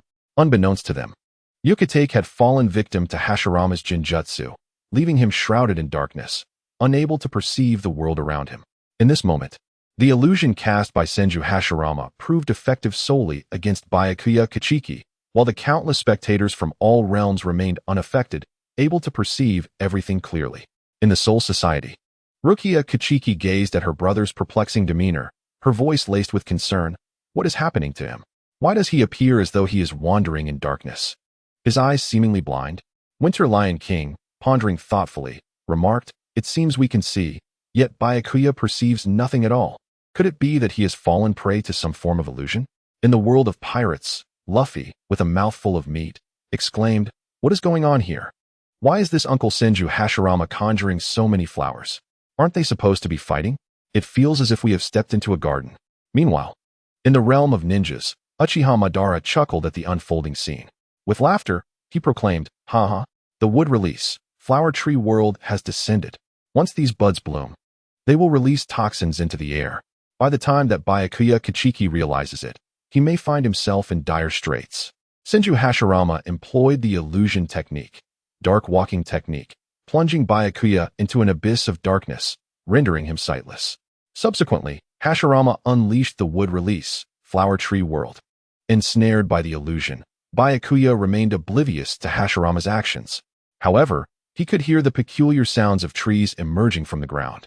Assuming these trees would attack or ensnare him as before, Byakuya was taken aback when they ignored him, instead growing unabated, soon adorned with vibrant buds. As time passed, the petals of these buds began to unfurl gradually.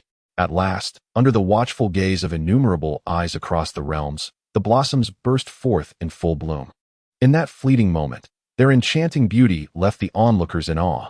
Those possessing Sharingan or special ocular powers even discerned a black mist spreading into the surrounding air as the flowers blossomed. In an instant, they surmised the vivid blossoms might be poisonous and were releasing toxic vapors into the atmosphere. Yet, Byakuya remained unaware, ensnared in the illusion. Nevertheless, his sense of smell remained intact, and soon he detected a faint floral fragrance. This scent, reminiscent of orchids yet oddly distinct, overwhelmed him with dizziness upon inhalation. Realizing something was amiss, Byakuya thought, "This flower must be problematic." He swiftly covered his mouth and nose with a handkerchief, holding his breath. Aware that he could not endure this state for long without air, he understood he must act decisively to shatter this predicament. Thus, Byakuya unsheathed his Zanpakuto, Senbonzakura. This time, he invoked his ultimate technique, Thousand Cherry Blossom Bite. As the formidable Yukitake Byakuya unleashed his technique, an innumerable array of blades erupted forth, reducing the blooming flowers and trees to mere fragments. This was merely a fraction of the blades. Countless more surged directly towards Senju Hashirama. Aware of Yukitake's immense power post-Bankai, Hashirama remained vigilant. He promptly formed hand seals, invoking his ultimate defensive maneuver, the wood release, Great Shield technique. This technique conjured a shield resembling a fearsome, fanged demon face, adept at repelling adversarial strikes. In an instant, a colossal fanged visage emerged, serving as an immense barrier before Hashirama. Subsequently, the blades unleashed by Yukitake rained down upon this grand shield. Despite being riddled with countless punctures, the fanged shield stood resolutely, absorbing the relentless barrage of blades. The tempest of blades persisted for several minutes before finally subsiding. However, the demon-faced shield reached its limit, collapsing with a thunderous crash and shattering into myriad fragments. As the shield fell, it revealed the unscathed figure of Senju Hashirama, who remained standing in tranquil composure. Although Yukitake could not see him, he sensed through sound alone that Hashirama had not perished. The current situation was exceedingly disadvantageous for Yukitake. He was blind to his surroundings, while Hashirama could observe his every movement and strike at will. Thus, a reversal of this predicament was imperative. Yukitake once again raised Senbonzakura, and as he released his grip, the blades cascaded downward, merging into the ground. Countless blades then emerged, arranged in perfect order, forming a spatial domain that enveloped both Yukitake and Hashirama. This was the shattering cherry blossom, Shinkai. The space created by the blades of Shinkai was solely the domain of Yukitake, rendering external destruction and attempts to manipulate him ineffective.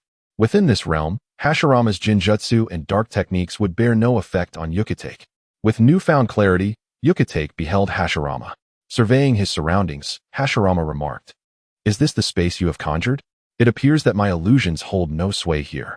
In that case, I shall resort to my final technique." As Hashirama spoke, he rapidly formed hand seals and uttered the incantation, Sage Art, would release, True Thousand Hands. This sage technique, the most potent would release jutsu, could only be wielded by the god of ninjas, Senju Hashirama. In an instant, He entered sage mode, joining his hands in reverence, summoning a colossal statue of cannon adorned with countless massive arms.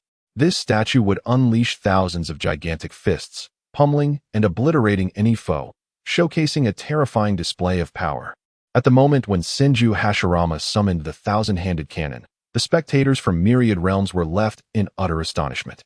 Surrounding the colossal statue were countless enormous arms, evoking a sensation that sent shivers down one's spine. In the world of pirates, Vice Admiral Garp, while munching on senbei, remarked to Admiral Sengoku, "Sengoku, did you see that? This Senju Hashirama has summoned the thousand-handed cannon. Meanwhile, with your devil fruit abilities, you could conjure a great Buddha, with one summoning the cannon and the other the Buddha. I believe you two should spar together if the opportunity arises." Upon hearing this, Sengoku's glasses glinted with a sharp light as he fixed his gaze upon Garp, saying, "Garp, your grandson Luffy." Garp, realizing where Sengoku was headed, quickly offered him a piece of sunbae, chuckling, "Old friend, I was merely jesting. No need to take it so seriously." Among those taken aback was one of the four emperors, Charlotte Linlin, also known as Big Mom, as she indulged in her desserts while observing the celestial arena. The moment the thousand-handed cannon appeared, she was so astounded that she nearly choked on her treat. After regaining her composure, she patted her chest and exclaimed, "That was terrifying.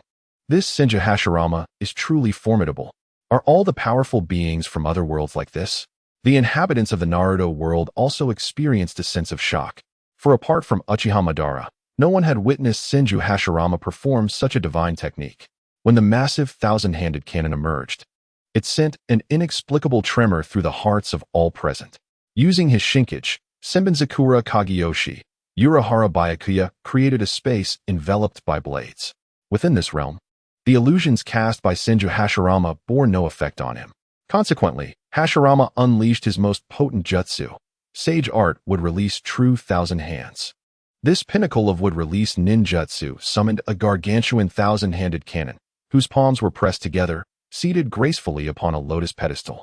Surrounding the cannon, a multitude of gigantic arms extended in every direction, a sight that was nothing short of dizzying. Once the thousand-handed cannon appeared, Senju Hashirama cautioned Urahara Byakuya, "Be careful. I am about to launch my attack." No sooner had Hashirama spoken than thousands of fists from the cannon descended upon Byakuya like a tempest. Witnesses of this scene felt an apocalyptic dread, for a solitary individual stood in stark contrast to the monumental cannon, appearing as insignificant as an ant. Though Urahara Byakuya was proud, he was not foolish. He sensed the overwhelming power of this technique and realized he must exert every ounce of his strength to contend with it. Thus, he immediately unleashed the second form of his Bankai, Kasen Senbenzakura Kageyoshi. This is an extraordinary Bankai technique, capable of encircling the myriad blades of Senbenzakura Kageyoshi into a spherical formation that envelopes the enemy, annihilating them from every conceivable angle. The sphere formed by Senbenzakura Kageyoshi is more colossal than the Hueco Mundo itself, generating tremendous gusts of wind with each strike, showcasing formidable power. Following the activation of this technique by Byakuya Kichiki, the sky is once again showered with a rain of cherry blossoms, creating a scene of exquisite romance. However, these are not genuine cherry blossoms. They are the blades of Senbenzakura. These countless cherry blossom blades coalesce into a gigantic sphere, encasing both Hashirama Senju and Byakuya Kichiki within. Subsequently, the dense array of blades commences an all-encompassing assault on Hashirama Senju. The immense statue of cannon, with its multitude of arms, swings against the swarm of blades like a locust swarm. Many blades are swiftly repelled by cannon's defense, yet numerous arms are also severed in the fray. At this moment, cannon appears to be at a disadvantage, yet manages to sustain its position. Observing this, Byakuya Kichiki gestures with his hand, transforming countless Senbenzakura blades into a colossal sword aimed directly at Hashirama Senju. Hashirama, while commanding cannon in battle, remains vigilant of Byakuya's movements. Upon witnessing the assault of the gigantic sword, Hashirama swiftly begins to form hand seals, uttering the words, "Summoning, Fivefold Rashomon." This is Hashirama's ultimate defensive maneuver. As he invokes this technique, 5 enormous, demon-faced iron gates emerge from the ground, positioned before Hashirama to shield him from all attacks. In an instant, The immense blade formed from Senbonzakura strikes the first gate of Rashomon with a thunderous crash, shattering it to pieces. Despite the diminished force of the colossal sword, it continues to pierce through the second gate. Although the blade now bears a significant gash, it forges ahead relentlessly. The third and fourth gates are subsequently breached, with the sword increasingly riddled with cracks. Eventually, the severely weakened sword lunges toward the fifth gate, producing a resounding explosion as it splinters into fragments, expending its last remnants of power before vanishing into the air. The demise of the colossal sword creates a breach in the encircling sphere of Senbonzakura. Hashirama immediately commands Cannon to concentrate its hundreds of fists and strike towards this opening. With a resounding crash, the Senbonzakura sphere is punctured, allowing Hashirama and Cannon to escape. This battle is nothing short of breathtaking, leaving all observers across the realms in a state of trepidation. In the world of pirates, Whitebeard expresses a sense of foreboding, remarking, "I am fortunate that my adversary at the time was Pain of the Six Paths, not this Hashirama Senju.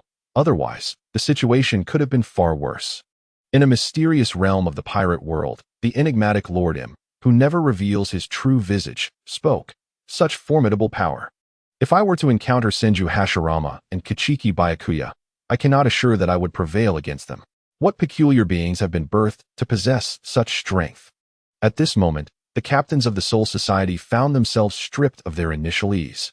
Indeed, Kichiki Byakuya may not be the strongest among these captains, yet his prowess is undeniably within the top 5. Even when employing his Bankai, he remains unable to vanquish Senju Hashirama, showcasing the latter's immense strength. Not long ago, the captains of Soul Society had mocked the elite of the ninja and pirate worlds, perceiving them as mere trifles unworthy of their might. They believed that their Zanpakuto could effortlessly annihilate the finest warriors of both realms without even activating their Shirkai. However, the captains have now relinquished their haughty condescension.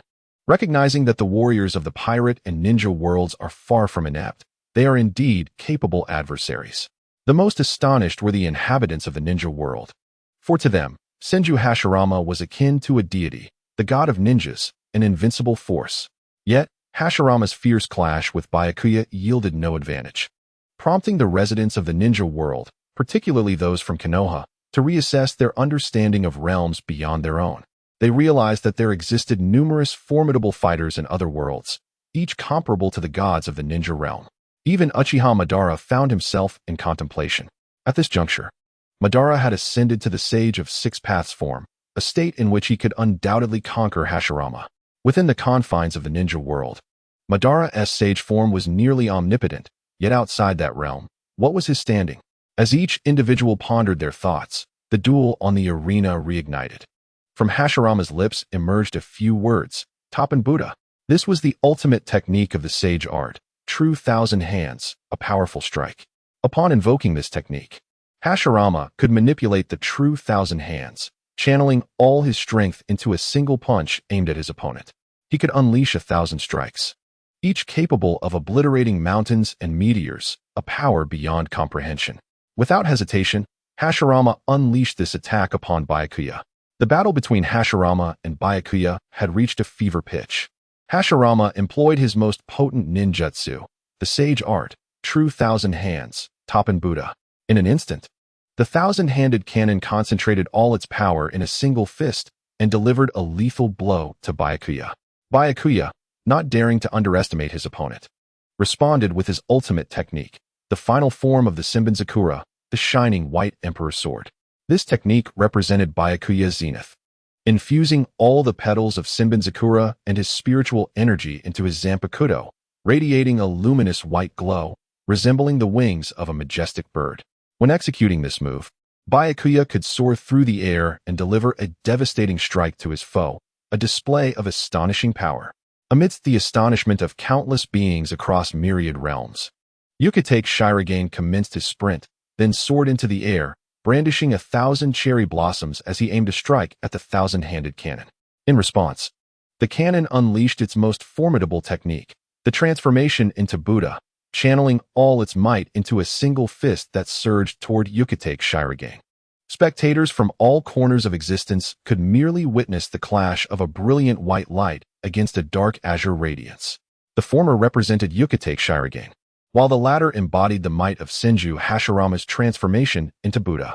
At that moment, the hearts of the onlookers raced in their chests, for they understood that this was a decisive blow, capable of determining the outcome of the battle. In the world of Naruto, Tsunade watched the unfolding scene with bated breath, her voice trembling as she questioned, "Grandfather, will he emerge victorious?" Even Uchiha Madara felt a rare pang of anxiety as he fixated on the arena. Though he regarded Senju Hashirama as a rival, their bond ran deep. Madara appeared apathetic toward the struggle, yet it was evident he cared greatly, for Hashirama was at stake. At that moment, he found himself torn between wishing for Hashirama's triumph and fearing his defeat. In the realm of Bleach, the individual most invested in this confrontation was none other than Rukia Kachiki, for Yukite's Shirogane was her brother. Rukia was beset by fears of her brother's potential defeat, her greater dread being the possibility of his injury. Despite her innate strength, she trembled, lacking the courage to gaze upon the arena. In the world of One Punch Man, Genos turned to Saitama and inquired, "Sensei, who do you believe is stronger, Yukite's Shirogane or Senju Hashirama?" Saitama, engrossed in a game with the S-Class Hero King and on the verge of losing, had little time to address Genos's question. With a sigh, Genos redirected his attention to the celestial arena, only to hear Saitama lament, "I lost again." Shocked, Genos exclaimed, "Lost again? Who was it that lost?" Initially, he assumed Saitama referred to the ongoing battle, but upon turning, he discovered Saitama was lamenting his gaming defeat. "King, ever the eloquent speaker," remarked to Saitama, "it seems your dual focus on the celestial battle and the game has led to this unfortunate outcome." At this, Saitama brightened, exclaiming, "Indeed, that must be it." In truth, Saitama held little interest in the battle, his sole devotion lying in the game. His losses were merely a reflection of his skill. Nonetheless, since King provided him an avenue for optimism, Saitama gladly embraced it. Just as Saitama reveled in this moment, a tremendous explosion erupted on the arena, the result of the clash of two formidable forces.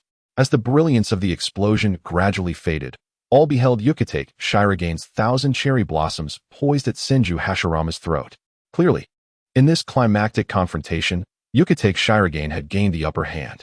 In the world of Naruto, upon witnessing the events, Tsunade exclaimed, "Grandfather." She felt a deep sense of sorrow at the defeat of Senju Hashirama. However, the sight of him unscathed provided her with a modicum of comfort. Meanwhile, in the realm of the Soul Reapers, Rukia Kachiki couldn't contain her joy upon seeing Byakuya Kachiki emerge victorious, prompting cheers that resonated through the air.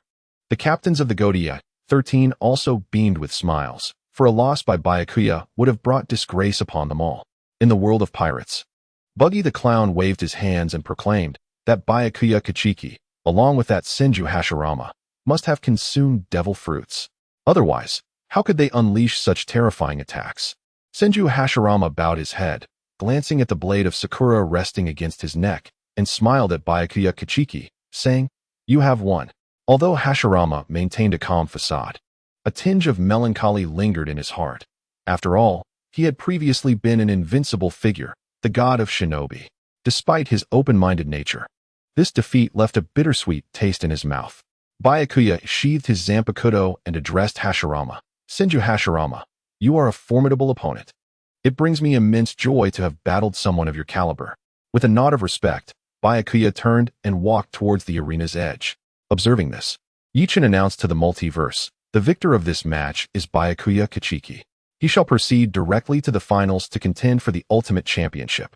Ye Chen then turned to Hashirama, stating, "Senju Hashirama also performed remarkably. You may enter the revival match," thus providing you another opportunity to reach the finals and vie for the championship. In response, Hashirama bowed respectfully to Ye Chen and descended from the stage. Up to this point, the multiverse arena had hosted 7 matches, with the victors being Ultraman Tiga, Edward Newgate, Kakashi Hatake, Godzilla, Sasuke Uchiha, Naruto Uzumaki, and Byakuya Kachiki. All of them would automatically advance to the finals. Contestants who had fallen in the preliminaries could also find alternate paths to the finals, offering them a chance to compete alongside these champions for the throne of victory. Ye Chen surveyed the scene, noting that with this match concluded, it was time to select participants for the next contest. He pressed the random selection button once more, causing a luminous point to appear, swiftly traversing the faces of the powerful beings from across the multiverse. The crowd's gaze followed the moving light, their hearts tinged with anticipation. Eager to discover who would be chosen this time. Would it be one of them? And if selected, how would they present themselves upon the stage? Under the watchful gaze of countless beings from myriad realms, a swiftly moving point of light came to a halt, settling upon the visage of an individual. As the crowd focused intently, they discerned the name inscribed above the figure, Uchiha Itachi. Speculation rippled through the assembled multitude regarding the identity of this Uchiha Itachi. Among those hailing from the world of Naruto, the mere mention of his name incited a fervor, with Uchiha Sasuke exhibiting the most pronounced reaction. As Itachi's younger brother, Sasuke harbored a deep-seated animosity towards him, for Itachi had mercilessly annihilated their entire clan. Although Itachi's actions were driven by circumstances beyond his control, the massacre of their kin remained an undeniable truth. This very reason fueled Sasuke's relentless pursuit of strength, as he sought vengeance for the fallen members of his family. Thus, upon encountering Itachi's name on the celestial arena, Sasuke erupted in rage, shouting, "Uchiha Itachi!" At that moment, Itachi found himself within the ranks of the Akatsuki organization. He too was taken aback upon seeing his name on the celestial stage, never having anticipated such an occurrence. The masked figure known as Uchiha Obito regarded Itachi with a grin, exclaiming, "Uchiha Itachi, congratulations on your selection." Itachi merely cast a fleeting glance at Obito, choosing not to respond. At that juncture, a voice resonated within Itachi's mind, proclaiming, "Congratulations, Uchiha Itachi. You are now a contestant in the celestial arena. Are you prepared?" Without a moment's hesitation, Itachi nodded affirmatively, declaring, "I am ready. My lord, I am prepared to ascend the stage." No sooner had he uttered these words than a golden orb enveloped him, and he materialized upon the celestial platform. Itachi presented a striking figure, characterized by his raven-black hair and obsidian eyes, clad in the dark, red-patterned garb of the Akatsuki, beneath which lay a simple black short-sleeved tunic. The nails on his hands and feet were adorned with a deep purple polish, lending him an air of aloof sophistication. Upon witnessing Itachi, Sasuke's excitement surged anew. For Sasuke, the desire for vengeance was intertwined with an overwhelming yearning to confront his brother and demand an explanation for the slaughter of their clan. Deep within Sasuke's heart, the memory of Itachi as an elder brother lingered, haunting him. Yet, the thoughts of others differed greatly. They scrutinized Itachi on the stage, pondering who his opponent might be. Many speculated that the youth before them did not appear particularly formidable. Should they be chosen, they believed they could potentially defeat him. Observing the escalating tension, and with all preparations in place, Ye Chen decided it was time to proceed, pressing the selection button once more. The previous point of light began its dance anew, and moments later, it settled upon another visage. The crowd peered closely to unveil the image of a middle-aged man. The name displayed beneath him read, Kazan. In the myriad realms, the name Kazan may be unfamiliar to many, yet in the underwater world, it is universally recognized. Of course, Kazan is better known by his illustrious title, Admiral Aokiji. In the world of pirates, Fleet Admiral Sengoku felt a surge of joy upon learning that Admiral Aokiji had been selected. This was a significant moment, for while many from the pirate world were chosen, not a single naval officer had been represented, which had caused Sengoku considerable concern. Now, at last, a naval officer had been chosen, and not just any officer, but an admiral. This was a moment for the Navy to take pride. Sengoku wished to converse with Admiral Aokiji, but alas, the admiral was not present. At that moment, Aokiji was leisurely riding a bicycle across the ocean's surface. Suddenly, a radiant golden light enveloped him, along with his bicycle, transporting them to the celestial arena. However, this particular arena resembled an island, surrounded by water. The onlookers from the myriad realms were astonished to see a figure cycling serenely atop the turbulent sea. Many found it hard to believe. Why here of all places? Why cycle on the water? Some clever observers speculated that something beneath the bicycle was supporting it. Perhaps a whale. Meanwhile, the inhabitants of the Naruto world conjectured it to be a form of advanced illusion. In reality, Aokiji was navigating a boat on the water, but due to the illusion's effect, it appeared as though he was cycling. However, the pirates were unfazed. Aokiji frequently cycled on the sea, a peculiar hobby of his. As Aokiji drew nearer, the crowd could discern his features more clearly. He was tall, clad in a white vest and deep blue shirt, draped in a navy coat, with a green eye patch adorning his forehead. The word justice was emblazoned across the back of his coat. Many scoffed at the inscription on Akiji's coat, finding it rather foolish. To have justice printed on one's coat seemed almost juvenile. One might excuse a naive teenager for such a choice. But for a middle-aged man to believe that donning these words signified his embodiment of justice was rather naive. Nonetheless, their chatter went unheard by Akiji, who remained unperturbed as he continued to ride his bicycle across the sea at a leisurely pace. As he approached, keen-eyed observers noted that the water beneath Akiji's bicycle froze upon his passing. This was the reason he could ride atop the ocean's surface, where Akiji traveled. The water turned to ice, and he was, in fact, cycling on the frozen expanse. This revelation astonished many. How did this individual, Akiji, manage to freeze the sea beneath him? Could this individual manipulate temperature? In the realm of Soul Reapers, the character known as Shattered Bee observed the scene and remarked to Hitsugaya Toshiro, "Little White, this fellow named Akiji is also an ice-based power wielder, much like yourself." Hitsugaya nodded in agreement, indeed. Yet, it appears that this individual can conjure his freezing abilities without drawing his Zanpakuto or even initiating a release. In the world of Naruto, the third Hokage, Sarutobi Hiruzen, gazed at Akiji and mused, could it be that this person possesses the rare ice-style ninjutsu? As per the third Hokage's knowledge, the 5 hidden villages each excelled in their unique ninjutsu, yet none specialized in ice techniques. Akiji, under the scrutiny of countless observers from various realms, leisurely rode his bicycle across the ocean's surface before disembarking upon the designated arena island, where Uchiha Itachi awaited him after a prolonged wait. Akiji was known for his laid-back demeanor and fondness for slumber. The eye mask he wore allowed him to doze off at any given moment, even while standing. Dismounting his bicycle, he approached Uchiha Itachi and said, "Apologies for keeping you waiting." Itachi, maintaining his stoic expression, nodded and inquired, "Shall we commence now?" Akiji, despite his casual disposition resembling that of a leisurely elder, replied politely, "Since I have made you wait, I shall not prolong it further. Let us begin." Without hesitation, Itachi unleashed a C-rank ninjutsu, the Phoenix Fire technique, which involved gathering chakra at his throat and projecting flames forward. The flames erupted forth like seeds from a burst flower, scattering in all directions to assault adversaries. Controlled entirely by chakra, evading the flames proved a formidable challenge. The spectacle of this ninjutsu was as visually striking as it was powerful, prompting awe among onlookers from various worlds.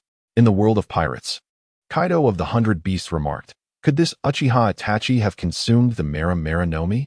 I have heard that Ace's fruit has been seized by Blackbeard." In the realm of Soul Reapers, Ulquiorra commented, "This Uchiha Itachi seems to be performing tricks, spewing fire from his mouth. It appears rather amusing." Yet, unbeknownst to Ulquiorra, the flames emitted by Itachi held considerable potency. As Akiji witnessed the flames approaching like petals from a flower, he remained nonchalant until the fiery projectiles drew near. In that instant, he activated the powers of his ice fruit. Suddenly, the swirling flames in midair were instantly encased in ice. This astonishing spectacle left the assembled crowd in sheer astonishment. "Goodness, how impressive you are! While others scatter flames like flower petals, you have simply encased them in ice." Frozen flames. It is likely that the majority of individuals across the myriad realms have witnessed the phenomenon of frozen flames for the very first time. As the crowd engaged in discussion, a series of crisp sounds echoed, revealing that the frozen flames, owing to the gravitational force of Earth, had fallen to the ground and shattered into fragments. Uchiha Itachi, upon witnessing this scene, found himself momentarily taken aback. Nevertheless, he did not hesitate. Instead, he launched another assault against Akiji. With swift hand seals, Uchiha Itachi unleashed a B-rank ninjutsu, the water bullet technique. This technique harnesses water spawned from the depths to inflict physical damage upon the adversary. By compressing and spinning the water, its lethality is significantly amplified. With adept application, one can initiate an attack from any angle. As Uchiha Itachi executed this jutsu, several water columns emerged from the ocean, spiraling toward Akiji. Akiji slightly shook his head, as if to convey, "Youngster, such physical assaults hold no efficacy against me." With a languid gesture, Akiji activated the powers of the ice fruit. Instantly, the water columns transformed into ice mid-air, reflecting a kaleidoscope of radiant colors under the sun's embrace. In the Marvel Universe, Thor retrieved a frozen beer from the refrigerator, sipping it while exclaiming, "Haha, Behold, how practical this ability is. Were I to possess such freezing powers, I would require no refrigerator and could enjoy chilled beer daily. Nearby, Spider-Man chimed in, "Oh, indeed. If I possessed such freezing abilities, I could conjure ice cream for myself, no matter where I might be." In the pirate world, Fleet Admiral Sengoku nodded in satisfaction, remarking, "Choosing Kazan for the arena seems to have been a wise decision." At his side, Akainu snorted disapprovingly, feeling that had he taken the stage, he would have swiftly triumphed over Uchiha Itachi, outpacing Akiji. On the celestial arena, upon witnessing Akiji freeze his 2 consecutive attacks, Uchiha Itachi exhibited little reaction. This was because the 2 assaults he had unleashed were merely exploratory. From these encounters, Uchiha Itachi concluded that ordinary physical strikes would not inflict any harm upon Akiji. Therefore, he decided to experiment with Genjutsu to ascertain its effectiveness. Resolutely, Uchiha Itachi activated his Sharingan. Instantly, his pupils transformed to a crimson hue, the tomo faintly visible within. He directed his gaze towards Akiji, locking eyes with him. Renowned as a master of illusion, Uchiha Itachi possessed the capability to execute a myriad of Genjutsu. At this moment, he employed an illusion that could instill terrifying visions in the opponent's mind, thereby stripping them of bodily autonomy. It could also disorient their movements with hallucinations, serving a multitude of purposes. In the fleeting moment of their eye contact, Akiji sensed an anomaly and hastily shut his eyes. Alas, it was too late. He had already fallen prey to Uchiha Itachi's Genjutsu. Subsequently, Akiji was confronted with a vivid tableau. In this vivid scene, 2 figures stand in stark contrast. One is Akiji, and the other is Akainu. These individuals are not allies fighting side by side. Rather, they are embroiled in a fierce contest for the esteemed position of Fleet Admiral. In this fierce struggle, both combatants exert their utmost strength. Ultimately, Akiji finds himself grievously injured, with a shattered leg and a broken arm, departing from the Navy in solitude and despair. This shocking turn of events leaves Akiji astounded. How could this be possible? He had engaged in battle with Akainu, only to be bested, suffering the loss of an arm and a leg. However, Akiji swiftly contemplates that such an outcome might not be entirely unfathomable. Their relationship has never been cordial. If the fight is indeed about the Admiralty, it is not surprising that they would clash. Yet, the realization of his own vulnerability stings. How could he have been defeated so easily by Akainu, sustaining such injuries? As Akiji wrestles with his thoughts, he suddenly sees Akainu emerge from behind a grand tree. Approaching with purpose, Akainu declares, "Akiji, Admiral Sengoku is set to retire. The new admiral will be chosen between the 2 of us. Therefore, let us engage in battle. The victor shall claim the title of Fleet Admiral, while the vanquished must leave the Navy." Before Akiji can respond, Akainu transforms his arms into molten magma and launches a powerful punch towards him. Caught in Uchiha Itachi's Genjutsu, Akiji perceives Akainu suddenly materializing before him, his fists now resembling flowing lava, striking with ferocity. Akiji, with a dismissive snort, activates the powers of his ice fruit, retaliating with a punch of his own. The onlookers from myriad realms are left bewildered. They are untouched by Uchiha Itachi's illusion and remain unaware of the turmoil unfolding within Akiji. They observe Akiji, filled with rage, aiming a punch at a nearby tree. With a single blow, that tree is instantly encased in ice, transforming into a frozen monument. The spectators are left in confusion. What is Akiji doing? Was he not supposed to be confronting Uchiha Itachi? Why is he attacking a tree instead?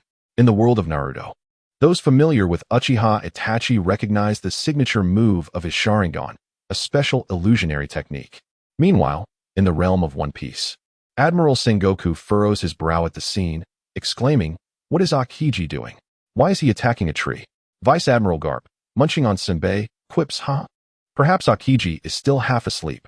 Though Garp's words are laced with humor, it is true that Akiji has a penchant for slumber, often sporting a green eye mask to facilitate his napping. Sengoku shoots Garp a disapproving glare, admonishing, "Garp, refrain from making such reckless remarks." In the world of Bleach, Aizen observes the unfolding drama with a hint of surprise, remarking, "Could it be that Uchiha Itachi is casting an illusion? It seems he is employing his ocular powers. However, in comparison to my own Kyuka Suigetsu, it pales significantly." Under the influence of Uchiha Itachi's Genjutsu, Akiji continues to unleash a series of attacks against the tree before him. Despite his seemingly laid-back demeanor, Akiji is, in fact, remarkably composed, capable of conducting a thorough analysis under any circumstance. After launching several attacks against the tree before him, an unsettling realization dawned upon him. He found himself in the celestial arena, facing only Itachi Uchiha. How could Akaina possibly appear here? With this thought, Akiji abruptly halted his actions. Was it possible that Itachi had cast an illusion upon him, causing such a disorienting perception? With this in mind, Akiji turned to Itachi and demanded, "What have you done to me?" Itachi remained expressionless, offering no reply. Observing this, Akiji unleashed the powers of his ice fruit, striking towards Itachi with a decisive punch. Yet, midway through his motion, he suddenly froze. His eyes widened in shock as he called out, "Teacher Zephyr," for he had just realized that Itachi was no longer before him. Instead, it was his mentor, Zephyr.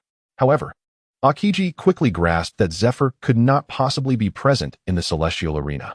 After all, he possessed a rudimentary understanding of the arena's rules. If the figure before him was not Zephyr, then the identity was all too clear. Thus, with renewed determination, Akiji unleashed his halted punch with fervor. A frigid gust erupted from his fist, instantly encasing the figure before him, who was, in truth, Itachi, in ice. As Itachi became ensnared in ice, the illusion cast by his Sharingan dissipated, restoring clarity to Akiji's vision. In the Naruto world, upon witnessing Itachi frozen, Sasuke could not contain his shock. Despite his outward animosity towards Itachi, deep down, he harbored a profound love for his brother. The sight of Itachi encased in ice elicited an involuntary display of concern from Sasuke. His expression was resolute as he clenched his fists and declared, "Itachi, you cannot perish in the arena. You must return alive, so that I may personally end your life." In the pirate world, Fleet Admiral Sengoku observed the shift in circumstances with a sigh of relief. Uncertain of what had just transpired with Akiji, it appeared that he had seized the upper hand in battle. If all went according to plan, Akiji was poised to claim victory. In the world of Bleach, Toshiro Hitsugaya remarked, "This Akiji does not require his Shurikai or Bankai to execute such freezing techniques. Could it be that he too has mastered Kido?" Upon encasing Itachi in ice, Akiji exhaled with relief. Yet, in the very next moment, anxiety surged within him. He noticed that the ice surrounding Itachi was developing spiderweb-like cracks. Realizing the peril, Akiji hurriedly attempted to reinforce the ice with his powers. But then, with a resounding explosion, the ice shattered, and Itachi leaped forth from the chaotic shards. In the moment that Uchiha Itachi leapt from the ice, he was already prepared. Upon emerging from the frozen prison, he swiftly employed the body flicker technique. Appearing like lightning behind Akiji, unleashing his immense strength with a powerful punch aimed at Akiji's back. Uchiha Itachi possessed the ability to wield tremendous force, skillfully controlling his chakra and concentrating it in his fist, delivering a blow capable of inflicting devastating physical damage, easily shattering a massive boulder. This power could be likened to that of Tsunade. The sudden eruption of Uchiha Itachi from the ice and his immediate appearance behind Akiji occurred in the blink of an eye, leaving the onlookers in a state of shock. In the pirate world, Navy Colonel Smoker watched this unfold, feeling a surge of concern for Akiji, as he was one of the few who genuinely cared for him. Witnessing Akiji being ambushed from behind by Uchiha Itachi made Smoker uneasy. Fleet Admiral Sengoku also felt the tension. Aware of Akiji's capabilities, but uncertain whether Uchiha Itachi could inflict harm, given that he hailed from an entirely different realm of strength. In the Naruto world, the sight of Uchiha Itachi's punch connecting with Akiji's back elicited expressions of joy among the onlookers. Despite many viewing Uchiha Itachi as a rogue ninja, he represented the Naruto world in this battle. A victory for him would bring honor to his realm, and particularly for Uchiha Sasuke, witnessing his brother's escape from the ice. A faint smile graced his lips. In the world of the Soul Reapers, Hitsugaya Toshiro held a favorable view of Akiji, as both wielded ice-based abilities, sharing a commonality.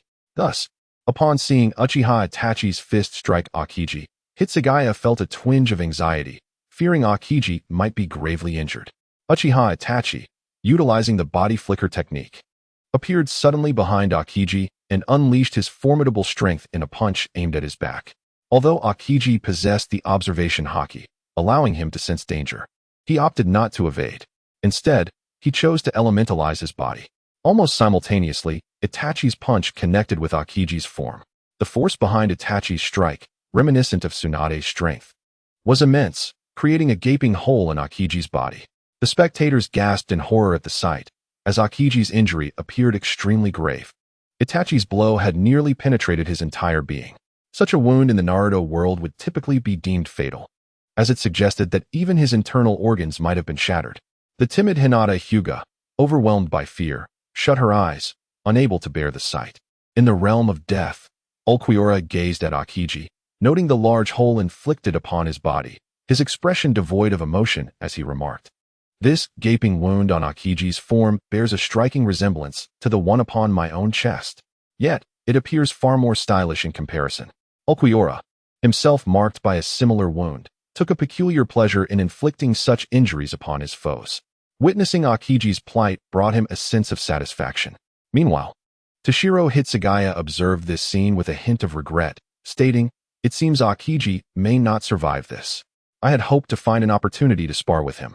In the world of pirates, Fleet Admiral Sengoku and Akainu remained unfazed, fully aware that Akiji had consumed a Logia-type devil fruit, the Hai no Mi, rendering him almost immune to all physical attacks. Thus, they harbored no concerns for Akiji's safety. Uchiha Itachi delivered a powerful punch that pierced through Akiji's body, slowly retracting his fist. However, to Itachi's astonishment, no blood emerged from Akiji's wound. Instead, he witnessed the injury rapidly freezing over, a testament to Akiji's ability to elementalize his body. Surprised by this revelation, Itachi instinctively stepped back. He had only known of Akiji's ice-based powers, never realizing that his very form could transform into ice. Akiji then turned languidly towards Itachi, remarking, "Your punch carries considerable strength. It even reminds me of the Iron Fist." Garp. However, inflicting harm upon me is not as simple as you might think. In the world of One Punch Man, Genos exclaimed in shock, "An indestructible monster." Hearing this, Saitama abruptly lifted his gaze from his game console, inquiring, "What monster? Where?" Genos pointed towards the arena, stating, "Master, over there." Only then did Saitama notice Akiji, whose body had been pierced by Itachi's punch. Unlike others, Saitama's thought process diverged. Instead of expressing shock, he began to ponder what would happen if he were to strike Akiji with a normal punch. He speculated that his fist would undoubtedly penetrate Akiji's body, though he wondered if it would prove fatal. The reactions among the ninjas in the Naruto realm varied significantly. Many speculated whether the pierced Akiji was merely a clone, not his true self, as he remained unscathed despite the injury. Only Uchiha Madara seemed to discern a deeper truth.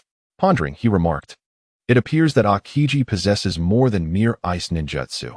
His body can also transform into ice. This presents an intriguing challenge. I wonder how Uchiha Itachi will confront such an adversary." Realizing his attack had proven ineffective against Akiji, Itachi activated his Mangekyo Sharingan, his eyes shifting to crimson, revealing the unique patterns characteristic of the Mangekyo. Upon the activation of his Mangekyo Sharingan, Uchiha Itachi unleashed a torrent of black flames from his right eye. This formidable technique, known as Amaterasu, represents the pinnacle of fire release ninjutsu and can only be wielded by a select few who possess the Mangekyo Sharingan. Not only is it the highest form of fire release, but it is also esteemed as one of the most potent physical assaults. By precisely adjusting the focus of his gaze, Uchiha Itachi can ignite incredibly destructive black flames at the focal point of his vision. These flames are terrifying in their ferocity, as they will not extinguish until their target is completely incinerated. However, the usage of such a technique comes with significant drawbacks. It demands an immense amount of chakra and places a considerable strain on his eyes, resulting in excruciating pain and potentially leading to bleeding. Due to these adverse effects, Uchiha Itachi seldom resorts to this technique. As Itachi employed Amaterasu, Akiji felt an immediate sense of peril. Maintaining his observation haki, he thrust his hands forward, summoning an ice wall that stood before him like a shield. In the next moment, the black flames of Amaterasu collided with the ice wall. Typically, ordinary flames would be extinguished upon contact with ice, as the melting water would douse the fire. Moreover, the low temperature of the ice wall would prevent the flames from reaching their ignition point. However, when Amaterasu's black flames struck the ice wall, they ignited with an intensity that began to melt the ice rapidly. The melting ice transformed into water, cascading onto the black flames. Yet astonishingly, the flames continued to burn, converting the water into steam. Such black flames are exceedingly rare, and their ability to melt ice and vaporize water is truly extraordinary. In the realm of the Soul Reapers, Toshiro Hitsugaya gazed at the black flames and remarked, "Could this be the legendary hellfire, capable of consuming both soul and flesh entirely?" Captain Commander Yamamoto Genryusai commented, "These black flames appear peculiar. I wonder how they compare to my Ryujin Jaka?" In the world of pirates, Vice Admiral Garp, forsaking his Sunbei, earnestly stated, "I cannot shake the feeling that these black flames are profoundly strange. Could they possibly be the flames of the Netherworld?" Admiral Akainu also rarely voiced his thoughts, saying, "The temperature of these black flames likely surpasses that of my magma fruit. I can only imagine the consequences if I were to be touched by them." Uchiha Itachi's Amaterasu is indeed fearsome. If the flames were to engulf Aokiji, even in his elemental form, he would likely struggle to endure. Aokiji was acutely aware of this reality, observing the ice wall consumed by the black flames, and he could not help but feel a chill of dread. He was grateful for his prudence in erecting the ice barrier before him. Otherwise, had he been caught in the grasp of those black flames, he would have undoubtedly faced dire consequences. Although this time Amaterasu did not injure Aokiji, it certainly startled him and compelled him to confront Itachi Uchiha with utmost seriousness. At that moment, Itachi's eyes were streaming with blood due to the side effects of using Amaterasu, presenting a rather unsettling sight, which Aokiji noted. While Aokiji was unaware of the reasons behind Itachi's condition, he sensed a possible opportunity. Consequently, he swiftly unleashed his ice fruit abilities, sending a blade of ice hurtling toward Itachi. At this juncture, Itachi was significantly weakened and had no desire to engage in direct confrontation with Aokiji. Therefore, he hastily performed hand seals to execute a C-rank ninjutsu, the bird clone technique. This technique allowed him to project his chakra onto hundreds of birds, transforming them into his clones. Utilizing birds as a medium resulted in a reduced chakra consumption compared to the shadow clone technique, which was essential for Itachi at that moment. As Itachi invoked the bird clone technique, the sky filled with hundreds of cawing crows, alighting upon the surrounding trees. Just then, Aokiji's ice blade reached its target, piercing Itachi's chest. Instantly, Itachi's body was enveloped in ice, resembling a frozen sculpture. However, within the next second, the spectators witnessed the frozen Itachi vanish, replaced by a frozen crow. The inhabitants of the Naruto world recognized this as Itachi's substitution technique, whereby a crow bore the brunt of Aokiji's attack in his stead. Conversely, those from other realms remained perplexed and began to speculate. In the world of pirates, Akainu furrowed his brow and remarked, "What is the meaning of those crows? How did so many suddenly appear? And why do they seem so sinister?" Meanwhile, Vice Admiral Garp, munching on Sunbei, chimed in, "Of course they appear sinister. They are messengers from the underworld." Fleet Admiral Sengoku interjected, "Garp, do not speak nonsense. These crows seem to embody a certain energy. They resemble the clones they have used, merely transformed into the form of crows." Having evaded Aokiji's ice blade using the crow substitution, Itachi perched upon a rock. The wind tousled his long hair, enhancing his striking appearance. At that moment, with his back turned to Aokiji, Itachi softly uttered a few words, "Susanoo." As he invoked Susanoo, a colossal red figure materialized behind him. This incarnation of Susanoo was unlike any previously witnessed. It boasted immense wings, wielding a sword in its left hand and a shield in its right. The sword, known as the Totsuka blade, possessed the power to ensnare its victims within a dreamlike illusion, as well as the capacity to permanently seal them away. The Yata mirror is an ethereal artifact, possessing the ability to transform its properties in accordance with the nature of incoming attacks, thereby nullifying them. When Uchiha Itachi's Susanoo emerged, it sent ripples of astonishment through the realms. To be candid, Susanoo was not a novel sight. However, Itachi's manifestation appeared distinct from others. Itachi's Susanoo exuded a more formidable presence, evoking an inexplicable sense of awe.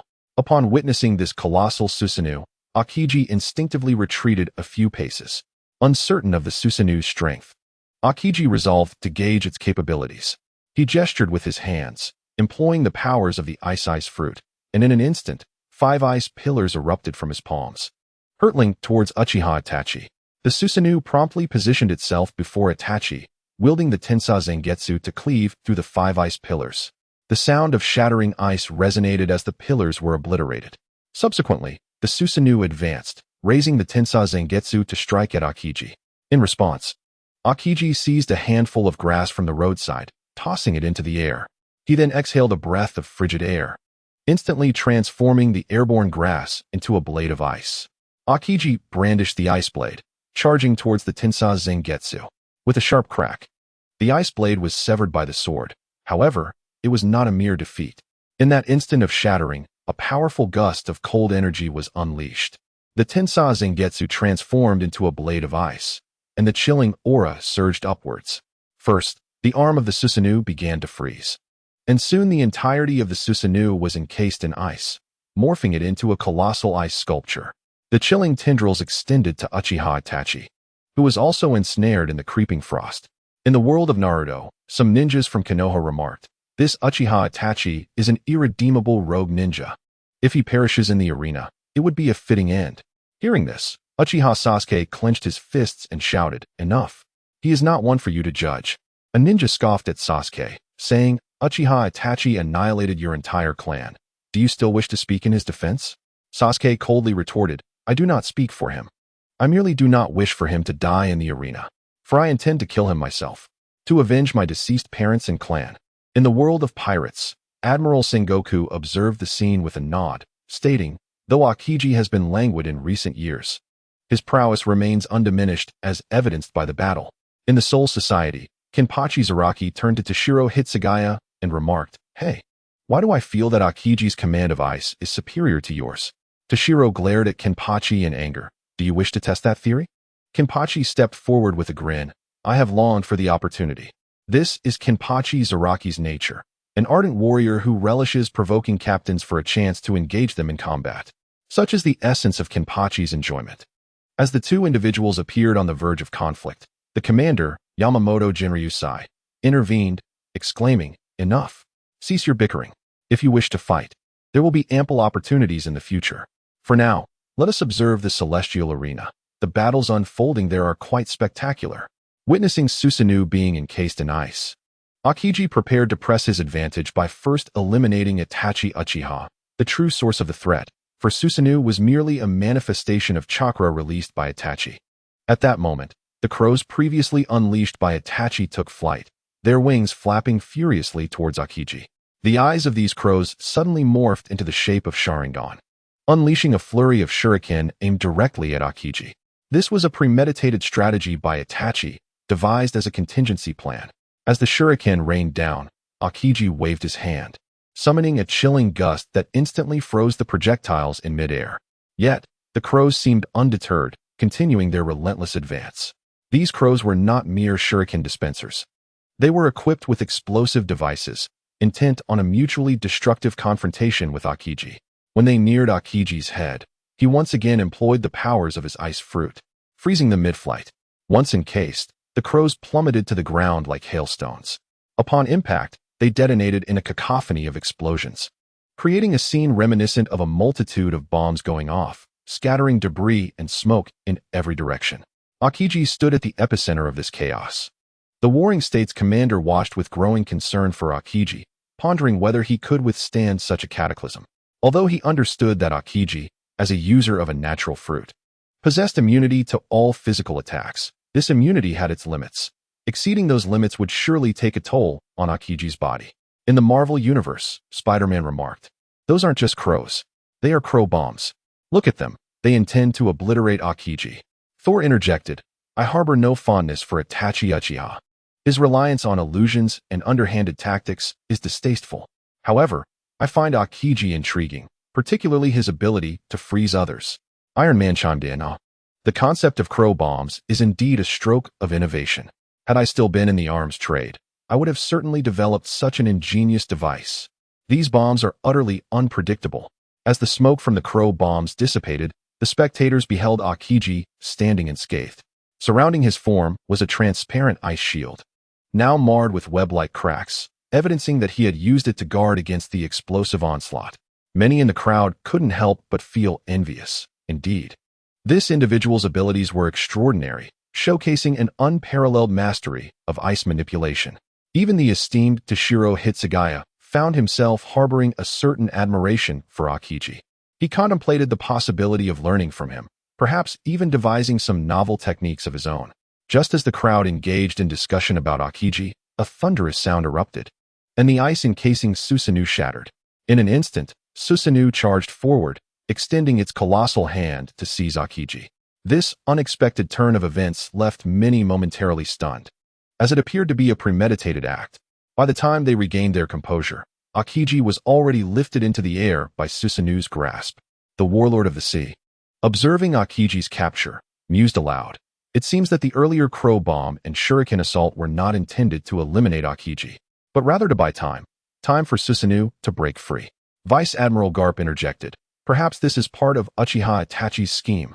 He deliberately allowed Susanoo to emerge at that moment, catching Aokiji off guard and striking with lightning speed. The warlord nodded in agreement, acknowledging Garp's insight.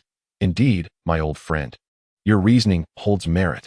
It appears that Uchiha Itachi possesses a meticulous mind, adept at employing cunning stratagems. Aokiji seems to be in quite a predicament. As Susanoo tightened its grip on Aokiji, its arm began to exert immense force, intent on crushing him into a pulp. Although Aokiji could phase through attacks, evading harm from blades and strikes, the sheer power being applied now threatened to obliterate his entire form, challenging the effectiveness of his elemental transformation. Uchiha Itachi, too, was probing for a method to defeat or vanquish Aokiji. Realizing the imminent danger upon being ensnared by Susanoo, Aokiji swiftly activated his ice fruit. In an instant, the tumultuous sea was encased in ice. Subsequently, the frozen ocean erupted with a resounding crash, sending a towering column of water skyward, which transformed into an ice dragon, roaring as it lunged towards Susanoo. Vice Admiral Garp, pausing his chewing of senbei, inquired with perplexity, "What is the name of this technique? I have never witnessed Aokiji employ it before." The warlord of the sea took a piece of senbei from Garp's hand, placing it in his mouth as he responded. This is Aokiji's development of his ice fruit. It seems that the threat he faced compelled him to achieve this advancement.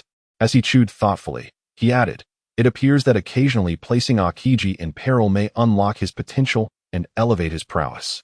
The sight of the roaring ice dragon captured the attention of many. In truth, within the myriad realms, there were others capable of wielding ice abilities. Yet few could harness them with the effortless grace exhibited by Aokiji. In the world of Naruto, the third Hokage, Hiruzen Sarutobi, observed this scene and couldn't help but feel a profound concern for Uchiha Itachi.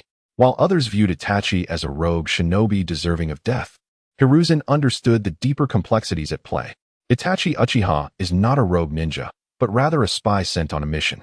Therefore, Yuan Fei Risen holds a significant concern for Itachi. As he witnesses Aokiji gradually unveil his formidable powers, Yuan Fei Risen cannot help but feel a sense of apprehension. Aokiji, caught off guard by the circumstances, finds his development of the ice fruit stimulated, leading him to unlock the ability of an ice dragon. Elated, he promptly directs the ice dragon to launch an assault on Susanoo. Seeing this, Itachi cannot remain idle. After all, it was a hard-won opportunity for Susanoo to grasp Aokiji. And should the ice dragon attack Susanoo, Aokiji might escape, rendering all prior efforts futile. Thus, Itachi swiftly advances, gathering chakra at his throat, and unleashes a massive fireball from his mouth. This is Itachi's C-rank ninjutsu, fireball technique. He intends to use this method to intercept the ice dragon and thwart its rescue of Aokiji.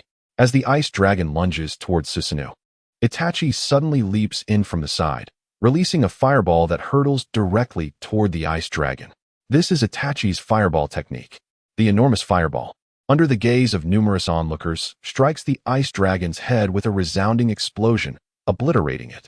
However, even with its head destroyed, the ice dragon does not cease its attack. It retaliates with a sweeping tail strike aimed at Susanoo. Caught off guard, Susanoo cannot evade in time and is struck by the colossal ice dragon. The ice dragon shatters instantly, yet Susanoo's form wavers under the impact, causing Aokiji, who was grasped in its hold, to be flung away and crash to the ground. Upon landing, Aokiji retrieves a doll from his pocket and tosses it into the sea, immediately activating the power of the ice fruit. The doll is instantaneously frozen, becoming an ice sculpture. Yet, the freezing does not halt there. More seawater surges forth. enveloping the sculpture and solidifying it further. In this continuous cycle of freezing, the ice sculpture grows larger, eventually transforming into a towering ice giant. This marks the complete awakening of Akiji's fruit abilities. The ice giant then lets out a roar and charges towards Susanoo. This spectacle leaves even Itachi momentarily stunned, while the onlookers from all realms are utterly astonished. In the pirate world, Luffy exclaims, "Uncle, this is incredible. I never imagined you could create a giant from ice." Nami, hands on her hips, retorts, "What uncle? He is Admiral Akiji. He could very well become our enemy." Marine Colonel Smoker removes the cigar from his mouth and remarks, "It seems Akiji has made significant progress in mastering the ice fruit." Zephyr, Akiji's mentor, observes the celestial arena and nods approvingly, saying, "Your synergy with the ice fruit is truly a match made in heaven. No one is more suited to wield this devil fruit than you." In the DC universe, Batman exclaimed, "Is this a sanctuary for superhumans? How is it that each of them possesses superpowers and appears so formidable, almost inhuman?" Superman responded, "Aren't you a superhuman as well?" The ice giant lunged forward, delivering a punch aimed at Susanoo. Just as Susanoo was about to strike Akiji, the ice giant charged at him. Susanoo, opting to abandon Akiji, reached out to seize the ice giant's fist. With a decisive crack, he broke the ice giant's arm. Observing from the Naruto realm, the onlookers marveled at the prowess of Susanoo, declaring that despite the ice giant's imposing size, he was utterly vulnerable. With a roar, the ice giant swung his remaining arm at Susanoo. In response, Susanoo retaliated with a punch that sent the ice giant flying. This clearly illustrated that Susanoo's strength was no trifling matter.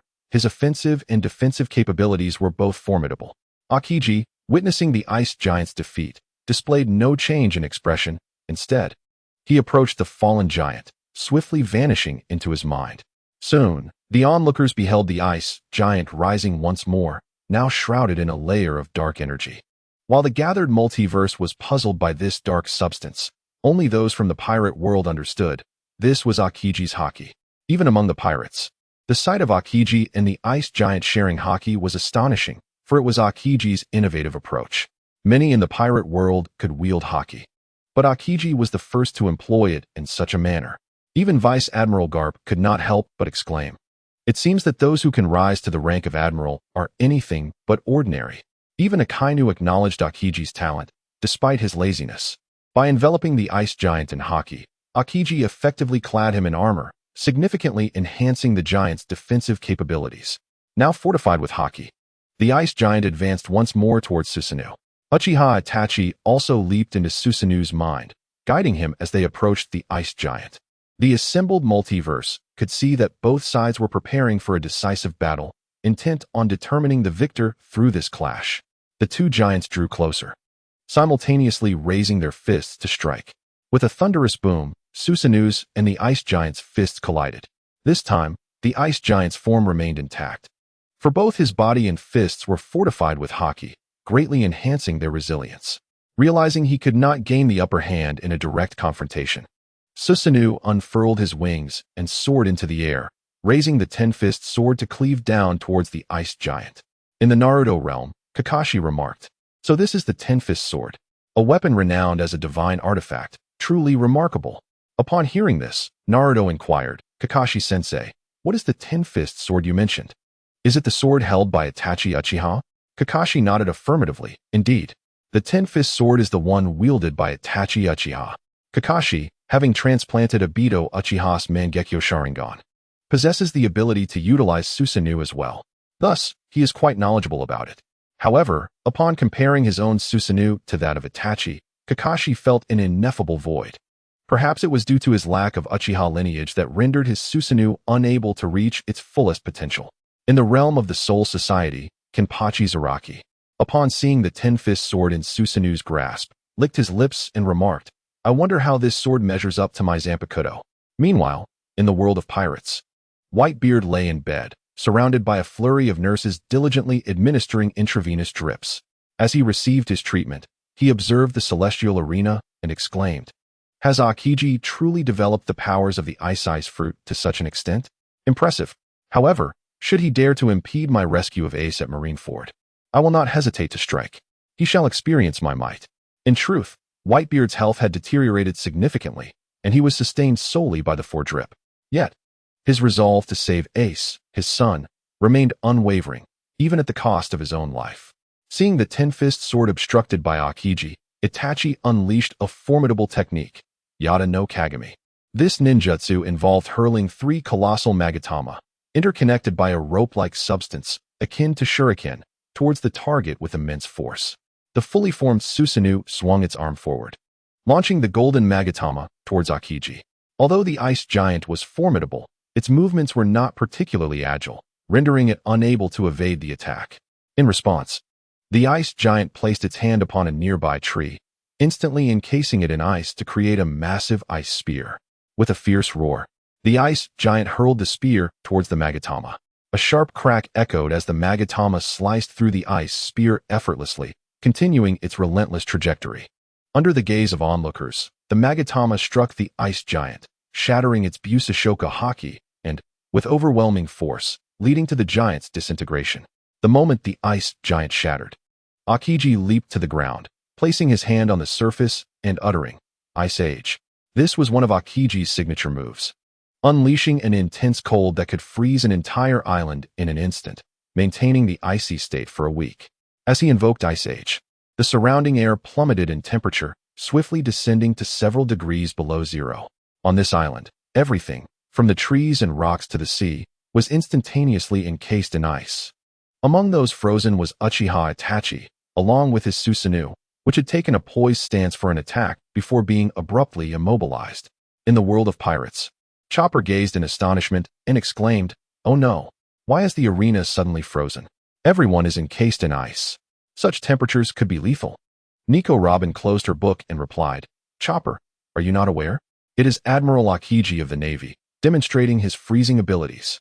Usopp, with his long nose, leapt up and exclaimed, "Are you suggesting that Aokiji has frozen the entire island and sea?" Nico Robin nodded in silence. Recognizing that Usopp and the others had yet to experience much and were somewhat naive, she chose not to elaborate further, believing that their future experiences would temper their astonishment. Aokiji's capability to freeze an entire island and sea left those from the Naruto world in sheer awe, including the third Hokage, Hiruzen Sarutobi, who gaped in disbelief. In his understanding, tailed beasts were the most destructive beings, yet, even they could only annihilate a village. In contrast, Aokiji could freeze an entire island, suggesting he possessed the power to obliterate it entirely, far surpassing the tailed beasts. However, Kaguya Otsutsuki dismissed this feat with contempt. What significance is there in destroying an island? If I so desired, I could obliterate the entire world in an instant. In the Marvel Universe, Iron Man remarked, that fellow Aokiji is ruthless. He has transformed this island into an Arctic wasteland, freezing everything, including himself. Spider-Man interjected, "Excuse me, sir. Look, Aokiji is still moving. He must not be frozen." Iron Man scrutinized closely and indeed saw Aokiji take 2 steps forward. "Oh my goodness, how is he not frozen?" Thor snatched the drink from Iron Man and gulped down a couple of swigs before saying, "He must have cast a spell to freeze himself. Do you think he is a fool?" Confident that the outcome was secure, Aokiji advanced 2 steps. At that moment, he noticed Uchiha Itachi, who had been frozen, suddenly open his left eye.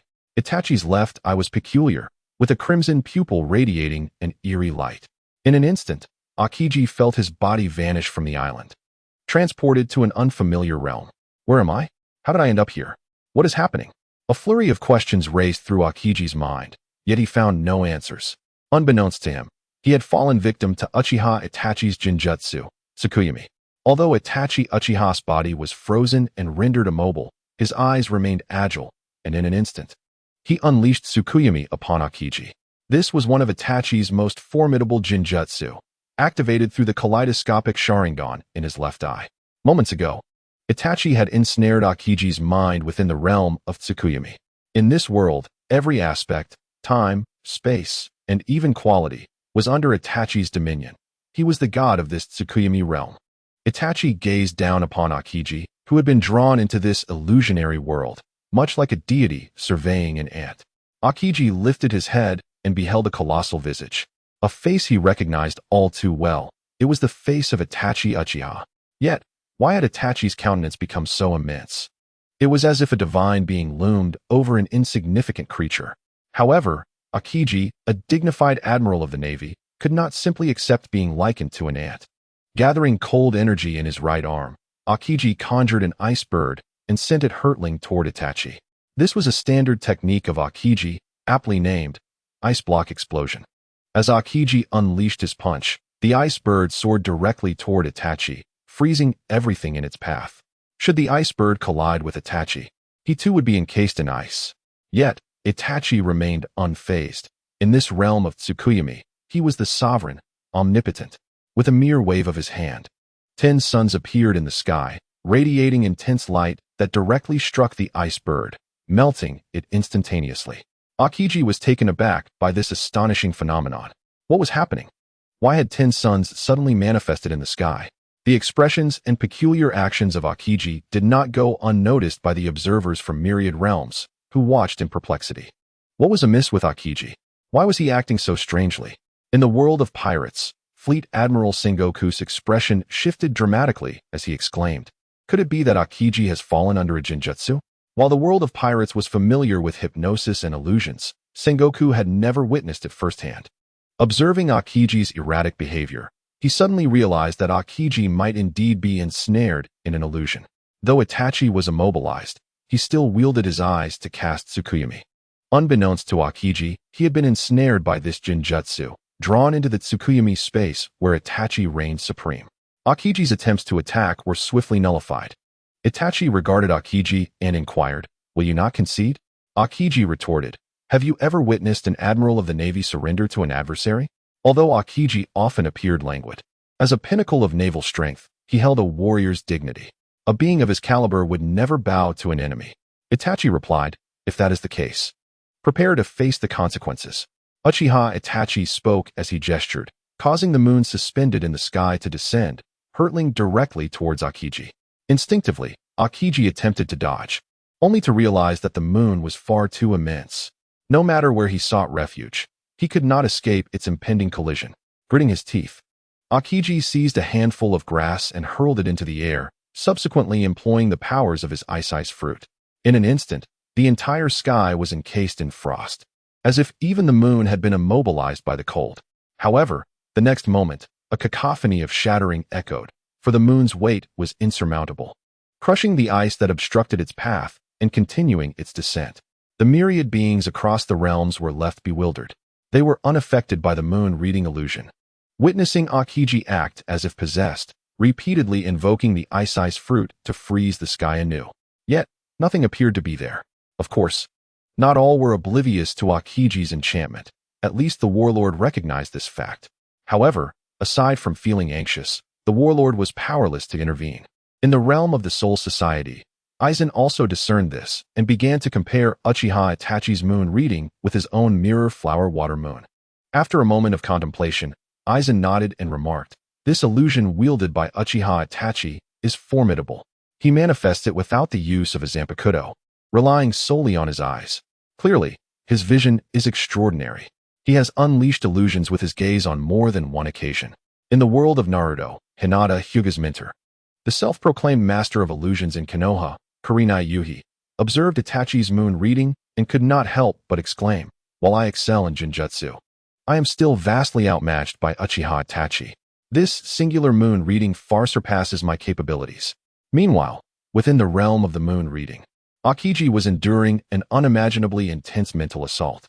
Had he been an ordinary individual, he would have succumbed to mental collapse by now. Yet, as an admiral of the Navy, Akiji possessed not only formidable physical strength, but also an extraordinary mental fortitude. Thus, he persevered. At this moment, Akiji realized he had likely fallen prey to Uchiha Itachi's illusion.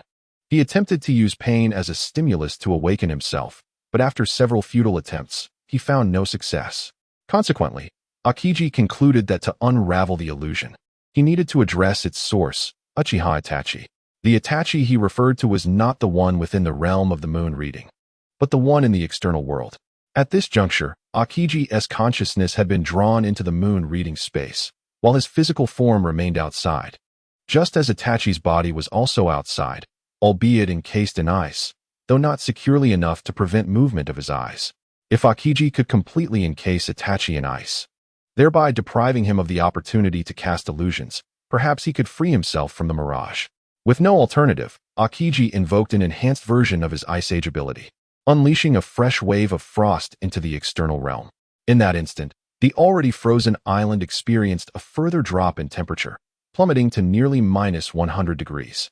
This is no longer a matter of whether one can move, for at such frigid temperatures, even cells become frozen. In this chilling environment, time and space themselves seem to be suspended, not to mention the conjured illusions. At this moment, Akiji finally exhaled deeply as he regained his freedom. Emerging from the confinement of the Tsukuyomi space, the onlookers were oblivious to what had transpired, yet Ye Chen was acutely aware. He understood that the temperature on the heavenly arena had plummeted to levels comparable to those in outer space, nearing absolute zero. At such frigid conditions, if action was not taken promptly, Uchiha Itachi could very well succumb to the cold. Consequently, Ye Chen sprang into action, dispelling Akiji's Ice Age. He then proclaimed, "In this match, Akiji is the victor." He would proceed directly to the finals, competing for the ultimate championship. However, Uchiha Itachi need not despair, for he could still participate in the revival match and re-enter the finals, retaining his chance at the championship. After expressing their gratitude to Ye Chen, both competitors gracefully exited the arena. With this match concluded, it was time to prepare for the next contest and select the participants. As Ye Chen pressed the selection button, a luminous point began to swirl rapidly, gliding over various avatars, before swiftly settling on one. The spectators could only discern that it depicted a humanoid being, clad in golden armor, exuding an aura of majesty. Ye Chen couldn't help but softly exclaim in surprise. Though others may not recognize the figure in the golden armor, Ye Chen certainly did, for it was none other than the illustrious Emperor Knight, also known as the Emperor Armor. In the world of the Autobots, Bumblebee expressed his astonishment. Could this be a robot? Yet it doesn't quite appear to be one. Optimus Prime approached, remarking, "This seems to be a person donned in armor." Yet the specifics remain unclear. Meanwhile, in the realm of Kamen Riders, Tsukuyomi gazed at the Emperor Armor, pondering, "Oh, could this also be a Kamen Rider? It appears rather unfamiliar." Nevertheless, the armor looks impressively striking. As the Emperor Armor realized it had been chosen by the heavenly arena, it too felt a sense of astonishment. However, it did not harbor any reluctance, for the Emperor Armor thrived on combat, seeking to enhance itself through battle. The prospect of encountering formidable adversaries from other worlds for a transformative showdown was indeed enticing. Just as the Emperor Armor contemplated this, Ye Chen's voice resonated in its mind. "Emperor Knight, congratulations on being selected by the heavenly arena. You are now a contestant. Are you prepared?" The Emperor Knight nodded affirmatively. "I am ready." With those words, a burst of white light enveloped its form, transporting it instantaneously to the heavenly arena. Observing this phenomenon, the Emperor Knight mused. Is this the technique of spatial transformation? It seems both this heavenly arena and Ye Chen are quite remarkable. Upon ascending to the arena, the Emperor Knight created quite a stir among the audience, for the resplendent golden armor was undeniably captivating. Even the likes of Kamen Rider and Ultraman gazed upon it with envy. The armor of the Emperor's armor is primarily adorned in the resplendent gold that signifies the Emperor's supreme authority, accented with silver embellishments. The bodysuit is a striking blend of black and purple, while key components such as the visor and shield are accentuated in red. Additionally, the belt and knee sections of the Emperor's armor feature a black and white yin-yang taiji symbol. Surrounding the taiji symbol on the belt are 8 yellow dots. Alongside the emblems of the flame dragon, wind eagle, black rhinoceros, earth tiger, and snow mastiff, symbolizing the 8 trigrams and the 5 elements. In essence, the moment the Emperor's armor makes its appearance, it exudes an unparalleled aura of majesty. Ye Chen admired the regal stance of the Emperor's armor for a moment before he began to seek an opponent worthy of such grandeur. As he placed his hand on the selection button, all eyes converged upon him, for they sensed that this Emperor hero was no ordinary figure, and they were eager to discover the caliber of adversary he would choose. Upon pressing the button, a luminous point began to flow swiftly, traversing the myriad faces of the realms, until it came to a halt after half a minute. Ye Chen, upon witnessing the selection, nearly burst into laughter. For the randomly chosen opponent for the Emperor hero was none other than the esteemed figure from the Land of Light, the mysterious Ultraman father, one of the 4 greats. These two represented the heavenly path and the light, respectively. Their encounter could be likened to a clash of titans, sure to result in a fierce contest. At that moment, in the land of light, Ultraman Father was comforting the defeated Ultraman Zero. Upon lifting his gaze, he was surprised to find himself among the contestants on the celestial arena. Ultraman Father furrowed his brow at this sight, for he had no desire to participate in the celestial competition. He believed that such contests were meant for the younger generation, and as an elder, he felt it was not his place to engage. Seeing this, Ultraman Zero encouraged him. In truth, there are benefits to competing in the celestial arena. If one were to win the championship, special rewards are sure to follow. Ultraman Father nodded thoughtfully. His motivation was not the rewards, but rather a desire to avoid offending Ye Chen. He could discern that both the celestial arena and Ye Chen were formidable entities not to be trifled with. Having lived for 300,000 years, Ultraman Father was not one to recklessly provoke a powerful adversary. Clearly, in his eyes, Ye Chen was an equal match in strength. With this realization, he resolved to step into the fray. Once he made up his mind, a sphere of white light enveloped him, whisking him away from the land of light and transporting him to the celestial arena. Upon his arrival, it became evident that Ultraman Father was distinct from the other Ultraman. His head bore two protrusions resembling horns, and he sported a subtle mustache that, while not overtly conspicuous, was nonetheless noticeable. Upon meeting Ultraman Father, the Emperor Hero approached and inquired, "Are you my opponent?" Ultraman Father nodded in affirmation and replied, "I am Ultraman Father from the M78 Nebula, the Land of Light." The Emperor Hero acknowledged this with a nod, stating, "I am known as the Emperor Hero." Both individuals were titans of their respective realms, and it was inconceivable that they would engage in a mere brawl upon meeting. After a brief exchange, Father of Ultra remarked, "In that case, Emperor Knight, allow me to inquire about your esteemed techniques." With that, he extended his palm, unleashing crescent-shaped energy projectiles that swiftly hurtled towards Emperor Knight. This was one of Father of Ultra's signature moves, Crescent Shot. It was not particularly formidable. Rather, it served as a means to gauge Emperor Knight's prowess. If he could not withstand such a simple attack, he would lack the merit to stand against Father of Ultra. As the crescent energy blasts approached, Emperor Knight, unfazed, unsheathed his Aurora sword and swung it forward. With the motion, a blade of energy surged forth, striking the crescent projectiles. The collision of their energies erupted in a blinding explosion. Observing Emperor Knight's effortless counter to his crescent shot, Father of Ultra nodded, acknowledging, "You are indeed formidable. You possess sufficient merit to be my adversary." Emperor Knight, however, offered no reply, embodying the essence of the celestial order and existence above all others, thus requiring no validation from anyone. Recognizing this, Father of Ultra understood that Emperor Knight was an exceedingly proud individual and chose to refrain from further remarks, instead asserting, "Very well, prepare yourself." With that declaration, he straightened his arm and executed a strike known as Father's Slash. Concentrating his energy in his hand, he aimed directly for Emperor Knight's throat. While Emperor Knight could have easily repelled the attack with his Aurora sword, his pride forbade such an action. Therefore, he retracted the sword and, barehanded, launched a punch at Father of Ultra, the renowned Emperor Fist.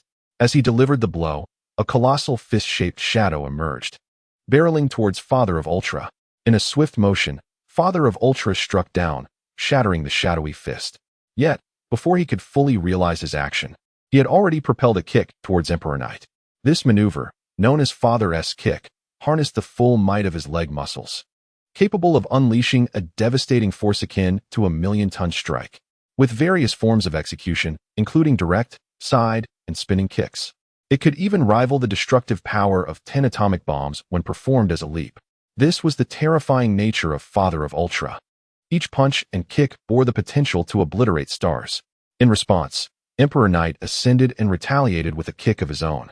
The impact resonated with a thunderous boom as their feet collided, creating an immense burst of light akin to a nuclear explosion. Observers from lower realms gasped in astonishment at the spectacle, for these two warriors were truly fearsome. Even a mere clash of their limbs unleashed a force reminiscent of a nuclear detonation, a power potent enough to effortlessly annihilate an entire city. Upon encountering Emperor Knight, Father of Ultra found himself momentarily taken aback as he withstood a powerful kick. Aware of the immense force behind his own strike, capable of shattering a meteor, He was astonished that Emperor Knight could absorb it without sustaining any injuries. This indicated that Emperor Knight possessed strength that was at least comparable to his own. In his surprise, Father of Ultra pondered, having lived for 300,000 years and witnessed all the formidable beings across the universe. How is it that I remained unaware of a powerful entity known as Emperor Knight in this cosmos?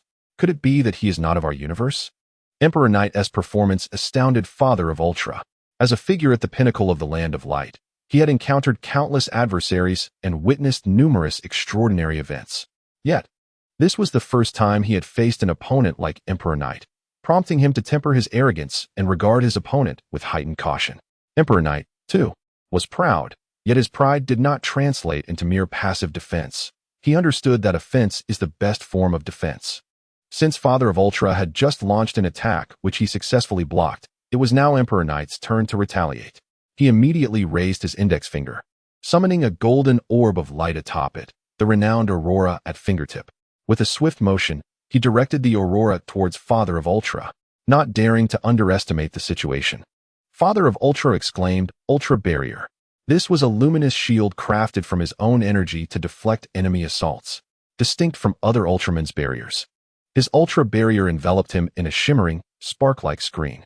As the Aurora struck, it was swiftly halted by the Ultra Barrier. Witnessing this exchange, many powerful beings across various realms fell into silence.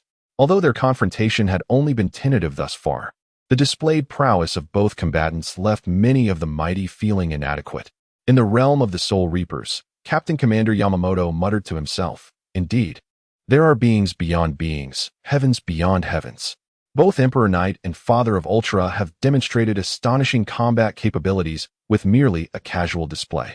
Kyoraku Shunsui observed the two with palpable excitement. These two are incredibly powerful. If I could engage in battle with them, it would surely be a thrilling clash.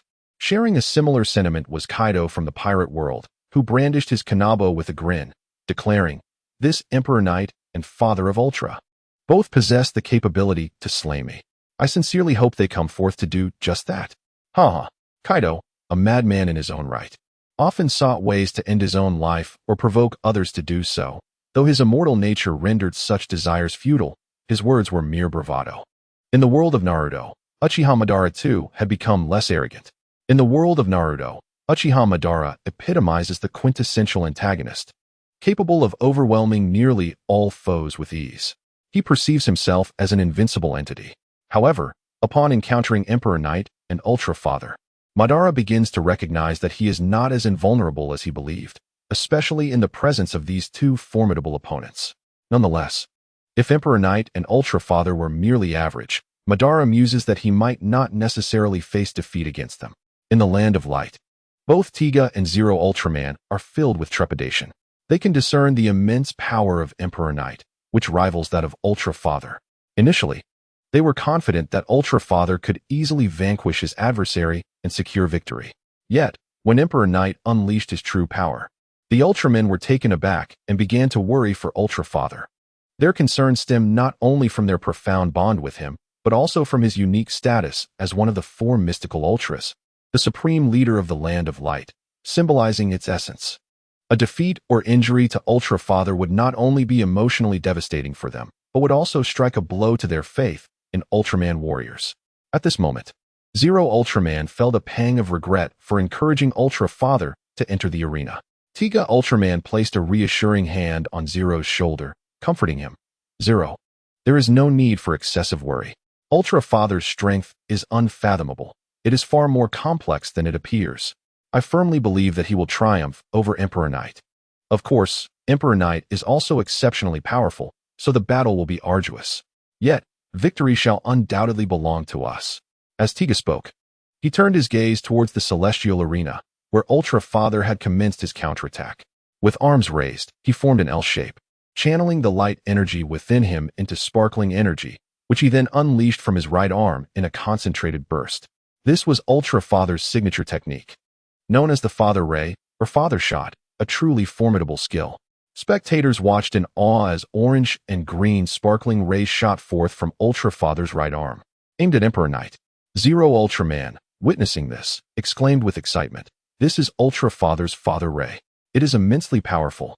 He has previously used this technique to obliterate foes like Namij and Ye Chen. In this moment, Zero Ultraman chose to place his faith in Ultra Father, which filled him with exhilaration upon witnessing the attack. Although Emperor Knight possessed formidable defenses, he hesitated to confront Ultra Father's ultimate move head-on. However, he reasoned that employing the Aurora Shield would allow him to easily withstand the attack. Regrettably, in his ordinary Emperor form, he could not utilize the Aurora Shield. He needed to ascend to the upgraded combat form, the Ultimate Emperor Armor. With determination, Emperor Knight placed his hand on his belt, initiating the transformation as the 5 elemental symbols on the belt began to rotate. As the crowd beheld a radiant golden light enveloping the Imperial hero, they were astounded to discover that, upon the dispersal of the light, his arms were adorned with enhanced armor, and a shimmering Aurora shield graced his chest. The overall potency of his armor visibly surged, transforming his appearance from a mere ordinary state to the ultimate form of the Imperial hero. The reason for such an elaborate transformation was the realization that the Father of Ultra possessed formidable strength. The ordinary state of the Imperial hero would scarcely suffice to vanquish him. Thus, the upgrade to the Ultimate Imperial Armor became an absolute necessity. Once the transition to the Ultimate Imperial Armor was complete, the Imperial hero pressed his hand against the Aurora shield on his chest. Subsequently, the shield radiated a brilliant golden light. In the next instant, the Father of Ultra's beam struck the Aurora shield, yet all of the unleashed energy was effortlessly absorbed, leaving the Imperial hero unscathed. This awe-inspiring metamorphosis rendered onlookers speechless. If the previous incarnation of the Imperial hero resembled a regal emperor, now he appeared as a valiant sovereign wielding a sword and shield. His commanding presence demanded respect, causing all who stood before him to bow in deference. The Imperial hero's splendid transformation also astonished the Father of Ultra, who could sense that the transformed Imperial hero's strength had significantly exceeded his prior capabilities. This realization instilled in the Father of Ultra a profound sense of pressure. Even in his ordinary state, the Imperial hero had been more than a match for him, and now, having ascended to his ultimate form, the balance of power had decidedly shifted. Recognizing the need for his own transformation, the Father of Ultra promptly began to enlarge his form. Initially, when he ascended to the celestial arena, the Father of Ultra had underestimated the Imperial hero, believing that at a towering height of 45 meters, he would be merely bullying someone of the Imperial hero's diminutive stature. Hence, he had reduced his size to 2 meters. However, the realization of the Imperial hero's extraordinary might compelled him to discard any reservations. Only by returning to his true form could he hope to contend with the Imperial hero. Thus, he restored his height to 45 meters and his weight to 50,000 tons, revealing his true visage. Now, the Father of Ultra loomed like a mountain, towering over trees that barely reached his knees. The less than 2-meter-tall Imperial hero appeared minuscule, akin to a mere insect in contrast. As the Father of Ultra took a step forward, an entire forest was flattened beneath his massive weight. He lifted his colossal foot, aiming to crush the Imperial hero beneath it. Swift as lightning, the Imperial hero dodged to the side, leaping onto a nearby hill just as the Father of Ultra's foot descended. With a thunderous crash, the ground was indented, creating an impression the size of a swimming pool. Despite his colossal size, the Father of Ultra remained remarkably agile. As the foot missed its mark on the Emperor Knight, Ultra Father swiftly retaliated with a punch aimed at the mountainous terrain where the Emperor Knight stood. The Emperor Knight nimbly leaped to evade the blow, but a resounding crash echoed as Ultra Father's fist struck the mountain, reducing it to mere rubble. In that moment, Uchiha Madara, Uchiha Sasuke, Uchiha Obito, and the others bowed their heads in deference, believing their Susanoo to be the pinnacle of power. Yet, upon witnessing the enlarged form of Ultra Father, they were struck with the realization that Susanoo was but a jest in comparison to his might. Those Susanoo towered at heights of 20 to 30 meters. Reigning supreme in the Naruto realm, Ultra Father's very stature commenced at a staggering 45 meters. In direct comparison, Susanoo appeared diminutive, lacking more than just a head in height. More critically, while Susanoo could shatter a mountain with a single punch, Ultra Father possessed the capacity to obliterate a planet. In essence, Susanoo stood before Ultra Father akin to a mere child in a kindergarten setting. For Ultra Father to confront Susanoo was akin to a giant dealing with a small child. Once Ultra Father transformed into a colossal being, engaging the Emperor Knight in combat. He found himself at a distinct advantage, given the immense disparity in their physicality. Observing this, the Emperor Knight scoffed, declaring, "Only you can grow in size? Can I not?" With that proclamation, he bellowed, "Law of heaven and earth." As the Emperor Knight invoked this power, golden rays cascaded from the heavens, enveloping him in their brilliance. In the blink of an eye, the Emperor Knight's form began to swell, rapidly increasing to over 40 meters in height, transforming into a giant comparable to Ultra Father. As these two titans took their strides, their colossal feet struck the ground, causing tremors that resonated throughout the entire island, triggering tsunamis in the surrounding seas. The scene was nothing short of apocalyptic, instilling fear in the hearts of many low-level warriors who witnessed it, for such was the caliber of destructive force on display. On any planet, their combined might could bring about cataclysmic devastation. As the two giants charged forward, they unleashed simultaneous punches. The ensuing explosion erupted in a blinding flash, engulfing the entire island in its fury. In the Naruto world, Naruto could not contain his astonishment, exclaiming, They have obliterated the entire island." This spectacle left the inhabitants of the Naruto realm utterly awestruck, for even the so-called formidable-tailed beasts could merely devastate a village in their wake.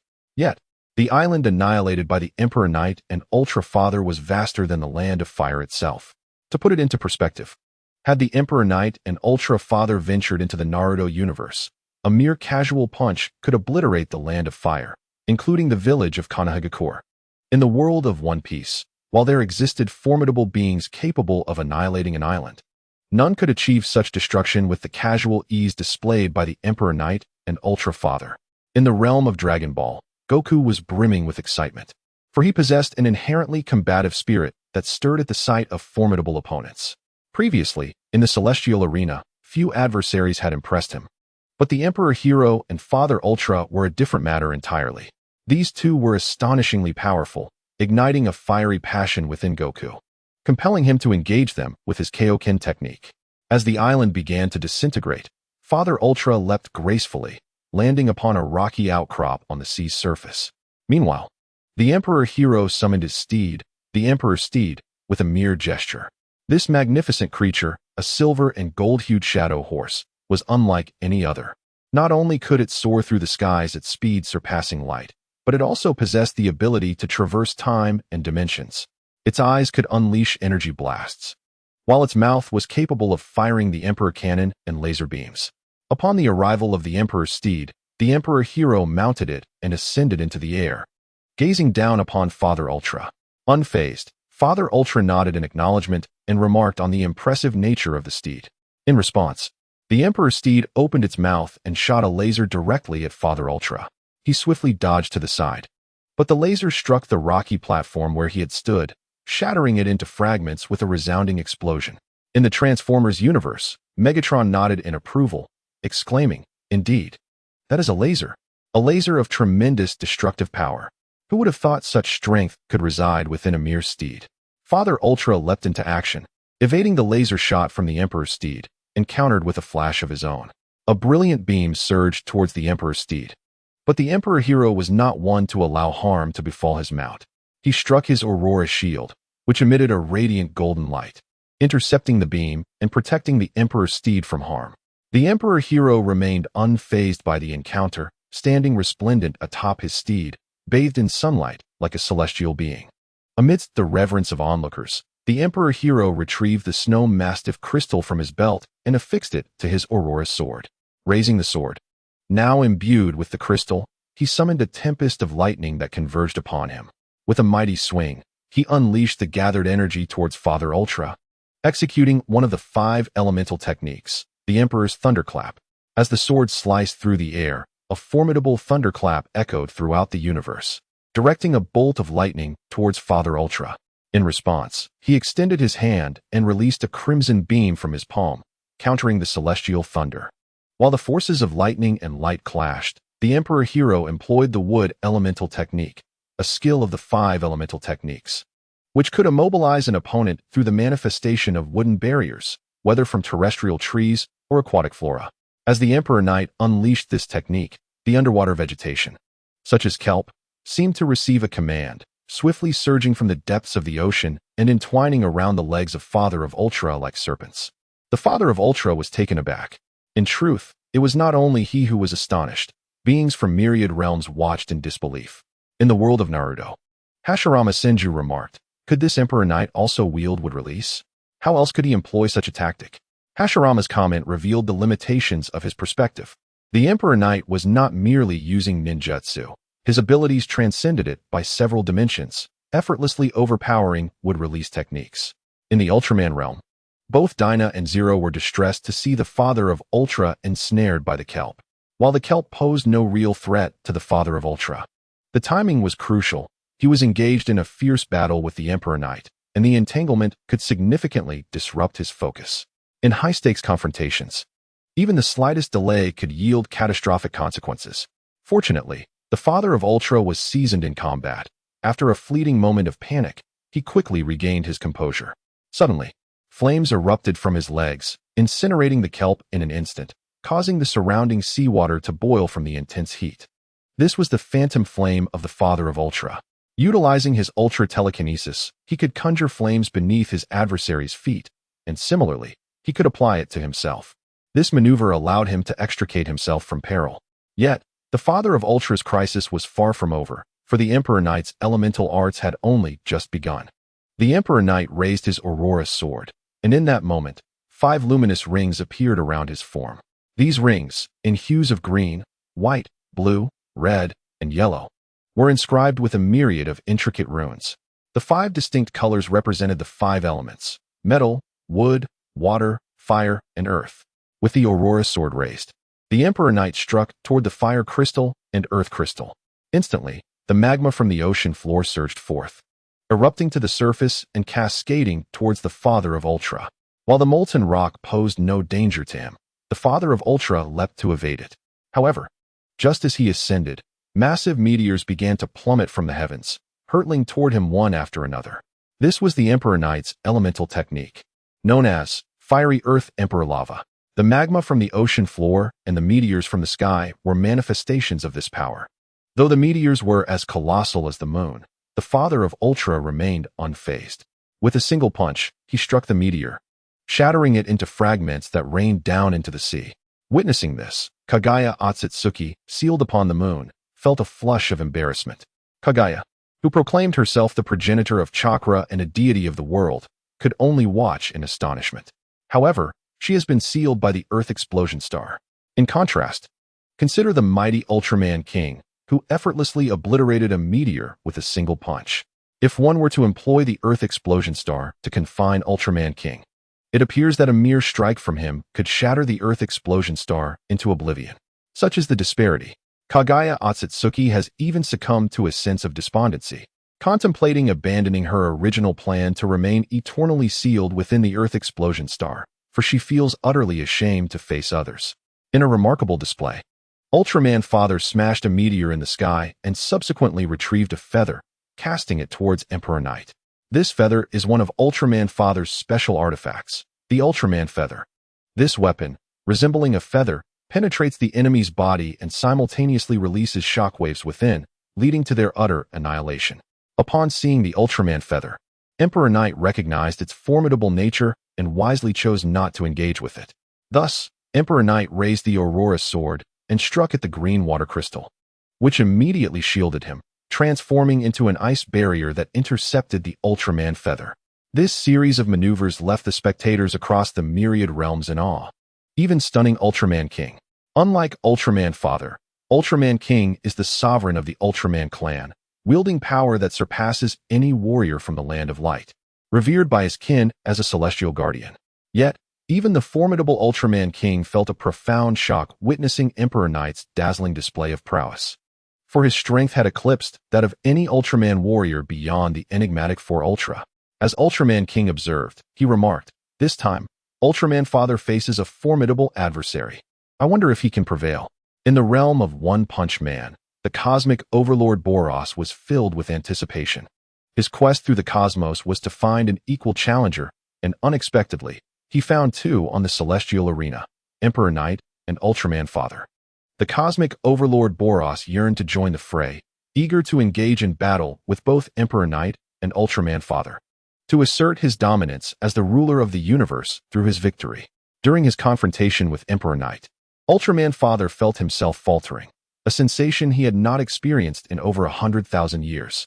Consequently, Ultraman Father spread his arms wide and shouted, "True power." As he did, his form became enveloped in a golden halo, and his two horns, known as Ultraman horns, rapidly expanded to double their original size. This marked the awakening of Ultraman Father's true power, unveiling his genuine strength.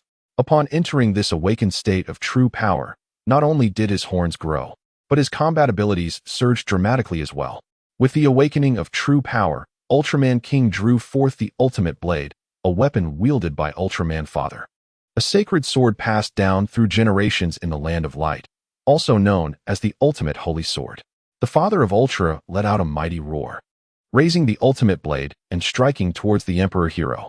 In response, the Emperor Hero drew the Aurora Sword, launching a counterattack at the Father of Ultra. The sword wielded by the Father of Ultra is the Holy Sword of the Land of Light, while the Emperor Hero's blade is also a sacred weapon. When the two swords clashed, the ensuing ripples caused the entire ocean to surge, subsequently flooding the land.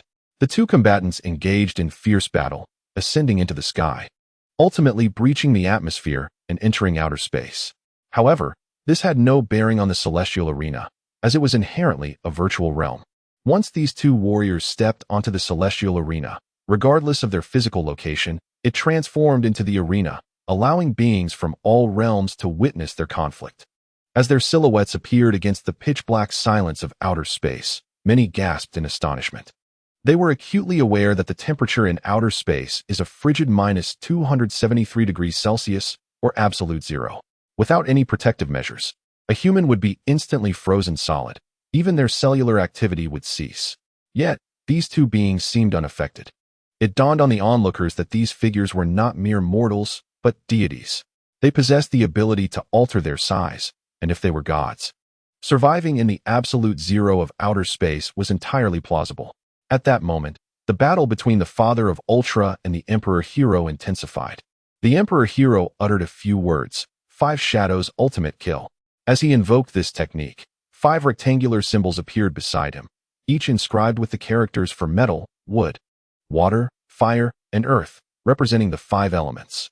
Subsequently, the Emperor Hero wielded the Aurora Sword, channeling through the elemental symbols to create 5 clones, each launching a barrage of strikes against the Father of Ultra. Upon witnessing this, the Father of Ultra activated his instantaneous movement ability. Golden energy vortexes enveloped his entire being, and in the blink of an eye, he vanished from the encirclement formed by the Emperor Hero's clones. In the next moment, the Father of Ultra reappeared behind the Emperor Hero, lifting the ultimate blade and aiming a thrust at the hero's back. However, the Emperor Hero did not turn around. Instead, he brought his hands together in a gesture at his waist. This was his mastery of time manipulation, known as the stopping time Zen seal. By employing this technique, he could halt time itself.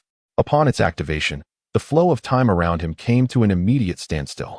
The Father of Ultra, caught within the temporal stream, likewise became motionless due to the cessation of time, not as a result of being immobilized, but simply because time had stopped, independent of the Father of Ultra's own essence. Initially, the spectators from myriad realms failed to perceive anything amiss, for time is intangible and imperceptible. Yet it soon became evident that something was awry. The Father of Ultra, poised to strike the Emperor Hero, suddenly appeared as if ensnared by a spell of immobility, frozen mid-action and utterly still. This scene left many in utter astonishment. Could it be that the Emperor Knight is employing a technique of immobilization? Only the King of Ultra perceived the underlying enigma, for he has lived for 300,000 years, engaging with countless formidable beings, some of whom possess the ability to manipulate time and space. At this moment, the King of Ultra was profoundly shocked. In any realm, those who can command time and space are undoubtedly the titans among titans. It was evident that the Emperor Knight was indeed such a paragon of power. In the Marvel Universe, Doctor Strange grasped his time stone and mused. The ability to manipulate time, indeed. This Emperor Knight can wield such power without the time stone. Could he be a deity? The Emperor Knight utilized his temporal manipulation ability to halt time, inadvertently freezing the ambushing Father of Ultra. After executing this extraordinary feat, he slowly turned to face the Father of Ultra, proclaiming in a deep voice, "I am the Emperor Knight. I am the embodiment of the Celestial Order." With that, the Emperor Knight leapt into the air and delivered a powerful kick towards the Father of Ultra. The massive form of the Father was instantly sent flying, crashing against the surface of the moon and creating a humanoid crater.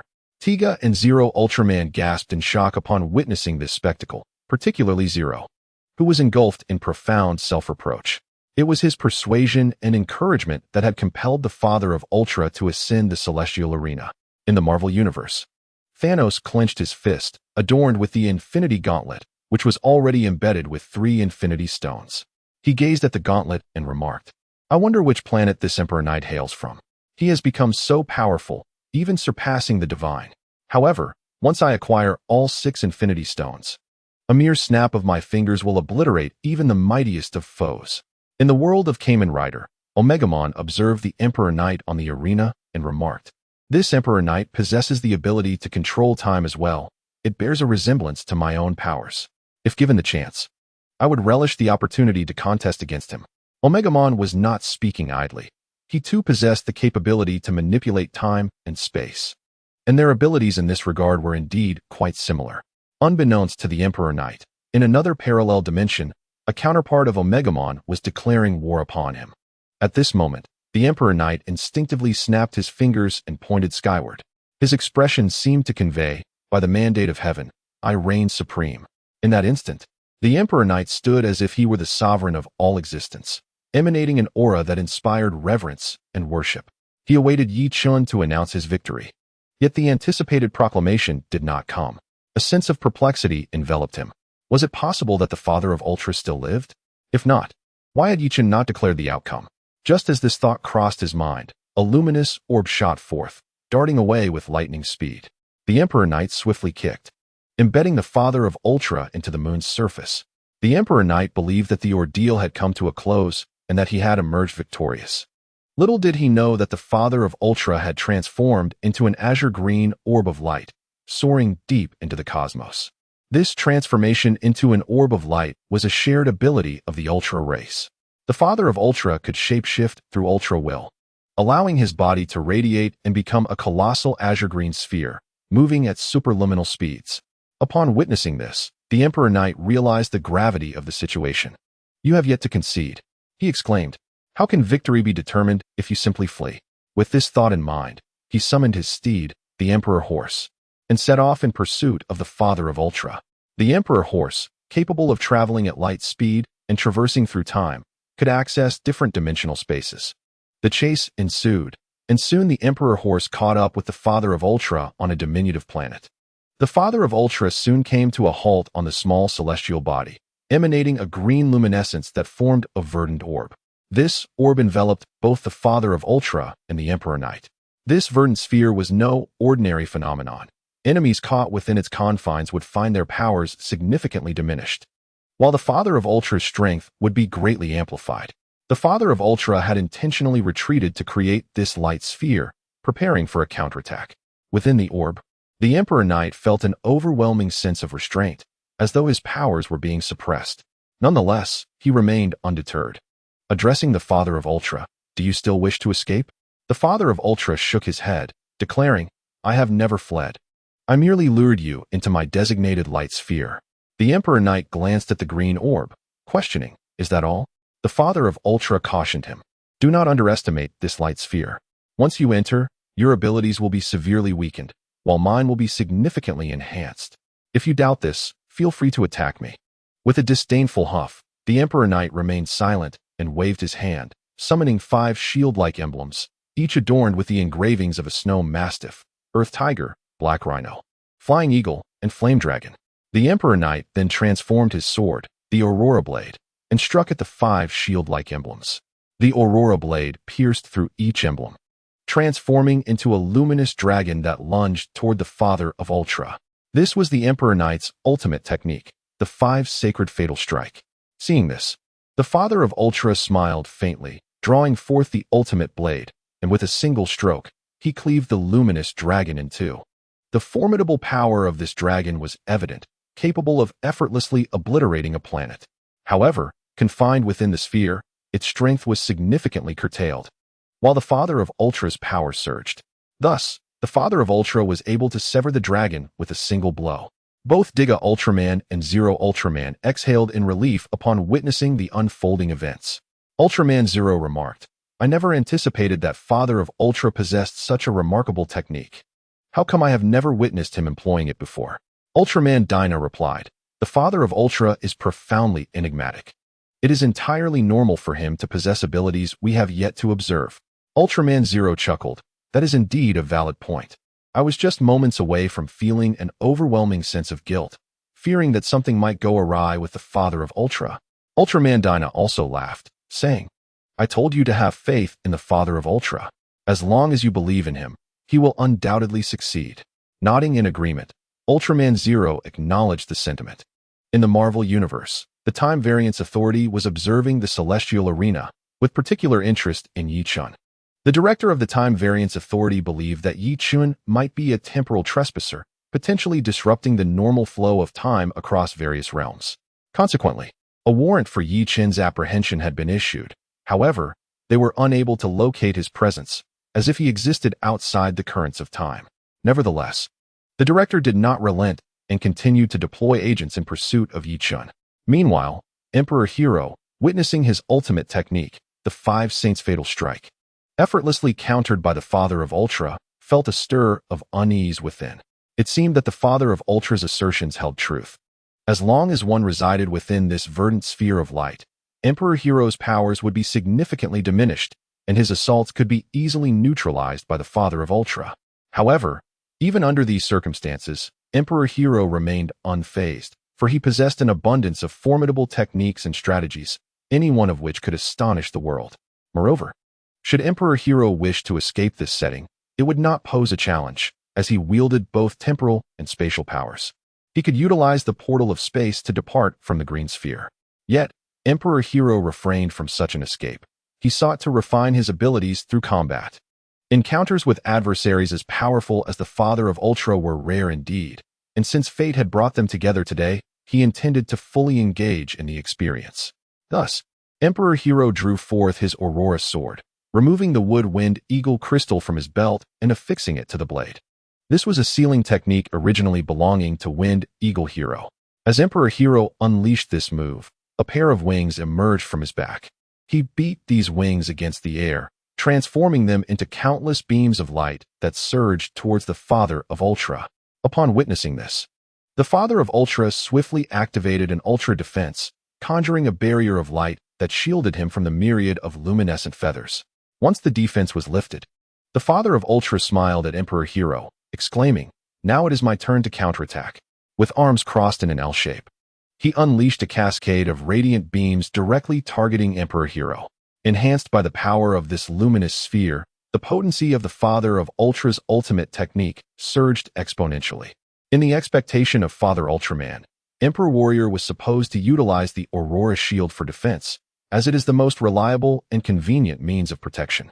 However, Emperor Warrior remained motionless, seemingly oblivious to Father Ultraman's assault. Not only Father Ultraman, but many others from various realms were perplexed. What was the matter with Emperor Warrior? Why did he not evade or defend himself? How could he merely watch as Father Ultraman unleashed his lethal beam upon him? After releasing the lethal beam, Father Ultraman was suddenly taken aback. Emperor Warrior appeared so complacent. Did he possess some form of assurance? Upon this realization, Father Ultraman hastily reduced the power of his lethal beam by half. Employing a strategy, he lured Emperor Warrior into the green light circle, and then unleashed the lethal beam against him. Instead of using the Aurora Shield for defense, Emperor Warrior executed a move called Stellar Reversal, directly rebounding the lethal beam back to Father Ultraman. Father Ultraman was astounded. He finally understood why Emperor Warrior had remained so composed. He had been completely confident all along.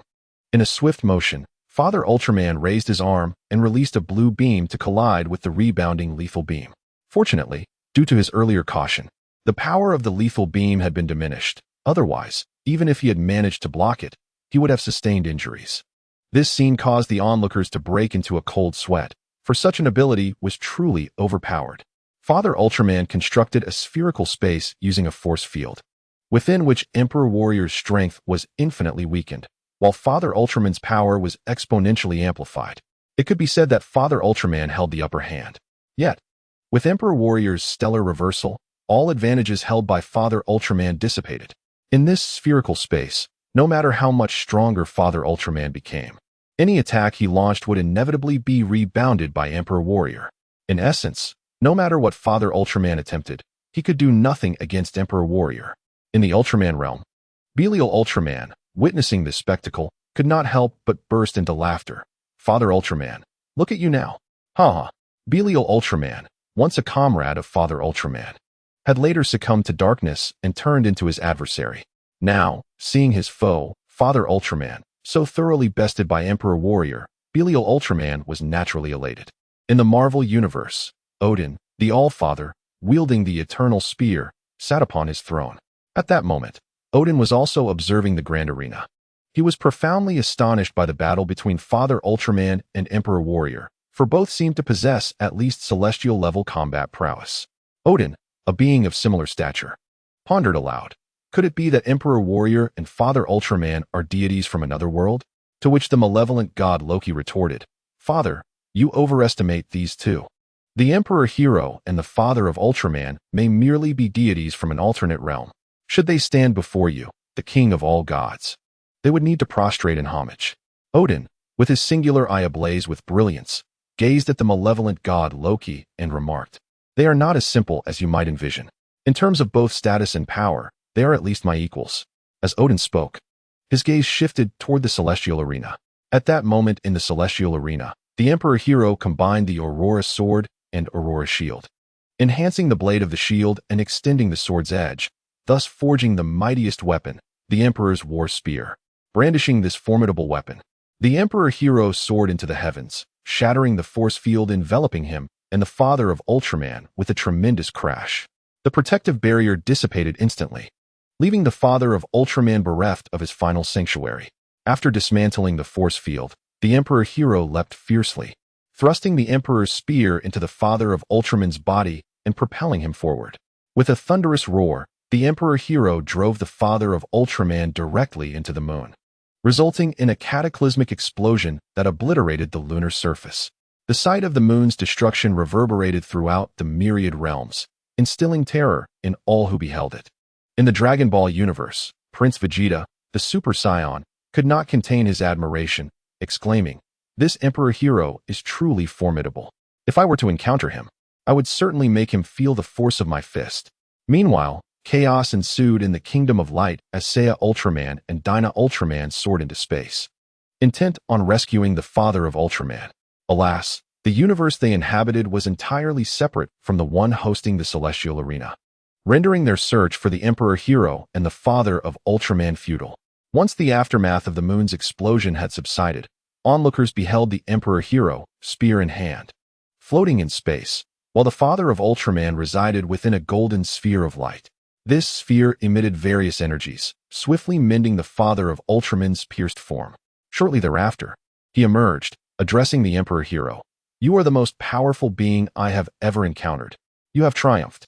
With the Father of Ultraman conceding defeat, the duel drew to a close. As customary, Ye Chen stepped forward to announce, "Congratulations to the Emperor Hero. The victor of this match is the Emperor Hero. He shall advance directly to the finals, vying for the ultimate championship. The Father of Ultraman may also participate in the resurrection match to re-enter the finals and contend for the title." Following Ye Chen's proclamation, 2 golden orbs of light appeared, enveloping the Emperor Hero and the Father of Ultraman, transporting them back to their respective worlds. With the match concluded, it was time to select contenders for the next battle. Ye Chen pressed the selection button, and the light point began to dart about swiftly, ultimately pausing on the visage of an individual amidst countless gazes. Before him stood a bald figure, resembling a boiled egg. Ye Chen instantly recognized him. Was that not Saitama from the world of One Punch Man? It was truly unexpected that this random selection had landed upon the esteemed Saitama. In the One Punch Man universe, Saitama was currently engaged in a gaming session with King when Genos rushed in, breathless, exclaiming, "Sensei, you must see this. You have been chosen as a contestant for the Celestial Arena." King's eyes widened in astonishment, for historically, Only the most formidable beings from various realms were selected to ascend to the celestial arena. While King acknowledged Saitama's might, he harbored doubts about his status as the pinnacle of this world's heroes. However, given the celestial arena's selection, it was plausible that Saitama was indeed among the strongest, if not the strongest. In his surprise, King halted his gaming. Saitama, slightly irritated, remarked, "What's the matter? Why have you stopped?" King pointed to the sky, stating, "You have been chosen by the celestial arena. You must compete." Upon hearing this, Saitama paused, stroking his bald head. "Oh, I see." The news of Saitama's selection as a contestant for the celestial arena sent shockwaves throughout the One Punch Man universe. Few, like Genos, were aware of Saitama's true strength. To everyone else, he was merely a C-class hero. The notion that a mere C-class hero could represent their universe at the celestial arena sparked disbelief and ire among the heroes. S-class hero Dogman exclaimed, "What is the celestial arena thinking? How could they select a C-class hero?" S-class hero Pig God, munching on snacks, added, "Indeed. Who among us is not more powerful than that bald fellow? I fail to understand why he was chosen to represent us." Silver Fong, ranked third among the S-class heroes, noted, "As far as I know, all competitors at the celestial arena are top-tier warriors of their realms. Could it be that this bald hero, Saitama, possesses some unique abilities unknown to us?" Tornado, an S-class hero known for her fiery temper and petite stature, chimed in, "Why is it always this bald guy? He is merely a C-class hero. What right does he have to represent our world at the celestial arena?" Metal Bat responded, "Do not underestimate Saitama. He is extraordinarily powerful. Far beyond the average C-class hero." Tornado retorted, "Yes, I too sense that Saitama is exceptional. His strength surely surpasses that of a C-class hero. Yet, at best, he is an A-class hero, and an A-class hero cannot represent us, especially with so many S-class heroes present." Tornado's temper flared as she slammed her palm against the table and declared, "I shall persuade Saitama to forego his participation in the celestial arena. Instead, we must select one among our S-class heroes to take his place." With that, Tornado dashed out like a gust of wind in search of Saitama. Her speed was akin to that of the wind, and she quickly located him. Without preamble, she confronted Saitama. "Saitama, have you been chosen as a contestant for the celestial arena?"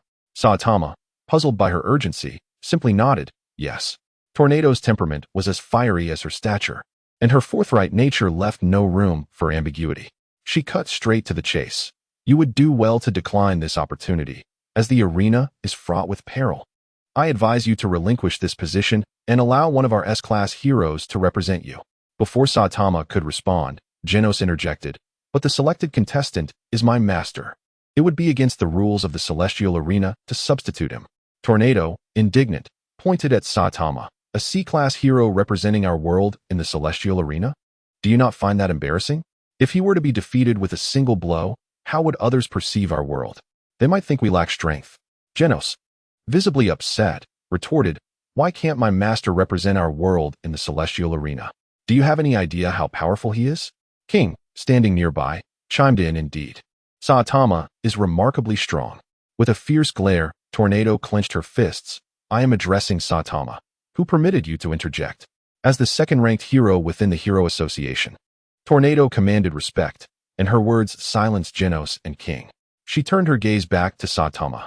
"Now, Saitama, will you concede this opportunity to ascend to the arena?" Scratching his bald head, Saitama replied, "I am eager to participate in the celestial arena and see if anyone can withstand my punch." Tornado, pointing a slender finger at him, retorted, "How brazen of you. Do you truly believe you are formidable? To step into the arena would be to invite your own demise." Just as Tornado was admonishing Saitama, a voice resonated in his mind. "Congratulations, Saitama. You have been selected as a contestant for the celestial arena. Are you prepared?" Having witnessed numerous matches, Saitama felt seasoned enough and promptly responded, "I am ready. Let us proceed to the celestial arena." No sooner had he spoken than a radiant golden light enveloped him, and in an instant, he vanished from sight and reappeared within the celestial arena. Tornado, witnessing this, shook her fist in frustration, exclaiming, "Saitama, I will settle this with you when you return." Upon his arrival in the arena, Saitama began to survey his surroundings. But the multitude from various realms was met with disappointment at the sight of him. How did a bald man appear? He looks rather foolish. Previously, every contestant who ascended, Even those clad in leather and armor exuded an aura of strength. And now, look at this bald fellow. He resembles a giant boiled egg, with a comically absurd expression. In the world of One Punch Man, even the S-class heroes are shaking their heads in disbelief. Indeed, the bald hero Saitama has taken to the stage. But how dare he?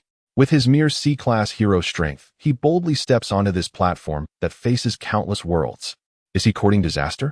Regardless of what others might say, Saitama stands on the celestial arena, awaiting his opponent's arrival. Observing this, Ye Chen decided not to keep Saitama waiting any longer and pressed the selection button. In the next moment, a luminous point began to flow, traversing the faces of various powerful beings from myriad realms. After a minute, the point came to a stop. Everyone gazed in anticipation, and beneath the light, a name appeared, Sun Wukong. This was not the great sage equal to heaven, but rather the Super Saiyan Goku from the Dragon Ball universe. At this moment, in the Dragon Ball world, Goku leapt up in joy upon realizing he had been chosen by Zhu Tianli. He had longed to compete against the strongest from all realms, and being selected as a contestant was a dream come true. Vegeta, standing nearby, enviously remarked, "How is your luck so extraordinary? Why was I not chosen by the Celestial Arena?" Goku reassured Vegeta, "Cheer up. Perhaps the next contestant will be you. Just be ready and wait here." As they conversed, Ye Chen's voice echoed in Goku's mind. "Congratulations, Sun Wukong. You have been selected as a contestant by the Celestial Arena. Are you ready to take the stage?" Eagerly, Goku replied, "I'm ready. I can step onto the Celestial Arena right now." Upon appearing on the stage, everyone beheld Goku in his blue vest, adorned with a turtle school uniform, his blue boots featuring a yellow stripe down the center, and sporting blue wristbands and a blue belt. Additionally, a character representing the turtle school was inscribed on his back. Though Goku was still a youth, he emanated an impressive presence. In stark contrast stood Saitama, with his bald head resembling a light bulb, dressed in a rather lackluster yellow superhero suit, a white cape draped behind him, and red boots and gloves that utterly failed to convey the demeanor of a formidable warrior. Approaching Goku, Saitama said, "Are you my opponent? I've been waiting for you for quite some time. Let us get this over with. After our battle, I need to rush to the supermarket for discount coupons." At this proclamation, the myriad realms were left in utter astonishment. What? Did I hear that correctly? Off to the supermarket for discount coupons. This fellow is clearly an introverted homebody. How did he end up on the Celestial Arena? In the world of One Punch Man, upon hearing Saitama's words, Tornado placed her hand on her forehead and awkwardly exclaimed, "This guy? Does he not realize he is on the arena, facing countless formidable beings from every realm? How can he have the audacity to utter such a statement?" The S-class heroes of the Hero Association, upon hearing Saitama's words, felt a wave of embarrassment, wishing they could dig a 3-bedroom apartment with their toes into the ground. However, Goku found Saitama's words quite to his liking.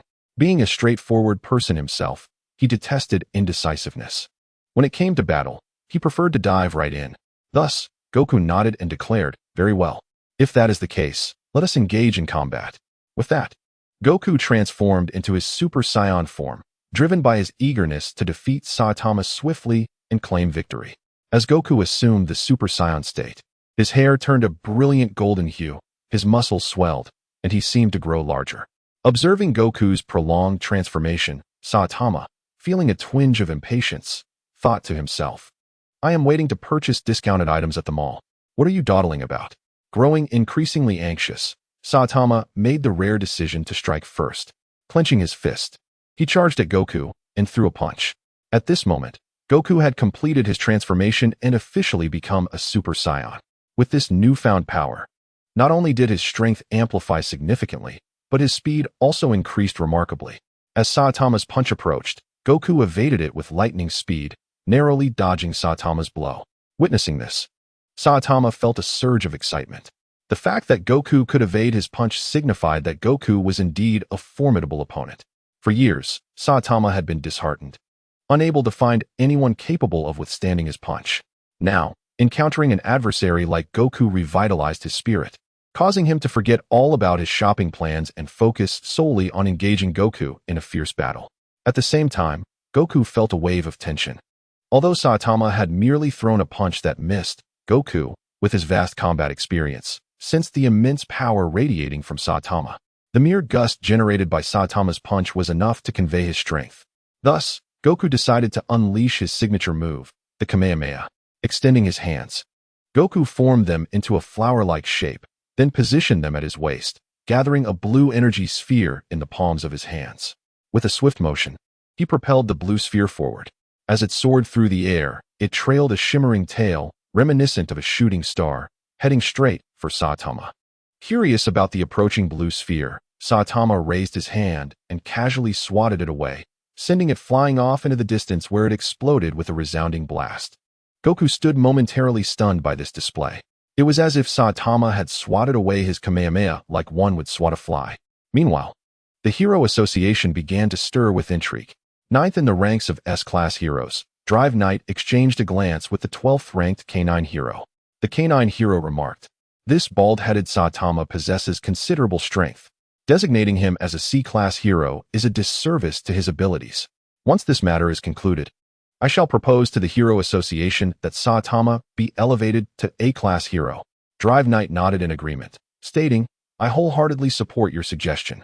Meanwhile, the second-ranked S-class hero, Tornado, let out a cold snort, remaining silent. Tornado still harbored resentment towards Saitama, but acknowledged that a C-class designation was inadequate for Saitama's prowess. He deserved at least to be recognized as an A-class hero. At that moment, on the Celestial Arena, while Sun Wukong was momentarily distracted, Saitama swiftly maneuvered behind him. With a simple yet powerful punch, Saitama struck towards Sun Wukong. The immense pressure from this blow astonished Sun Wukong. Before he could evade, the punch landed squarely on his face, shattering the ground beneath him and sending him hurtling through the air. Sun Wukong crashed through a small mountain, carving a passage through its center before finally coming to a halt, lying motionless on the ground. In the Dragon Ball world, Vegeta observed the scene with growing concern, exclaiming, "Kakarot, you cannot just perish like this. I have yet to defeat you." Similarly, Chi-Chi was also worried for Sun Wukong. Although she had not yet become his wife, their relationship was already extraordinary, and she cared deeply for him.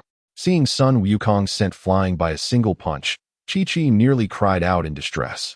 As Saitama approached the fallen Sun Wukong, he inquired, "How are you feeling now?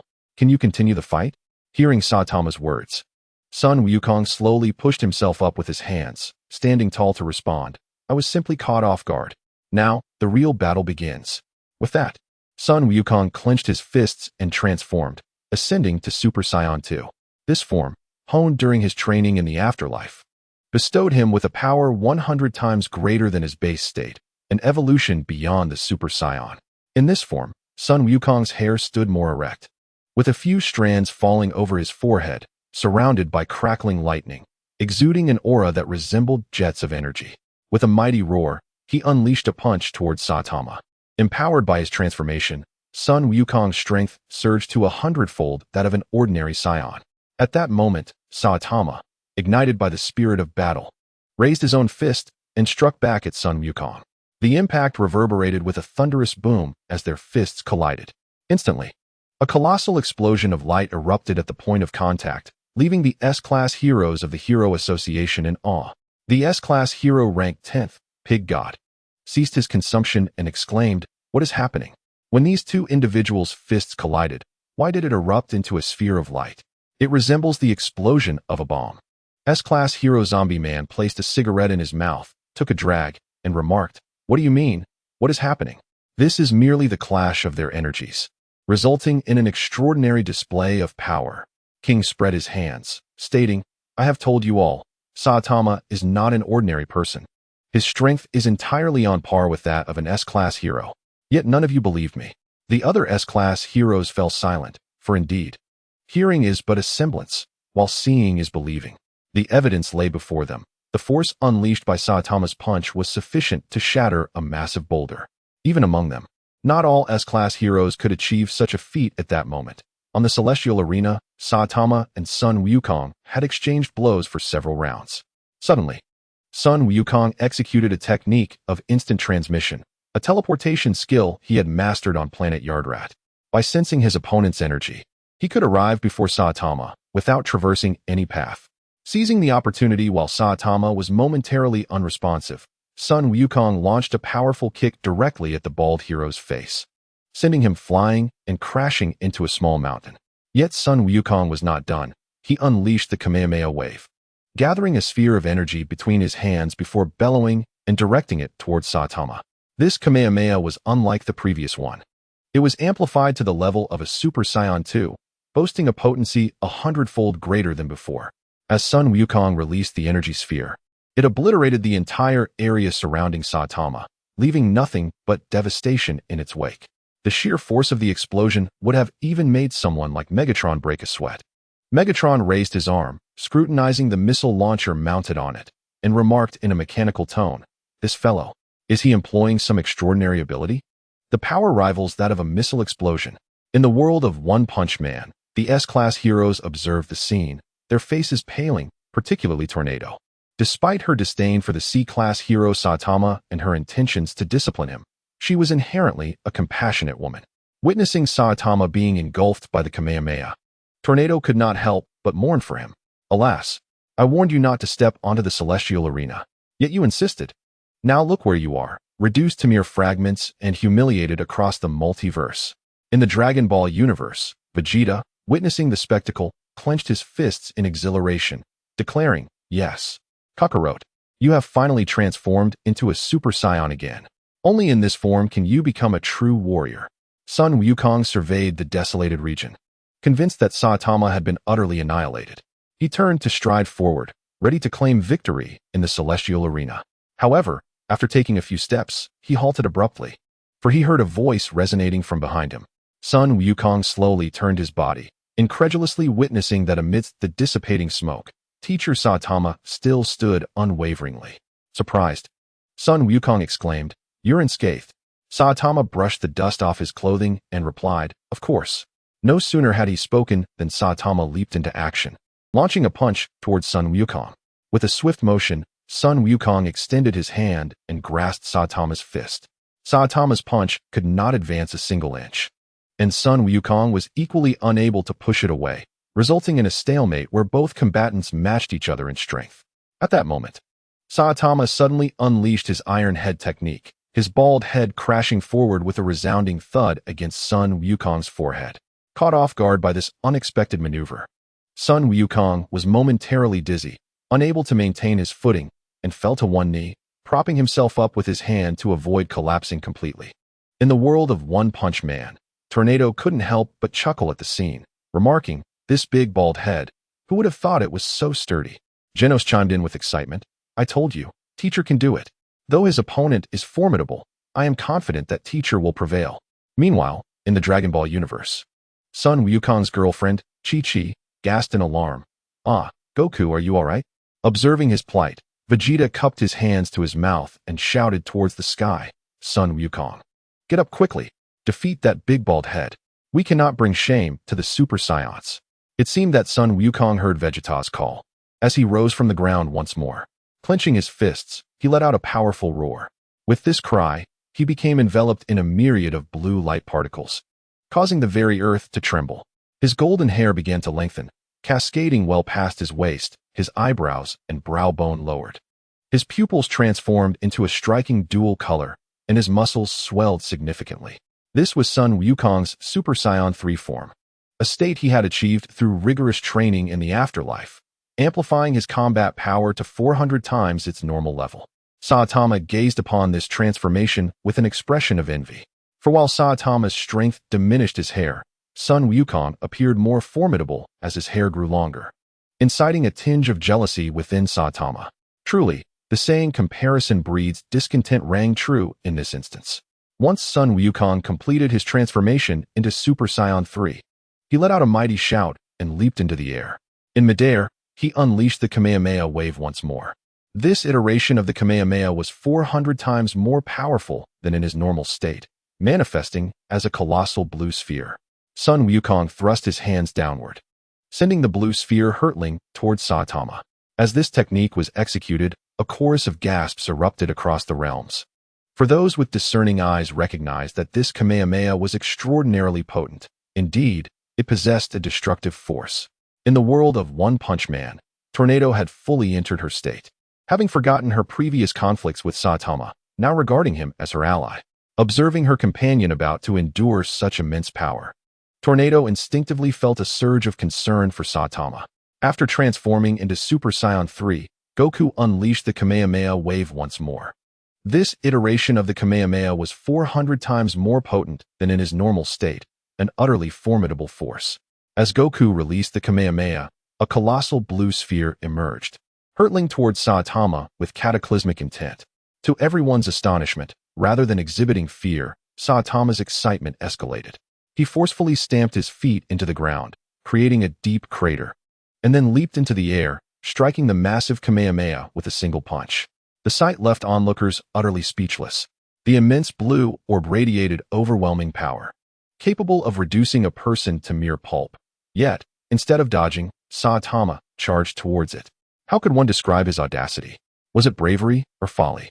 Doubt clouded the minds of all present regarding Saitama's chances, as Goku's assault clearly appeared devastating, possessing apocalyptic might. How could Saitama, unarmed, confront it?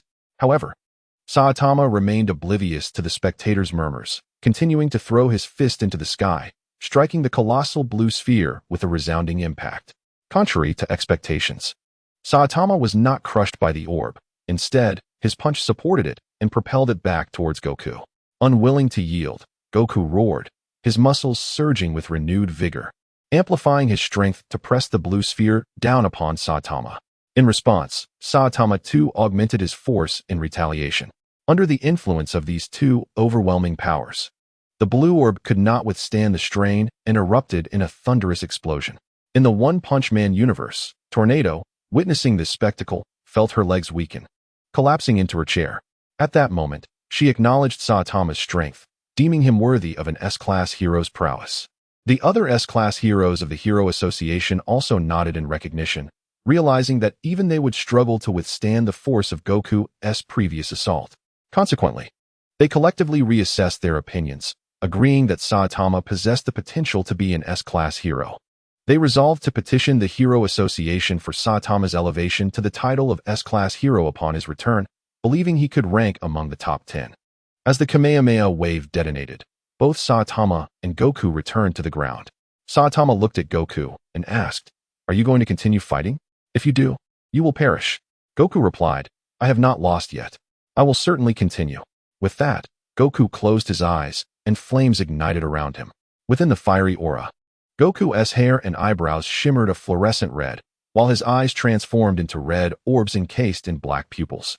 This is the new demeanor of Sun Wukong after his transformation, the Super Saiyan God form. At this moment, Sun Wukong possesses divine power. One might even assert that he is, in essence, a deity. Observing Sun Wukong's mighty roars that catalyze his transformations, Chi Yu attempts to emulate him, unleashing a great shout while his muscles swell dramatically. Yet, Chi Yu is not a Saiyan. No matter how he bellows, he cannot transform. After his shout, he remains the same Chi Yu, without a single hair sprouting or changing color. In the world of One Punch Man, the members of the Hero Association, witnessing this spectacle, covered their faces in disbelief. "Chi Yu, you just exhibited the semblance of a powerful being. How could you so quickly revert to your original form? In front of so many people, do you not feel any shame? If you do not, we feel embarrassed for you." Sun Wukong, perceiving Chi Yu's mimicry as a deliberate affront, roared furiously and launched a punch towards him. Chi Yu tilted his head, narrowly avoiding Sun Wukong's strike, and retaliated with a punch of his own. The blow landed squarely on Sun Wukong's abdomen, but the latter, enveloped in his Super Saiyan God form, exhibited no reaction. Chi Yu, astonished for the first time, found himself unable to move someone with a single punch. In the next moment, Sun Wukong delivered an uppercut that struck Chi Yu's chin, propelling him skyward like a firework. As Chi Yu soared into the air, Sun Wukong leaped after him, delivering a knee strike that sent Chi Yu crashing back to the ground, creating a significant crater. From his elevated position, Sun Wukong unleashed a spirit bomb directly at the descending Chi Yu. Before the eyes of all, the spirit bomb detonated upon impact with Chi Yu, unleashing a tremendous explosion akin to a cruise missile strike, uprooting the earth and leaving the surrounding flora obliterated for miles. As Sun Wukong descended, he murmured to himself, "Who on earth are you to possess such strength?" Just as his words faded, a figure emerged from the swirling debris of the explosion. This individual, bald-headed and cloaked, strolled forward, declaring, "I am merely a hero driven by curiosity." The speaker was, of course, Master Chiyu. Approaching Sun Wukong, he asserted, "I have not yet conceded." At that moment, Chiyu's aura and his words resonated with the essence of a true warrior. Tornado, relieved to see Chiyu unharmed, nodded and remarked, "Now you truly resemble a formidable being. I hope you can maintain this demeanor." In the world of Kamen Rider, Omazeo gazed at the celestial arena and proclaimed, "These two are also powerful beings. They are no less formidable than the previous Emperor Rider and Ultraman father. Yet, why was I not selected for the stage? I too wish to contend with the strong from other universes." As Sun Wukong observed that Saitama was unharmed, he once again leapt into the sky, unleashing a barrage of energy blasts in a sustained assault against Saitama. In response, Saitama hurriedly began to run, deftly evading the relentless energy projectiles. At that moment, Saitama appeared far from formidable, leaving Tornado feeling quite embarrassed. Just moments ago, she had praised him for his impressive demeanor, yet here he was, reduced to a mere schoolboy dodging attacks. A being as powerful as he, surely he should employ flight to evade. Instead, he resorted to running as if he were in a high school gym class. Even we, his comrades from the Hero Association, felt a sense of shame witnessing his behavior. While sprinting forward and dodging the blasts, Saitama soon found himself beside a massive boulder. He leapt up, using both feet to propel off the stone, shattering it into fragments.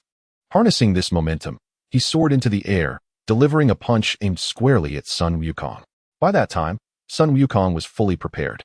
Observers noted that his aura had transformed to a striking red, and with a thunderous roar, he declared, "Kaioken," unleashing a powerful punch. This technique, one of Sun Wukong's signature moves, dramatically heightened his strength, speed, and defense, amplifying his capabilities several-fold. Coupled with his current Super Saiyan God form, the potency of his strike was rendered even more terrifying. As Sun Wukong launched his Kaioken punch towards Saitama, a resounding crash echoed as their fists collided. Saitama was immediately sent plummeting to the ground, crashing down with such force that he created a sizable crater in the earth. Witnessing this spectacle left the members of the Hero Association in a state of unease. They had already acknowledged Saitama as a potential S-class hero and considered him part of their ranks. Seeing him suffer such a defeat stirred a sense of worry among them. S-class hero Metal Knight remarked, "Surely this bald-headed Saitama won't perish so easily. If he does, we will lose an S-class hero." S-class hero King interjected, "That won't happen." In previous encounters, Saitama endured even more formidable attacks without issue. "I trust he will prevail this time as well." Tornado added, "Let us hope he remains unharmed." Her eyes were fixed intently on Saitama, still embedded in the earth. Suddenly, Tornado's gaze brightened as the ground around Saitama began to crack extensively. Then, emerging from the earth, Saitama extended his arms, lifting his head from the rubble in a dazed manner. He surveyed his surroundings before pushing himself up to stand. In the Marvel Universe, Deadpool, witnessing this scene, placed his legs down from the table and remarked, "Oh, could this guy be like me, possessing Wolverine's cells, thus making him virtually indestructible?" In truth, Deadpool was not alone in this thought. Many shared similar sentiments. Heroes like Emperor Captain and Ultraman, clearly not ordinary humans, were perceived as invincible. And such resilience was deemed entirely reasonable. Saitama appeared to be an ordinary human, devoid of armor or any protective gear, prompting curiosity even from Sun Wukong. Intrigued, Sun Wukong remarked to Saitama, "You seem like just an ordinary earthling. How is it that you possess such strength?" The implication in Sun Wukong's words was clear. His own formidable power stemmed from being a Super Saiyan, a strength inherent in his genes and lineage. Yet here stood Saitama, a purely human entity, exhibiting unparalleled might. Saitama dusted off his attire and proclaimed, "Allow me to share my secret to strength. I perform 100 push-ups, 100 sit-ups, 100 squats, and run 10 kilometers every single day. I have adhered to this regimen for 8 years, come rain or shine. Hence, I have become so powerful." Upon hearing this, many could not help but exclaim in disbelief, "No way. Are you pulling my leg? My daily workout exceeds yours. And I've been at it for longer. Though I may have gone bald, I have certainly not grown stronger." Yet, amidst the skepticism, there were those who admired Saitama's words, notably Might Guy from the world of Naruto, known as the Eighth Gate. Upon hearing Saitama's declaration, Guy was overcome with enthusiasm and called out, "Everyone, youth knows no bounds. Let us exercise together." He then turned to Kakashi, exclaiming, "Do you wish to grow strong like this bald fellow? Come, let us do 10,000 push-ups together." Kakashi, seizing the moment with humor, replied, "I do wish to grow strong, but I would rather not be bald. I prefer my hair." Sun Wukong, initially taken aback, soon burst into laughter. For someone of his caliber, daily exercise entailed pushing the moon back and forth 100 times. Nevertheless, despite his explosive musculature, he had not significantly increased his strength. To him, Saitama's purported exercises seemed no different from the mundane acts of eating and drinking. How could they possibly forge such a formidable individual? Thus, Sun Wukong responded, "If you choose not to disclose the true source of your strength, that is of no consequence. However, there is no need to belittle me with such trivialities." Saitama earnestly insisted, "What I say is the truth. Long ago, I was quite weak and sported a full head of hair. Yet, through relentless training, I lost all my hair and gained strength." With a scoff, Sun Wukong retorted, "Very well. If you refuse to share, so be it. Let us resume our battle." As he spoke, he raised his right hand, summoning a golden disc, his Kamehameha wave. This energy wave, generated from the palm of his hand, could be hurled to strike his foes. With a mighty shout, Sun Wukong thrust his hand forward, launching the wave at Saitama. Seeing the disc hurtling towards him, Saitama responded with a punch, colliding with the Kamehameha wave. With a thunderous crash, the energy disc shattered upon impact. Without missing a beat, Saitama charged towards Sun Wukong. Fist clenched, and shouted, "A serious punch." With a resounding shout, Saitama unleashed a serious punch that reverberated through the air. Not to be outdone, Son Goku retaliated with a powerful swing of his fist. The moment their colossal fists collided, a thunderous noise echoed, and Son Goku felt as though the very earth were crashing toward him, sending him staggering backward. His feet, straining to maintain their ground, carved 2 deep grooves into the surface beneath him. At that moment, a tumultuous sensation surged within his abdomen, and the arm he used to counter the punch felt as if it might shatter. This was Saitama's serious punch, capable of obliterating deities. Saitama, though taken aback to see Son Goku injured yet relatively unscathed, was astonished. Over the years, the number of opponents who could compel him to deliver a serious punch was exceedingly rare. Even against the mightiest foes, Saitama's serious punch had always proved decisive. Yet here stood Son Goku, not only blocking Saitama's formidable blow, but also emerging with minimal damage. This indicated that Son Goku was stronger than all the adversaries Saitama had ever faced combined. At that moment, Saitama's fighting spirit ignited. For years, he had struggled to find an opponent capable of withstanding his full power. Now, such a contender stood before him, igniting a thrill within Saitama. His fervor surged, and with a fierce shout, he prepared to unleash another serious punch towards Son Goku. This was the first time Son Goku had truly felt pain, struck by Saitama's serious punch. However, the injury was trivial to him, for Son Goku possessed the ability to heal rapidly. In his Super Saiyan form, when faced with fatal injuries, his wounds would ignite with a crimson aura, allowing for automatic restoration. Thus, the damage inflicted by Saitama's serious punch swiftly mended itself. Son Goku sensed the terrifying power of Saitama's serious punch. In his current state, he feared he might not withstand another blow. Therefore, he immediately began to transform. With a mighty roar, his body became enveloped in a radiant blue aura. His hair, eyebrows, and pupils transformed into a luminous blue, and his aura shifted to a sky blue hue. This was Son Goku's new form, Super Saiyan Blue. In this state, Son Goku's strength multiplied exponentially, resembling that of a true deity. Saitama's eyes widened in disbelief, a look of indignation crossing his face. Why was it that Goku could transform repeatedly, growing ever more powerful, while his own hair remained unchanged? Moreover, it continuously shifted colors from black to red to blue. This was a notion that Saitama found hard to bear. Unbeknownst to the onlookers, who misinterpreted Saitama's astonishment as mere shock at Son Goku's transformation, Goku, now in Super Saiyan Blue, exhaled heavily before raising his fist and declaring, "Super Blue King Punch." This is Son Wukong utilizing the Kaioken technique after transforming into Super Saiyan Blue. The power of the Super Blue Kaioken is 100-fold greater than that of the ordinary Kaioken. As Son Wukong unleashes the Super Blue Kaioken, the arena is engulfed in a scene reminiscent of the heavens collapsing and the earth trembling. This epitomizes the formidable might of the Super Blue Kaioken, capable of obliterating an entire planet with a single blow. Even the God King Odin is struck with awe at this spectacle. He can acutely perceive the sheer force of this punch. Despite being the supreme deity, even Odin, wielding the power of the eternal spear to deliver his strongest strike, can only match this level of power. Yet, Sun Wukong accomplishes this feat unaided, relying solely on the strength of his fists. This indicates that, at this moment, the Super Saiyan Blue Sun Wukong possesses power that rivals, if not slightly surpasses, that of the God King Odin, which is truly alarming.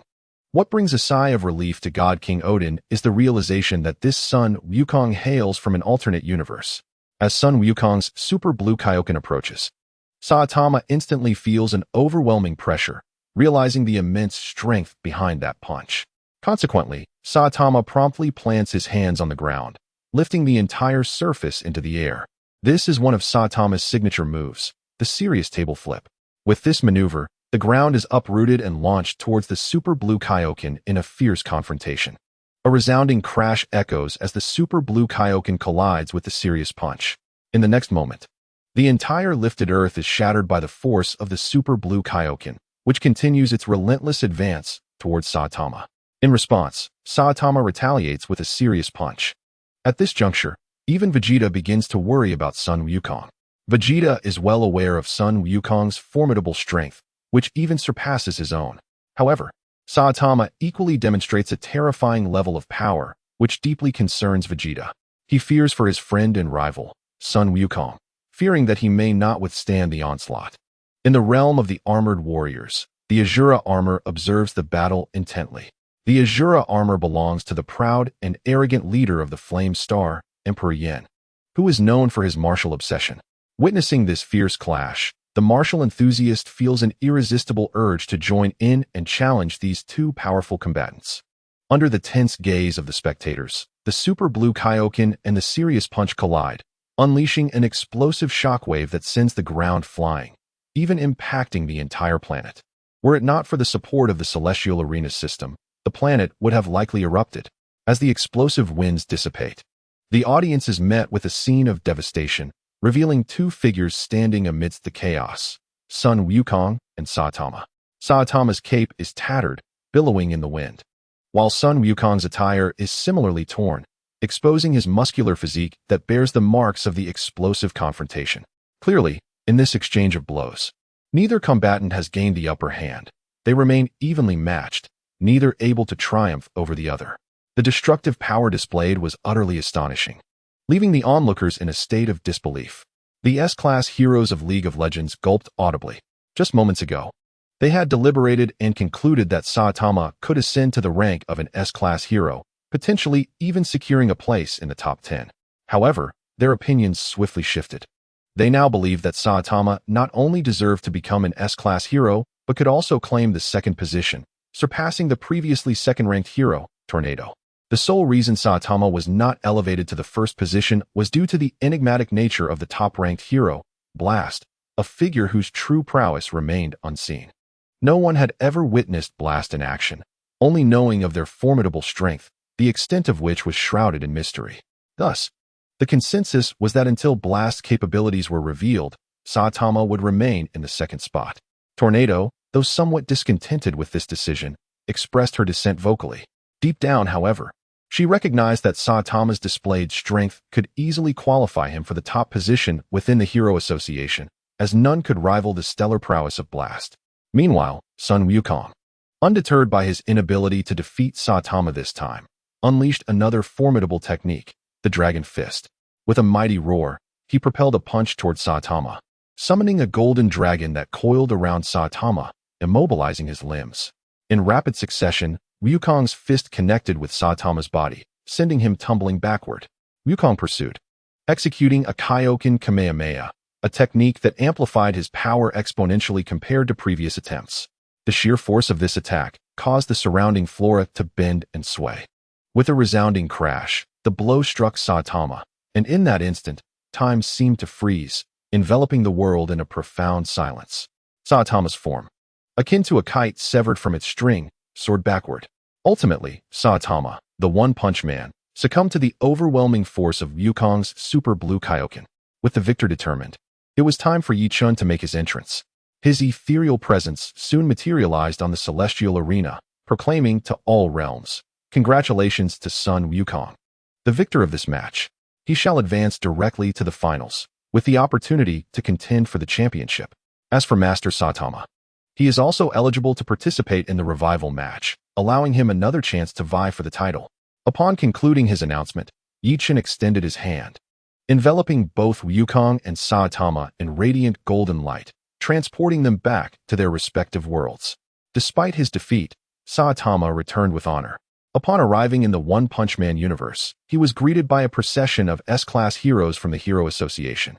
Furthermore, the association issued a formal recognition, proclaiming Saitama as an S-Class hero, and notably, the foremost among them.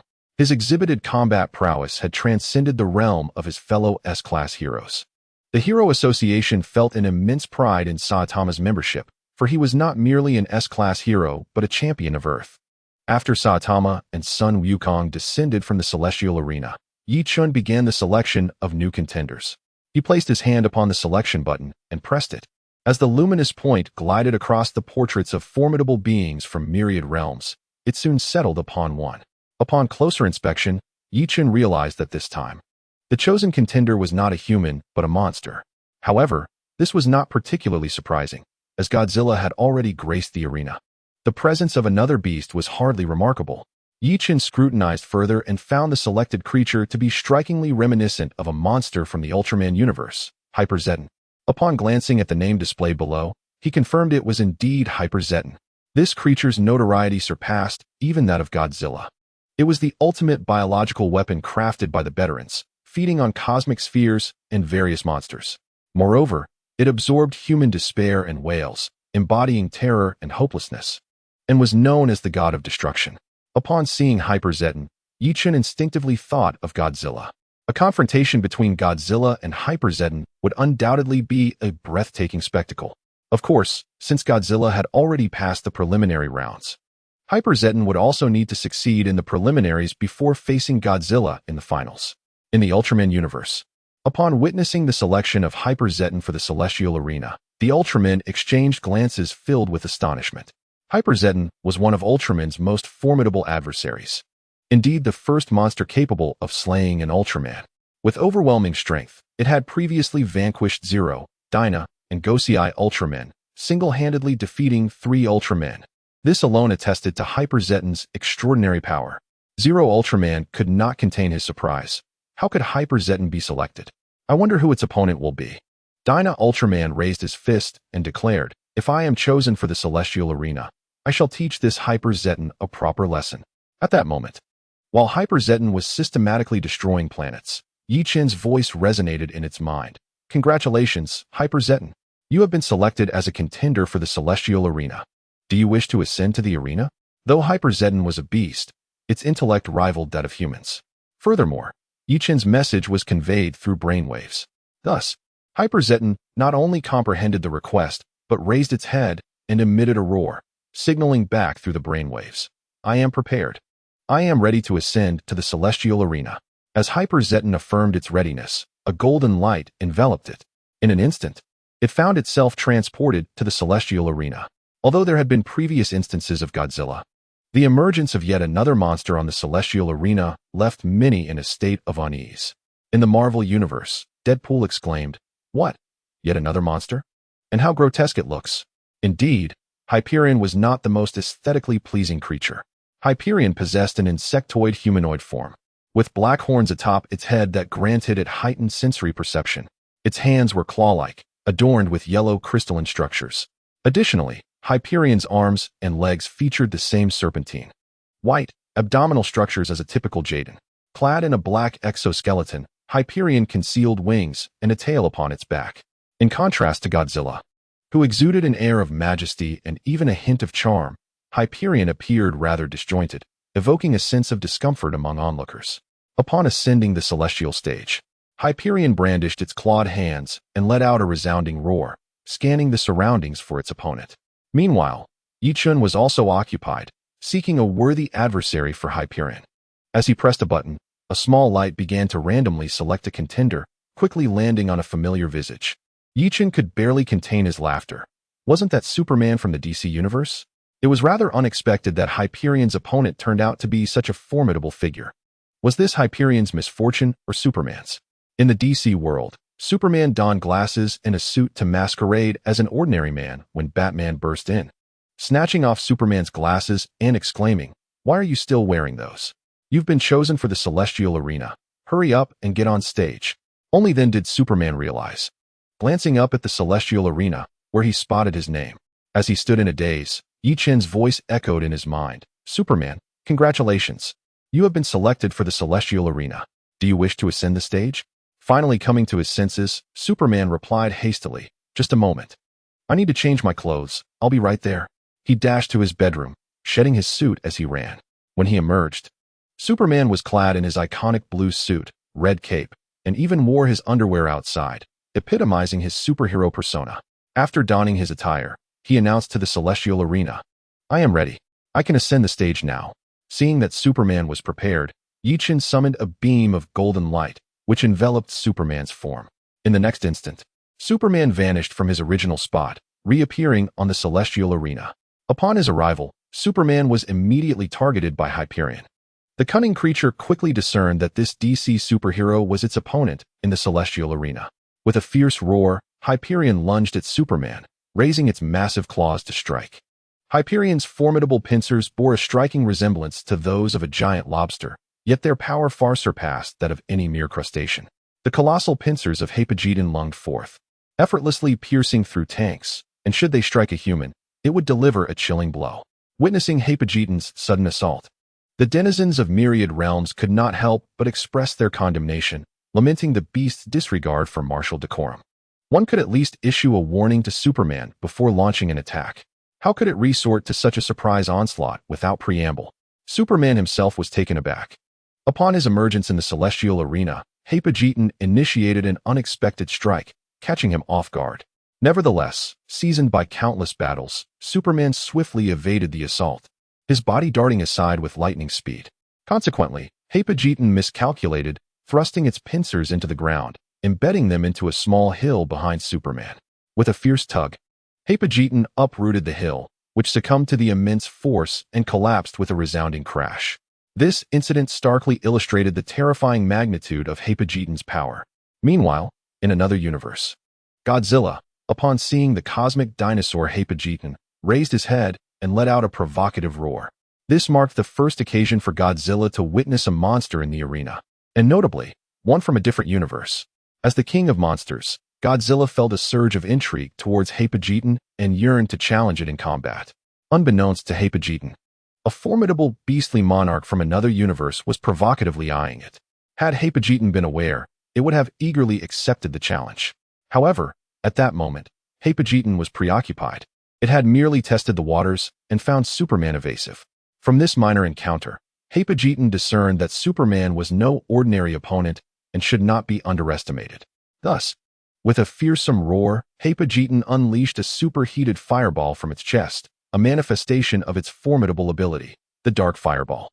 This Dark Fireball possessed considerable might, rivaling the most potent beam attacks of Ultraman saga. Upon its launch, the fireball could split into multiple projectiles and alter its trajectory, showcasing its impressive prowess. As the Dark Fireball erupted forth, it surged towards Superman. Yet Superman was no insignificant figure. As the mightiest hero of the DC universe, his combat prowess was exceptional. Not only could he fly, but his speed reached supersonic levels. Observing the Dark Fireball hurtling towards him, Superman immediately activated his supersonic speed, deftly sidestepping the attack. Determined to take the offensive, Superman not only evaded but advanced toward Hyperion, throwing a punch aimed at the creature's side. Hyperion, dismissive of the human before it, was caught off guard by Superman's astonishing speed. Unprepared for such a swift response, Hyperion had no time to react before Superman's fist landed squarely upon its face. Although Hyperion is of considerable size, the might of Superman is equally formidable. His punch landed squarely on Hyperion's face, causing the creature to stagger backward repeatedly. The crowd erupted in applause at Superman's display of strength. Despite their unfamiliarity with him, The audience instinctively sided with humanity in the battle against monsters. Thus, witnessing Superman repel Hyperion with a single blow, many raised their fists and cheered, offering encouragement to the hero. Among the most elated were those from the DC universe, for Superman embodies their pride. His close ally, Batman, witnessing Superman's triumph over Hyperion, enthusiastically shouted, "Clark, well done. Eliminate this grotesque fiend." The Flash, intrigued by Superman's remarkable speed, remarked, "How did he achieve that? His velocity surpasses supersonic levels, nearly matching my own speed in a normal state." It is well known that the Flash is renowned for his swiftness, aptly earning the title of the fastest in the DC universe, as indicated by his name. Hyperion, a cosmic dinosaur capable of challenging 3 Ultramen, had never before encountered such a setback. With a furious roar, he swung his massive pincers at Superman once more. This time, Superman did not evade. Instead, he raised his hands to block Hyperion's strike. Although Hyperion possessed immense strength, Superman is not merely an Earthling, but a Kryptonian from another part of the universe. Thus, when he unleashed his full power, his strength proved to be terrifyingly formidable. Momentarily holding back Hyperion's pincers, the two remained locked in a stalemate until suddenly, Hyperion vanished from sight. Before Superman could comprehend the situation, Hyperion reappeared behind him and struck with a pincer. Caught off guard, Superman was sent flying, crashing into a small mountain with a resounding impact that scattered rocks everywhere. Batman, witnessing this turn of events, gasped in astonishment. Is Hyperion's speed truly this astonishing? It surpasses my vision. I couldn't even see how he got behind Superman. The Flash shook his head, asserting, Hyperion did not use supersonic speed to reach Superman's rear. I suspect he employed teleportation. As someone adept in speed, the Flash's insight proved accurate. Hyperion indeed utilized teleportation, a method far superior to mere supersonic movement. When he activated teleportation, he could instantaneously arrive at a designated location, launching surprise attacks with unanticipated ferocity. Having succeeded in his ambush, Hyperion raised both pincers and let out an ecstatic roar. To him, dealing with an ordinary human, that single strike should suffice. Even if the human survived, he would likely be gravely injured. Hypertension was elated by his successful ambush, brandishing his massive pincers and letting out a triumphant roar. Just as he believed victory was within his grasp, a resounding crash echoed, and Superman erupted from the rubble.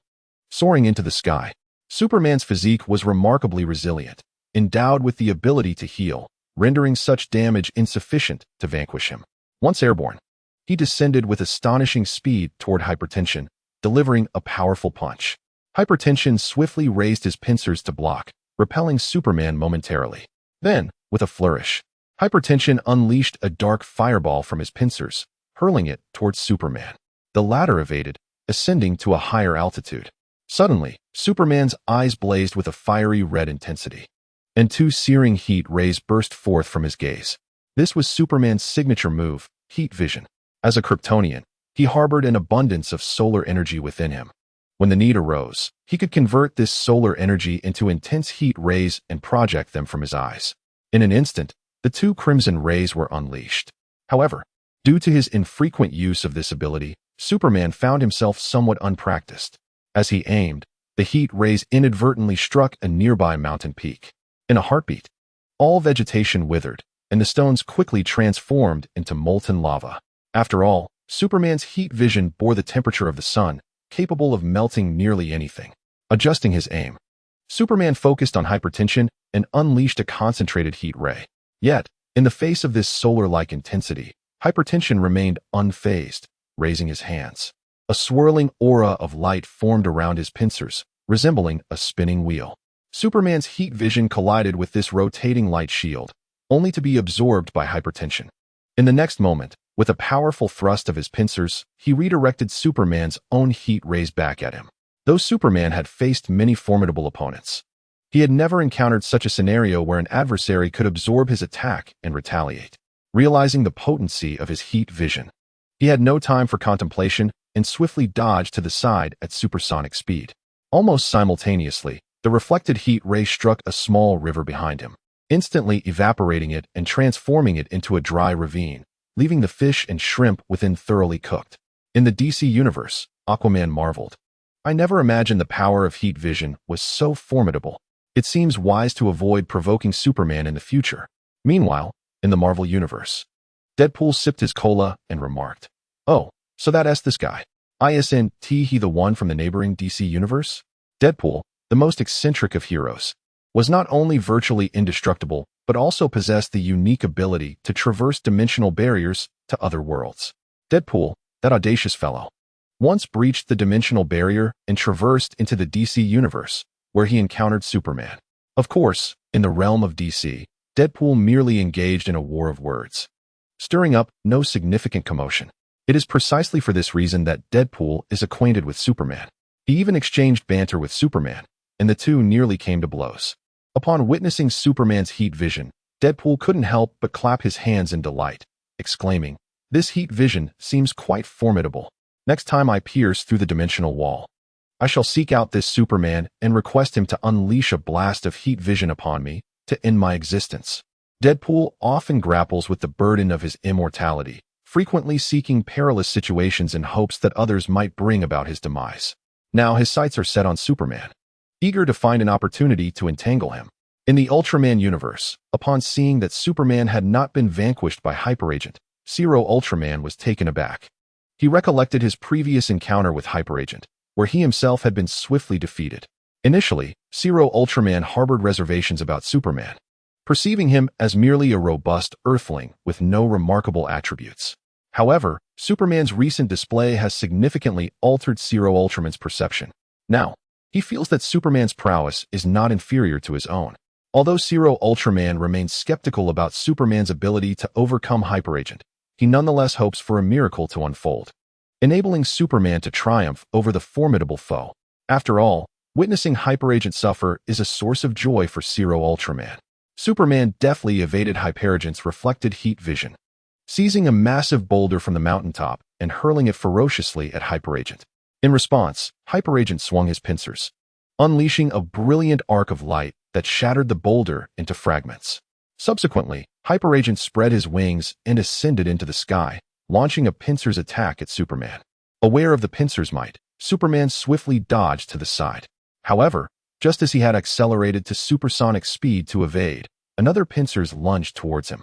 Superman was taken aback, glancing back to see Hyperagent still grounded. Yet, what was this new attack? Not only was Superman perplexed, but the denizens of the multiverse were equally baffled. If Hyperagent had utilized teleportation to appear before Superman, it would have seemed entirely plausible. Yet now, it was evident that Hyperagent had not teleported, but had manifested as two distinct entities. Could it be that Hyperagent's speed was so extraordinary that it created an afterimage, leading to the illusion of two Hyperagents? Some speculated that Hyperagent had employed a technique akin to the shadow clone jutsu, a notion prevalent among the inhabitants of the Naruto universe, as the use of such clones for combat is commonplace there. In truth, while their reasoning was not unfounded, Hyperagent's method was not akin to their chakra clones.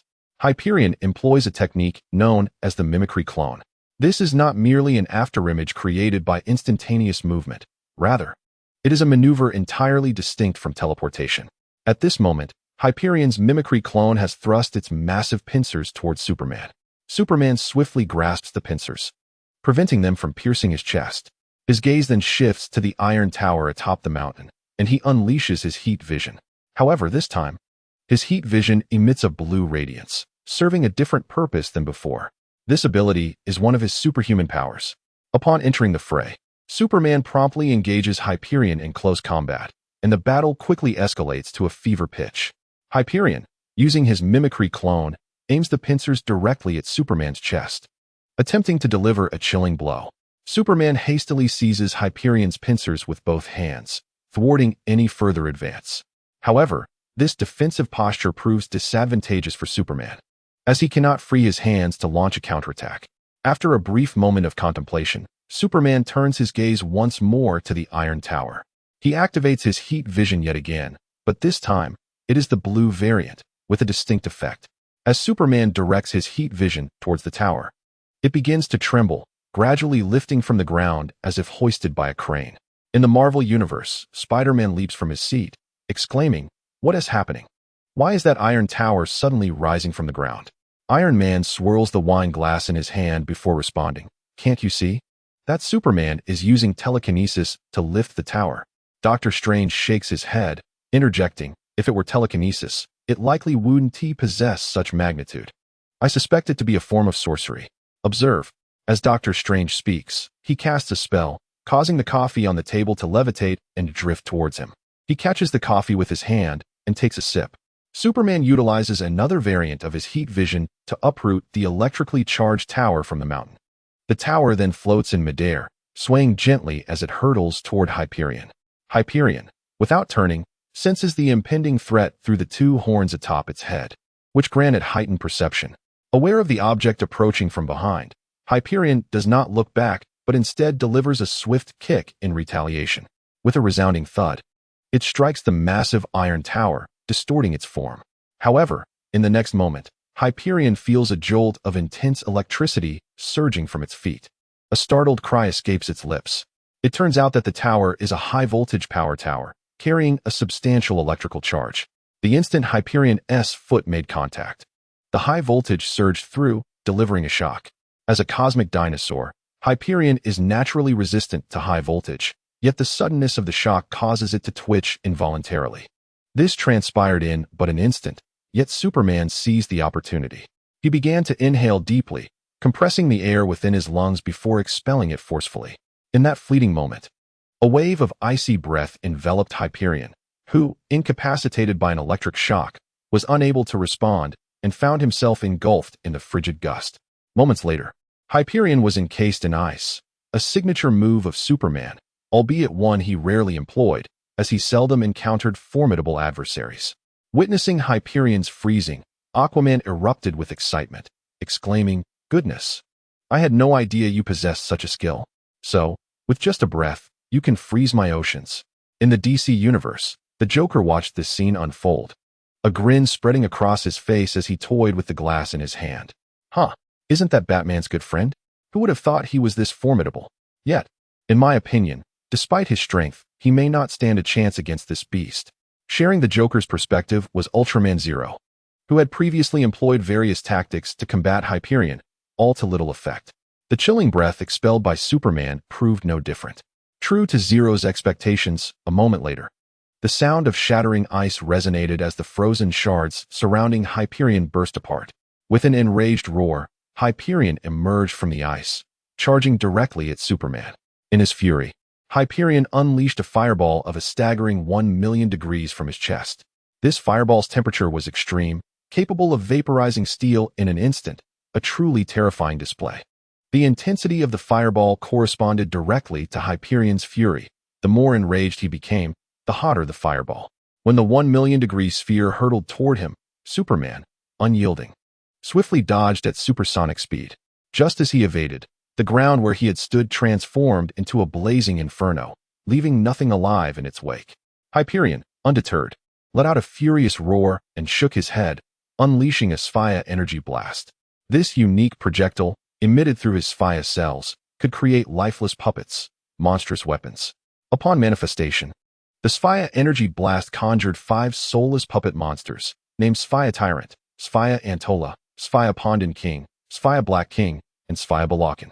The first to emerge was the Monster Tyrant, who let out a thunderous roar and launched a whip from a metallic sphere on his left, aimed directly at Superman. Superman, initially expecting Hyperion to unleash another fireball, was taken aback by the deployment of the monstrous weapon. Without a moment to lose, he reached out and grasped the whip that Tyrant had sent his way. However, the monstrous Tyrant possesses immense strength, and with a resounding roar, it hurled Superman into the air.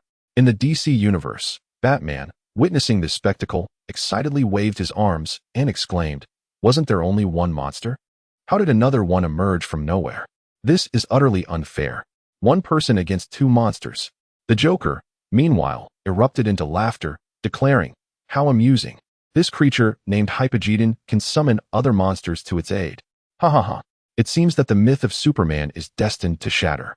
In the Ultraman realm, the onlookers exhibited no signs of surprise, for when Hypogeddon battled Ultraman previously, it had employed this very tactic, conjuring 5 monsters to engage in combat against the Ultraman warriors.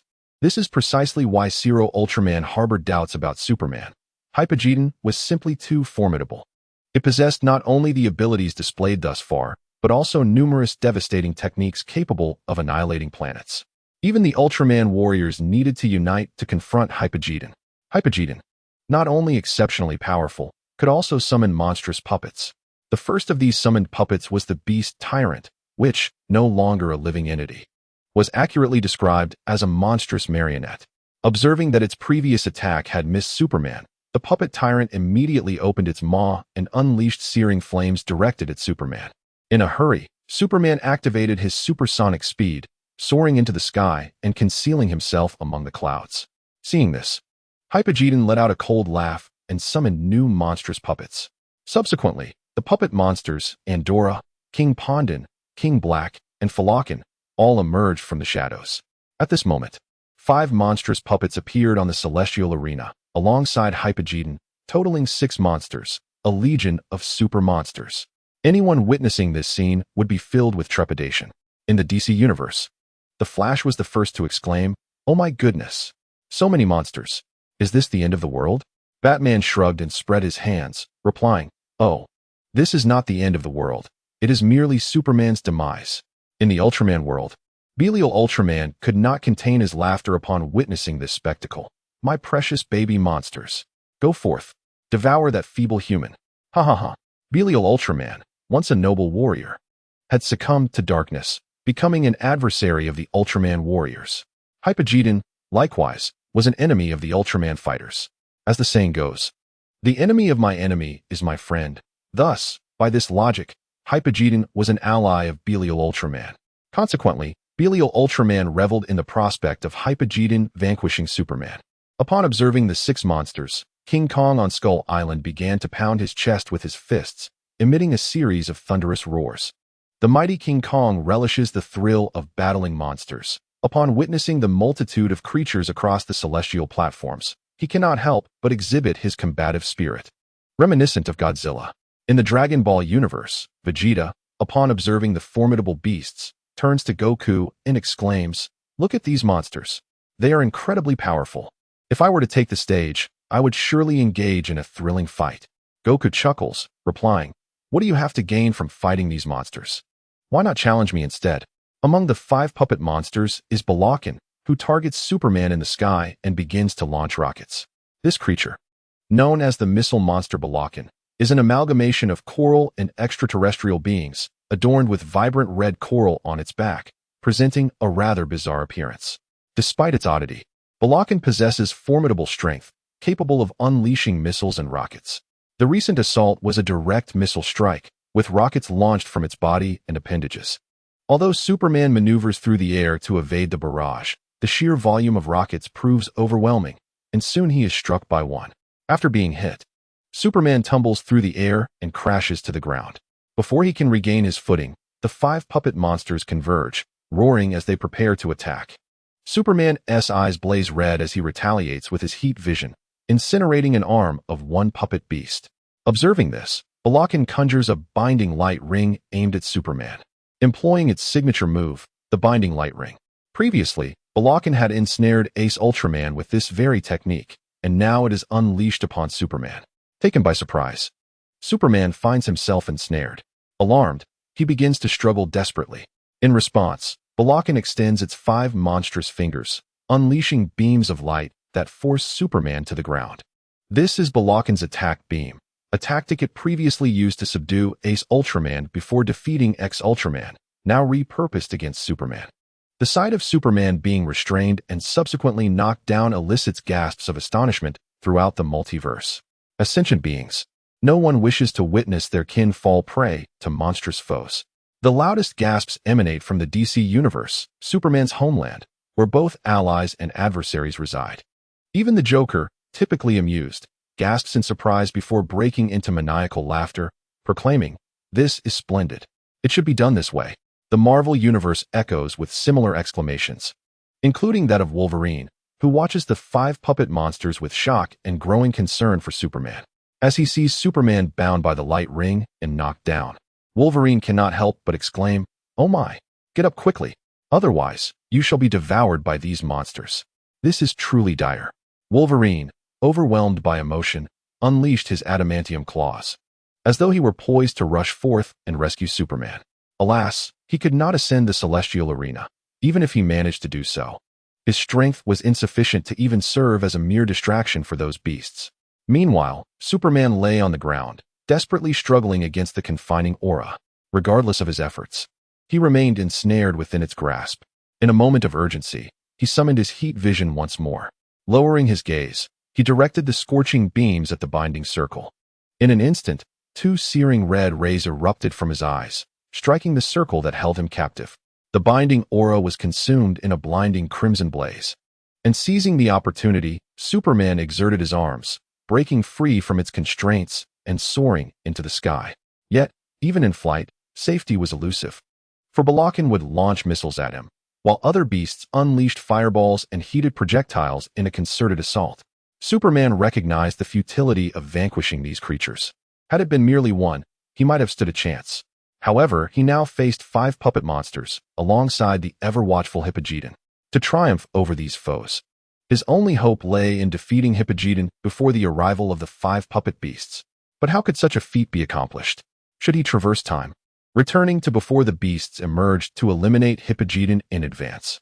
As he darted through the skies, evading attacks, the spectators below grew increasingly anxious for Superman's safety. The celestial arena imposed no restrictions against slaying one's opponent. Hippogeddon could easily eliminate Superman and claim victory, a task well within his capabilities, and one that aligned with his character. Superman found himself ensnared in an unprecedented predicament. Understanding that he could not prevail against such a multitude of monsters, his only recourse lay in transcending the speed of light, shattering the barriers of time to journey into the past. This was an exceedingly perilous endeavor. He had previously collaborated with the Flash, but now, undertaking this alone, the risks were magnified. Nonetheless, it appeared he had no alternative. This was the singular path before him. Taking a deep breath, Superman commenced his acceleration into supersonic flight. This enhancement was gradual, steadily reaching near-light speed, followed by the speed of light itself. When his velocity attained the speed of light, he felt his body undergoing a tearing sensation. Gritting his teeth, he persevered, pushing his speed further. At last, he surpassed the speed of light, successfully breaching the temporal barrier and returning to a moment just over 10 minutes prior. At that time, he had merely ascended the celestial arena, and Hippogeddon had not yet regarded him as a threat, lunging towards him with his massive claws. If Superman could seize this moment of Hippogeddon's underestimation to eliminate him, victory would be his. Little did he know, his actions would incite a profound confusion among the myriad beings of the cosmos. The crowd found it perplexing that the 5 puppet monsters on stage vanished without a trace. Furthermore, the battle between Superman and Hyperion seemed to have restarted, as though it was a scene they had witnessed before. Most were oblivious to the unfolding events. Yet a select few, possessing mastery over time and space, quickly discerned that Superman had breached the temporal barrier, returning to a moment just minutes prior. His intent was to vanquish Hyperion. This time, Superman altered his combat strategy, launching an immediate offensive. With a burst of lightspeed motion, he appeared behind Hyperion, extending his hand to seize one of Hyperion's wings and yanking it with tremendous force. It is crucial to note that Superman's strength knows no bounds. He once propelled 7 planets in a bid to escape a black hole. Such power rendered even the mightiest of Ultraman warriors insignificant in comparison. As Superman exerted his full strength, he succeeded in tearing off one of Hyperion's wings, eliciting a piercing scream from the latter as he swung his pincers in an attempt to strike back at Superman. In truth, Hyperion could have evaded Superman's ambush, but having just taken the stage, he underestimated Superman's prowess, leading to his unexpected vulnerability. With one wing severed, Hyperion's strength diminished significantly. Yet this loss ignited a ferocity within him. He unleashed a golden crescent-shaped energy arc with his pincers, launching an assault on Superman. Recognizing this as the opportune moment to eliminate Hyperion, Superman realized that the latter's energy was greatly weakened due to the loss of his wing.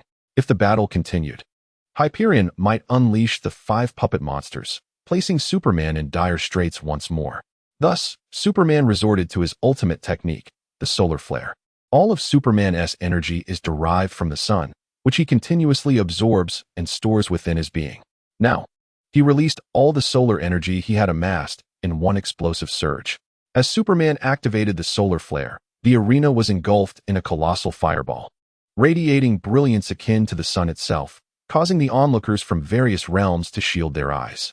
Following this, the immense fireball erupted with a thunderous roar, enveloping Hyperion within its grasp. The spectacle was awe-inspiring, reminiscent of a solar explosion.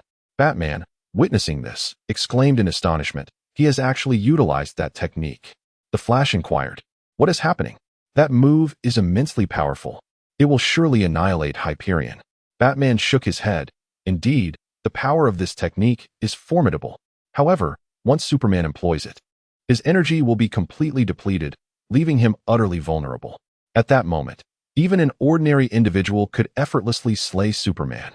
Upon hearing this, the Flash's expression turned grave as he pondered aloud. "You are concerned that if we fail to vanquish Hyperion in this moment, even if he clings to a mere breath of life, he could potentially end Superman." Batman nodded in agreement, stating, "That is precisely my concern. Should such a calamity occur, the consequences would be dire." As they spoke, their gazes lifted to the arena, where they indeed observed Superman displaying signs of exhaustion, his form swaying precariously. Suddenly, Superman collapsed to the ground with a thud, lying prone. Both Batman and the Flash gasped in alarm, yet their frantic pacing offered little recourse. At that moment, the onlookers realized that Superman had depleted all his energy and was in an exceedingly weakened state. If Hyperion had not perished and still possessed a breath of life, it would spell doom for Superman. This realization plunged the crowd's previously elated spirits into despair. All eyes were riveted upon the radiant explosion of solar energy. As the energy from the solar flare gradually dissipated, the scene within became increasingly clear. At last, they beheld Hyperion, lying defeated, his body scorched beyond recognition, utterly lifeless. Hyperion's strength had eclipsed that of Superman, yet his overconfidence had led to this unfortunate outcome. With Hyperion's demise, the conclusion of this battle was unequivocal. Ye Chen's ethereal form materialized upon the celestial arena, proclaiming to all realms, "The victor of this match is Superman from the DC Universe. He shall advance directly to the finals." With a flourish of his hand, Ye Chen enveloped Superman in a golden light, transporting him back to the DC world. At this juncture, Ye Chen had prepared a power ranking list for the competitors. This list was not indicative of the final standings, but rather a reflection of their performances on the arena, factoring in the strengths and weaknesses of their foes and various other elements. Seizing the moment, Ye Chen unveiled the power rankings. Emperor Hero, 9999, Sun Wukong, 9000.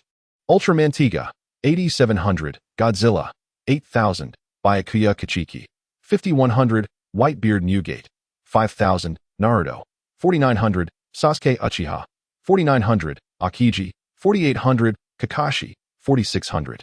It is important to note that this evaluation was based solely on the competitors' performances in the arena and may not accurately reflect their true strength. Consequently, it is possible for a lower-ranked contestant to triumph over a higher-ranked one in the ultimate showdown. Placing his hand upon the button, Ye Chen, under the gaze of all beings across realms, pressed the selection button. Instantly, a luminous point appeared, gliding over the avatars of all present.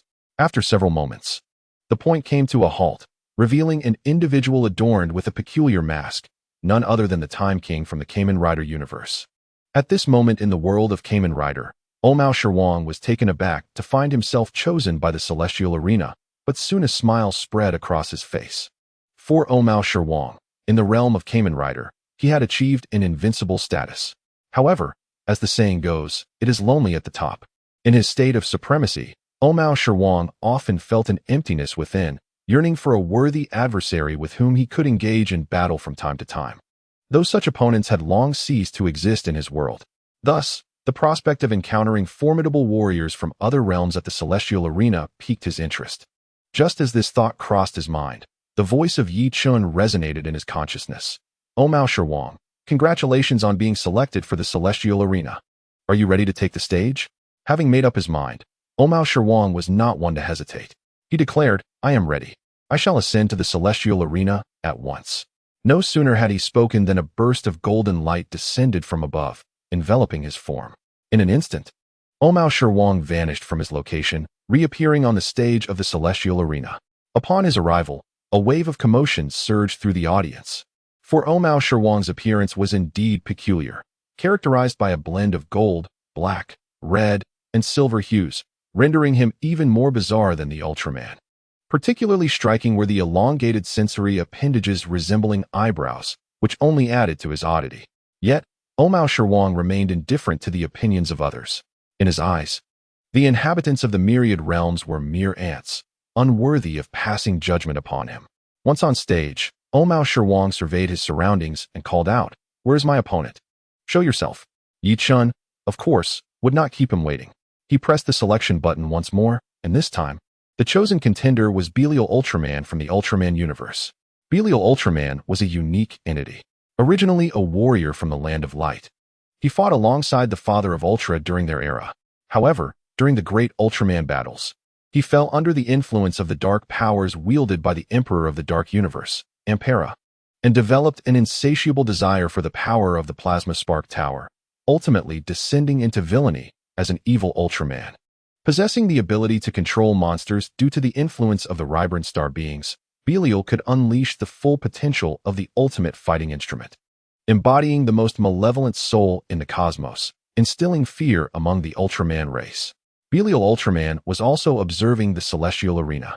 Upon realizing he had been selected, he displayed an air of aloofness, devoid of joy or sorrow, and exhibited little emotional turbulence. His ambition was to unify the universe and even the multiverse. Aware that the contenders on the celestial arena hailed from various dimensional universes, Belial Ultraman sought to engage with these powerful beings, envisioning this encounter as a stepping stone for future invasions of other dimensional realms. Due to Belial Ultraman's ambitious nature, when Ye Chen inquired whether he would be willing to ascend the celestial arena, Belial Ultraman immediately nodded in affirmation. Upon his agreement, his form was enveloped in a radiant golden light, and he subsequently materialized upon the celestial arena. It was evident that Belial Ultraman bore a striking resemblance to the other Ultramen, albeit with a distinctive composition of black and red hues that rendered him particularly striking, exuding an aura of commanding presence far superior to that of an ordinary Ultraman. The moment Belial Ultraman graced the celestial arena, an uproar erupted throughout the Ultraman realm, for he was deemed a traitor among their ranks. Now, having chosen to oppose the warriors of the Land of Light, he stood as their adversary. Witnessing their nemesis take the stage, the Ultraman warriors were filled with indignation, yet they found themselves powerless to intervene. This was the choice of the celestial arena, a decision made by Ye Chen, and even the Ultraman King could not intercede. Upon his arrival, the Lord of Time approached Belial Ultraman and queried, "Are you my opponent?" Belial Ultraman nodded and replied, "Your presence is formidable, reminiscent of my own. From the moment I laid eyes on you, I felt an uncanny kinship." Unbeknownst to Belial, the Lord of Time was similarly the ultimate antagonist of his realm. Naturally, these two villains found commonality in their shared malevolence. However, the Lord of Time, with his immense pride, regarded Belial Ultraman with indifference. Thus, he merely acknowledged him with a curt nod, stating, "Very well. If that is the case, let us commence." With that, the Lord of Time assumed a combat stance. Belial Ultraman, recognizing the cue, had no further words to offer and promptly drew forth his weapon, the ultimate battle device. This instrument, a hallmark of Belial as Rayonyx, possessed the capability to command 100 monsters and extraterrestrial beings, while also enabling him to launch offensive skills and enhance his own abilities. Raising the ultimate battle device, Belial aimed it at the Lord of Time. In a swift motion, a powerful destructive energy orb was unleashed from the device's tip, hurtling directly toward the Lord of Time. This technique, known as Belial shooting, was one of Belial Ultraman's signature moves, renowned for its formidable strength. He had previously triumphed over formidable foes such as Gray, Chuck, and Pavitt with this very attack. The sheer might of Belial shooting elicited a flicker of surprise from the Lord of Time, who sensed the immense threat it posed, surpassing that of many Kamen Riders he had encountered. Reacting promptly, the Lord of Time manipulated causality, deftly evading the onslaught of Belial shooting. In the Kamen Rider world, Diend observed the Lord of Time and could not help but exclaim, "It has been a while. This Lord of Time seems to have grown stronger. This may not bode well for us." Diend and the Lord of Time had crossed paths before, with Diend having suffered defeat at his hands. Despite his indomitable spirit, he remained eager for an opportunity to vanquish the Lord of Time. Indeed, the Emperor Rider does not deny the formidable strength of the Omamishi Time King. Witnessing the Omamashi Time King manifest upon the celestial arena, exhibiting an even greater prowess than before, naturally instilled a sense of trepidation within the Emperor Rider. In truth, there exists a disparity in stature between Ultraman Belial and the Omamashi Time King. Ultraman Belial stands at an imposing height of 55 meters, weighing 60,000 tons. Conversely, while the Omamashi Time King is notably taller than an average human, at around 2 meters, he appears diminutive in comparison to the giant Ultraman Belial. However, this is merely a matter of height. In terms of presence, the Omamashi Time King is not in the slightest inferior to Ultraman Belial, and may even surpass him. Seizing the initiative, Ultraman Belial swiftly employed his ultimate battle apparatus, launching a Belial shot directly at the Omamashi Time King. As the primary antagonist, such tentative attacks would naturally prove ineffective against the Omamashi Time King. With remarkable swiftness, the Omamashi Time King invoked the law of causality, evading Ultraman Belial's assault. Ultraman Belial was not taken aback, for this maneuver was merely a probe. If the Omamashi Time King could not evade this strike, it would only indicate his inadequacy, rendering him unworthy of engaging with Ultraman Belial. Thus, as the Omamashi Time King executed his own counter, he wielded the ultimate battle apparatus, unleashing luminous tendrils that ensnared him as he shifted to the side. This was the Omamashi Time King's unique technique, the Belial light rope. While this light rope lacks offensive capability, it serves to bind foes, functioning as a form of auxiliary assault. Previously, the Ultraman Mebius had fallen victim to Ultraman Belial's binding maneuver, finding himself cast into the cosmos. Upon successfully ensnaring the Omamashi Time King, Ultraman Belial approached with a grin, remarking, "I did not expect you to be so careless." The Omamashi Time King lowered his gaze to the Belial light rope that bound him, betraying no change in expression. "What a jest! You think a mere light rope can restrain me? Do you believe that I, the king of the Kamen Riders, am merely a name without substance?" With a mere glance at the Belial light rope, the Omamashi Time King effortlessly transferred it into a dimension beyond. This ability is remarkably formidable, allowing the Omamashi Time King to displace any adversary within a 4-kilometer radius into an alternate dimension. Thus, he could not only banish the Belial light rope, but also Ultraman Belial himself. However, the Omamashi Time King refrained from such action, having been invincible for far too long. He could not bring himself to conclude the battle so easily against an opponent capable of matching him. As the light rope that had ensnared the Omamashi Time King suddenly vanished, Ultraman Belial expressed surprise and inquired, "How did you accomplish that?" The Omamashi Time King understood precisely what Belial was asking, how he had so stealthily freed himself from the grasp of the Belial light rope. The King of the Demon Time refrained from revealing the truth, fearing that if he did, Belial Ultraman would be deterred from engaging him in battle. Thus, the King of the Demon Time remarked, "It is perhaps better for you to remain in ignorance. Such knowledge may undermine your confidence." Upon hearing this, Belial Ultraman could not help but let out a cold smirk. Without further ado, he brandished his ultimate combat device, unleashing a scythe-like beam of light toward the King of the Demon Time. This technique, known as Belial's Death Scythe, had previously allowed Belial Ultraman to vanquish numerous Ultraman warriors in a single blow, showcasing its immense power. Noticing this move, the King of the Demon Time exhibited a flicker of intrigue. He raised his hand and conjured a shockwave, its tremendous force rippling outward to intercept Belial's Death Scythe. Subsequently, the King of the Demon Time transitioned from defense to offense, launching a punch at Belial Ultraman. Witnessing this, Belial Ultraman was consumed by rage and retaliated with a powerful fist aimed directly at the king. The disparity in their sizes was striking.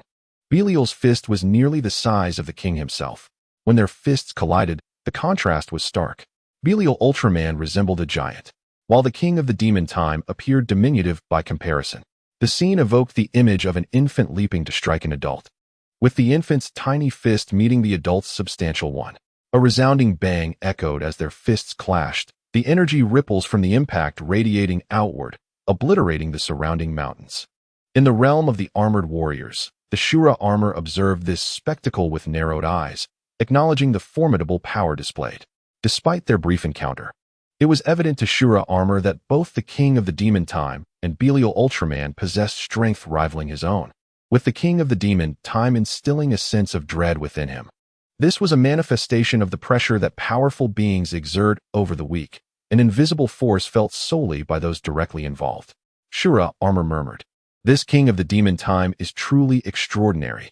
Perhaps only the Emperor hero could contend with him. In the Ultraman world, the long-absent Ultraman king gazed with a complex expression at the two combatants on the stage. Only those who have reached his level of strength can genuinely appreciate the might of the two on the celestial arena. Belial Ultraman, originally from the Land of Light, was known to Ultraman King, who had previously interacted with him. However, this was the first encounter for Ultraman King with the king of the demon time. Squinting at the king, Ultraman King mused to himself, I never imagined such a powerful being existed in another universe. It seems I have been woefully uninformed. As one of the enigmatic four kings, Ultraman King had ascended to the pinnacle of his universe, believing himself to be among the most formidable beings in existence, with only Noah Ultraman posing any substantial challenge to him. Upon witnessing the king of demonic time, Ultraman Belial was reminded of a profound saying, there are beings beyond beings, and heavens beyond heavens. In the Marvel Universe, the Celestials were also observing the Celestial Arena competition. The Celestials are a race of cosmic deities, among the earliest life forms to emerge in the universe. They have visited Earth on several occasions, each time altering the course of its history. Indeed, the very birth of humanity can be attributed to the hands of the Celestials. At this moment, the Celestials were closely monitoring the celestial arena, not for the battles taking place within it, but for the arena itself. As the rulers of the cosmos, they perceived the emergence of this arena as a potential threat to their dominion, deeming it necessary to scrutinize the situation and uncover the puppeteer behind it. As the king of demonic time exchanged a blow with Ultraman Belial, he found himself slightly disadvantaged due to their size disparity. However, this only ignited his excitement. After all, encountering a formidable adversary like Ultraman Belial was a rare occurrence, and he yearned for a thrilling confrontation. Thus, the king of demonic time pressed forward, launching another Heisei Rider kick towards Ultraman Belial. Belial raised his elbow to block the kick, but furrowed his brow in surprise, not from pain, but from the realization that despite the king's smaller stature, his strength was formidable, rivaling his own. As the king of demonic time continued his assault, he began to unleash his abilities, capable of manipulating causality to indirectly control surrounding objects. With this power, several massive boulders rose from the ground, hurtling towards Ultraman Belial like hailstones. Sensing the disturbance behind him, Belial activated his ultimate combat instrument, unleashing a beam of white light that blossomed like a flower, intercepting the incoming boulders and shattering them with a resounding explosion. With a disdainful snort, Ultraman Belial unleashed the Destrium Fist, striking towards the king of demonic time. As the fist was thrust forward, Belial's right hand crackled with purple-black lightning, a fierce assault aimed directly at his opponent. The king of demonic time countered with a Heisei Rider kick, meeting the Destrium Fist head-on. A thunderous impact echoed through the arena, sending the king of demonic time spiraling backward. Belial, too, took a couple of steps back. In terms of raw power, Ultraman Belial held the advantage, owing largely to his imposing weight of 5,000 tons. For the king of demonic time to unsettle Belial was a daunting challenge. Having established his dominance, Ultraman Belial sought to amplify his combat effectiveness. He extended his right hand forward, unleashing a crimson lightning-like beam aimed squarely at the king of demonic time. This was the infamous Belial lightning. Belial Ultraman had once employed this technique to confront the king of Ultra. At this moment, within the realm of Ultraman, the sight of Belial Ultraman utilizing this very move caused the corners of the king of Ultra's mouth to twitch. This was due to the king of Ultra's prior encounters with Belial Ultraman, during which he had felt the formidable might of Belial's lightning. In the world of Kamen Riders, the riders were keenly focused on the Omakoshi Time King, who represented a formidable adversary to many of them, each aspiring to vanquish him. The opportunity to observe the Omakoshi Time King's battle was a boon, as it might allow them to discern his weaknesses, thereby increasing their chances of triumph in future encounters. Particularly for Ryuki, despite repeatedly facing defeat at the hands of the Omakoshi Time King, he remained one of the strongest Kamen Riders, possessing the greatest potential to overcome him. Thus, witnessing the battle of the Omakoshi Time King would prove significantly advantageous for him. As Belial Ultraman repelled the Omakoshi Time King, the latter's vigor surged. This was precisely the exhilaration he sought. The Omakoshi Time King erupted in laughter, unleashing his ultimate attack, the Omakoshi Zio Death Blow. As he extended his hand and activated his belt, accompanied by a resonant sound effect, the fatal strike commenced. The Omakoshi Time King leaped into the air, launching a kick at Belial Ultraman. At that moment, he was enveloped in a swirling black and gold energy. As the black and gold inscriptions surrounding Belial coalesced beneath his right foot, culminating in a devastating flying kick aimed at Belial Ultraman. Belial Ultraman crossed his arms defensively before his chest to block the kick. With a resounding impact, he staggered backward. Were it not for his colossal form weighing 5,000 tons, he might have been propelled away. The indignity of being struck publicly ignited a furious wrath within Belial Ultraman. His fury was terrifying. In retaliation, he unleashed the Belial Claw, reaching out towards the Omakoshi Time King. As Belial executed this maneuver, a red cutting energy emanated from his claws, infused with terrifying power as it lunged towards the Omakoshi Time King. The malevolence of Belial Ultraman's strike was palpable, and for a moment, the Omakoshi Time King was unable to evade, directly absorbing the brunt of the red cutting energy. However, he remained unperturbed, activating his special ability to absorb a substantial portion of the red energy. Consequently, the impact of the Belial Claw was reduced to a mere fraction, causing negligible harm to the Omakoshi Time King. Observing this, Belial Ultraman was not overly surprised, for he too possessed the capability to absorb damage, akin to that of the Omakoshi Time King. This realization incited both apprehension and further fury within Belial Ultraman. Thus, he swung the ultimate battle instrument towards the Omakoshi Time King. In response, the Omakoshi Time King drew forth his great sword, parrying the strike with precision. In the world of armored warriors, the battle between Belial Ultraman and the Omakoshi Time King was met with great trepidation by the Flame Dragon armor. The Flame Dragon armor stands as one of the most formidable armors within the realm of armored warriors. The mere expression displayed by the Flame Dragon armor is sufficient to illustrate the immense power of both the Omni-Mal King and Belial Ultraman. In the Marvel Universe, even Dormammu has been stirred. Dormammu, the absolute sovereign of the Dark Dimension and the Dark Overlord of the cosmos, finds himself compelled to take notice. Despite his formidable nature, even Dormammu is unsettled by the clash between Belial Ultraman and the Omni-Mal King, as their confrontation has escalated to a cosmic level, placing them on par with Dormammu himself.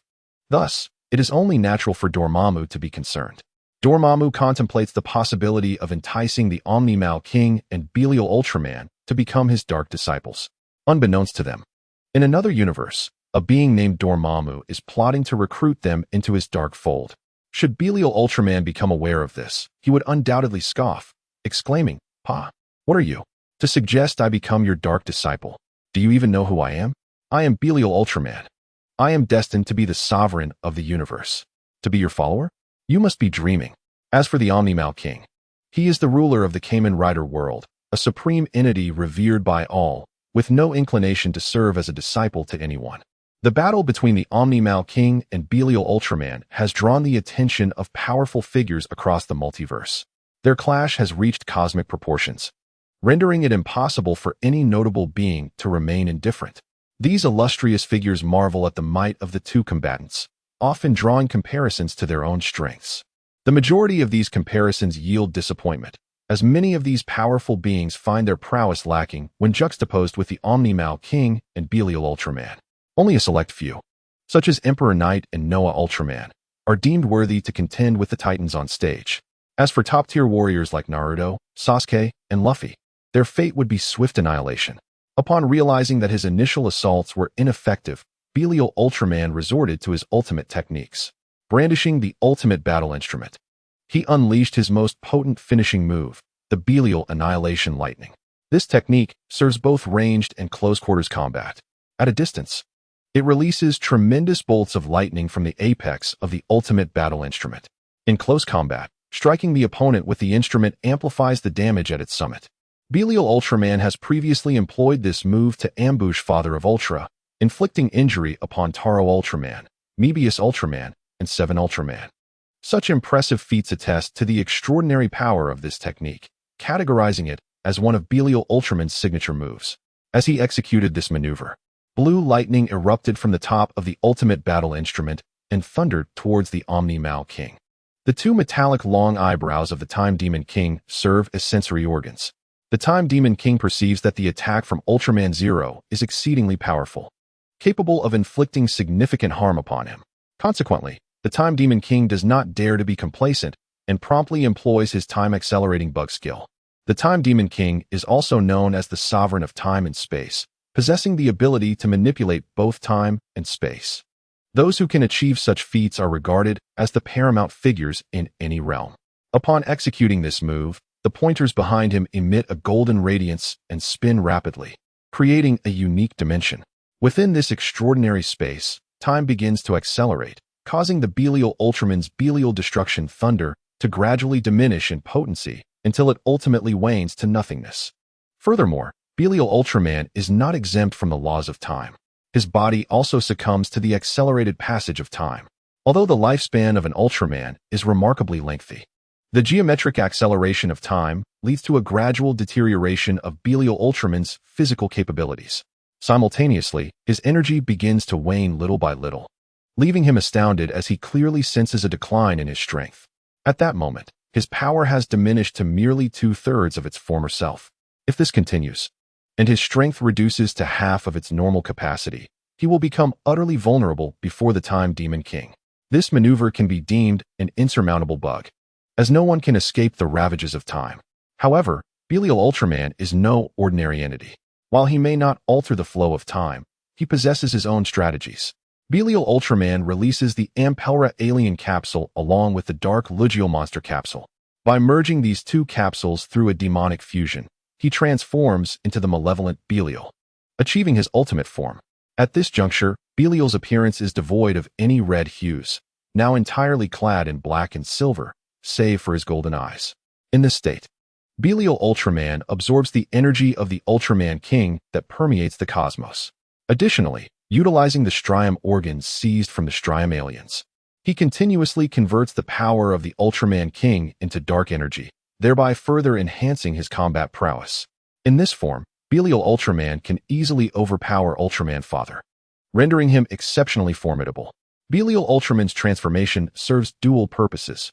First, it augments his strength. Second, it allows him to undergo a near rebirth, effectively nullifying the temporal power that the Time Demon King had imposed upon him.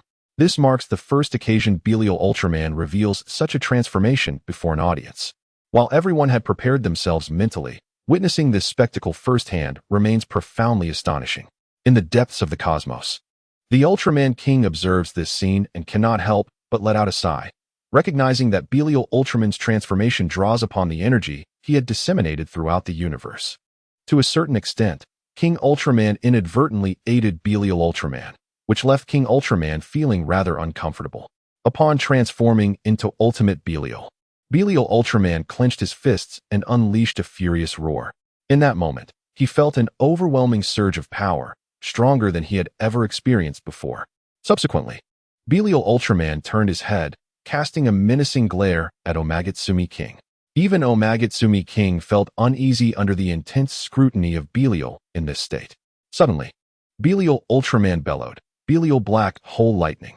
As he shouted, he raised the ultimate battle device in his hand. With the elevation of the device, a swirling black hole materialized in the sky, relentlessly spinning and emanating a gravitational pull directed at Omagatsumi King.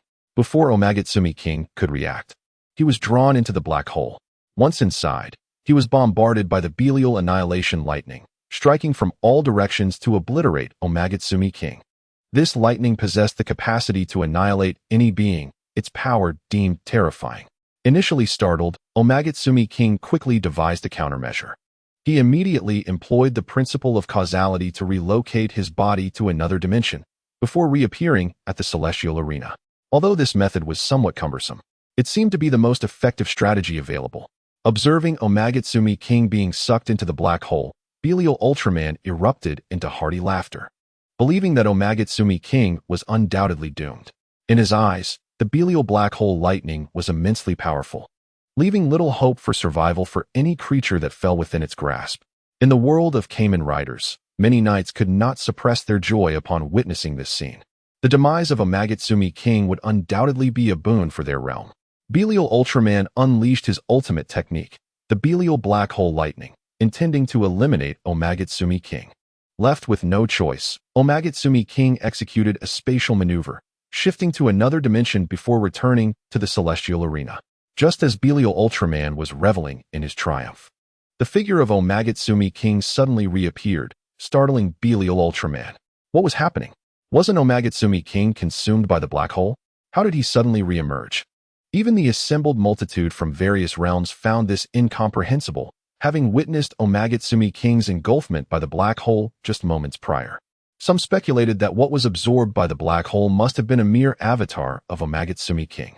This conjecture held merit, as many powerful beings often employ duplicates to evade peril, a practice particularly prevalent in the world of Naruto. However, the inhabitants of the Kamen Rider world discerned that this was not simply a manifestation of duplication, but rather a sophisticated application of spatial techniques. It is crucial to note that Uchiha, the king of time and space, possesses the extraordinary ability to command both time and space. After being drawn into the void, he adeptly harnessed the power of space to traverse into another dimension, subsequently returning to the arena of the heavens with remarkable ease. Some formidable figures from other realms, including Thanos, have surmised the true nature of the situation. At this moment, Thanos had acquired the Space Stone, granting him dominion over spatial forces, thus enabling him to immediately perceive the underlying truth. Raising his right hand and gazing at the infinity gauntlet adorning it, Thanos muttered to himself, "Ah, the power of space. Such an ability is now within my grasp." Upon concluding his reflection, he clenched his fist, his gaze fixed upon the arena of the heavens, declaring, "Once I gather all 6 infinity stones, even the most formidable warriors present will find themselves trembling at my feet."